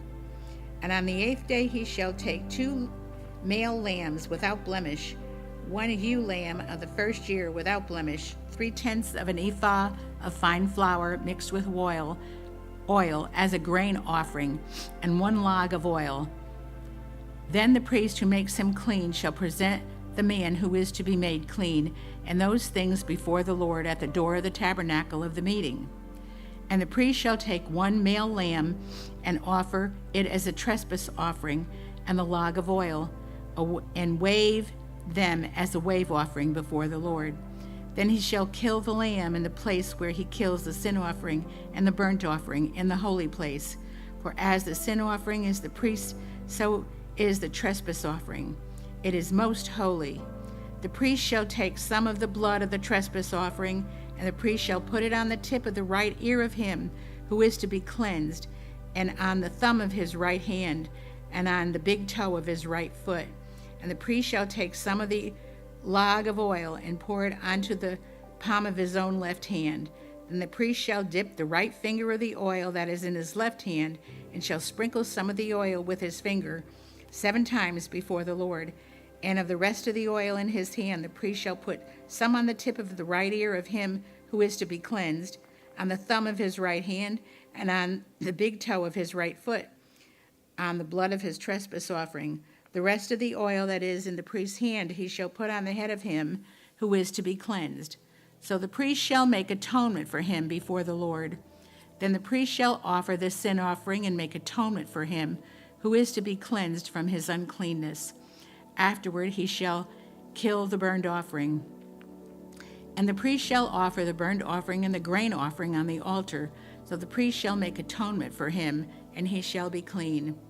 But if he is poor and cannot afford it, then he shall take 1 lamb and a trespass offering to be waved to make atonement for him, 1/10 of an ephah of fine flour mixed with oil as a grain offering, a log of oil, and 2 turtle doves or 2 young pigeons, such as he is able to afford.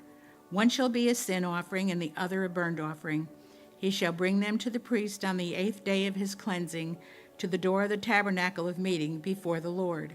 And the priest shall take the lamb on the trespass offering and the log of oil, and the priest shall wave them as a wave offering before the Lord.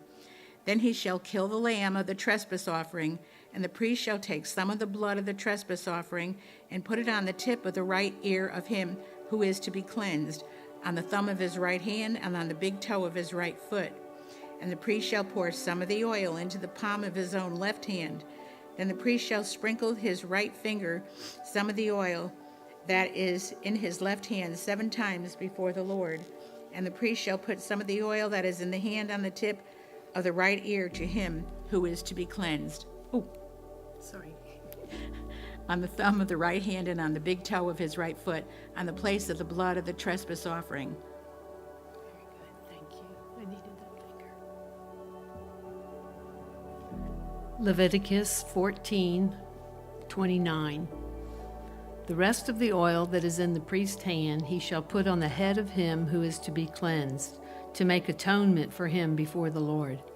And he shall offer 1 of the turtle doves or young pigeons, such as he can afford, such as he is able to afford, the one as a sin offering and the other as a burnt offering, with the grain offering.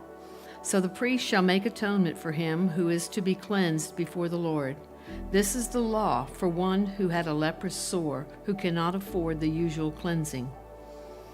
And the Lord spoke to Moses and Aaron, saying, When you have come into the land of Canaan, which I give you as a possession, and I put the leprous plague in a house in the land of your possession, and he who owns the house comes and tells the priest, saying, It seems to me that there is some plague in the house, then the priest shall command that they empty the house before the priest goes into it to examine the plague, that all that is in the house may not be made unclean.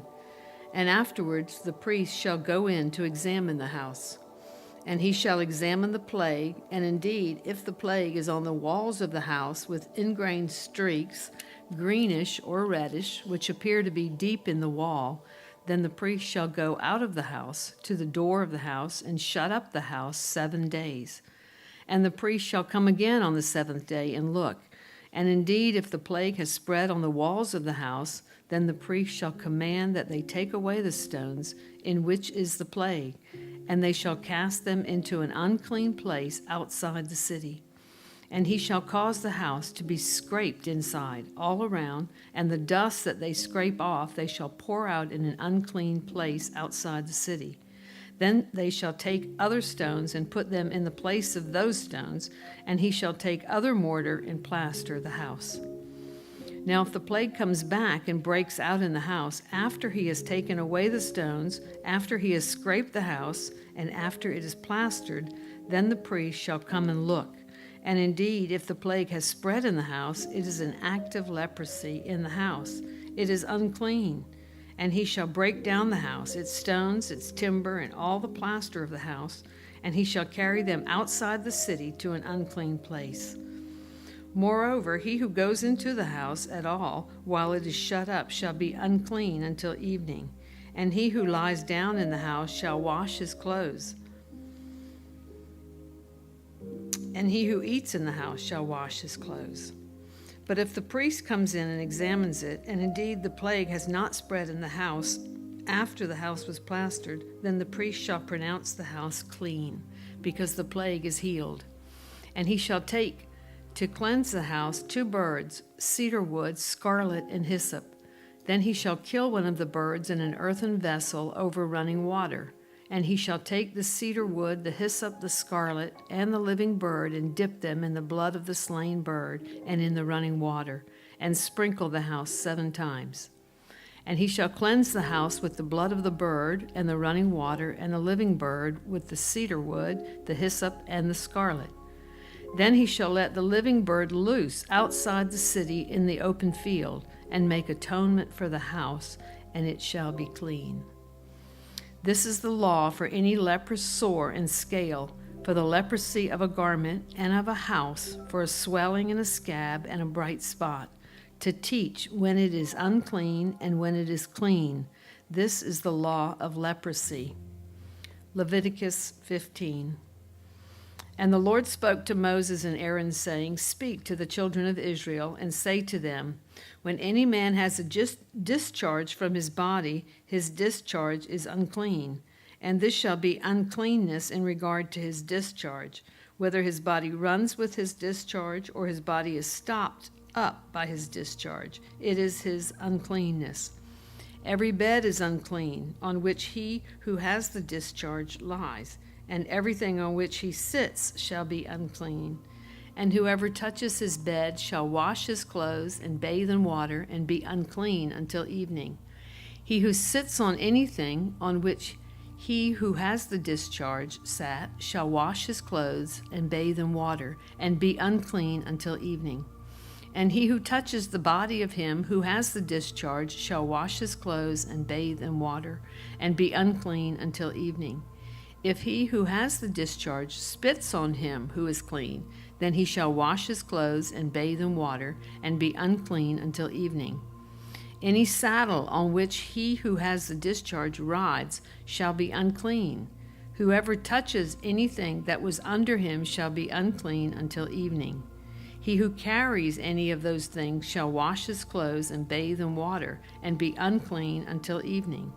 And whomever the one who has the discharge touches and has not rinsed his hands in water, he shall wash his clothes and bathe in water and be unclean until evening.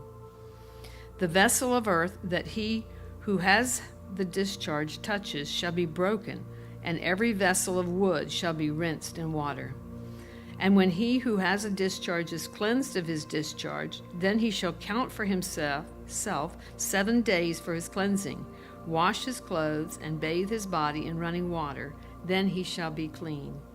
On the 8th day he shall take for himself 2 turtle doves or 2 young pigeons, and come before the Lord to the door of the tabernacle of meeting, and give them to the priest.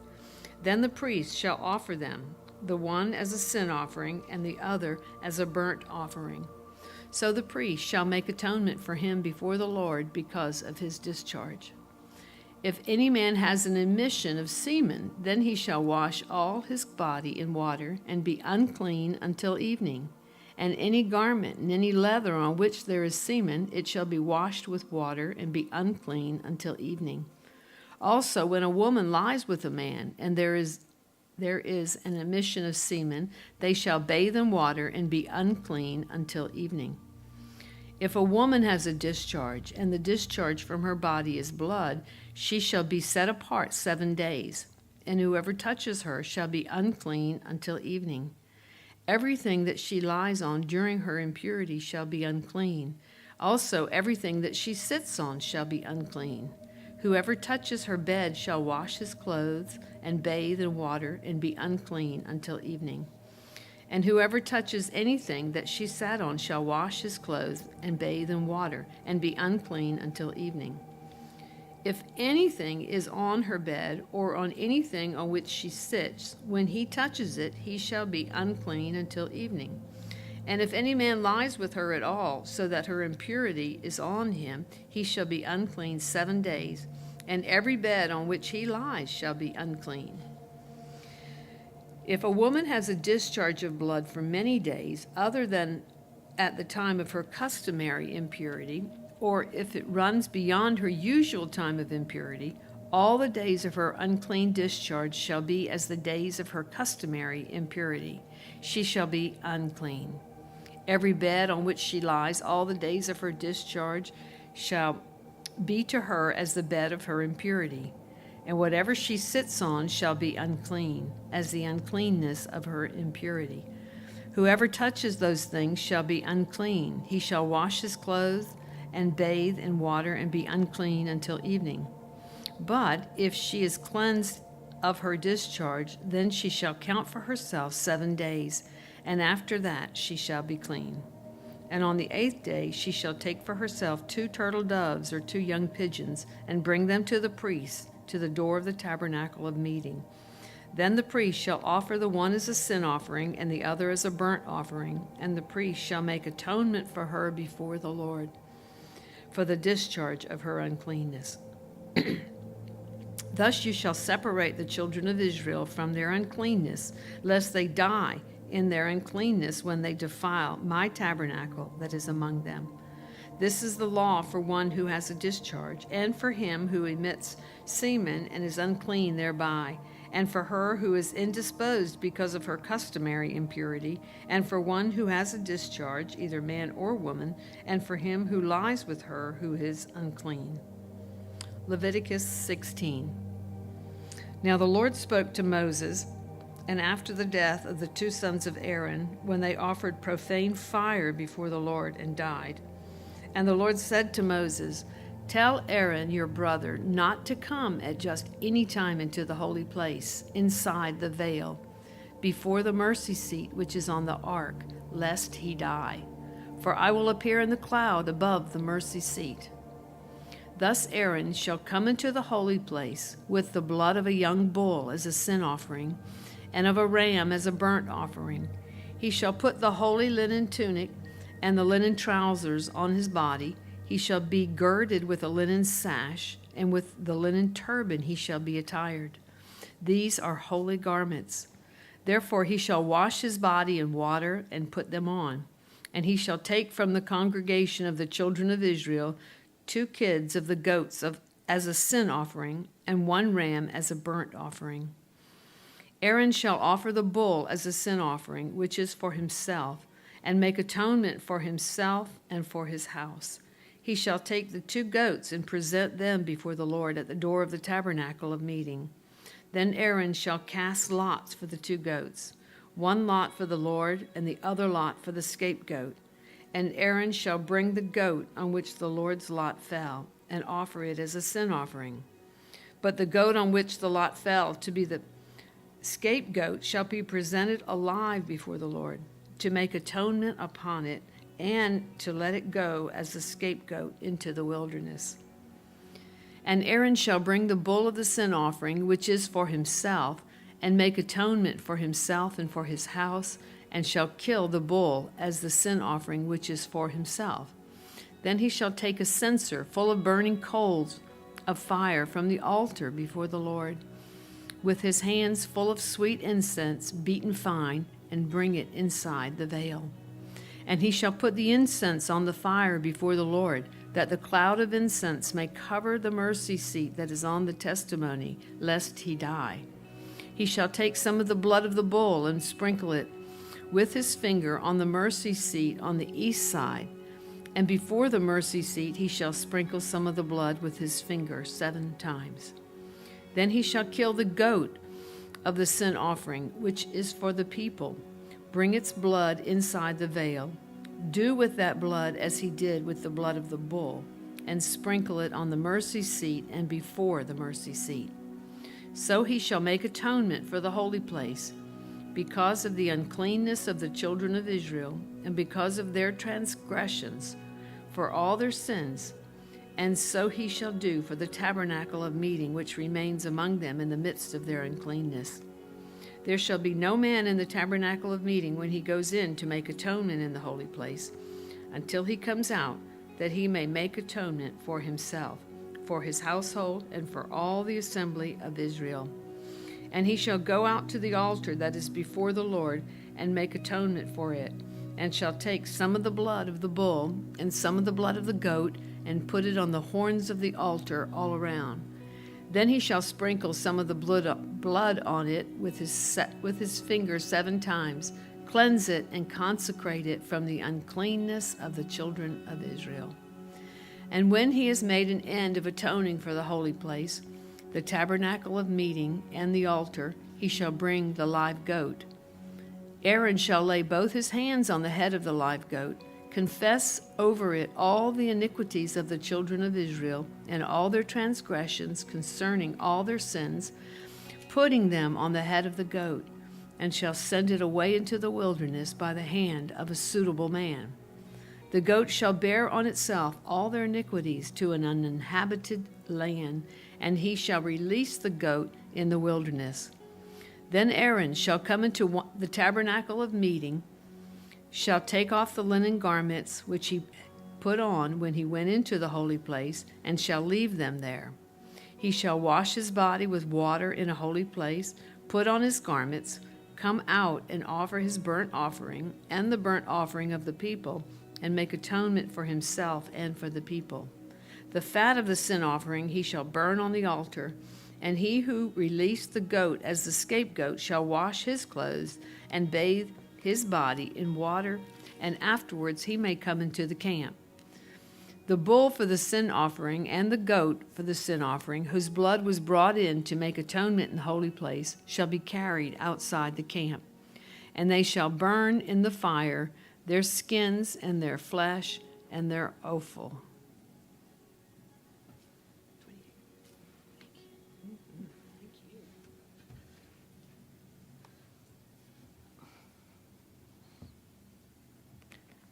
Leviticus 16:28. Then he who burns them shall wash his clothes and bathe his body in water, and afterward he may come into the camp. This shall be a statute forever for you. In the 7th month, on the 10th day of the month, you shall afflict your souls and do no work at all, whether a native of your own country or a stranger who dwells among you. For on that day the priest shall make atonement for you, to cleanse you, that you may be clean from all your sins before the Lord. It is a Sabbath of solemn rest for you, and you shall afflict your souls. It is a statute forevermore. And the priest who is anointed and consecrated to minister as priest in his father's place shall make atonement and put on the linen clothes and the holy garments, and then he shall make atonement for the holy sanctuary, and he shall make atonement for the tabernacle of meeting and for the altar, and he shall make atonement for the priests and for all the people of the assembly. This shall be an everlasting statute for you, to make atonement for the children of Israel for all their sins once a year. And he did as the Lord commanded Moses. Chapter 17.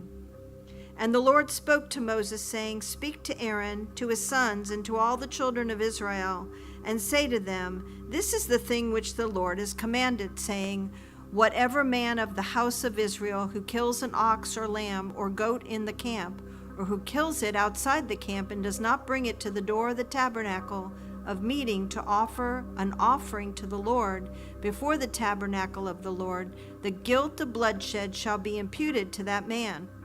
He has shed blood, and that man shall be cut off from among his people, to the end that the children of Israel may bring their sacrifices which they offer in the open field, that they may bring them to the Lord at the door of the tabernacle of meeting, to the priest, and offer them as peace offerings to the Lord.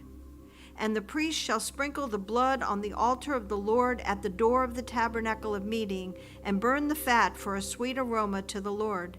They shall no more offer their sacrifices to demons, after whom they have played the harlot. This shall be a statute forever for them throughout their generations. Also you shall say to them, Whatever man of the house of Israel or of the strangers who dwell among you, who offers a burnt offering or sacrifice, and does not bring it to the door of the tabernacle of meeting to offer it to the Lord, that man shall be cut off from among his people. And whatever man of the house of Israel or of the strangers who dwell among you who eats any blood, I will set my face against that person who eats blood, and will cut him off from among his people. For the life of the flesh is in the blood, and I have given it to you upon the altar to make atonement for your souls, for it is the blood that makes atonement for the soul. Therefore I said to the children of Israel, No one among you shall eat blood, nor shall any stranger who dwells among you eat blood. Whatever man of the children of Israel or of the strangers who dwell among you, who hunts or catches any animal or bird that may be eaten, he shall pour out its blood and cover it with dust, for it is the life of all flesh. Its blood sustains its life. Therefore I said to the children of Israel, You shall not eat the blood of any flesh, for the life of all flesh is its blood. Whoever eats, it shall be cut off, and every person who eats what died naturally or what was torn by beast, whether he is a native of your own country or a stranger, he shall both wash his clothes and bathe in water, and be unclean until evening. Then he shall be clean. But if he does not wash them or bathe his body, then he shall bear his guilt. Chapter 18. Then the Lord spoke to Moses, saying, Speak to the children of Israel and say to them, I am the Lord your God. According to the doings of the land of Egypt where you dwelt, you shall not do, and according to the doings of the land of Canaan where I am bringing you, you shall not do, nor shall you walk in their ordinances. You shall observe my judgments and keep my ordinances to walk in them. I am the Lord your God. You shall therefore keep my statutes, my judgments, which if a man does, he shall live by them. I am the Lord. None of you shall approach anyone who is near of kin to him to uncover his nakedness. I am the Lord. The nakedness of your father or the nakedness of your mother you shall not uncover. She is your mother. You shall not uncover her nakedness. The nakedness of your father's wife you shall not uncover. It is your father's nakedness. The nakedness of your sister, the daughter of your father or the daughter of your mother, whether born at home or elsewhere, their nakedness you shall not uncover. The nakedness of your son's daughter or your daughter's daughter, their nakedness you shall not uncover, for theirs is your own nakedness. The nakedness of your father's wife's daughter, begotten by your father, she is your sister, you shall not uncover her nakedness. You shall not uncover the nakedness of your father's sister, she is near of kin to your father. You shall not uncover the nakedness of your mother's sister, for she is near of kin to your mother. You shall not uncover the nakedness of your father's brother. You shall not approach his wife, she is your aunt. You shall not uncover the nakedness of your daughter-in-law, she is your son's wife. You shall not uncover her nakedness. You shall not uncover the nakedness of your brother's wife, it is your brother's nakedness. You shall not uncover the nakedness of a woman and her daughter, nor shall you take her son's daughter or her daughter's daughter to uncover her nakedness. They are near of kin to her. It is wickedness. Nor shall you take a woman as a rival to her sister to uncover her nakedness while the other is alive. Also, you shall not approach a woman to uncover her nakedness as long as she is in her customary impurity. Moreover, you shall not lie carnally with your neighbor's wife to defile yourself with her. And you shall not let any of your descendants pass through the fire to Moloch, nor shall you profane the name of your God. I am the Lord. You shall not lie with a male as with a woman. It is an abomination. Nor shall you mate with any animal to defile yourself with it. Nor shall any woman stand before an animal to mate with it. It is perversion. Do not defile yourselves with any of these things, for by all these the nations are defiled, which I am casting out before you. For the land is defiled, therefore I visit the punishment of its iniquity upon it, and the land vomits out its inhabitants. You shall therefore keep my statutes and my judgments, and shall not commit any of these abominations, either any of your own nation or any stranger who dwells among you. For all these abominations the men of the land have done who were before you, and thus the land is defiled, lest the land vomit you out also when you defile it, as it vomited out the nations that were before you. For whoever commits any of these abominations, the persons who commit them shall be cut off from among their people. Therefore you shall keep my ordinance, so that you do not commit any of these abominable customs which were committed before you, and that you do not defile yourselves by them. I am the Lord your God. Chapter 19.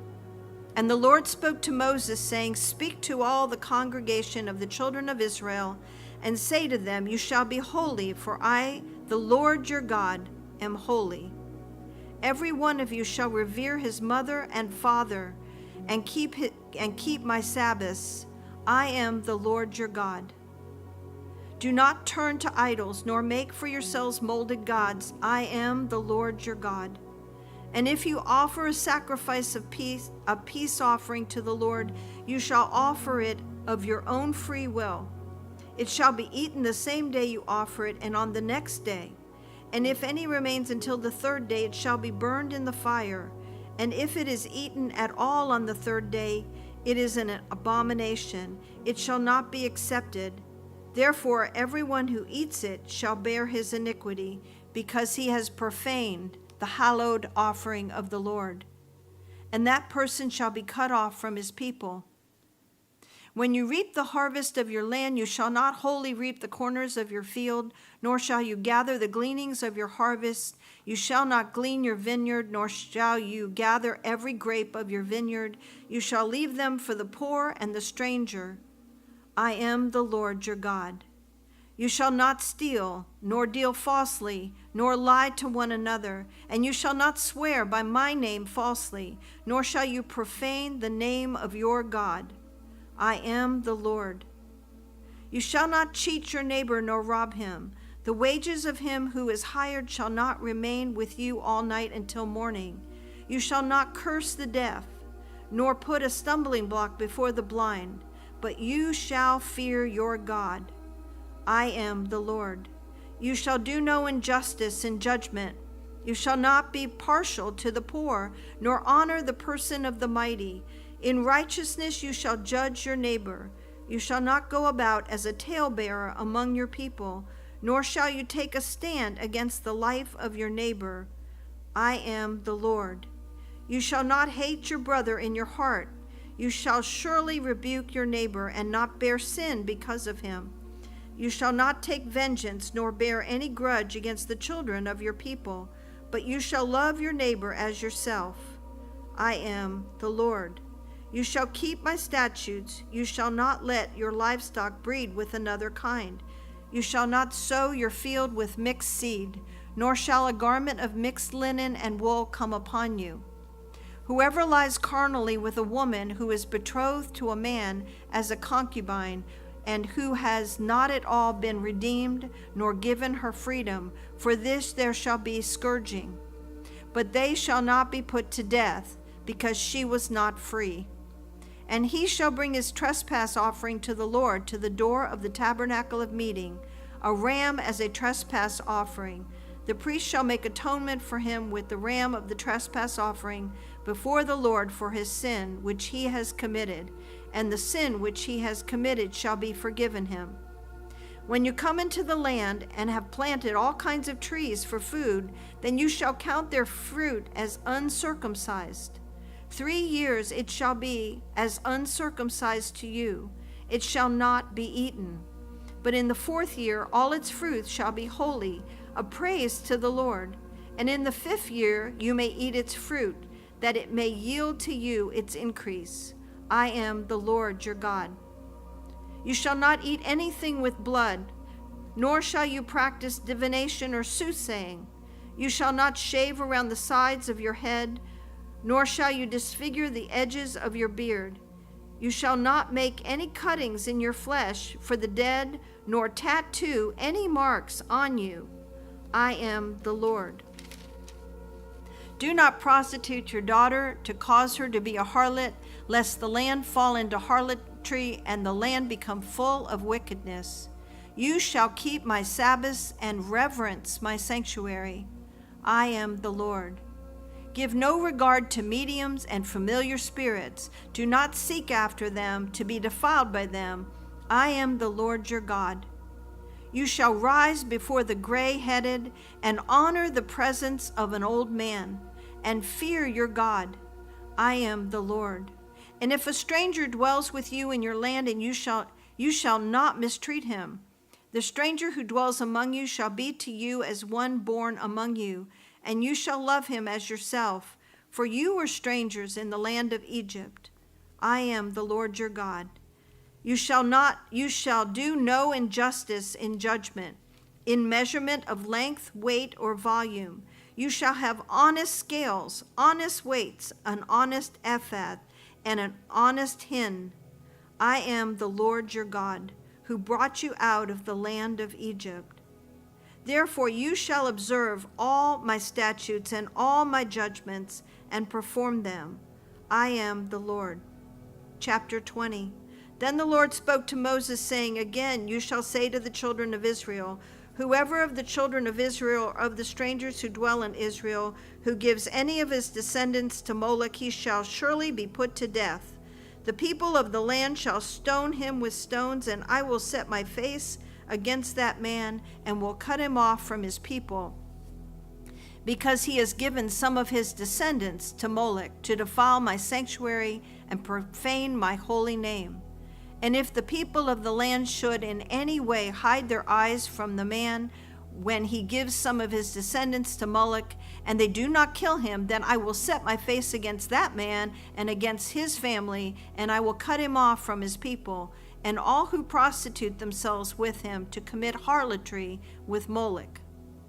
And the person who turns to mediums and familiar spirits to prostitute himself with them, I will set my face against that person and cut him off from his people. Consecrate yourselves, therefore, and be holy, for I am the Lord your God. And you shall keep my statutes and perform them.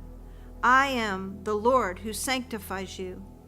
For everyone who curses his father or his mother shall surely be put to death. He has cursed his father or his mother. His blood shall be upon him.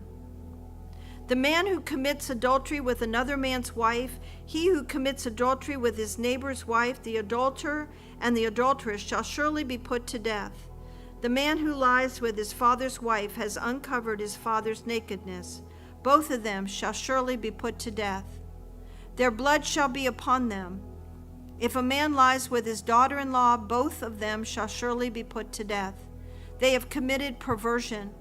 Their blood shall be upon them. If a man lies with a man as he lies with a woman, both of them have committed an abomination. They shall surely be put to death. Their blood shall be upon them. If a man marries a woman and her mother, it is wickedness. They shall be burned with fire, both he and they, and that there be no wickedness among you. If a man mates with an animal, he shall surely be put to death, and you shall kill the animal. If a woman approaches any animal and mates with it, you shall kill the woman and the animal. They shall surely be put to death. Their blood is upon them. If a man takes his sister, his father's daughter, or his mother's daughter, and sees her nakedness, and she sees his nakedness, it is a wicked thing, and they shall be cut off in the sight of their people. He has uncovered his sister's nakedness. He shall bear his guilt. If a man lies with a woman during her sickness and uncovers her nakedness, he has exposed her flow, and she has uncovered the flow of her blood. Both of them shall be cut off from their people. You shall not uncover the nakedness of your mother's sister, nor of her father's sister, for that would uncover his near of kin. They shall bear their guilt. If a man lies with his uncle's wife, he has uncovered his uncle's nakedness. They shall bear their sin. They shall die childless. If a man takes his brother's wife, it is an unclean thing. He has uncovered his brother's nakedness, and they shall be childless. You shall therefore keep all my statutes and all my judgments and perform them, that the land where I am bringing you to dwell may not vomit you out. And you shall not walk in the statutes of the nation which I am casting out before you. For they commit all these things, and therefore I abhor them. But I have said to you, you shall inherit their land, and I will give it to you to possess, a land flowing with milk and honey. I am the Lord your God, who has separated you from the peoples. You shall therefore distinguish between clean animals and unclean, between unclean birds and clean. You shall not make yourselves abominable by beast or by bird or by any kind of living thing that creeps on the ground, which I have separated from you as unclean. And you shall be holy to me, for I, the Lord, am holy, and have separated you from the peoples, that you should be mine.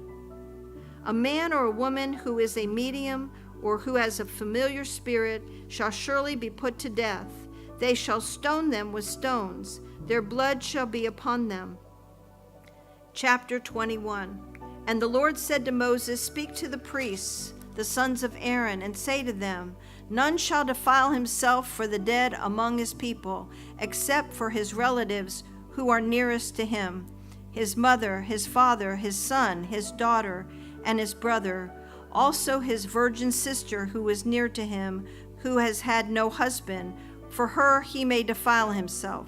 Otherwise he shall not defile himself, being a chief man among his people, to profane himself. They shall not make any bald places on their heads, nor shall they shave the edges of their beard, nor make any cuttings in their flesh. They shall be holy to their God, and not profane the name of their God, for they offer the offerings of the Lord made by fire, and the bread of their God. Therefore they shall be holy. They shall not take a wife who is a harlot or a defiled woman, nor shall they take a woman divorced from her husband, for the priest is holy to his God. Therefore you shall consecrate him, for he offers the bread of your God. He shall be holy to you, and I, the Lord, who sanctified you, I am holy. The daughter of any priest, if she profanes herself by playing the harlot, she profanes her father. She shall be burned with fire. He who is the high priest among his brethren, on whose head the anointing oil was poured, and who is consecrated to wear the garments, shall not uncover his head nor tear his clothes, nor shall he go near any dead body, nor defile himself for his father or his mother. Nor shall he go out of the sanctuary, nor profane the sanctuary of his God. For the consecration of the anointing oil of his God is upon him. I am the Lord. And he shall take a wife in her virginity, a widow or a divorced woman or a defiled woman or a harlot. These he shall not marry. But he shall take a virgin of his own people as wife, nor shall he profane his posterity among his people. For I, the Lord, sanctify him. And the Lord spoke to Moses, saying, speak to Aaron, saying, no man of your descendants in succeeding generations who has any defect may approach to offer the bread of his God. For any man who has a defect shall not approach, a man blind or lame, who has marred face or any limb too long, a man who has a broken foot or a broken hand, or is a hunchback or a dwarf, or a man who has a defect in his eye, or eczema or scab, or is a eunuch. No man of the descendants of Aaron the priest who has a defect shall come near to offer offerings made by fire to the Lord. He has a defect, he shall not come near to offer the bread of his God. He may eat the bread of his God, both the most holy and the holy, only he shall not go near the veil or approach the altar, because he has a defect, lest he profane my sanctuaries, for I, the Lord, sanctify them. And Moses told it to Aaron and his sons and to all the children of Israel. Chapter 22.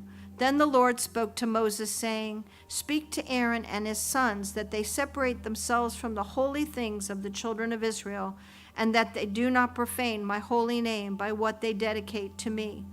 I am the Lord.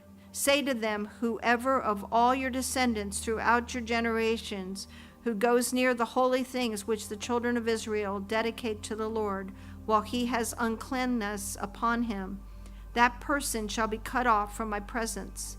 I am the Lord. Whatever man of the descendants of Aaron who is a leper or has a discharge shall not eat the holy offering until he is clean, and whoever touches anything made unclean by a corpse, or a man who has an emission of semen, or whoever touches any creeping thing by which he would be made unclean, or any person by whom he would become unclean, whatever his uncleanness may be, the person who has touched any such thing shall be unclean until evening, and shall not eat the holy offerings unless he washes his body with water. And when the sun goes down, he shall be clean, and afterward he may eat the holy offerings, because it is his food. Whatever dies naturally or is torn by beasts, he shall not eat, to defile himself with it. I am the Lord. They shall therefore keep my ordinance, lest they bear sin for it and die thereby. If they profane it, I, the Lord, sanctify them. No outsider shall eat the holy offering. One who dwells with the priest or a hired servant shall not eat the holy thing. But if the priest buys a person with his money, he may eat it, and one who is born in his house may eat his food. If the priest's daughter is married to an outsider, she may not eat of the holy offerings. But if the priest's daughter is a widow or divorced and has no child, and has returned to her father's house as in her youth, she may eat her father's food, but no outsider shall eat it. And if a man eats the holy offering unintentionally, then he shall restore a holy offering to the priest, and add 1/5 to it. They shall not profane the holy offering of the children of Israel, which they offer to the Lord, or allow them to bear the guilt of trespass when they eat their holy offerings. For I, the Lord, sanctify them. The Lord spoke to Moses, saying, Speak to Aaron and his sons, and to all the children of Israel, and say to them, Whatever man of the house of Israel, or of the strangers in Israel, who offers his sacrifice for any of his vows or any of his freewill offerings, which they offer to the Lord as a burnt offering, you shall offer of your own free will a male without blemish from the cattle, from the sheep, or from the goats. Whatever has a defect you shall not offer, for it shall not be acceptable on your behalf. And whoever offers a sacrifice of a peace offering to the Lord to fulfill his vow, or a freewill offering from the cattle or the sheep, it must be perfect to be accepted. There shall be no defect in it. Those that are blind or broken or maimed or have an ulcer or eczema or scabs, you shall not offer to the Lord, nor make an offering by fire of them on the altar to the Lord. Either a bull or a lamb that has any limb too long or too short, you may offer as a freewill offering, but for a vow it shall not be accepted. You shall not offer to the Lord what is bruised or crushed or torn or cut, nor shall you make any offering of them in your land, nor from a foreigner's hand shall you offer any of these as the bread of your God, because their corruption is in them, and defects are in them. They shall not be accepted on your behalf. And the Lord spoke to Moses, saying, when a bull or a sheep or a goat is born, it shall be 7 days with its mother, and from the 8th day thereafter it shall be accepted as an offering made by fire to the Lord. Whether it is a cow or ewe, do not kill both her and her young on the same day. And when you offer a sacrifice of thanksgiving to the Lord, offer it of your own free will. On the same day it shall be eaten. You shall leave none of it until morning. I am the Lord. Therefore you shall keep my commandments and perform them. I am the Lord. You shall not profane my holy name, but I will be hallowed among the children of Israel. I am the Lord who sanctifies you, who brought you out of the land of Egypt to be your God. I am the Lord. Chapter 23. And the Lord spoke to Moses, saying, speak to the children of Israel, and say to them, the feasts of the Lord, which you shall proclaim to be holy convocations, these are my feasts. 6 days shall work be done, but the 7th day is a Sabbath of solemn rest, a holy convocation. You shall do no work on it. It is the Sabbath of the Lord in all your dwellings. These are the feasts of the Lord, holy convocations which you shall proclaim at their appointed times. On the 14th day of the first month at twilight is the Lord's Passover, and on the 15th day of the same month is the feast of unleavened bread to the Lord. 7 days you must eat unleavened bread. On the first day you shall have a holy convocation. You shall do no customary work on it. But you shall offer an offering made by fire to the Lord for 7 days. The 7th day shall be a holy convocation. You shall do no customary work on it. And the Lord spoke to Moses, saying, speak to the children of Israel, and say to them, when you come into the land which I give to you, and reap its harvest, then you shall bring a sheaf of the first fruits of your harvest to the priest. He shall wave the sheaf before the Lord to be accepted on your behalf on the day after the Sabbath. The priest shall wave it. And you shall offer on that day, when you wave the sheaf, a male lamb of the first year without blemish as a burnt offering to the Lord. Its grain offering shall be 2/10 of an ephah of fine flour mixed with oil, an offering made by fire to the Lord, for a sweet aroma, and its drink offering shall be of wine, 1/4 of a hin. You shall eat neither bread nor parched grain nor fresh grain until the same day that you have brought an offering to your God. It shall be a statute forever throughout your generations in all your dwellings. And you shall count for yourselves from the day after the Sabbath, from the day that you brought the sheaf of the wave offering. 7 Sabbaths shall be completed. Count 50 days to the day after the 7th Sabbath. Then you shall offer a new grain offering to the Lord. You shall bring from your dwellings 2 wave loaves of 2/10 of an ephah. They shall be of fine flour. They shall be baked with leaven. They are the first fruits of the Lord. And you shall offer with the bread 7 lambs of the first year without blemish, 1 young bull and 2 rams. They shall be as a burnt offering to the Lord, with their grain offering and their drink offering, an offering made by fire for a sweet aroma to the Lord. Then you shall sacrifice 1 kid of the goats as a sin offering, and 2 male lambs of the first year as a sacrifice of a peace offering. The priest shall wave them with the bread of the first fruits as a wave offering before the Lord with the 2 lambs. They shall be holy to the Lord for the priest. And you shall proclaim on the same day that it is a holy convocation to you. You shall do no customary work on it. It shall be a statute forever in all your dwellings throughout your generations. When you reap the harvest of your land, you shall not wholly reap the corners of your field. When you reap, nor shall you gather any gleanings from your harvest. You shall leave them for the poor and for the stranger. I am the Lord your God. Then the Lord spoke to Moses, saying, speak to the children of Israel, saying, in the 7th month, on the first day of the month, you shall have a Sabbath rest, a memorial of blowing of trumpets, a holy convocation. You shall do no customary work on it, and you shall offer an offering made by fire to the Lord. And the Lord spoke to Moses, saying, Also the 10th day of this 7th month shall be the day of atonement. It shall be a holy convocation for you. You shall afflict your souls and offer an offering made by fire to the Lord. And you shall do no work on that same day, for it is the day of atonement, to make atonement for you before the Lord your God. For any person who is not afflicted in soul on that same day shall be cut off from his people. And any person who does any work on that same day, that person I will destroy from among his people. You shall do no manner of work. It shall be a statute forever through your generations in all your dwellings. It shall be to you a Sabbath of solemn rest, and you shall afflict your souls. On the 9th day of the month at evening, from evening to evening, you shall celebrate your Sabbath. Then the Lord spoke to Moses, saying, Speak to the children of Israel, saying, The 15th day of this 7th month shall be the Feast of Tabernacles, for 7 days to the Lord.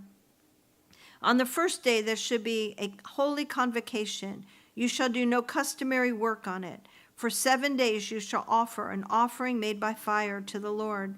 And on the 8th day you shall have a holy convocation, and you shall offer an offering made by fire to the Lord. It is a sacred assembly, and you shall do no customary work on it. These are the feasts of the Lord, which you shall proclaim to be holy convocations, to offer an offering made by fire to the Lord, a burnt offering and a grain offering, a sacrifice and drink offerings, everything on its day. Beside the Sabbaths of the Lord, beside your gifts, beside all your vows, and beside your freewill offerings which you give to the Lord. Also on the 15th day of the 7th month, when you have gathered in the fruit of the land, you shall keep the feast of the Lord for 7 days. On the first day there shall be a Sabbath rest, and on the 8th day a Sabbath rest.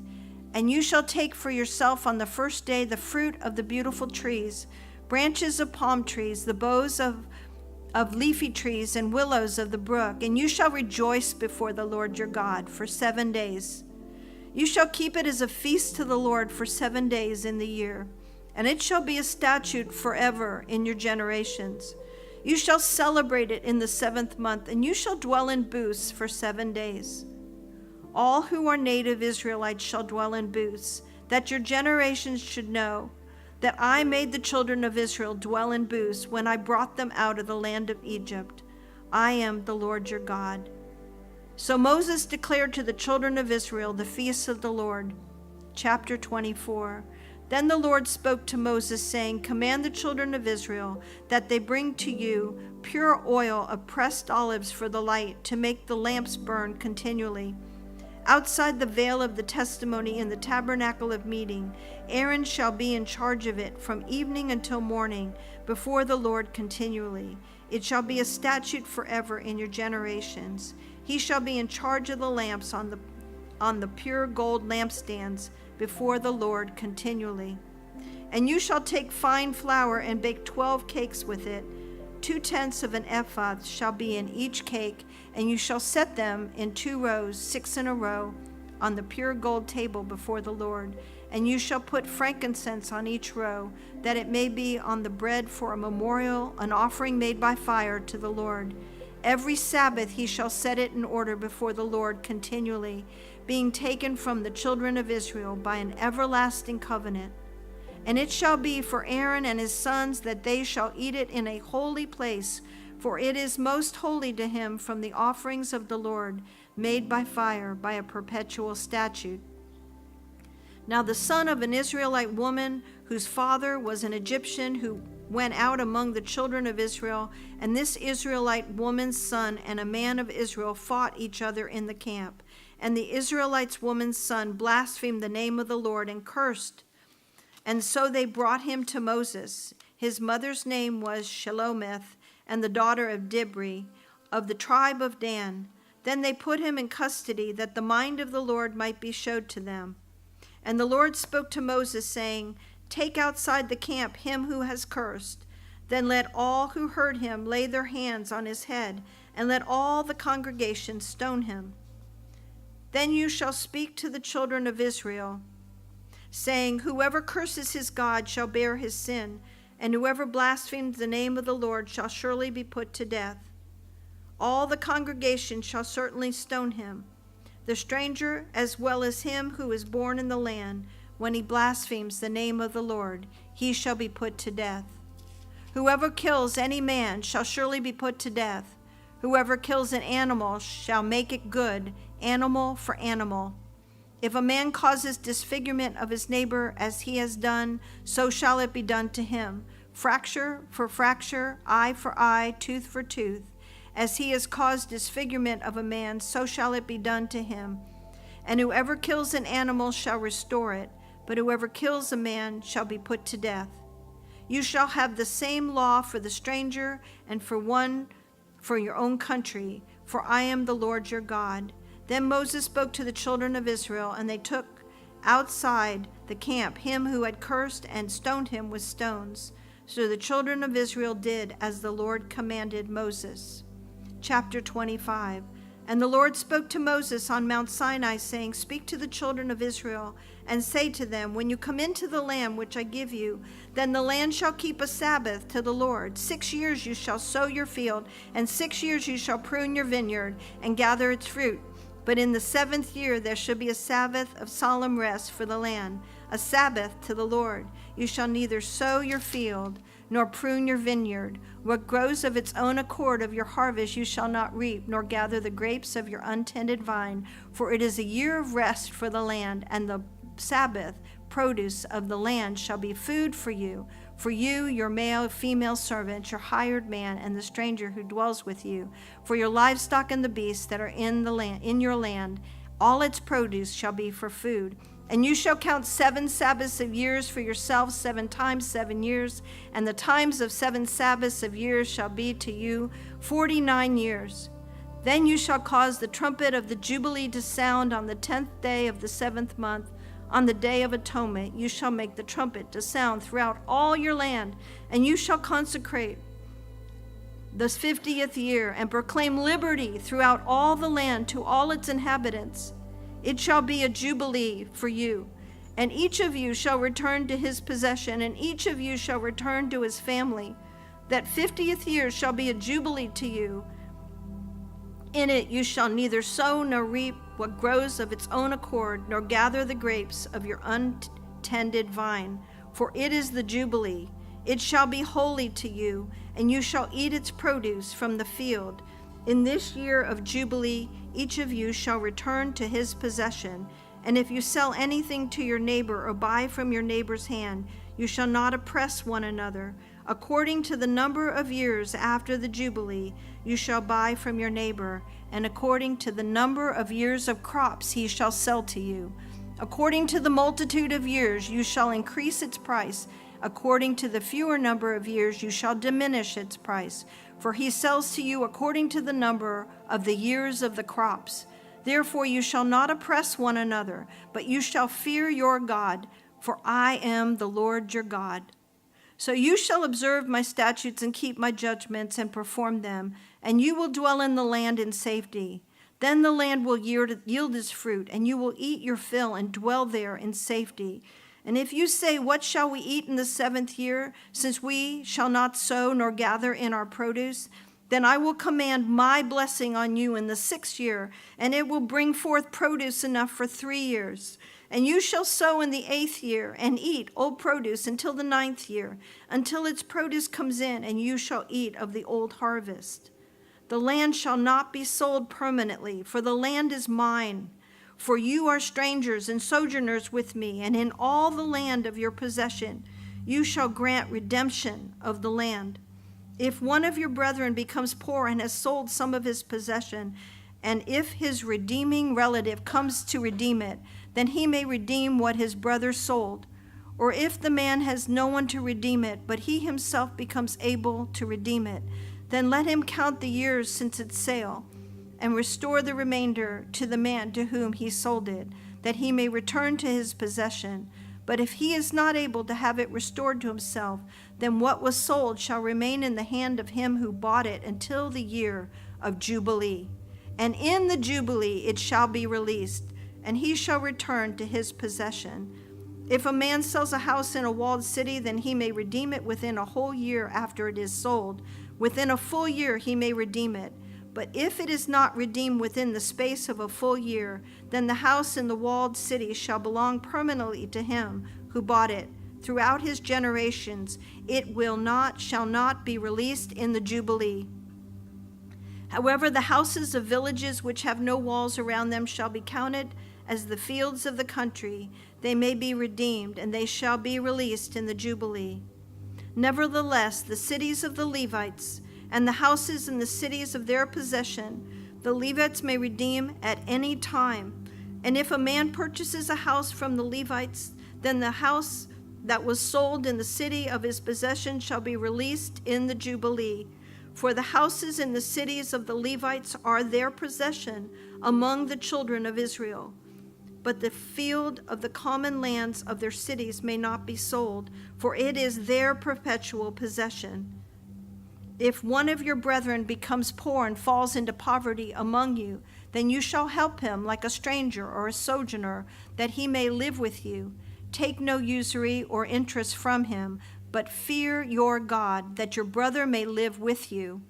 You shall not lend him your money for usury, nor lend him your food at a profit. I am the Lord your God, who brought you out of the land of Egypt to give you the land of Canaan and to be your God. And if one of your brethren who dwells by you becomes poor and sells himself to you, you shall not compel him to serve as a slave. As a hired servant and a sojourner, he shall be with you, and shall serve you until the year of Jubilee. And then he shall depart from you, he and his children with him, and shall return to his own family. He shall return to the possession of his fathers, for they are my servants, whom I brought out of the land of Egypt. They shall not be sold as slaves. You shall not rule over him with rigor, but you shall fear your God. And as for your male and female slaves whom you may have from the nations that are around you, from them you may buy male and female slaves.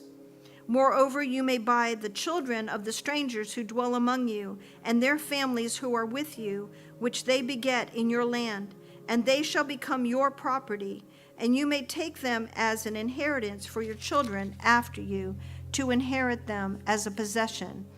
They shall be your permanent slaves. But regarding your brethren, the children of Israel, you shall not rule over one another with rigor. 47.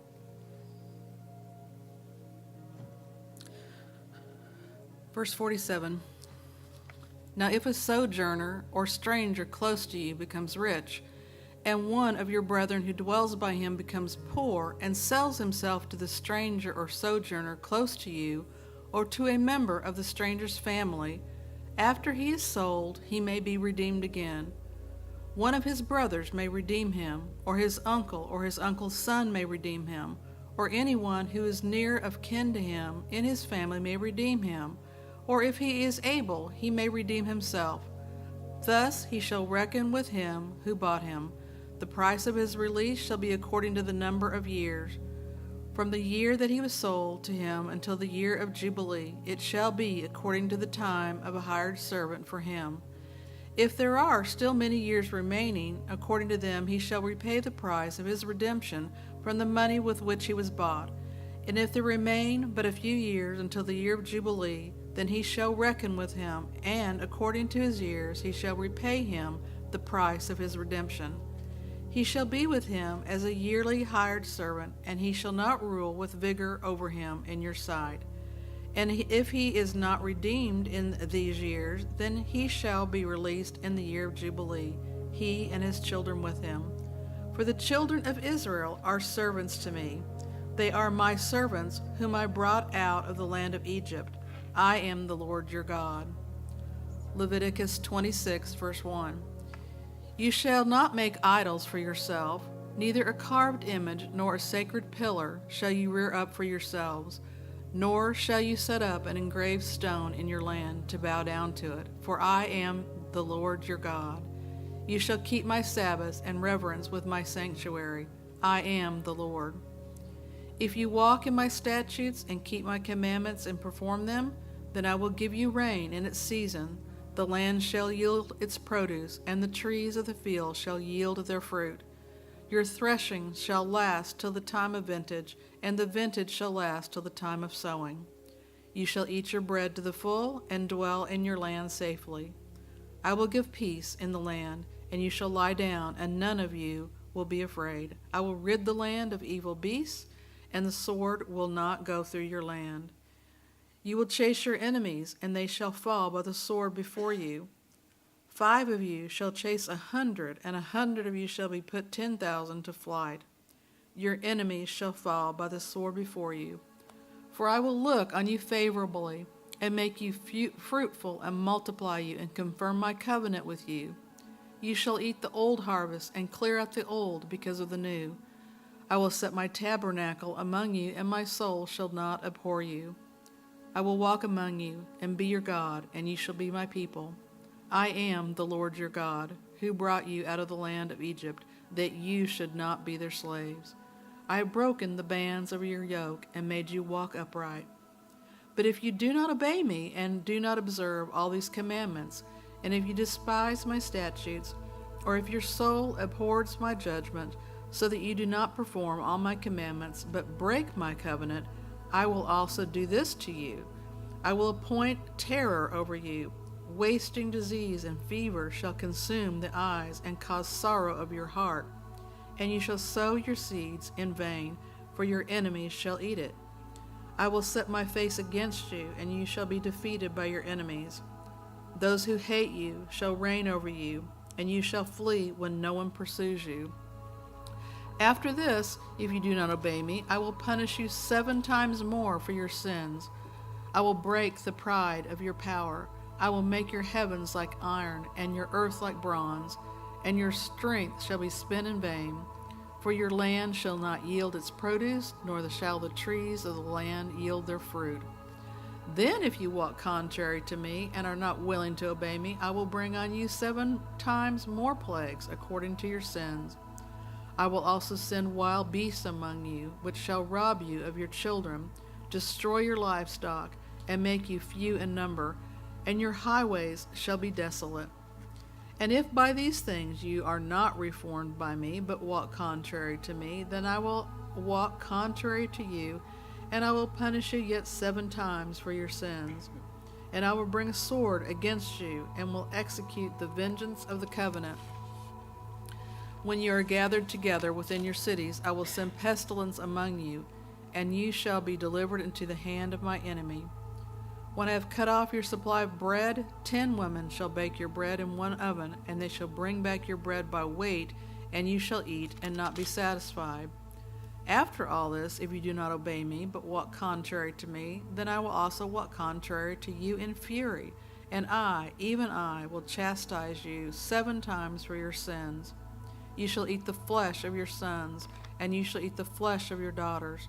I will destroy your high places, cut down your incense altars, and cast your carcasses on the lifeless form of your idols. My soul shall abhor you. I will lay your cities waste, and bring your sanctuaries to desolation. I will not smell the fragrance of your sweet aromas. I will bring the land to desolation, and your enemies who dwell in it shall be astonished at it. I will scatter you among the nations, and draw out a sword after you. Your land shall be desolate, and your cities waste. Then the land shall enjoy its Sabbath as long as it lies desolate, and you are in your enemies' lands. Then the land shall rest and enjoy its Sabbath. As long as it lies desolate, it shall rest, for the time it did not rest on your Sabbaths when you dwelt in it. And as for those of you who are left, I will send faintness into their hearts in the lands of their enemies. The sound of a shaken leaf shall cause them to flee. They shall flee as through fleeing from a sword, and they shall fall when no one pursues. They shall stumble over one another as it were before a sword when no one pursues, and you shall have no power to stand before your enemies. You shall perish among the nations, and the land of your enemies shall eat you up. And those of you who are left shall waste away in their iniquities in your enemies' lands. Also in their fathers' iniquities, which are with them, they shall waste away. But if they confess their iniquities and the iniquity of their fathers, and their unfaithfulness in which they were unfaithful to me, that they also have walked contrary to me, and that I have also walked contrary to them, and have brought them into the land of their enemies, If their uncircumcised hearts are humbled and they accept their guilt, then I will remember my covenants with Jacob, and my covenant with Isaac, and my covenant with Abraham I will remember. I will remember the land. The land also shall be left empty by them, and will enjoy its Sabbath while it lies desolate without them. They will accept their guilt, because they despised my judgments, and because their soul abhorred my statutes. Yet for all that, when they are in the land of their enemies, I will not cast them away, nor shall I abhor them, to utterly destroy them and break my covenant with them, for I am their Lord their God. But for their sake I remember the covenant of their ancestors, whom I brought out of the land of Egypt in the sight of the nations, that I might be their God. I am the Lord. These are the statutes and judgments which God made himself and the children of Israel on Mount Sinai by the hand of Moses. Leviticus 27, verse 1. Now the Lord spoke to Moses, saying, Speak to the children of Israel and say to them, When a man consecrates by a vow certain persons to the Lord, according to your valuation, if your valuation of a male from 20 years old up to 60 years old, then your valuation shall be 50 shekels of silver, according to the shekel of the sanctuary. If it is a female, then your valuation shall be 30 shekels. And if from 5 years old up to 20 years old, then your valuation for a male shall be 20 shekels, and for a female 10 shekels. And if from a month old up to 5 years old, then your valuation for a male shall be 5 shekels of silver, and for a female your valuation shall be 3 shekels of silver. And if from 60 years old and above, if it is a male, then your valuation shall be 15 shekels, and for a female 10 shekels. But if he is too poor to pay your valuation, then he shall present himself before the priest, and the priest shall set a value for him, according to the ability of him who vowed. The priest shall value him. If it is an animal that men may bring as an offering to the Lord, all that anyone gives to the Lord shall be holy. He shall not substitute it or exchange it, good for bad or bad for good. And if he at all exchanges animal for animal, then both it and the Holy One exchanged for it shall be holy. If it is unclean animal, which they do not offer as a sacrifice to the Lord, then he shall present the animal before the priest, and the priest shall set a value for it, whether it is good or bad. As you, the priest, value it, so it shall be. But if he wants at all to redeem it, then he must add 1/5 to your valuation. And when a man dedicates his house to be holy to the Lord, then the priest shall set a value for it, whether it is good or bad, as the priest values it, so it shall stand. But if he dedicated it once to redeem his house, then he must add 1/5 of the money of your valuation to it, and it shall be his. If a man dedicates to the Lord part of a field of his possession, then your valuation shall be according to the seed for it. A homer of barley seed shall be valued at 50 shekels of silver.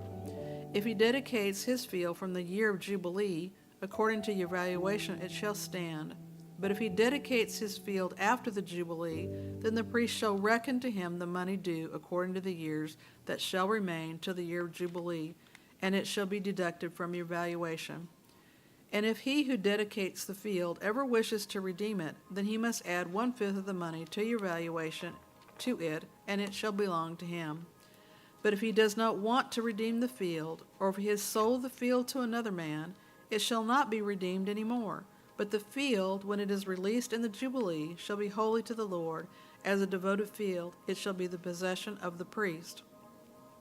If a man dedicates to the Lord a field which he has bought, which is not the field of his possession, then the priest shall reckon to him the worth of your valuation up to the year of Jubilee, and he shall give your valuation on that day as a holy offering to the Lord. In the year of Jubilee the field shall be returned to him from whom it was bought, to the one who owned the land as a possession. And all your valuation shall be according to the shekel of the sanctuary, 20 gerahs to the shekel. But the firstborn of the animals, which should be the Lord's firstborn, no man shall dedicate, for it is an oxen or sheep, it is the Lord's. For it is an unclean animal, then he shall redeem it according to your valuation, and shall add 1/5 to it, or if it is not redeemed, then it shall be sold according to your valuation. Nevertheless, no devoted offering that a man may devote to the Lord of all that he has, both man and beast, or the field of his possession, shall be sold or redeemed. Everything devoted offering is most holy to the Lord. No person under the ban who may become doomed to destruction among men shall be redeemed, but shall surely be put to death. And all the tithe of the land, whether of the seed of the land or the fruit of the tree, is the Lord's. It is holy to the Lord. If a man wants at all to redeem any of his tithes, he shall add 1/5 to it.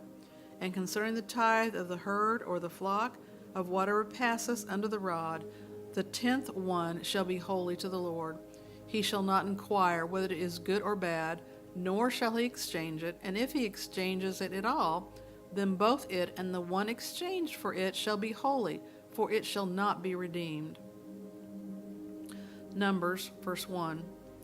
Now the Lord spoke to Moses in the wilderness of Sinai, in the tabernacle of meeting, on the first day of the 2nd month, in the 2nd year after they came out of the land of Egypt, saying, Take a census of all the congregation of the children of Israel, by their families, by their fathers' houses, according to the number of names, every male individually, from 20 years old and above, all who are able to go to war in Israel.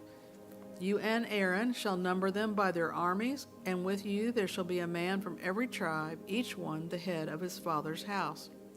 These are the names of the men who shall stand with you from Reuben: Elizur the son of Sheduar; from Simeon, Shemuel the son of Zechariah; from Judah, Nahshon the son of Amminadab; from Issachar, Nathaniel the son of Zar; from Zebulun, Eliab the son of Helon; from the son of Joseph; from Ephraim, Elishama the son of Amminad; from Manasseh, Gamul the son of Pedazar; from Benjamin, Abidan the son of Gideon; from Dan, Ahiezer the son of Ammishaddai; from Asher, Pagal the son of Qarkan; from Gad, Elishama the son of Duel; from Naphtali, Ahira the son of Enan. These were chosen from the congregation, leaders of their fathers' tribes, head of the divisions of Israel. Then Moses and Aaron took these men, who have mentioned by name, as they assembled all the congregation together on the first day of the month, and they recited their ancestry by families, for their fathers' houses, according to the number of names, from 20 years old and above, each one individually, as the Lord commanded Moses. So he numbered them in the wilderness of Sinai. Now the children of Reuben, Israel's oldest son, their genealogies, by their families, by their fathers' house, according to the number of names, every male individually, from 20 years old and above, all who were able to go to war. Those who were numbered of the tribe of Reuben were 46,500. From the children of Simeon, their genealogies by their families, by their father's house, of those who were numbered, according to the number of names, every male individually, from 20 years old and above, all who were able to go to war. All those who were numbered of the tribe of Simeon were 59,300. From the children of Gad, their genealogies by the families of their fathers' houses, according to the number of names, from 20 years old and above, all who were able to go to war. Those who were numbered of the tribe of Gad were 45,650. From the children of Judah, their genealogies by their families, by their father's house, according to the number of names, from 20 years old and above, all who were able to go to war. Those who were numbered of the tribe of Judah were 74,600. And from the children of Issachar, their genealogies and their families by their father's house, according to the number of names, from 20 years old and above, who were able to go to war. Those who were numbered of the tribe of Issachar were 54,400. From the children of Zebulun, their genealogies by their families, by their father's house, according to the number of names, from 20 years old and above, all who were able to go to war. Those who were numbered of the tribe of Zebulun were 57,400. From the sons of Joseph, the children of Ephraim, their genealogies by their families, by their father's house, according to the number of names, from 20 years old and above, all who were able to go to war. Those who were numbered of the tribe of Ephraim were 45,500. From the children of Manasseh, their genealogies by their family, by their father's house, according to the number of names from 20 years old and above, all who were able to go to war, those were numbered of the tribe of Manasseh, were 32,200. From the children of Benjamin, their genealogies by their families, by their father's house, according to the number of names, from 20 years old and above, all who were able to go to war, those who were numbered of the tribe of Benjamin, were 35,400.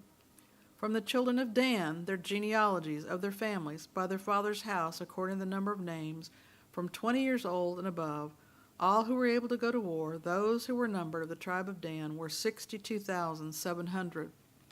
From the children of Asher, their genealogies by their family, by their father's house, according to the number of names, from 20 years old and above, all who were able to go to war, those were numbered of the tribe of Asher, were 41,500. From the children of Naphtali, their genealogies by their families, by their father's house, according to the number of names, from 20 years old and above, all who were able to go to war, those were numbered of the tribe of Naphtali, were 53,400. These are the ones who were numbered, whom Moses and Aaron numbered, and with the leaders of Israel, 12 men, each one representing his father's house. So all who were numbered of the children of Israel by their fathers' houses, from 20 years old and above, all who were able to go to war in Israel, all who were numbered were 603,550. But the Levites were not numbered among their father's tribe, for the Lord had spoken to Moses, saying, Only the tribe of Levi you shall not number, nor take a census of them among the children of Israel, but you shall appoint the Levites over the tabernacle of testimony, over all its furnishings, and over all the things that belong to it. They shall carry the tabernacle and all its furnishings. They shall attend to it and camp around the tabernacle. And when the tabernacle is to go forward, the Levites shall take it down. And when the tabernacle is set to be set up, the Levites shall set it up. The outsider who comes near shall be put to death.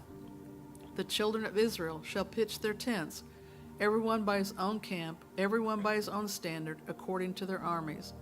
But the Levites shall camp around the tabernacle of the testimony, that there may be no wrath on the congregation of the children of Israel, and the Levites shall keep charge of the tabernacle of the testimony. Thus the children of Israel did, according to all that the Lord commanded Moses, so they did. Numbers, chapter 2, verse 1. And the Lord spoke to Moses and Aaron, saying, Every one of the children of Israel shall camp by his own standard, by the emblems of his father's house. They shall camp some distance from the tabernacle of meeting. On the east side, toward the rising of the sun, those of the standard of the forces with Judah shall camp according to their armies. And Nashon, the son of Amminadab, shall be the leader of the children of Judah. And his army was numbered at 74,000. Those who camp next to him shall be the tribe of Issachar, and Nathaniel, the son of Zuar, may be the leader of the children of Issachar. And his army was numbered at 54,400.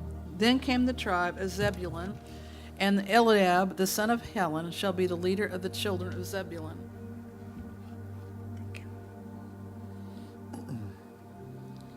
And his army was numbered at 57,400. All who were numbered according to their armies of the forces with Judah, 186,400. These shall break camp first. On the south side shall be standard of the forces with Reuben according to their armies, and the leaders of the children of Reuben shall be Elazar the son of Shedeur, and his army was numbered at 46,500. Those who camp next to him shall be the tribe of Simeon, and the leader of the children of Simeon shall be Shalumiel and the son of Zuradahi, and his army was numbered at 59,300. Then comes the tribe of Gad, and the leader of the children of Gad shall be Elisaph the son of Reuel, and his army was numbered at 46,650. All who were numbered according to their armies of the forces with Reuben, 151,450. They shall be the second to break camp. And the tabernacle of meeting shall move out with the camp of the Levites in the middle of the camps. As they camp, so they shall move out, everyone in his place by their standards. On the west side shall be the standard of the forces of Ephraim, according to the armies, and the leader of the children of Ephraim shall be Elishama, the son of Ammihud. And his army was numbered at 45,500. Next to him comes the tribe of Manasseh.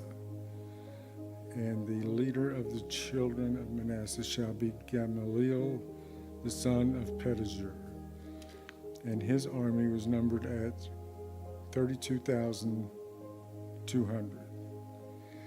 Then comes the tribe of Benjamin, and the leader of the children of Benjamin shall be Abidan, the son of Gideon.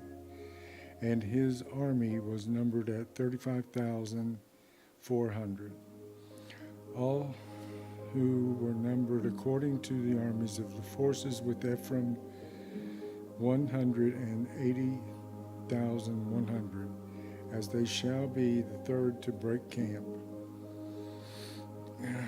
The standard of the forces with Dan shall be on the north side according to the armies, and the leader of the children of Dan shall be Eleazar, the son of Amadashi. And his army was numbered at 62,700. Those who camped next to him shall be the tribe of Asher, and the leader of the children of Asher shall be Pagiel, the son of Okran. And his army was numbered at 41,500. Then comes the tribe of Naphtali, and the leader of the children of Naphtali shall be Ahira, the son of Enan. And his army was numbered at 53,400. All who were numbered of the forces of Dan, 157,600, as they shall break camp last with their standards. These are the ones who were numbered of the children of Israel by their fathers' houses, all who were numbered according to their armies of the forces were 603,550. But the Levites were not numbered among the children of Israel, just as the Lord commanded Moses.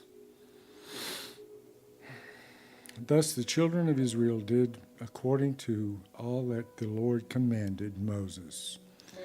So they camped by their standards, and so they broke camp, each one by his family, according to their fathers' houses. Numbers chapter 3. Now there are the records of Aaron and Moses when the Lord spoke with Moses on Mount Sinai.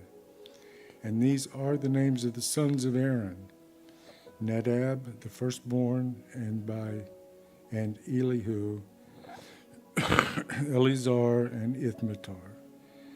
These are the names of the sons of Aaron, the anointed priests, whom he consecrated to minister as priests. Nadab and Abihu had died before the Lord when they offered profane fire before the Lord in the wilderness of Sinai. And they had no children, so Eleazar and Ithamar ministered as priests in the presence of Aaron their father. And the Lord spoke to Moses, saying, "Bring the tribe of Levi near and present them before Aaron the priest, that they may serve him. and they shall attend to his needs and the needs of the whole congregation before the tabernacle of meeting, to do the work of the tabernacle. Also they shall attend to all the furnishings of the tabernacle of meeting, and to the needs of the children of Israel, to do the work of the tabernacle. And you shall give the Levites to Aaron and his sons, that they are given entirely to him from among the children of Israel. So you shall appoint Aaron and his sons, that they shall attend to their priesthood, but the outsider who comes near shall be put to death. Then the Lord spoke to Moses, saying, Now behold, I myself have taken the Levites from among the children of Israel, instead of every firstborn who opens the womb among the children of Israel. Therefore the Levites shall be mine, because all the firstborn are mine. On the day that I struck all the firstborn in the land of Egypt, I sanctified to myself all the firstborn in Israel, both man and beast. They shall be mine, I am the Lord. When the Lord spoke to Moses in the wilderness of Sinai, saying, Number the children of Levi by their fathers' houses, by their families, you shall number every male from a month old and above. Moses numbered them according to the word of the Lord, as he was commanded. These were the sons of Levi by their names, Gershon, Kohath, and Merari. And these are the names of the sons of Gershon by their families, Libni and Shimol, and the sons of Kohath by their families, Amram, Issachar, Hebron, and Uzziel, and the sons of Merari by their families, Mali and Mushti. These are the families of the Levites by their fathers' houses. From Gershon came the family of the Libnites and the family of the Shemites. These were the families of the Gershonites, those who were numbered according to the number of all the males from a month old and above. Of those who were numbered, there were 7,500. The families of the Gershonites were to camp behind the tabernacle westward, and the leader of the father's house of the Gershonites was Eliasaph, the son of Lael.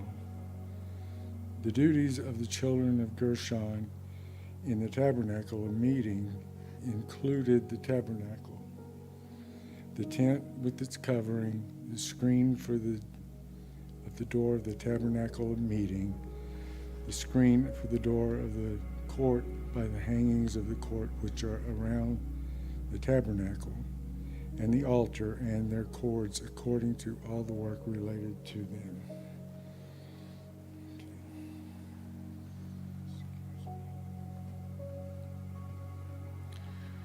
From Kohath came the family of the Amorites, and the family of the Izharites, and the family of the Hebronites, and the family of the Uzzielites. These were the families of the Kohathites, according to the number of all the males. From a month old and above, there were 8,600 keeping charge of the sanctuary. The families of the children of Kohath were to camp on the south side of the tabernacle, and the leader of their father's house of the family of the Kohites was Elisaphan, the son of Uzziel.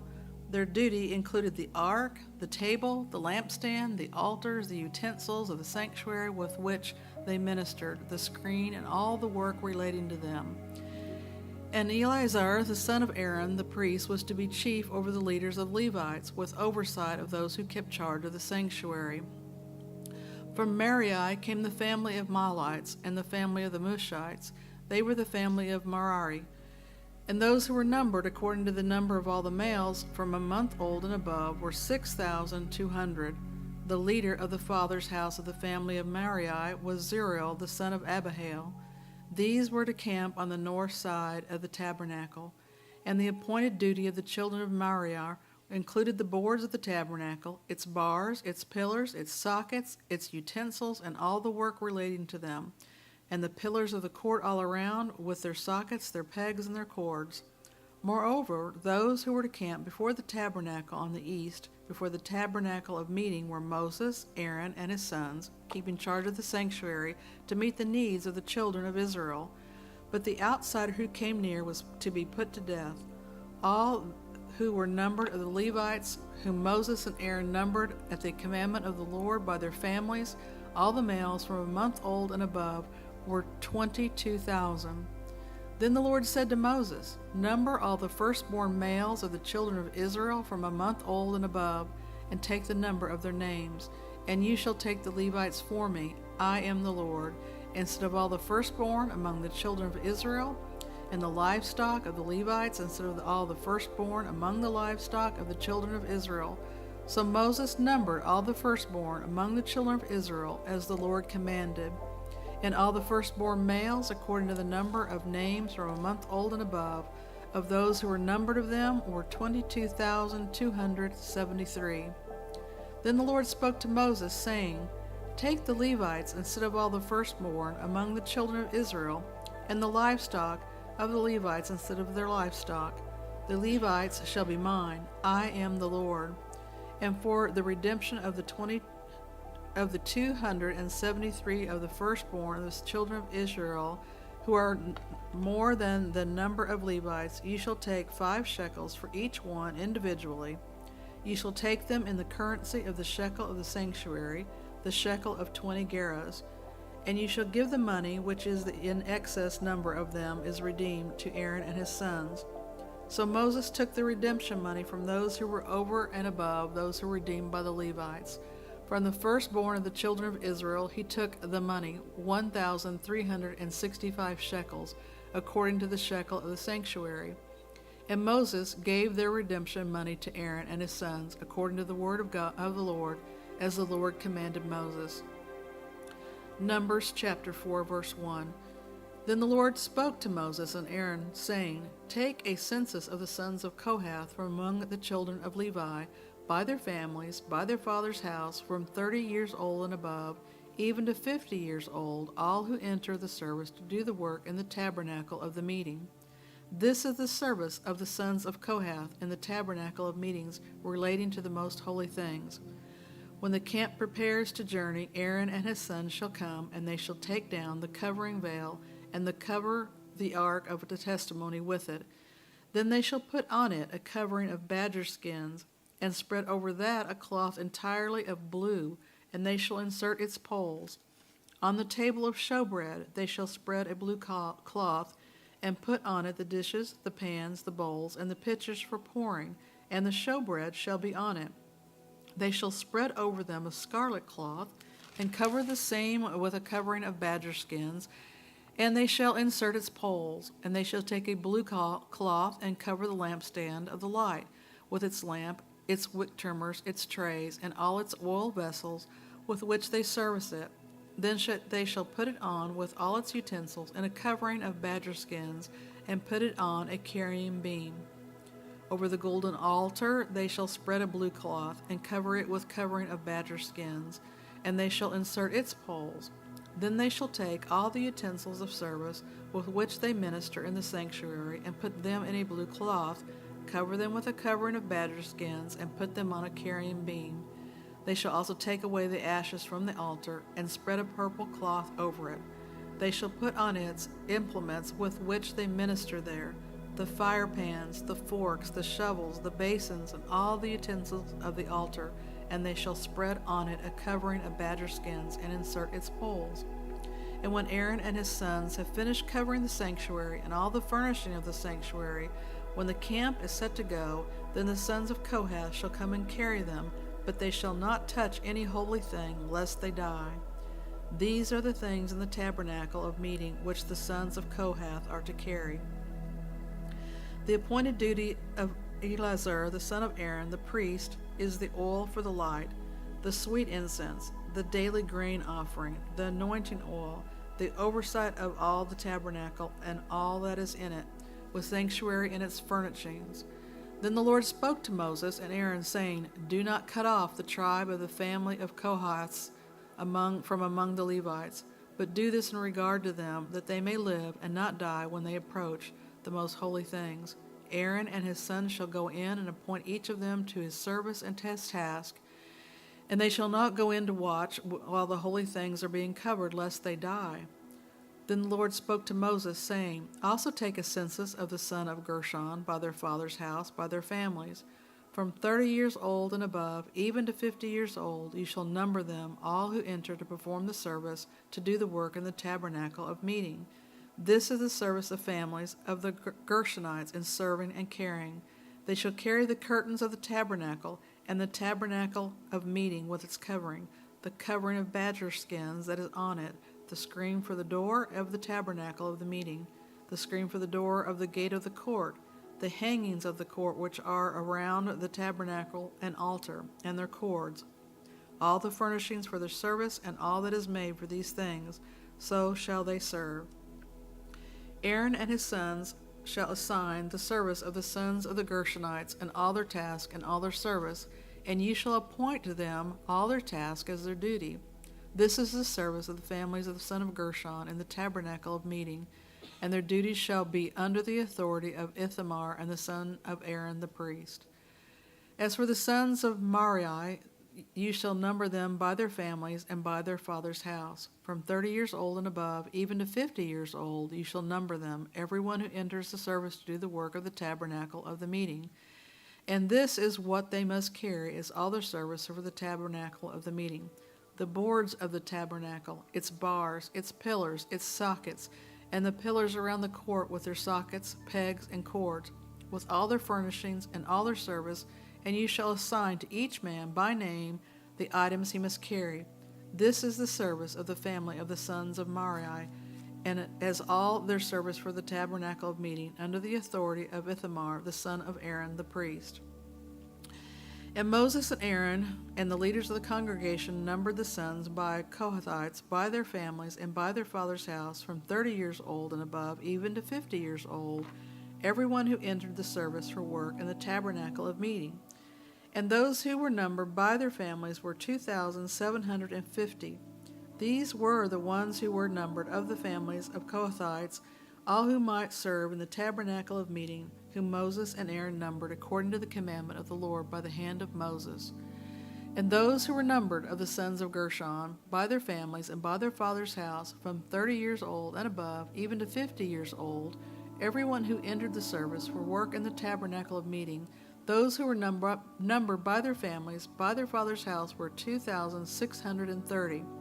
These are the ones who were numbered of the families of the sons of Gershon, of all who might serve in the tabernacle of meeting, whom Moses and Aaron numbered according to the commandment of the Lord. Those of the families of the sons of Merari who were numbered by their families, by their father's house, from 30 years old and above, even to 50 years old, everyone who entered the service for the work in the tabernacle of the meeting, those who were numbered by their families were 3,200. These are the ones who were numbered of the families of the son of Merari, whom Moses and Aaron numbered according to the word of the Lord by the hand of Moses. All who were numbered of the Levites, whom Moses and Aaron and the leaders of Israel numbered by their families, by their fathers' houses, from 30 years old and above, even to 50 years old, everyone who came to do the work of service and the work of bearing burdens in the tabernacle of meeting, those who were numbered were 8,580. According to the commandment of the Lord, they were numbered by the hand of Moses, each according to his service and according to his task. Thus were the number by him, as the Lord commanded Moses. Numbers chapter 5. And the Lord spoke to Moses, saying, Command the children of Israel that they put out of the camp every leper, everyone who has a discharge, and whoever becomes defiled by a corpse. You shall put out both male and female. You shall put them outside the camp, that they might not defile their camps in the midst of which I dwell. And the children of Israel did so, and put them outside the camp, as the Lord spoke to Moses. So the children of Israel did. Then the Lord spoke to Moses, saying, Speak to the children of Israel, when a man or woman commits any sin that men commit in unfaithfulness against the Lord, and that person is guilty, then he shall confess the sin which he has committed. He shall make restitution for his trespass in full, plus 1/5 of it, and give it to the one he has wronged. But if the man has no relative to whom a restitution may be made for the wrong, the restitution for the wrong must go to the Lord for the priest, in addition to the ram of the atonement with which atonement is made for him. Every offering of all the holy things of the children of Israel which they bring to the priest shall be his, and every man's holy thing shall be his. Whatever any man gives the priest shall be his. And the Lord spoke to Moses, saying, Speak to the children of Israel, and say to them, If any man's wife goes astray and behaves unfaithfully toward him, and a man lies with her carnally, and it is hidden from the eyes of her husband, and it is concealed that she has defiled herself, and there was no witness against her, nor was she caught, if the spirit of jealousy comes upon him, and he becomes jealous of his wife who has defiled herself, or if the spirit of jealousy comes upon him, and he becomes jealous of his wife, although she has not defiled herself, then the man shall bring his wife to the priest. He shall bring the offering required for her, 1/10 of an ephah of barley of meal. He shall pour no oil on it, and put no frankincense on it, because it is a grain offering of jealousy, an offering for remembering, for bringing iniquity to remembrance. And the priest shall bring her near, and set her before the Lord. The priest shall take holy water in an earthen vessel, and take some of the dust that is on the floor of the tabernacle, and put it into the water. Then the priest shall stand the woman before the Lord, uncover the woman's head, and put the offering for remembering in her hands, which is the grain offering of jealousy. And the priest shall have in his hand the bitter water that brings a curse. And the priest shall put her under oath, and say to the woman, If no man has lain with you, and if you have not gone astray to uncleanness while under your husband's authority, be free from this bitter water that brings a curse.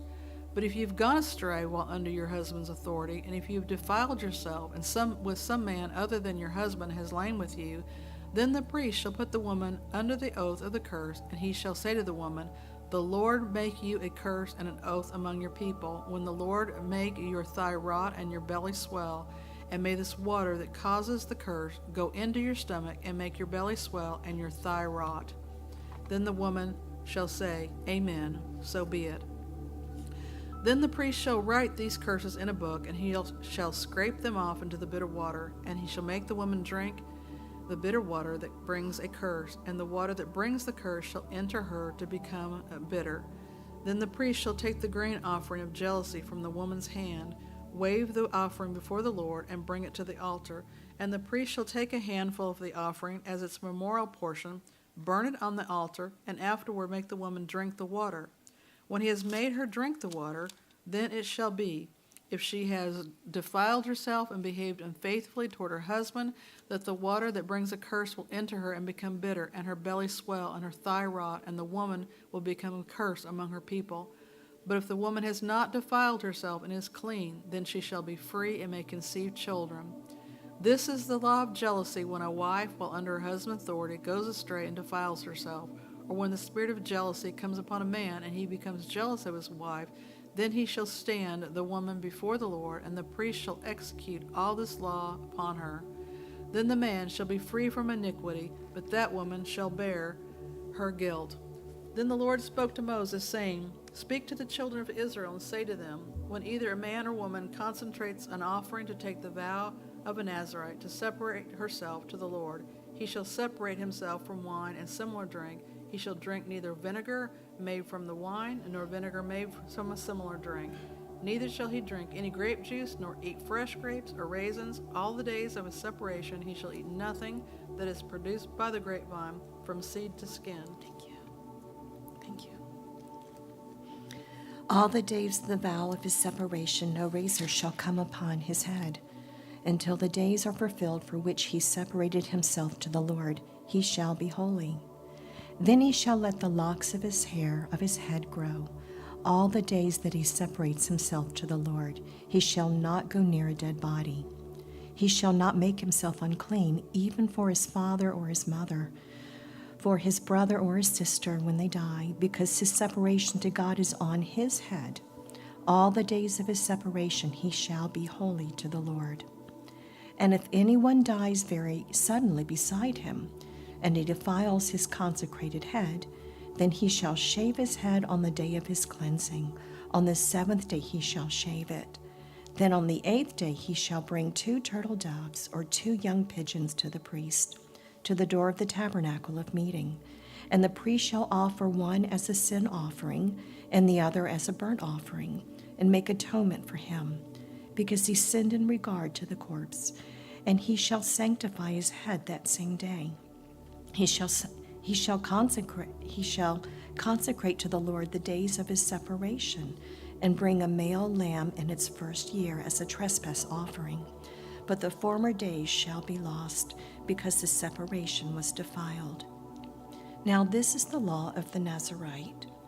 When the days of his separation are fulfilled, he shall be brought to the door of the tabernacle of meeting, and he shall present his offering to the Lord, 1 male lamb in its first year without blemish as a burnt offering, and 1 ewe lamb in its first year without blemish as a sin offering, 1 ram without blemish as a peace offering, a basket of unleavened bread, cakes of fine flour mixed with oil, unleavened wafers anointed with oil, and their grain offering with their drink offerings.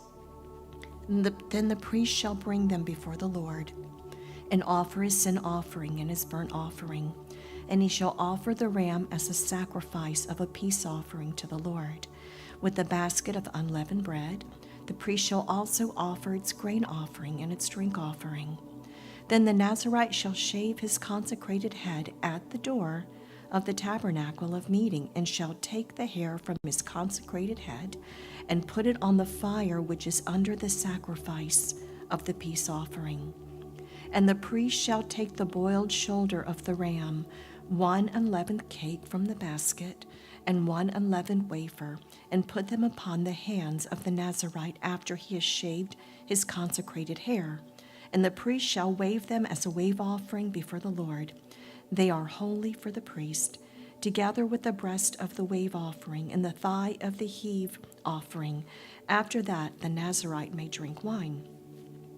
This is the law of the Nazarite who vows to the Lord the offering for his separation, and besides that, whatever else his hand is able to provide. According to the vow which he takes, he must do according to the law of his separation.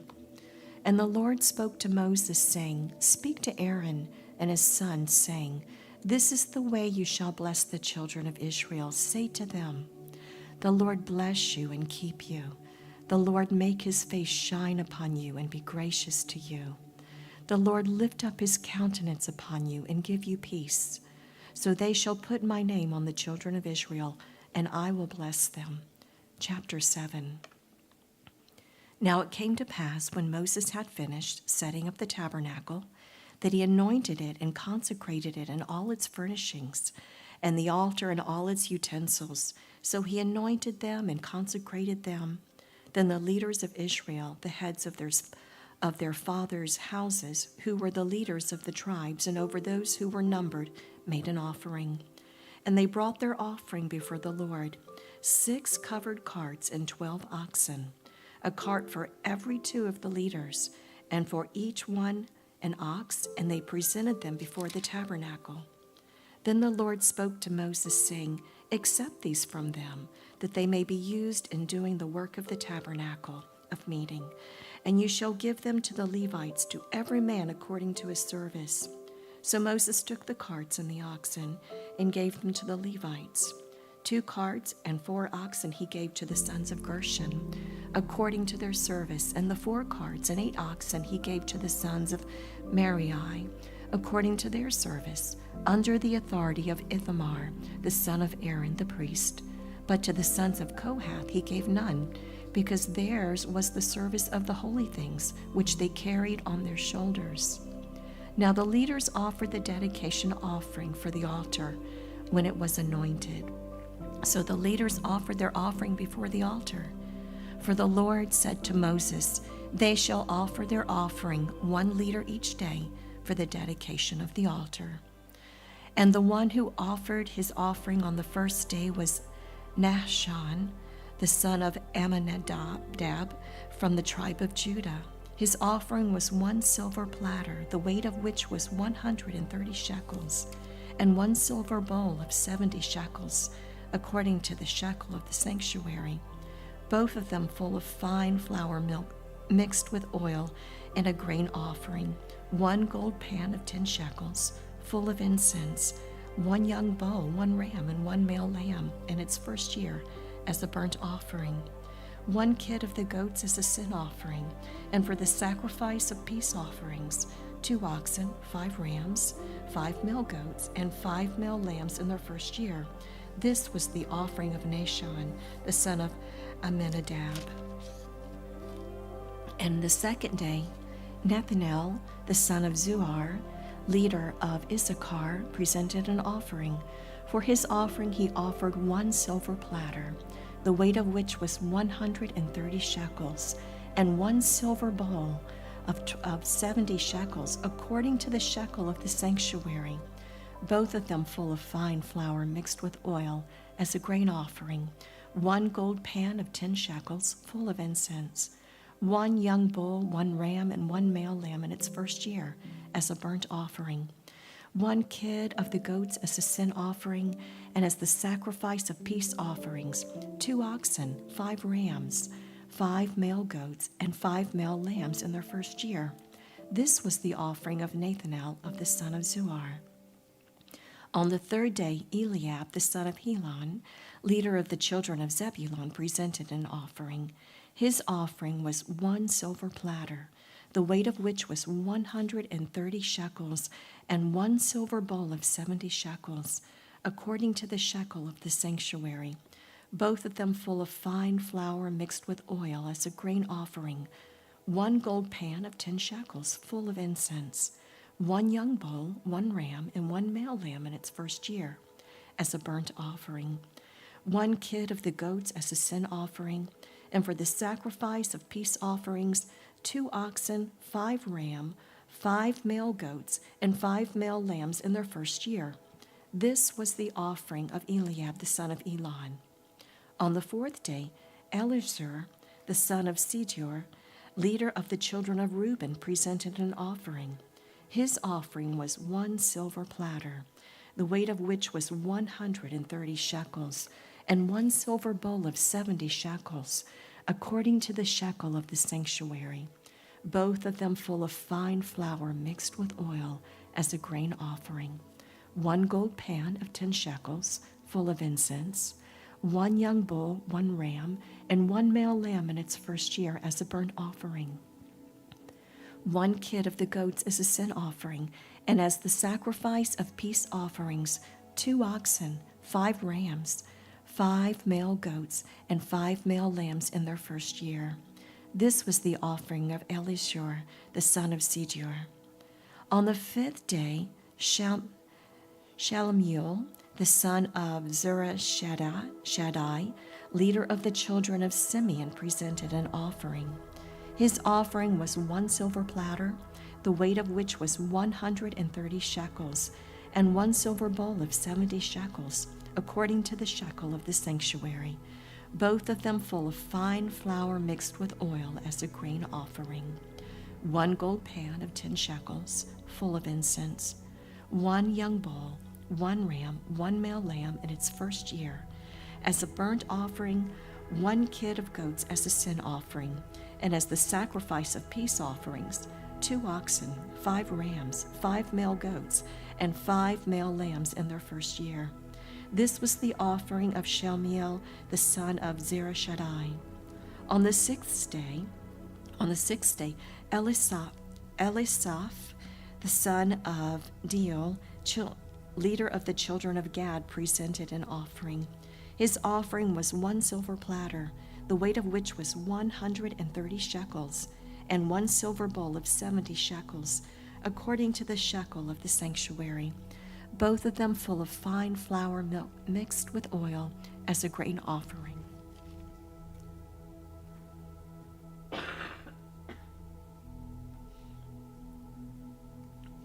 One gold pan of 10 shekels full of incense, 1 young bull, 1 ram, and 1 male lamb in its first year as a burnt offering, 1 kid of the goats as a sin offering, and as the sacrifice of peace offerings, 2 oxen, 5 rams, 5 male goats, and 5 male lambs in their first year. This was the offering of Eliasaph of the son of Deo. On the 7th day, Elishama, the son of Ammihud, the leader of the children of Ephraim, presented an offering. His offering was 1 silver platter, the weight of which was 130 shekels, and 1 silver bowl of 70 shekels, according to the shekel of the sanctuary, both of them full of fine flour mixed with oil as a grain offering. 1 gold pan of 10 shekels, full of incense, 1 young bull, 1 ram, and 1 male lamb in its first year as a burnt offering.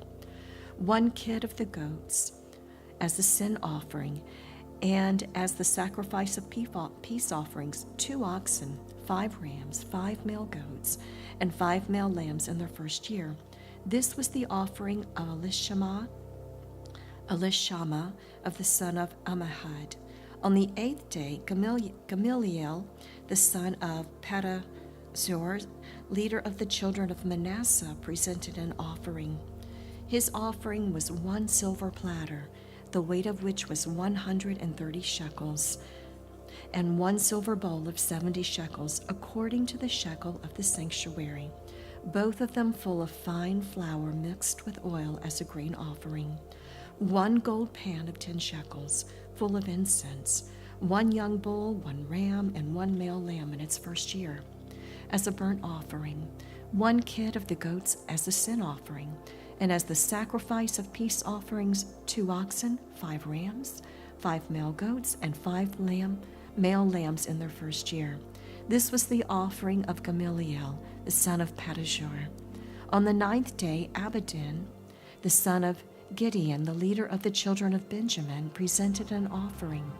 His offering was 1 silver platter, the weight of which was 130 shekels, and 1 silver bowl of 70 shekels, according to the shekel of the sanctuary, both of them full of fine flour mixed with oil as a grain offering.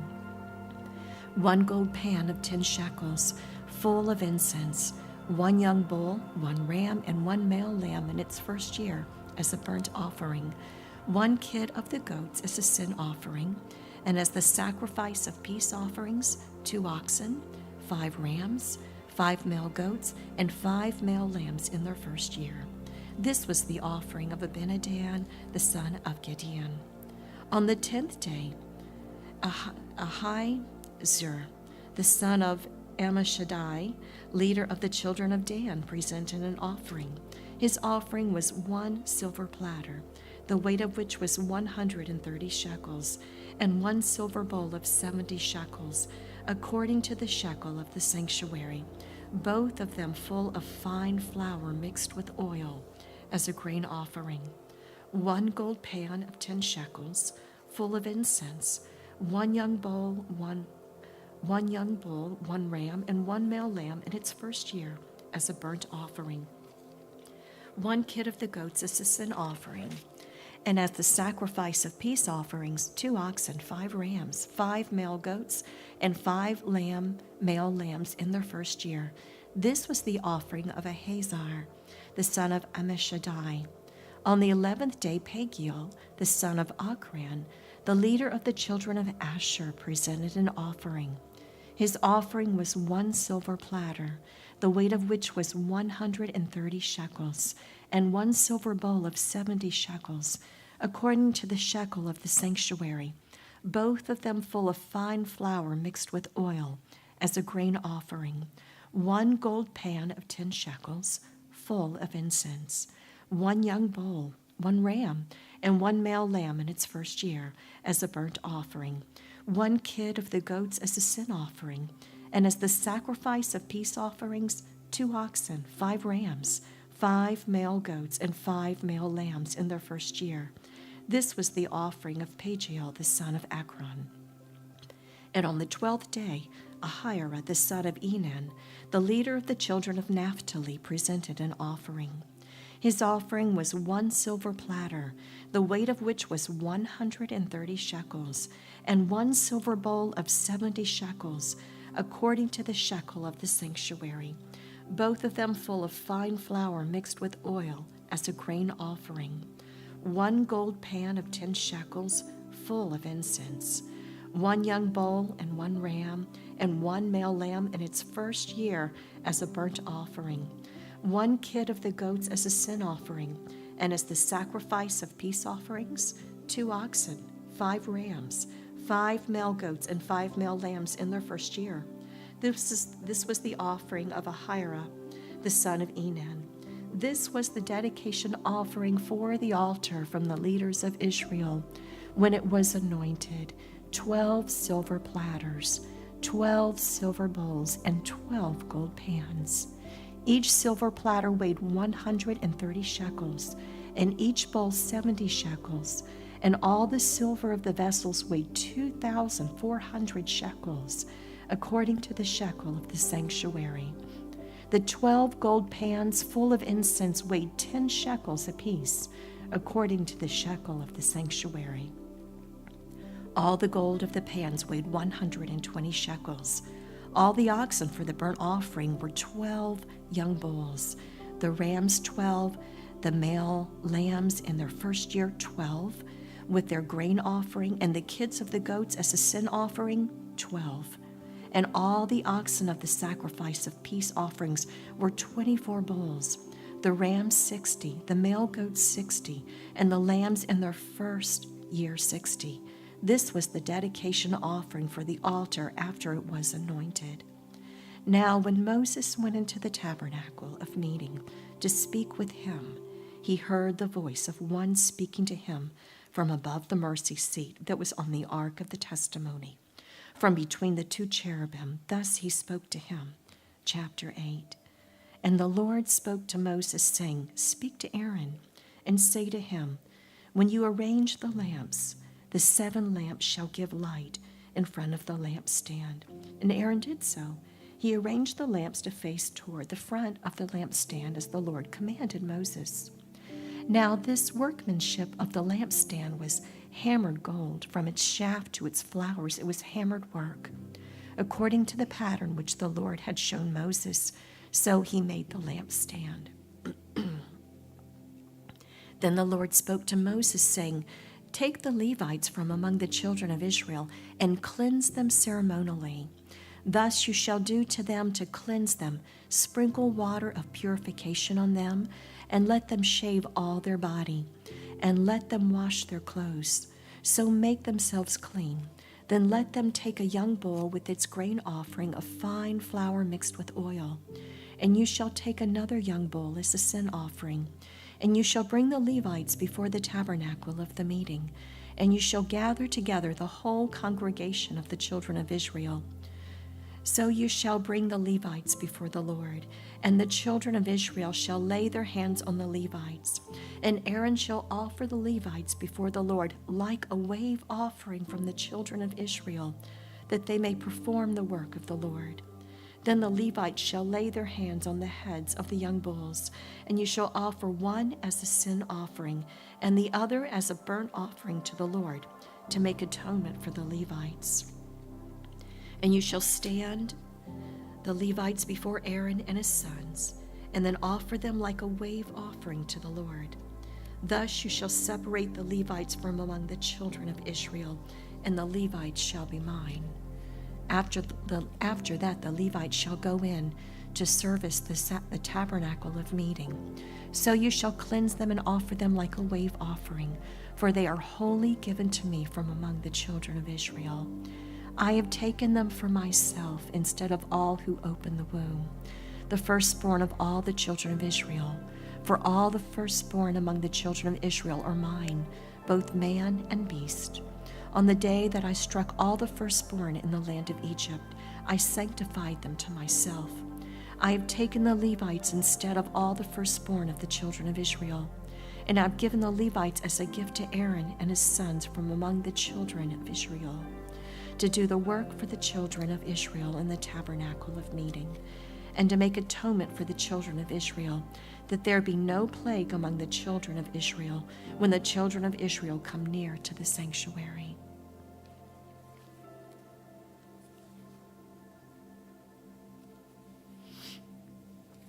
Thus Moses and Aaron and all the congregation of the children of Israel did to the Levites, according to all the Lord commanded Moses concerning the Levites, so the children of Israel did to them. And the Levites purified themselves and washed their clothes. Then Aaron presented them like a wave offering before the Lord. And Aaron made atonement for them to cleanse them.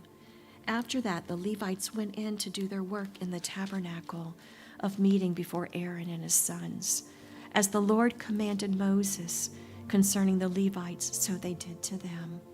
Then the Lord spoke to Moses, saying, "This is what pertains to the Levites. From 25 years old and above, one may enter to perform service in the work of the tabernacle of meeting. And at the age of 50 years, they must cease performing their work and shall work no more.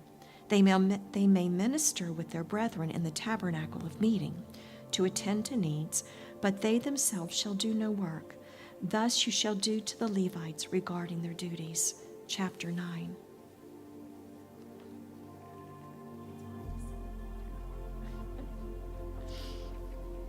Now the Lord spoke to Moses in the wilderness of Sinai in the first month of the second year after they had come out of the land of Egypt, saying, "Let the children of Israel keep the Passover at its appointed time. On the 14th day of this month at twilight, you shall keep it at its appointed time. According to all its rites and ceremonies, you shall keep it." So Moses told the children of Israel that they should keep the Passover. And they kept the Passover on the 14th day of the first month at twilight in the wilderness of Sinai, according to all the Lord commanded Moses, so the children of Israel did. Now there were certain men who were defiled by a human corpse, so that they could not keep the Passover on that day. And they came before Moses and Aaron that day. And those men said to him, "We became defiled by a human corpse. Why are we kept from presenting the offering of the Lord at its appointed time among the children of Israel?" And Moses said to them, "Stand still, that I may hear what the Lord will command concerning you." Then the Lord spoke to Moses, saying, "Speak to the children of Israel, saying, if any one of you or your posterity is unclean because of a corpse, or is far away on a journey, he may still keep the Lord's Passover. On the 14th day of the second month at twilight, they may keep it. They shall eat it with unleavened bread and bitter herbs. They shall leave none of it until morning, nor break one of its bones.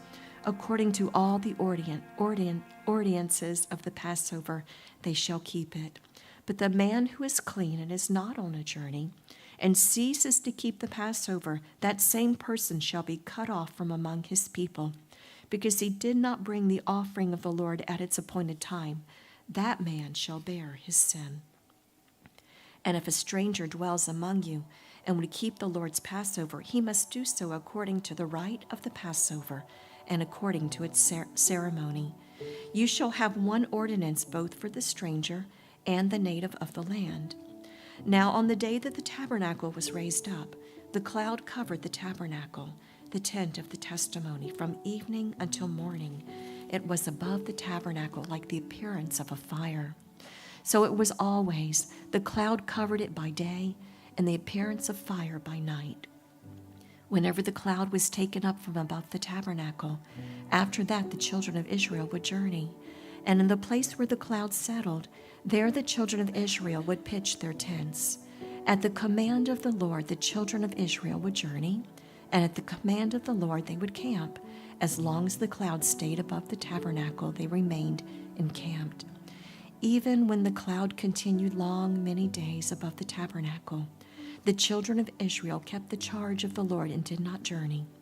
So it was when the cloud was above the tabernacle a few days, according to the command of the Lord they would remain encamped, and according to the command of the Lord they would journey. So it was when the cloud remained only from evening until morning. When the cloud was taken up in the morning, then they would journey. Whether by day or by night, whenever the cloud was taken up, they would journey. Whether it was 2 days, a month, or a year that the cloud remained above the tabernacle, the children of Israel would remain encamped and not journey. But when it was taken up, they would journey. At the command of the Lord they remained encamped, and at the command of the Lord they journeyed. They kept the charge of the Lord at the command of the Lord by the hand of Moses.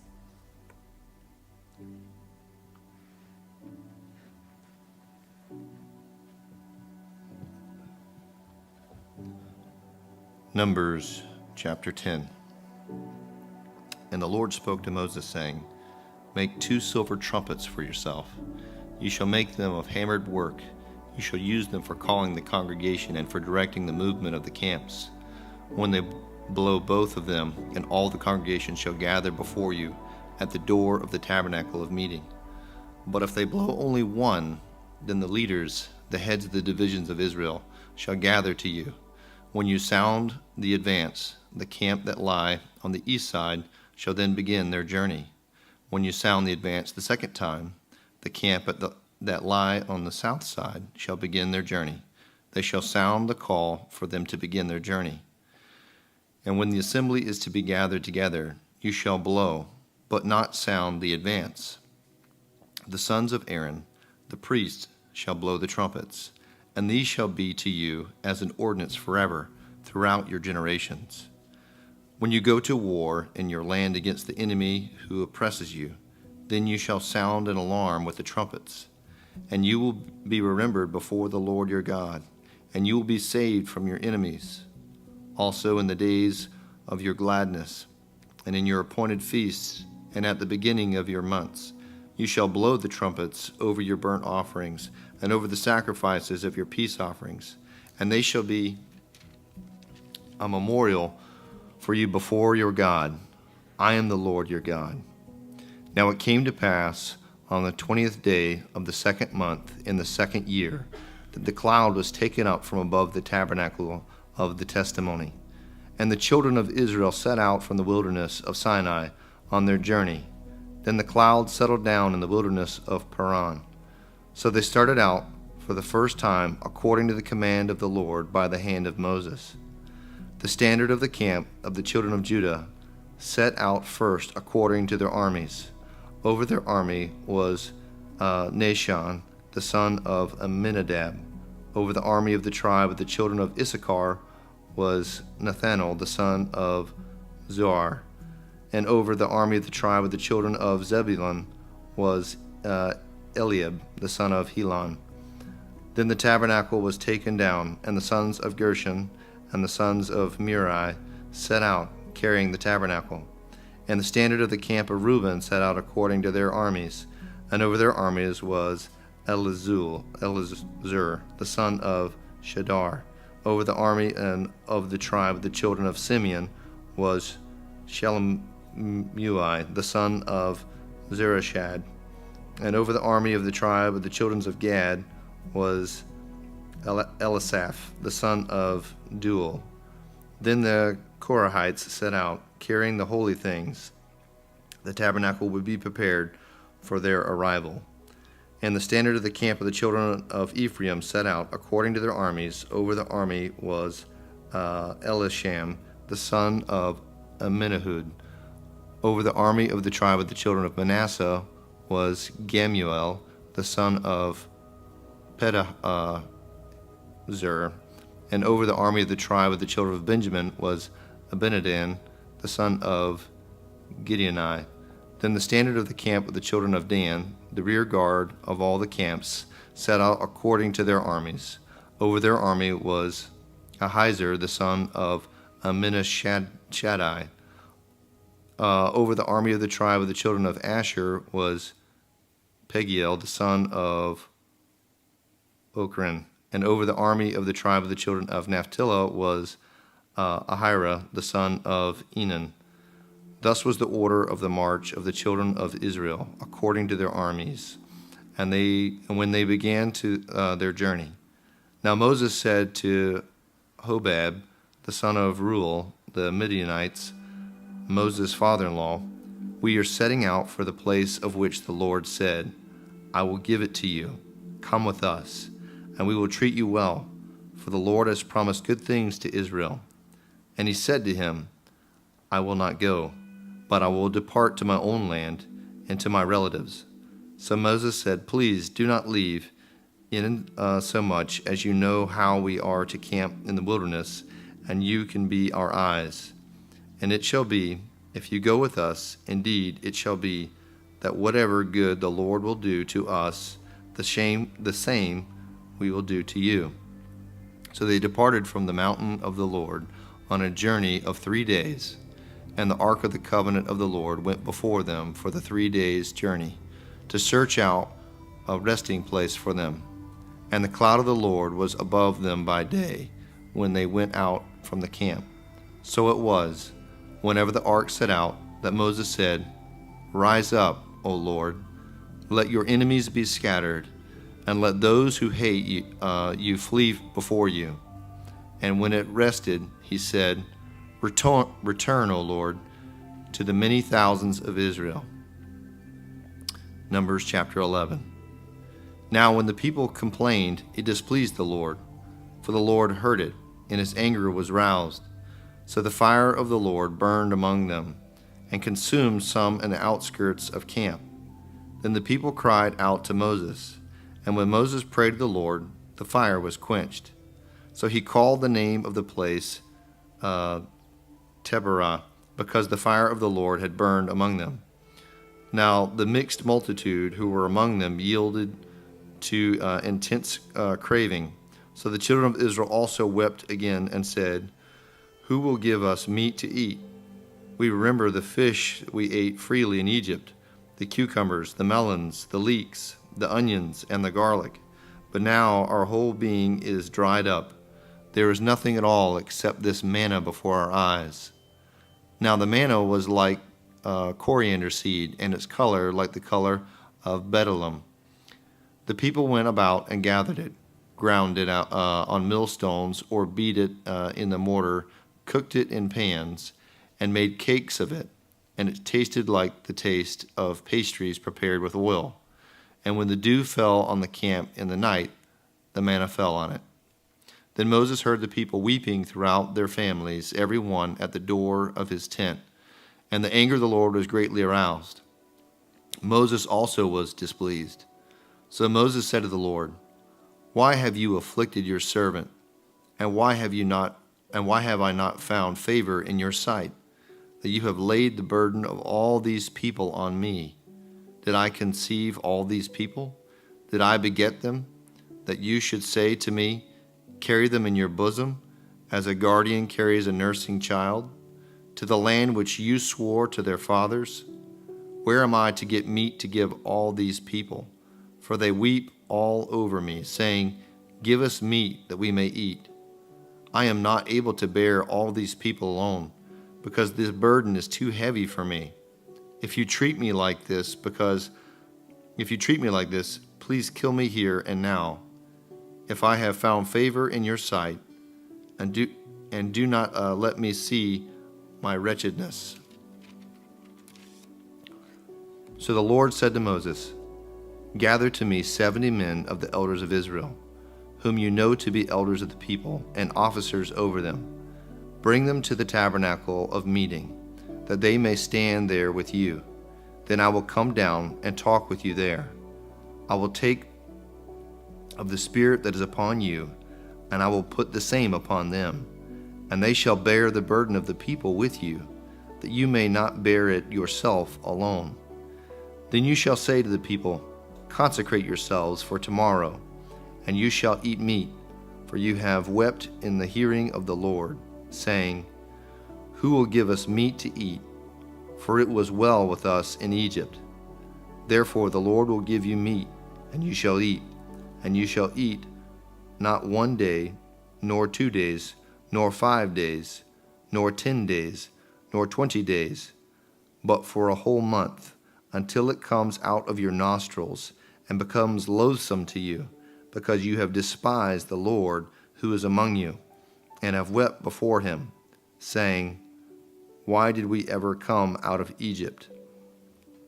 And Moses said, The people who I am among are 600,000 men on foot, yet you have said, I will give them meat that they may eat for a whole month.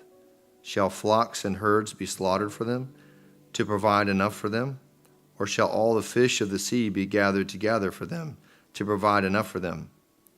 And the Lord said to Moses, Has the Lord's arm been shortened? Now you shall see whether what I say will happen to you or not.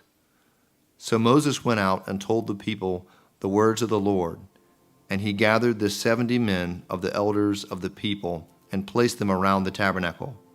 Then the Lord came down in the cloud and spoke to him, and took the Spirit that was upon him and placed the same upon the 70 elders.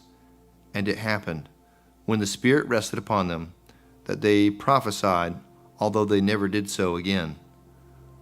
But 2 men had remained in the camp. The name of the one was Eldad, and the name of the other was Medad, and the Spirit rested upon them. Now they were among those listed, but who had not gone out to the tabernacle, yet they had prophesied in the camp. And as a young man ran and told Moses and said, Eldad and Medad are prophesying in the camp. So Joshua the son of Nun, Moses' assistant, one of his choice men, answered and said, Moses, my Lord, forbid them. Then Moses said to him, Are you jealous for my sake? Oh, that all the Lord's people were prophets, and that the Lord would put his Spirit upon them. And Moses returned to the camp, he and the elders of Israel. Now a wind went out from the Lord, and it brought quail from the sea, and left them fluttering near the camp, about a day's journey on this side, and about a day's journey on the other side, all around the camp, and about 2 cubits above the surface of the ground. And the people stayed up all that day, all night, and all the next day, and gathered the quail. He who gathered least gathered 10 homers, and they spread them out for themselves all around the camp. But while the meat was still between their teeth, before it was chewed, the wrath of the Lord was aroused against the people, and the Lord struck the people with a very great plague. So he called the name of the place Kibroth Hattavoth, because they buried the people who had yielded to craving. From Kibroth Hattavoth, the people moved to Hazeroth and camped at Hazeroth. Numbers chapter 12. Then Miriam and Aaron spoke against Moses because of the Ethiopian woman whom he had married, for he had married an Ethiopian woman. So they said, Has the Lord indeed spoken only through Moses? Has he not spoken through us also? And the Lord heard it. Now the man Moses was very humble, more than all men who were on the face of the earth. Suddenly the Lord said to Moses, Aaron, and Miriam, Come out, you 3, to the tabernacle of meeting. So the 3 came out. Then the Lord came down in the pillar of cloud and stood in the door of the tabernacle and called Aaron and Miriam. And they both went forward. Then he said, Hear now my words. If there is a prophet among you, I, the Lord, make myself known to him in a vision. I speak to him in a dream. Not so with my servant Moses. He is faithful in all my house. I speak with him face to face, even plainly, and not in dark sayings. And he sees the form of the Lord. Why then were you not afraid to speak against my servant Moses? So the anger of the Lord was aroused against them, and he departed. And when the cloud departed from above the tabernacle, suddenly Miriam became leprous, as white as snow. Then Aaron turned toward Miriam, and there she was, a leper. So Aaron said to Moses, O my Lord, please do not lay this sin on us, in which we have done foolishly, and in which we have sinned. Please do not let her be as one dead, whose flesh is half consumed when he comes out of his mother's womb. So Moses cried out to the Lord, saying, Please heal her, O God, I pray. Then the Lord said to Moses, If her father had put a spit in her face, she would not be shamed 7 days. Let her be shut out of the camp 7 days, and afterward she may be received again. So Miriam was shut out of the camp 7 days, and the people did not journey till Miriam was brought in again. And afterward the people moved from Hazeroth and camped in the wilderness of Paran. Numbers chapter 13. And the Lord spoke to Moses, saying, Send men to spy out the land of Canaan, which I am giving to the children of Israel. From each tribe of their fathers you shall send a man, every one a leader among them. So Moses sent them from the wilderness of Paran, according to the command of the Lord, all of them men who were heads of the children of Israel. Now these were their names: of the tribe of Reuben, Shammai the son of Zachar; from the tribe of Simeon, Shaphat the son of Hori; from the tribe of Judah, Caleb the son of Jephunneh; from the tribe of Issachar, Igal the son of Joseph; from the tribe of Ephraim, Hosea the son of Nun; from the tribe of Benjamin, Paltai the son of Raphu; from the tribe of Zebulun, Gadel the son of Sodai; from the tribe of Joseph, that is, the tribe of Manasseh, Gadai the son of Susai; from the tribe of Dan, Amiel the son of Gamel; from the tribe of Asher, Sether the son of Michael; from the tribe of Naphtali, Nabai the son of Vasai; from the tribe of Gad, Gul the son of Micah. These are the names of the men whom Moses sent to spy out the land. And Moses called Hosea the son of Nun, Joshua.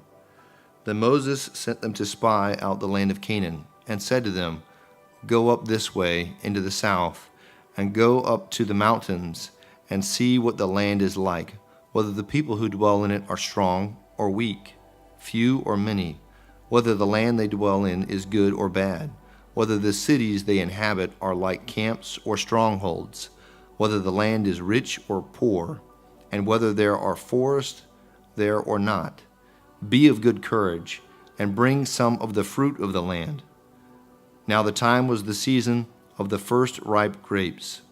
So they went out and spied out the land from the wilderness of Zin as far as Rehob, near the entrance of Hamath. And they went up through the south and came to Hebron.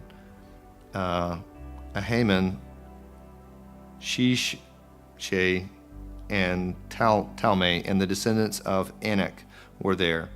Now Hebron was built 7 years before Zoan in Egypt. Then they came to the valley of Eshcol, and they cut down a branch with one cluster of grapes. They carried it between two of them on a pole. They also brought some of the pomegranates and figs. The place was called the Valley of Eshcol, because of the cluster which the men of Israel cut down there. And they returned from spying out the land after 40 days.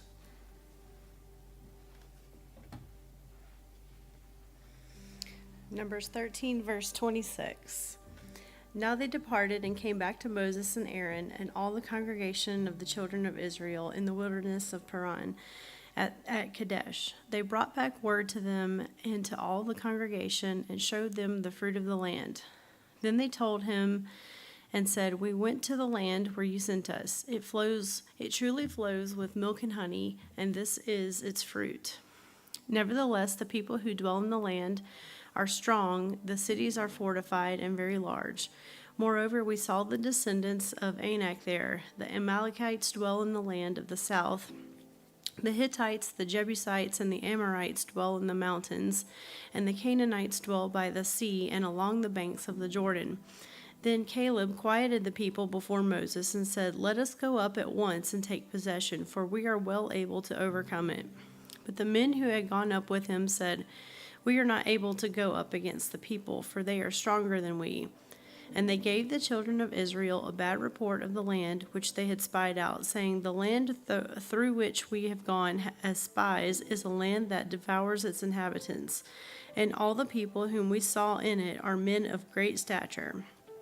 There we saw the giants, the descendants of Anak came from the giants, and we were like grasshoppers in our own sight, and so we were in their sight. 14. So all the congregation lifted up their voices and cried, and the people wept that night, and all the children of Israel complained against Moses and Aaron, and the whole congregation said to them, "If only we had died in the land of Egypt, or if only we had died in this wilderness. Why has the Lord brought us to this land to fall by the sword, that our wives and children should be victims? Would it not be better for us to return to Egypt?" So they said to one another, "Let us select a leader and return to Egypt." Then Moses and Aaron fell on their faces before all the assembly of the congregation of the children of Israel.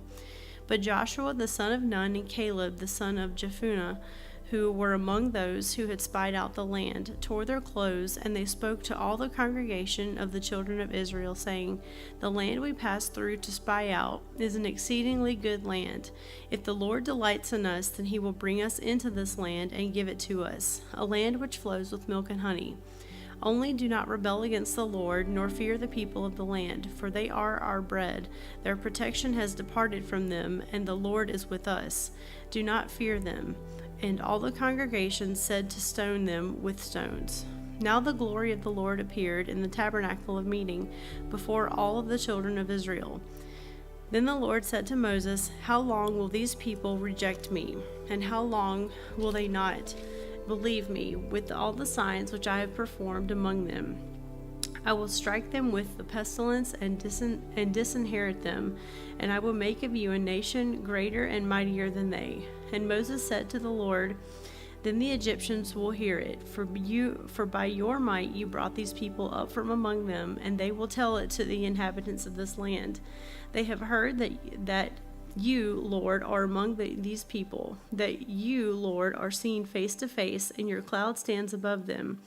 And you go before them in a pillar of cloud by day and in a pillar of fire by night. Now if you kill these people as one man, then the nations which have heard of your fame will speak, saying, 'Because the Lord was not able to bring this people to the land which he swore to give them, therefore he killed them in the wilderness.' And now I pray, let the power of my Lord be great, just as you have spoken, saying, 'The Lord is long-suffering and abundant in mercy, forgiving iniquity and transgression, but by no means clears the guilty, visiting the iniquity of the fathers on the children to the third and fourth generation. Pardon the iniquity of this people, I pray, according to the greatness of your mercy, just as you have forgiven this people from Egypt even until now.' Then the Lord said, 'I have pardoned according to your word, but truly as I live, all the earth shall be filled with the glory of the Lord, because all these men who have seen my glory in the signs which I did in Egypt and in the wilderness, and have put me to the test now, these 10 times, and have not heeded my voice, they certainly shall not see the land of which I swore to their fathers, nor shall any of those who rejected me see it. But my servant Caleb, because he has a different spirit in him and has followed me fully, I will bring into the land where he went, and his descendants shall inherit it. Now the Amalekites and the Canaanites dwell in the valley. Tomorrow turn and move out into the wilderness by the way of the Red Sea.' And the Lord spoke to Moses and Aaron, saying, 'How long shall I bear with this evil congregation who complain against me? I have heard the complaints which the children of Israel make against me. Say to them, As I live, says the Lord, just as you have spoken in my hearing, so I will do to you. The carcasses of you who have complained against me shall fall in this wilderness, all of you who were numbered, according to your entire number, from 20 years old and above, except for Caleb the son of Jephunneh and Joshua the son of Nun. You shall by no means enter the land which I swore I would make you dwell in. But your little ones, whom you said would be victims, I will bring in, and they shall know the land which you have despised. But as for you, your carcasses shall fall in this wilderness, and your sons shall be shepherds in the wilderness 40 years, and bear the brunt of your infidelity until your carcasses are consumed in the wilderness. According to the number of the days in which you spied out the land, 40 days, for each day you shall bear your guilt 1 year, namely 40 years, and you shall know my rejection. I, the Lord, have spoken this. I will surely do so to all this evil congregation who are gathered together against me. In this wilderness they shall be consumed, and there they shall die. Now the men whom Moses sent to spy out the land, who returned and made all the congregation complain against him by bringing a bad report of the land, those very men who brought the evil report about the land died by the plague before the Lord. But Joshua the son of Nun and Caleb the son of Jephunneh remained alive of the men who went to spy out the land. Then Moses told these words to all the children of Israel, and the people mourned greatly. And they rose early in the morning and went up to the top of the mountain, saying, Here we are, and we will go up to the place which the Lord has promised, for we have sinned. And Moses said, Now why do you transgress the command of the Lord? For this will not succeed. Do not go up, lest you be defeated by your enemies, for the Lord is not among you. For the Amalekites and the Canaanites are there before you, and you shall fall by the sword, because you have turned away from the Lord. The Lord will not be with you. But they presumed to go up to the mountaintop. Nevertheless, neither the ark or of the covenant or of the Lord nor Moses departed from the camp. Then the Amalekites and the Canaanites who dwelt in that mountain came down and attacked them and drove them back as far as Hormah. And the Lord spoke to Moses, saying, Speak to the children of Israel, and say to them, When you have come into the land you are to inhabit, which I am giving to you, and you make an offering by fire to the Lord, a burnt offering or a sacrifice, to fulfill a vow, or as a free will offering, or in your appointed feasts, to make a sweet aroma to the Lord from the herd of the flock. Then he who represents his offering to the Lord shall bring a grain offering of 1/10 of an ephah of fine flour mixed with 1/4 of a hin of oil, and 1/4 of a hin of wine as a drink offering. You shall prepare with the burnt offering or the sacrifice of each lamb. For a ram you shall prepare as a grain offering 2/10 of an ephah of fine flour mixed with 1/3 of a hin of oil, and as a drink offering you shall offer 1/3 of a hin of wine as a sweet aroma to the Lord. And when you prepare a young bull as a burnt offering, or as a sacrifice to fulfill a vow, or as a peace offering to the Lord, then shall be offered with the young bull of a grain offering of 3/10 of an ephah of fine flour mixed with half a hin of oil. And you shall bring as the drink offering half a hin of wine as an offering made by fire, a sweet aroma to the Lord. Thus it shall be done for each young bull, for each ram, or for each lamb or young goat, according to the number that you prepare. So you shall do with everyone according to their number. All who are native born shall do these things in this manner, in presenting an offering made by fire, a sweet aroma to the Lord. And if a stranger dwells with you, or whoever is among you throughout your generations, and would present an offering made by fire, a sweet aroma to the Lord, just as you do, so shall he do. One ordinance shall be for you as the assembly, and for the stranger who dwells with you, an ordinance forever throughout your generations, as you are, so shall the stranger be before the Lord. One law and one custom shall be for you and for the stranger who dwells with you. Again the Lord spoke to Moses, saying, Speak to the children of Israel, and say to them, When you come into the land to which I bring you, then it will be, when you eat of the bread of that land, that you shall offer up a heave offering to the Lord. You shall offer up a cake of the first of your ground meal as a heave offering. As a heave offering of the threshing floor, so shall you offer it up. Of the first of your ground meal you shall give to the Lord a heave offering throughout your generations. If you sin unintentionally and do not observe all these commandments which the Lord has spoken to Moses, all that the Lord has commanded you by the hand of Moses from the day the Lord gave commandment and onward throughout your generations, then it will be, if it is unintentionally committed without the knowledge of the congregation, that the whole congregation shall offer one young bull as a burnt offering, as a sweet aroma to the Lord, with its grain offering and its drink offering according to the ordinance, and one kid of the goats as a sin offering. So the priest shall make atonement for the whole congregation of the children of Israel, and it shall be forgiven them, for it was unintentional. They shall bring their offering, an offering made by fire to the Lord, and their sin offering before the Lord for their unintended sin. It shall be forgiven the whole congregation of the children of Israel and the strangers who dwell among them, because all the people did it unintentionally. And if a person sins unintentionally, then he shall bring a female goat in its first year as a sin offering. So the priest shall make atonement for the person who sins unintentionally when he sins unintentionally before the Lord, to make atonement for him, and it shall be forgiven him. You shall have one law for him who sins unintentionally, for him who is native born among the children of Israel, and for the stranger who dwells among them. But the person who does anything presumptuously, whether he is native born or a stranger, that one brings reproach on the Lord, and he shall be cut off from among his people, because he has despised the word of the Lord and has broken his commandment. That person shall be completely cut off, his guilt shall be upon him. Now while the children of Israel were in the wilderness, they found a man gathering sticks on the Sabbath day. And those who found him gathering sticks brought him to Moses and Aaron and to all the congregation. They put him under guard because it had not been explained what should be done to him. Then the Lord said to Moses, "The man must surely be put to death. All the congregation shall stone him with stones outside the camp."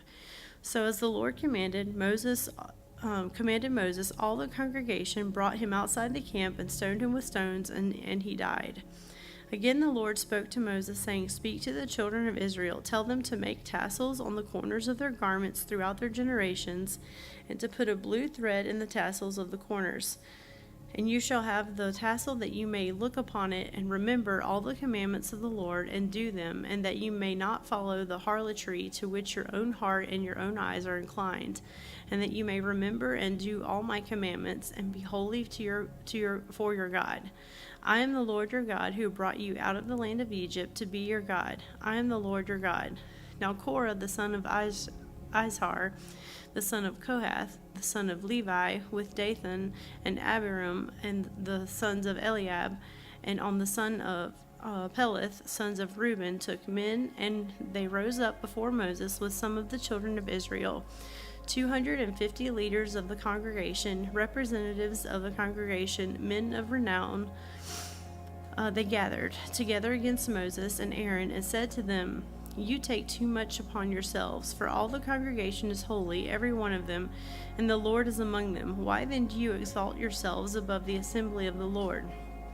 So when Moses heard it, he fell on his face, and he spoke to Korah and all his company, saying, "Tomorrow morning the Lord will show who is his and who is holy, and will cause him to come near to him. That one whom he chooses he will cause to come near to him. Do this. Take censers, Korah and all your company, put fire in them and put incense in them before the Lord tomorrow, and it shall be that the man whom the Lord chooses is the Holy One. You take too much upon yourselves, you sons of Levi." Then Moses said to Korah, "Hear now, you sons of Levi, it is a small thing to you that the God of Israel has separated you from the congregation of Israel, to bring you near to himself, to do the work of the tabernacle of the Lord, and to stand before the congregation to serve them, and that he has brought you near to himself, you and all your brethren, the sons of Levi, with you. And are you seeking the priesthood also? Therefore you and your company are gathered together against the Lord, and what is Aaron that you complain against him?" And Moses sent to call Dathan and Abiram, the sons of Eliab, but they said, "We will not come up. Is it a small thing that you have brought us up out of the land flowing with milk and honey to kill us in the wilderness, that you should keep acting like a prince over us? Moreover, you have not brought us into a land flowing with milk and honey, nor given us inheritance of fields and vineyards. Will you put out the eyes of these men? We will not come up." Then Moses was very angry and said to the Lord, "Do not respect their offering. I have not taken one donkey from them, nor have I hurt one of them." And Moses said to Korah, "Tomorrow you and all your company be present before the Lord, you and they, as well as Aaron.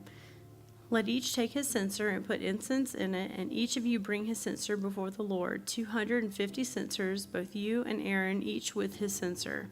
So every man took his censer, put fire in it, laid incense on it, and stood at the door of the tabernacle of meeting with Moses and Aaron. And Korah gathered all the congregation against them at the door of the tabernacle of meeting. Then the glory of the Lord appeared to all the congregation. And the Lord spoke to Moses and Aaron, saying, "Separate yourselves from among this congregation, that I may consume them in a moment." Then they fell on their faces and said, "O God, the God of spirit of the God of spirits of all flesh, shall one man sin and you be angry with all the congregation?" So the Lord spoke to Moses, saying, "Speak to the congregation, saying, Get away from the tents of Korah, Dathan, and Abiram." Then Moses rose and went to Dathan and Abiram, and the elders of Israel followed him. And he spoke to the congregation, saying, "Depart now from the tents of these wicked men. Touch nothing of theirs, lest you be consumed in all their sins."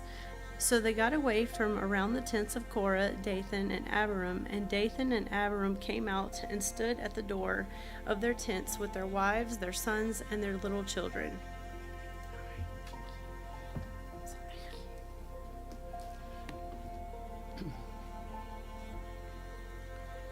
And Moses said, "By this you shall know that the Lord has sent me to do all these works, for I have not done them of my own will. If these men die naturally like all men, or if they are visited by the common fate of all men, then the Lord has not sent me. But if the Lord creates a new thing, and the earth opens its mouth and swallows them up with all that belongs to them, and they go down alive into the pit, then you will understand that these men have rejected the Lord." Now it came to pass, as he finished speaking all these words, that the ground split apart under them, and the earth opened its mouth and swallowed them up, with their households, and all the men with Korah, with all their goods. So they and all those with them went down alive into the pit. The earth closed over them, and they perished from among the assembly. Then all Israel who were around them fled at their cry, for they said, "Lest the earth swallow us up also." And a fire came out from the Lord and consumed the 250 men who were offering incense. Then the Lord spoke to Moses, saying, "Tell Eleazar, the son of Aaron the priest, to pick up the censers out of the blaze, for they are holy, and scatter the fire some distance away. The censers of these men who sinned against their own souls, let them be made into hammered plates as a covering for the altar.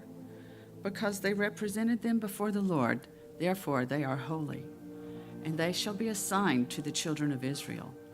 So Eleazar the priest took the bronze censers, which those who were burned up had presented, and they were hammered out as a covering on the altar, to be a memorial to the children of Israel, that no outsider who is not a descendant of Aaron should come near to offer incense before the Lord, that he might not become like Korah and his companions, just as the Lord had said to him through Moses. On the next day, all the congregation of the children of Israel complained against Moses and Aaron, saying, "You have killed the people of the Lord." Now it happened, when the congregation had gathered against Moses and Aaron, that they turned toward the tabernacle of meeting, and suddenly the cloud covered it, and the glory of the Lord appeared. Then Moses and Aaron came before the tabernacle of meeting, and the Lord spoke to Moses, saying, "Get away from among these congregation, that I may consume them in a moment." And they fell on their faces. So Moses said to Aaron, Take a censer and put fire in it from the altar. Put incense on it and take it quickly to the congregation and make atonement for them, for wrath has gone out from the Lord. The plague has begun. Then Aaron took it as Moses commanded and ran into the midst of the assembly. And already the plague had begun among the people. So he put in the incense and made atonement for the people. And he stood between the dead and the living. So the plague was stopped. Now those who died in the plague were 14,700, besides those who died in the Korah incident.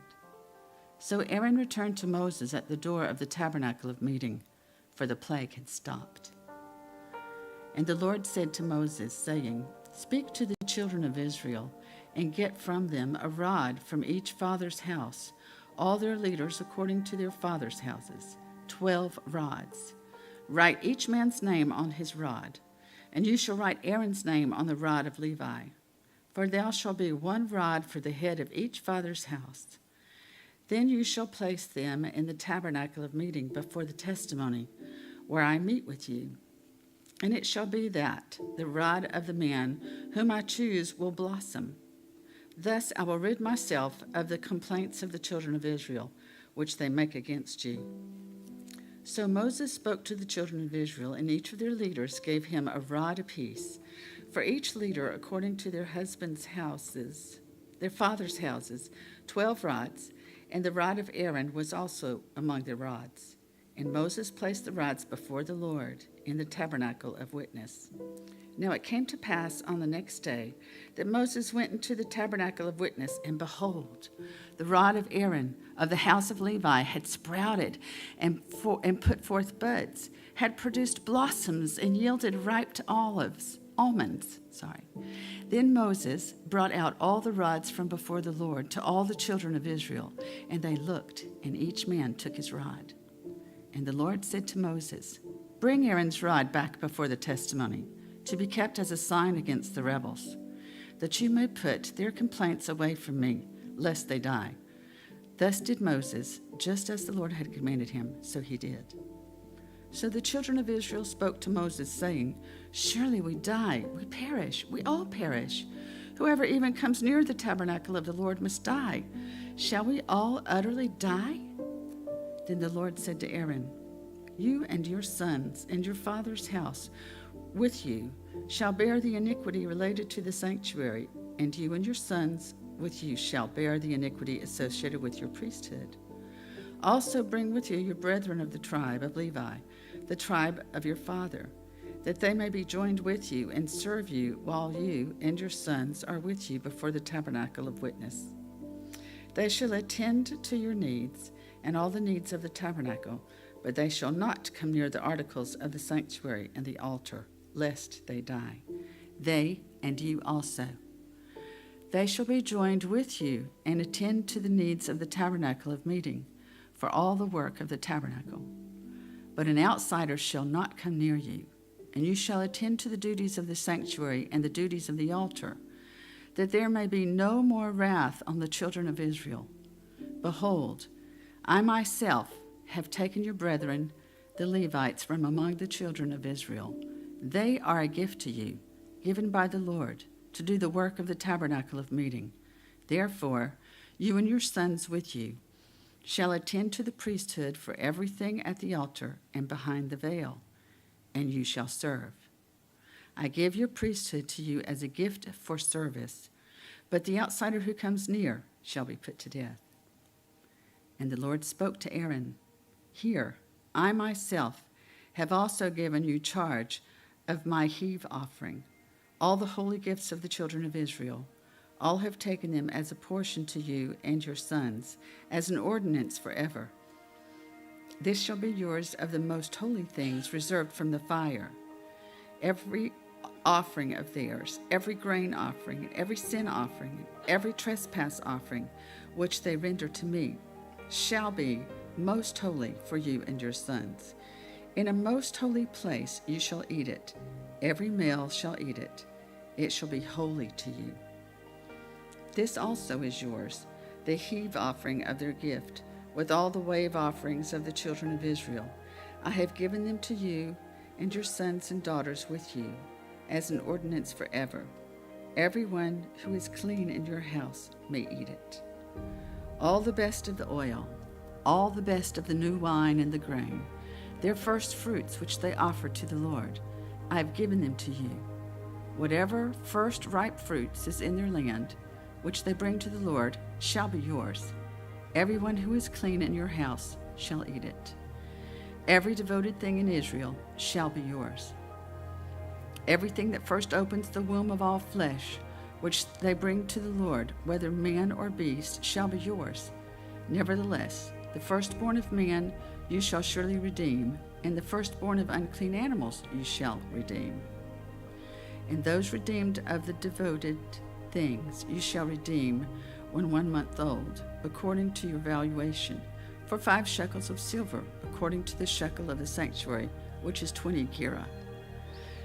But the firstborn of a cow, the firstborn of a sheep, or the firstborn of a goat you shall not redeem. They are holy. You shall sprinkle their blood on the altar and burn their fat as an offering made by fire for a sweet aroma to the Lord.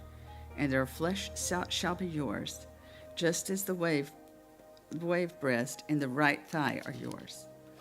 All the heave offerings of the holy things which your children of Israel offer to the Lord, I have given to you and your sons and daughters with you as an ordinance forever. It is a covenant of salt forever before the Lord with you and your descendants with you. Then the Lord said to Aaron, you shall have no inheritance in their land, nor shall you have any portion among them. I am your portion and your inheritance among the children of Israel. Behold, I have given the children of Levi all the tithes in Israel as an inheritance in return for the work which they perform, the work of the tabernacle of meeting. Hereafter the children of Israel shall not come near the tabernacle of meeting, lest they bear sin and die. But the Levites shall perform the work of the tabernacle of meeting, and they shall bear their iniquity. It shall be a statute forever throughout your generations, that among the children of Israel they shall have no inheritance. For the tithes of the children of Israel, which they offer up as a heave offering to the Lord, I have given to the Levites as an inheritance. Therefore, I have said to them, among the children of Israel they shall have no inheritance. Then the Lord spoke to Moses, saying, Speak thus to the Levites, and say to them, When you take from the children of Israel the tithes which I have given you, from them as your inheritance, then you shall offer up a heave offering of it to the Lord, 1/10 of the tithe. And your heave offering shall be reckoned to you as though it were the grain of the threshing floor, and as the fullness of the winepress. Thus you shall also offer a heave offering to the Lord from all the tithes which you received from the children of Israel, and you shall give the Lord's heave offering from it to Aaron the priest. Of all your gifts you shall offer up every heave offering due to the Lord, from all the best of them, the consecrated part of them. Therefore you shall say to them, When you have lifted up the best of it, then the rest shall be accounted to the Levites as the produce of the threshing floor and as the produce of the winepress. You may eat it in any place, you and your households, for it is your reward for your work in the tabernacle of meeting, and you shall bear no sin because of it, when you have lifted up the best of it. But you shall not profane the holy gifts of the children of Israel, lest you die.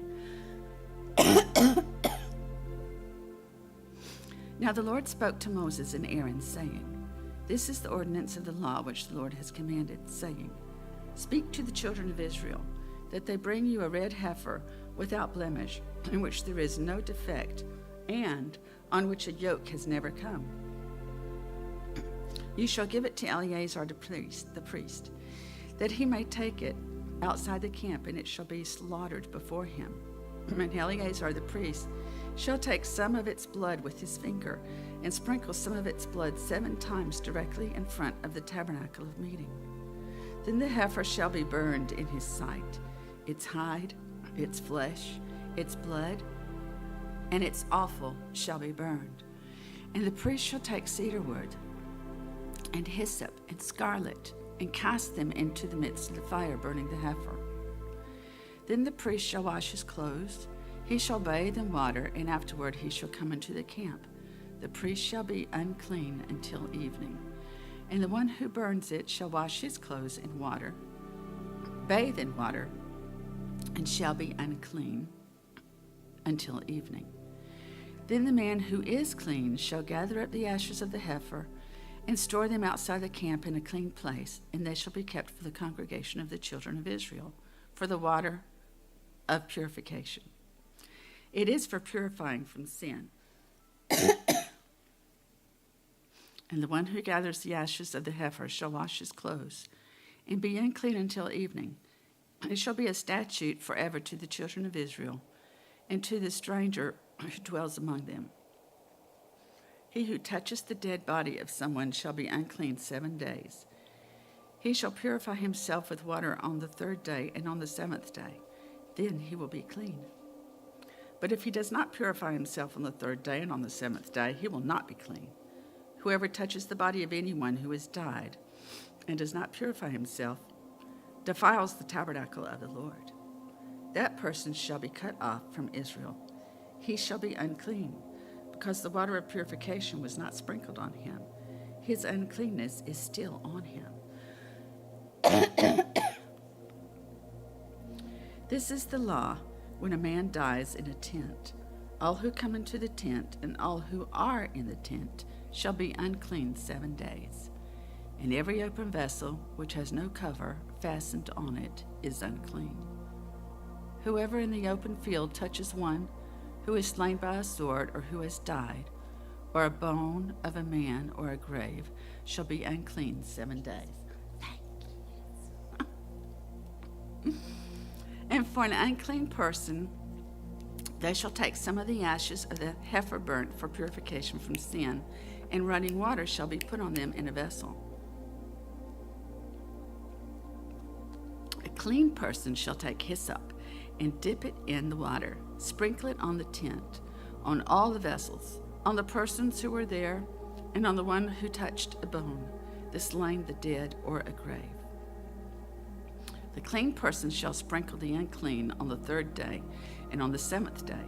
And on the 7th day he shall purify himself, wash his clothes, and bathe in water, and at evening he shall be clean. But the man who is unclean and does not purify himself, that person shall be cut off from among the assembly, because he has defiled the sanctuary of the Lord. The water of purification has not been sprinkled on him. He is unclean. It shall be a perpetual statute for them. He who sprinkles the water of purification shall wash his clothes, and he who touches the water of purification shall be unclean until evening.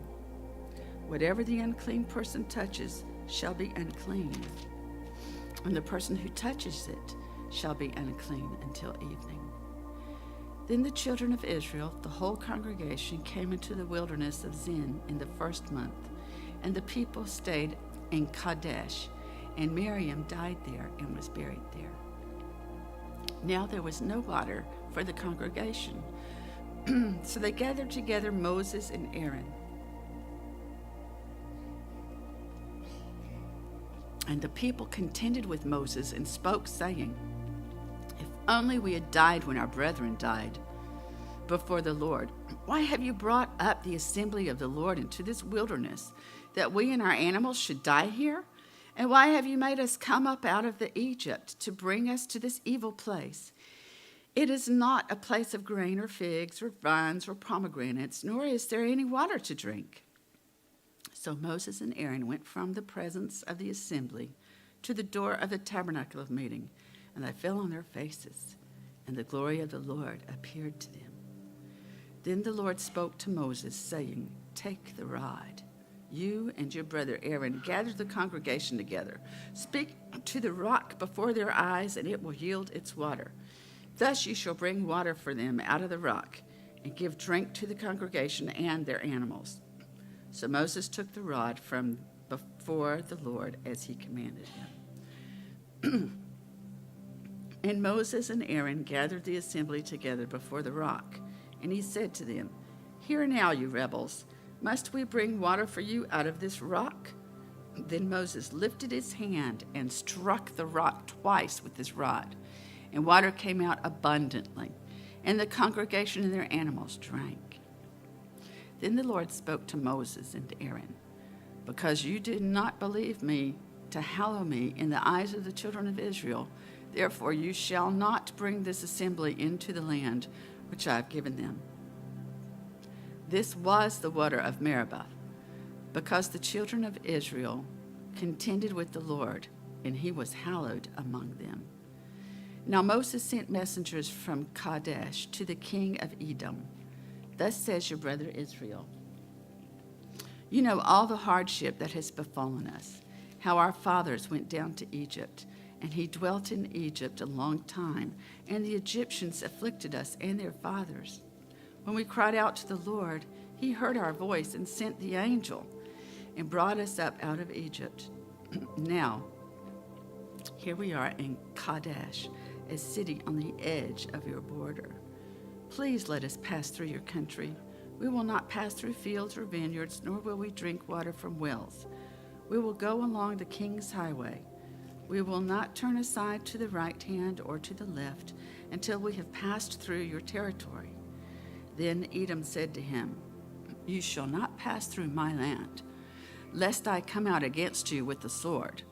So the children of Israel said to him, "We will go by the highway, and if I or my livestock drink any of your water, then I shall pay for it. Let me only pass through on foot, nothing more." Then he said, "You shall not pass through." So Edom came out against them with many men and with a strong hand. Thus Edom refused to give Israel passage through his territory. So Israel turned away from him. Now the children of Israel, the whole congregation, journeyed from Kadesh and came to Mount Hor.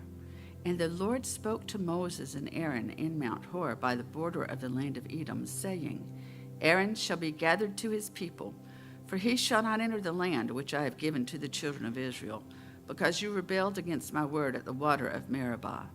Take Aaron and Eleazar his son, and bring them up to Mount Hor, and strip Aaron of his garments, and put them on Eleazar his son. For Aaron shall be gathered to his people and die there." So Moses did just as the Lord commanded, and they went up to Mount Hor in the sight of all the congregation. And Moses stripped Aaron of his garments and put them on Eleazar his son. And Aaron died there on the top of the mountain. Then Moses and Eleazar came down from the mountain. Now when all the congregation saw that Aaron was dead, all the house of Israel mourned for Aaron for 30 days. The king of Arad and the Canaanite who dwelt in the south heard that Israel was coming on the road to Atharim. Then he fought against Israel and took some of them prisoners. So Israel made a vow to the Lord and said, "If you will indeed deliver this people into my hand, then I will utterly destroy their cities." And the Lord listened to the voice of Israel and delivered up the Canaanites, and they utterly destroyed them and their cities. So the name of that place was called Hormah.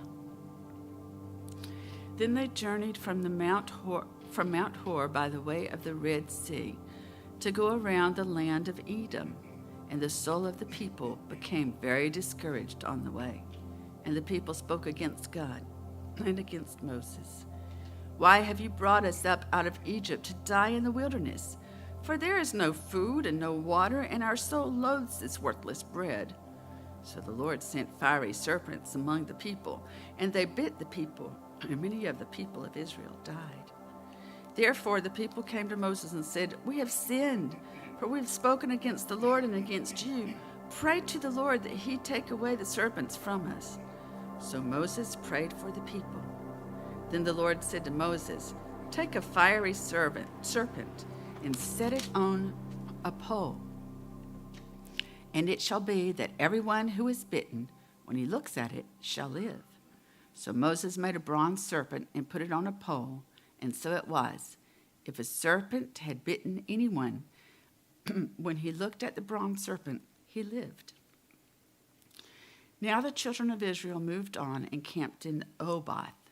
And they journeyed from Oboth and camped at Abarim in the wilderness, which is east of Moab, toward the sunrise. From there they moved and camped in the valley of Zered. And from there they moved and camped on the other side of the Arnon, which is in the wilderness that extends from the border of the Amorites. For the Arnon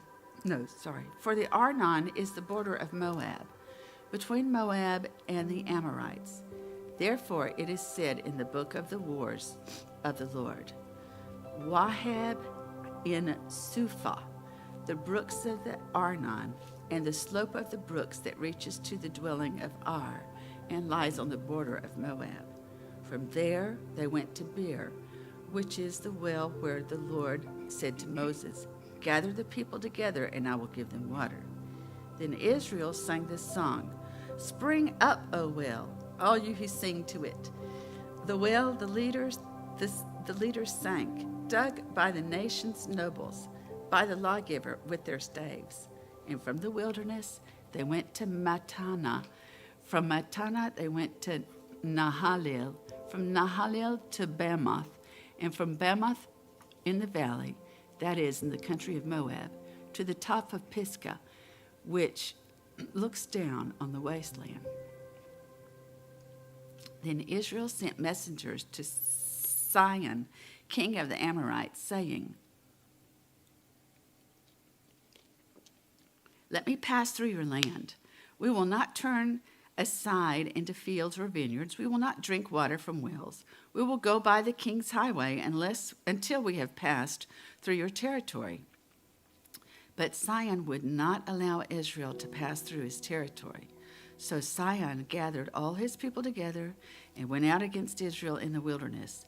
And he came to Jahaz and fought against Israel. Then Israel defeated him with the edge of the sword and took possession of his land from Arnon to the Jabbok, as far as the people of Ammon. For the border of the people of Ammon was fortified. So Israel took all these cities, and Israel dwelt in all the cities of the Amorites, in Heshbon, and in its villages. For Heshbon was the city of Sihon, king of the Amorites, who had fought against the former king of Moab, and had taken all his land from his hand as far as Arnon.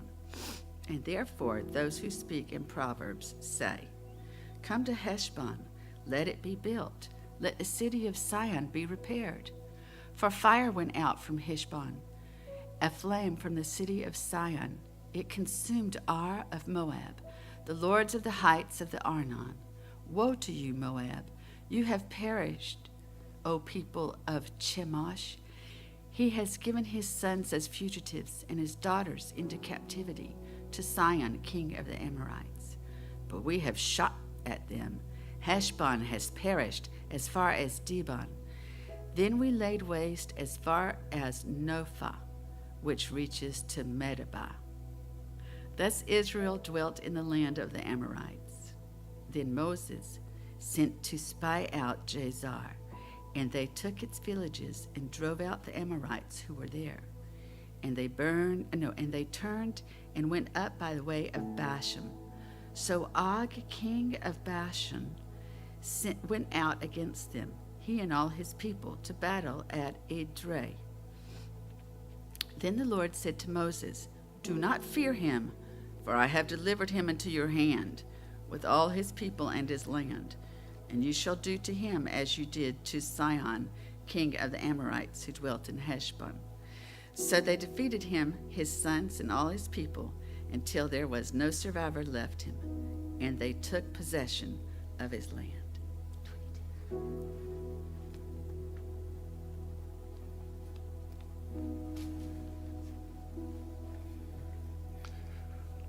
Numbers 22, verse 1.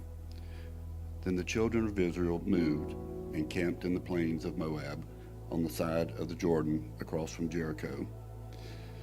Now Balak, the son of Zippor, saw all that Israel had done to the Amorites, and Moab was exceedingly afraid of the people, because they were many, and Moab was sick with dread because of the children of Israel. So Moab said to the elders of Midian, "Now this company will lick up everything around us, as an ox licks up the grass of the field." And Balak the son of Zippor was king of the Moabites at that time. Then he sent messengers to Balaam the son of Beor and at Pethor, which is near the river in the land of the sons of his people, to call him, saying, "Look, a people has come from Egypt. See, they cover the face of the earth and are settling next to me. Therefore, please come at once.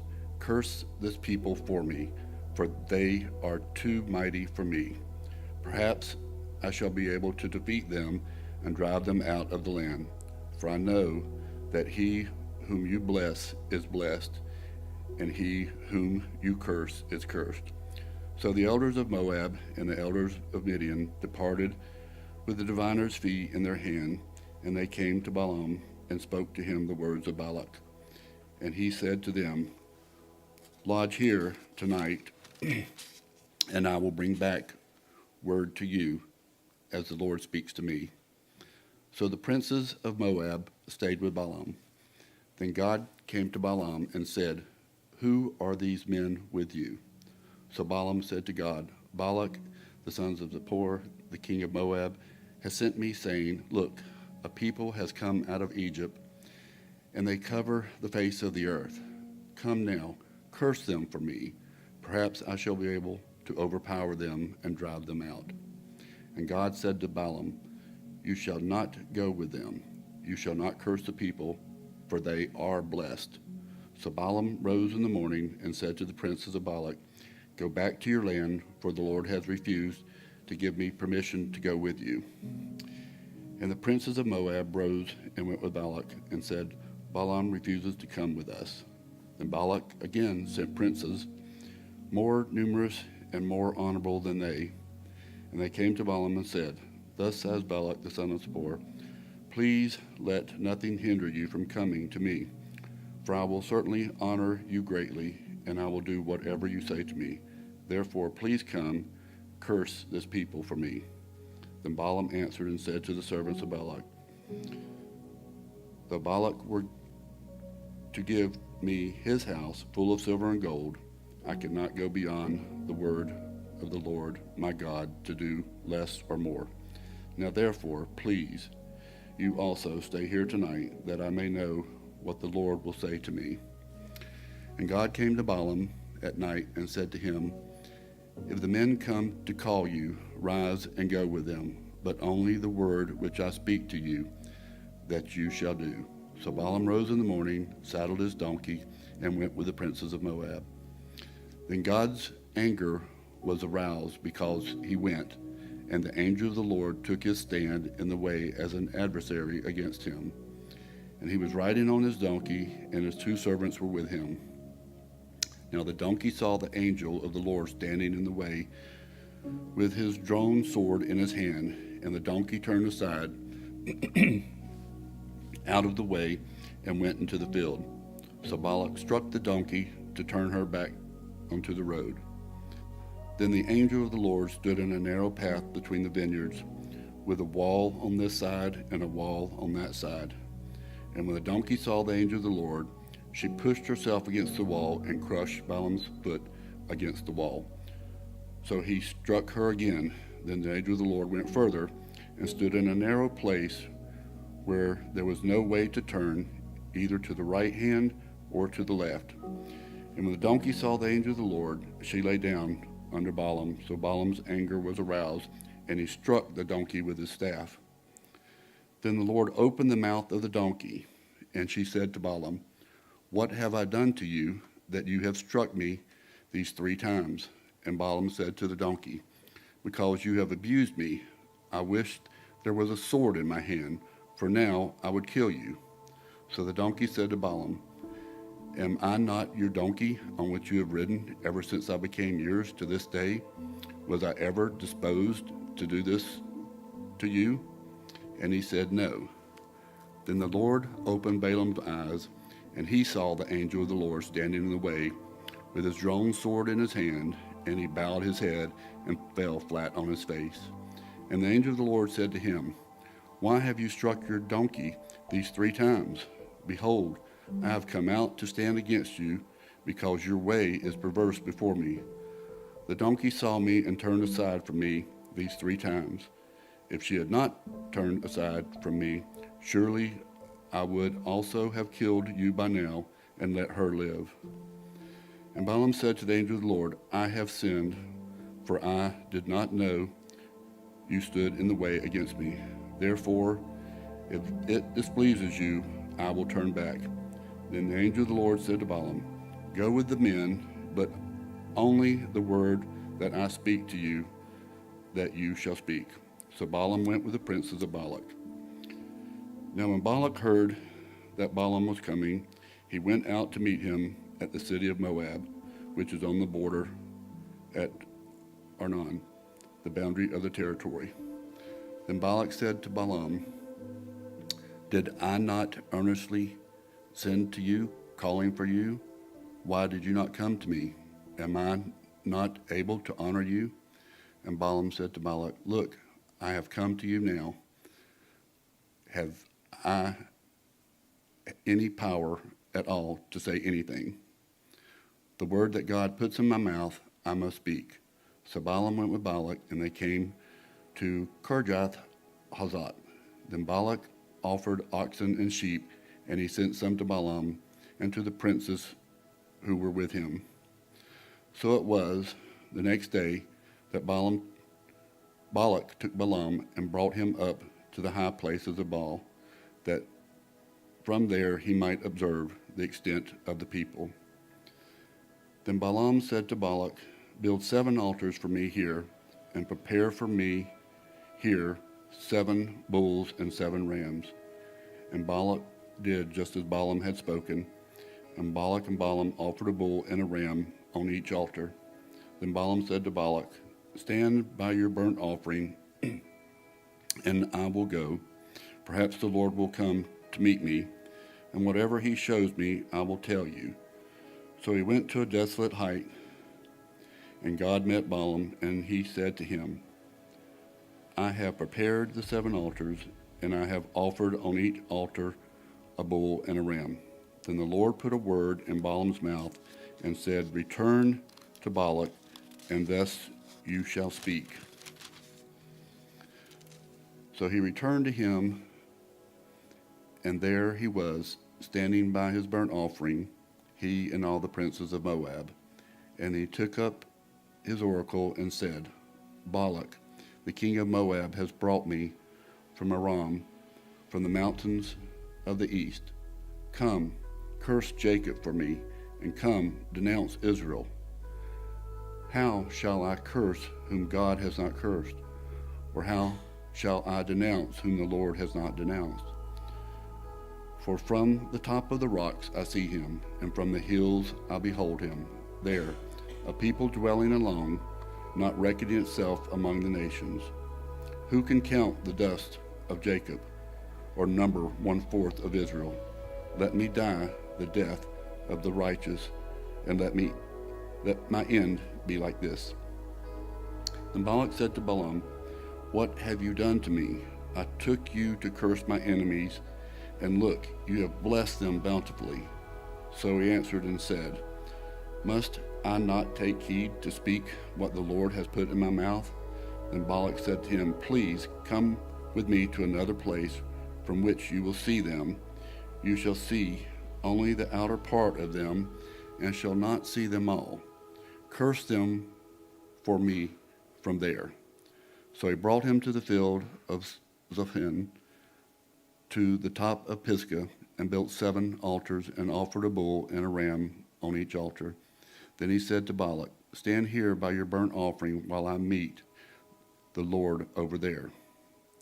Then the Lord met Balaam and put a word in his mouth and said, Go back to Balak, and thus you shall speak. So he came to him, and there he was, standing by his burnt offering, and the princes of Moab were with him. And Balak said to him, What has the Lord spoken? Then he took up his oracle and said, Rise up, Balak, and hear. Listen to me, son of Zippor. God is not a man that he should lie, nor a son of man that he should repent. Has he said, and will he not do? Or has he spoken, and will he not make it good? Behold, I have received a command to bless. He is blessed, and I cannot reserve it. He has not observed iniquity in Jacob, nor has he seen wickedness in Israel. The Lord his God is with him, and the shout of a king is among them. God brings them out of Egypt. He has strength like a wild ox. For there is no sorcery against Jacob, nor any deviation against Israel. It now must be said of Jacob and of Israel, Oh, what God has done. Look, a people rises like a lioness and lifts itself up like a lion. It shall not lie down until it devours the prey and drinks the blood of the slain. Then Balak said to Balaam, Neither curse them at all, nor bless them at all. So Balaam answered and said to Balak, Did I not tell you, saying, All that the Lord speaks I must do? Then Balak said to Balaam, Please come, I will take you to another place. Perhaps it will please God, that you may curse them for me from there. So Balak took Balaam to the top of Peor that overlooks the wasteland. Then Balaam said to Balak, Build for me here 7 altars, and prepare for me here 7 bulls and 7 rams.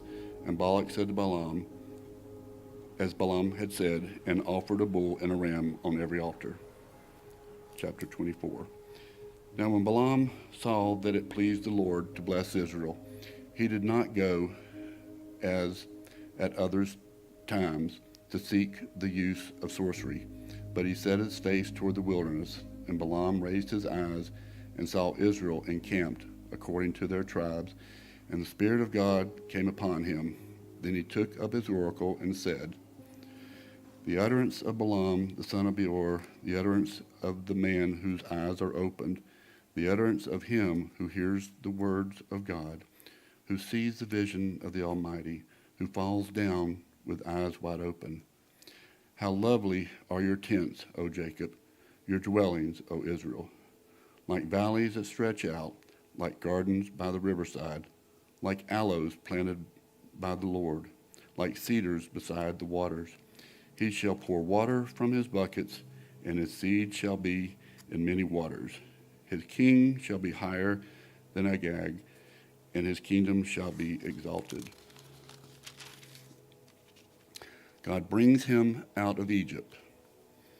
He has strength like a wild ox. He shall consume the nations, his enemies.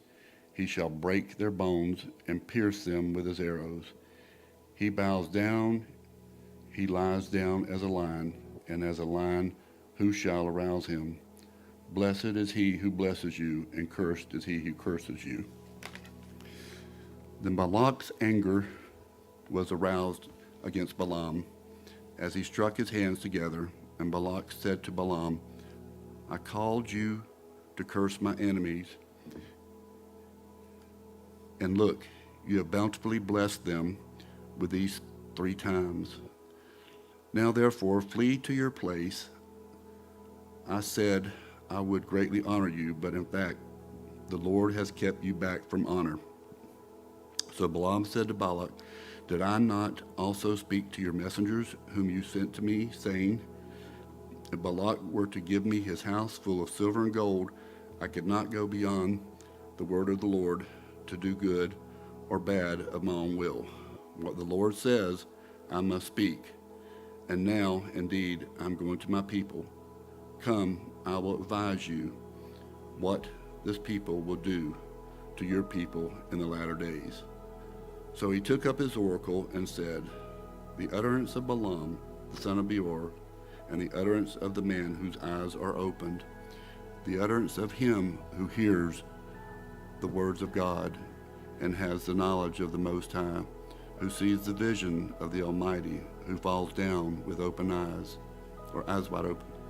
I see him, but not now. I behold him, but not near. A star shall come out of Jacob. A scepter shall rise out of Israel, and batter the bow of Moab, and destroy all the sons of Tumulak. And Edom shall be a possession. Seir also, his enemies, shall be a possession, while Israel does violently. Out of Jacob one shall have dominion and destroy the remains of the city. Then he looked at Amalek, and he took up his oracle and said, Amalek was first among the nations, but shall be last until he perishes. Then he looked on the Kenites, and he took up his oracle and said, Firm is your dwelling place, and your nest is set in the rock. Nevertheless, Cain shall be burned, and how long until Asher carries you away captive? Then he took up his oracle and said, Alas, who shall live when God does this? But ships shall come from the coast of Cyprus, and they shall afflict Asher and afflict Eber, and so shall Amalek until he perishes. So Balaam rose and departed and returned to his place. Balak also went his way. Chapter 25. Now Israel remained in Acacia Grove, and the people began to commit adultery with the women of Moab. They invited the people to the sacrifices of their gods, and the people ate and bowed down to their gods. So Israel was joined to Baal and Peor, and the anger of the Lord was aroused against Israel. Then the Lord said to Moses, Take all the leaders of the people and hang the offenders before the Lord out in the sun, that the fierce anger of the Lord may turn away from Israel. So Moses said to the judges of Israel, Every one of you kill his men who were joined to Baal of Peor. And indeed, one of the children of Israel came and presented to his brethren a Midianite woman in the sight of Moses and in the sight of all the congregation of the children of Israel, who were weeping at the door of the tabernacle of the meeting. Now when Phinehas, the son of Eleazar, the son of Aaron, the priest, saw it, he rose from among the congregation and took a javelin in his hand, and he went after the man of Israel into the tent and thrust both of them through, the man of Israel and the woman through her body. So the plague was stopped among the children of Israel, and those who died in the plague were 24,000. Then the Lord spoke to Moses, saying, Phinehas, the son of Eleazar, the son of Aaron, the priest, has turned back my wrath from the children of Israel, because he was zealous with my zeal among them, so that I did not consume the children of Israel in my zeal. Therefore say, Behold, I give to him my covenant of peace, and it shall be to him and his descendants after him a covenant of an everlasting priesthood, because he was zealous for his God and made atonement for the children of Israel. Now the name of the Israelite who was killed with the Midianite woman was Zimri, the son of Zelu, a leader of a father's house among the Simeonites. And the name of the Midianite woman who was killed was Cosbi, the daughter of Zur. He was head of the people of a father's house in Midian. Then the Lord spoke to Moses, saying, Harass the Midianites and attack them, for they harassed you with their schemes, by which they seduced you in the matter of Peor and in the matter of Cosbi, the daughter of the leader of Midian, their sister, who was killed in the day of the plague because of Peor. Chapter 26. And it came to pass after the plague that the Lord spoke to Moses and Eleazar, the son of Aaron, the priest, saying, Take a census of all the congregation of the children of Israel, from 20 years old and above, by their father's house, all who are able to go to war in Israel.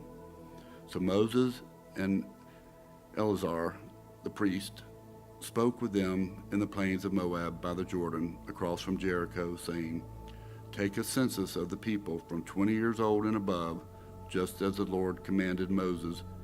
And the children of Israel came out of the land of Egypt. Reuben, who was the firstborn of Israel, the children of Reuben were Hanok, the family of Hanochites, of Palu, the family of Palos, of Hezron, the family of Hezarites, of Carmi, the family of Carmites. These are the family of the Reubenites. Those who were numbered of them were 43,730. And the son of Pala was Eliab. The sons of Eliab were Nemo, Dathan, and Abiram. And these are the Dathan and Abiram, representatives of the congregation who contended against Moses and Aaron in the company of Korah when they contended against the Lord, and the earth opened up its mouth and swallowed them up together with Korah when that company died, when the fire devoured 250 men, and they became a sign. Nevertheless, the children of Korah did not die. The sons of Simeon, according to their families, were Nemuel, the family of the Nemuelites, Jamin, the family of the Jaminites, Jachin, the family of the Jachinites, of Zerah, the family of the Zacharites, of Shaul, the family of the Shulites. These are the families of the Semonites, 22,200.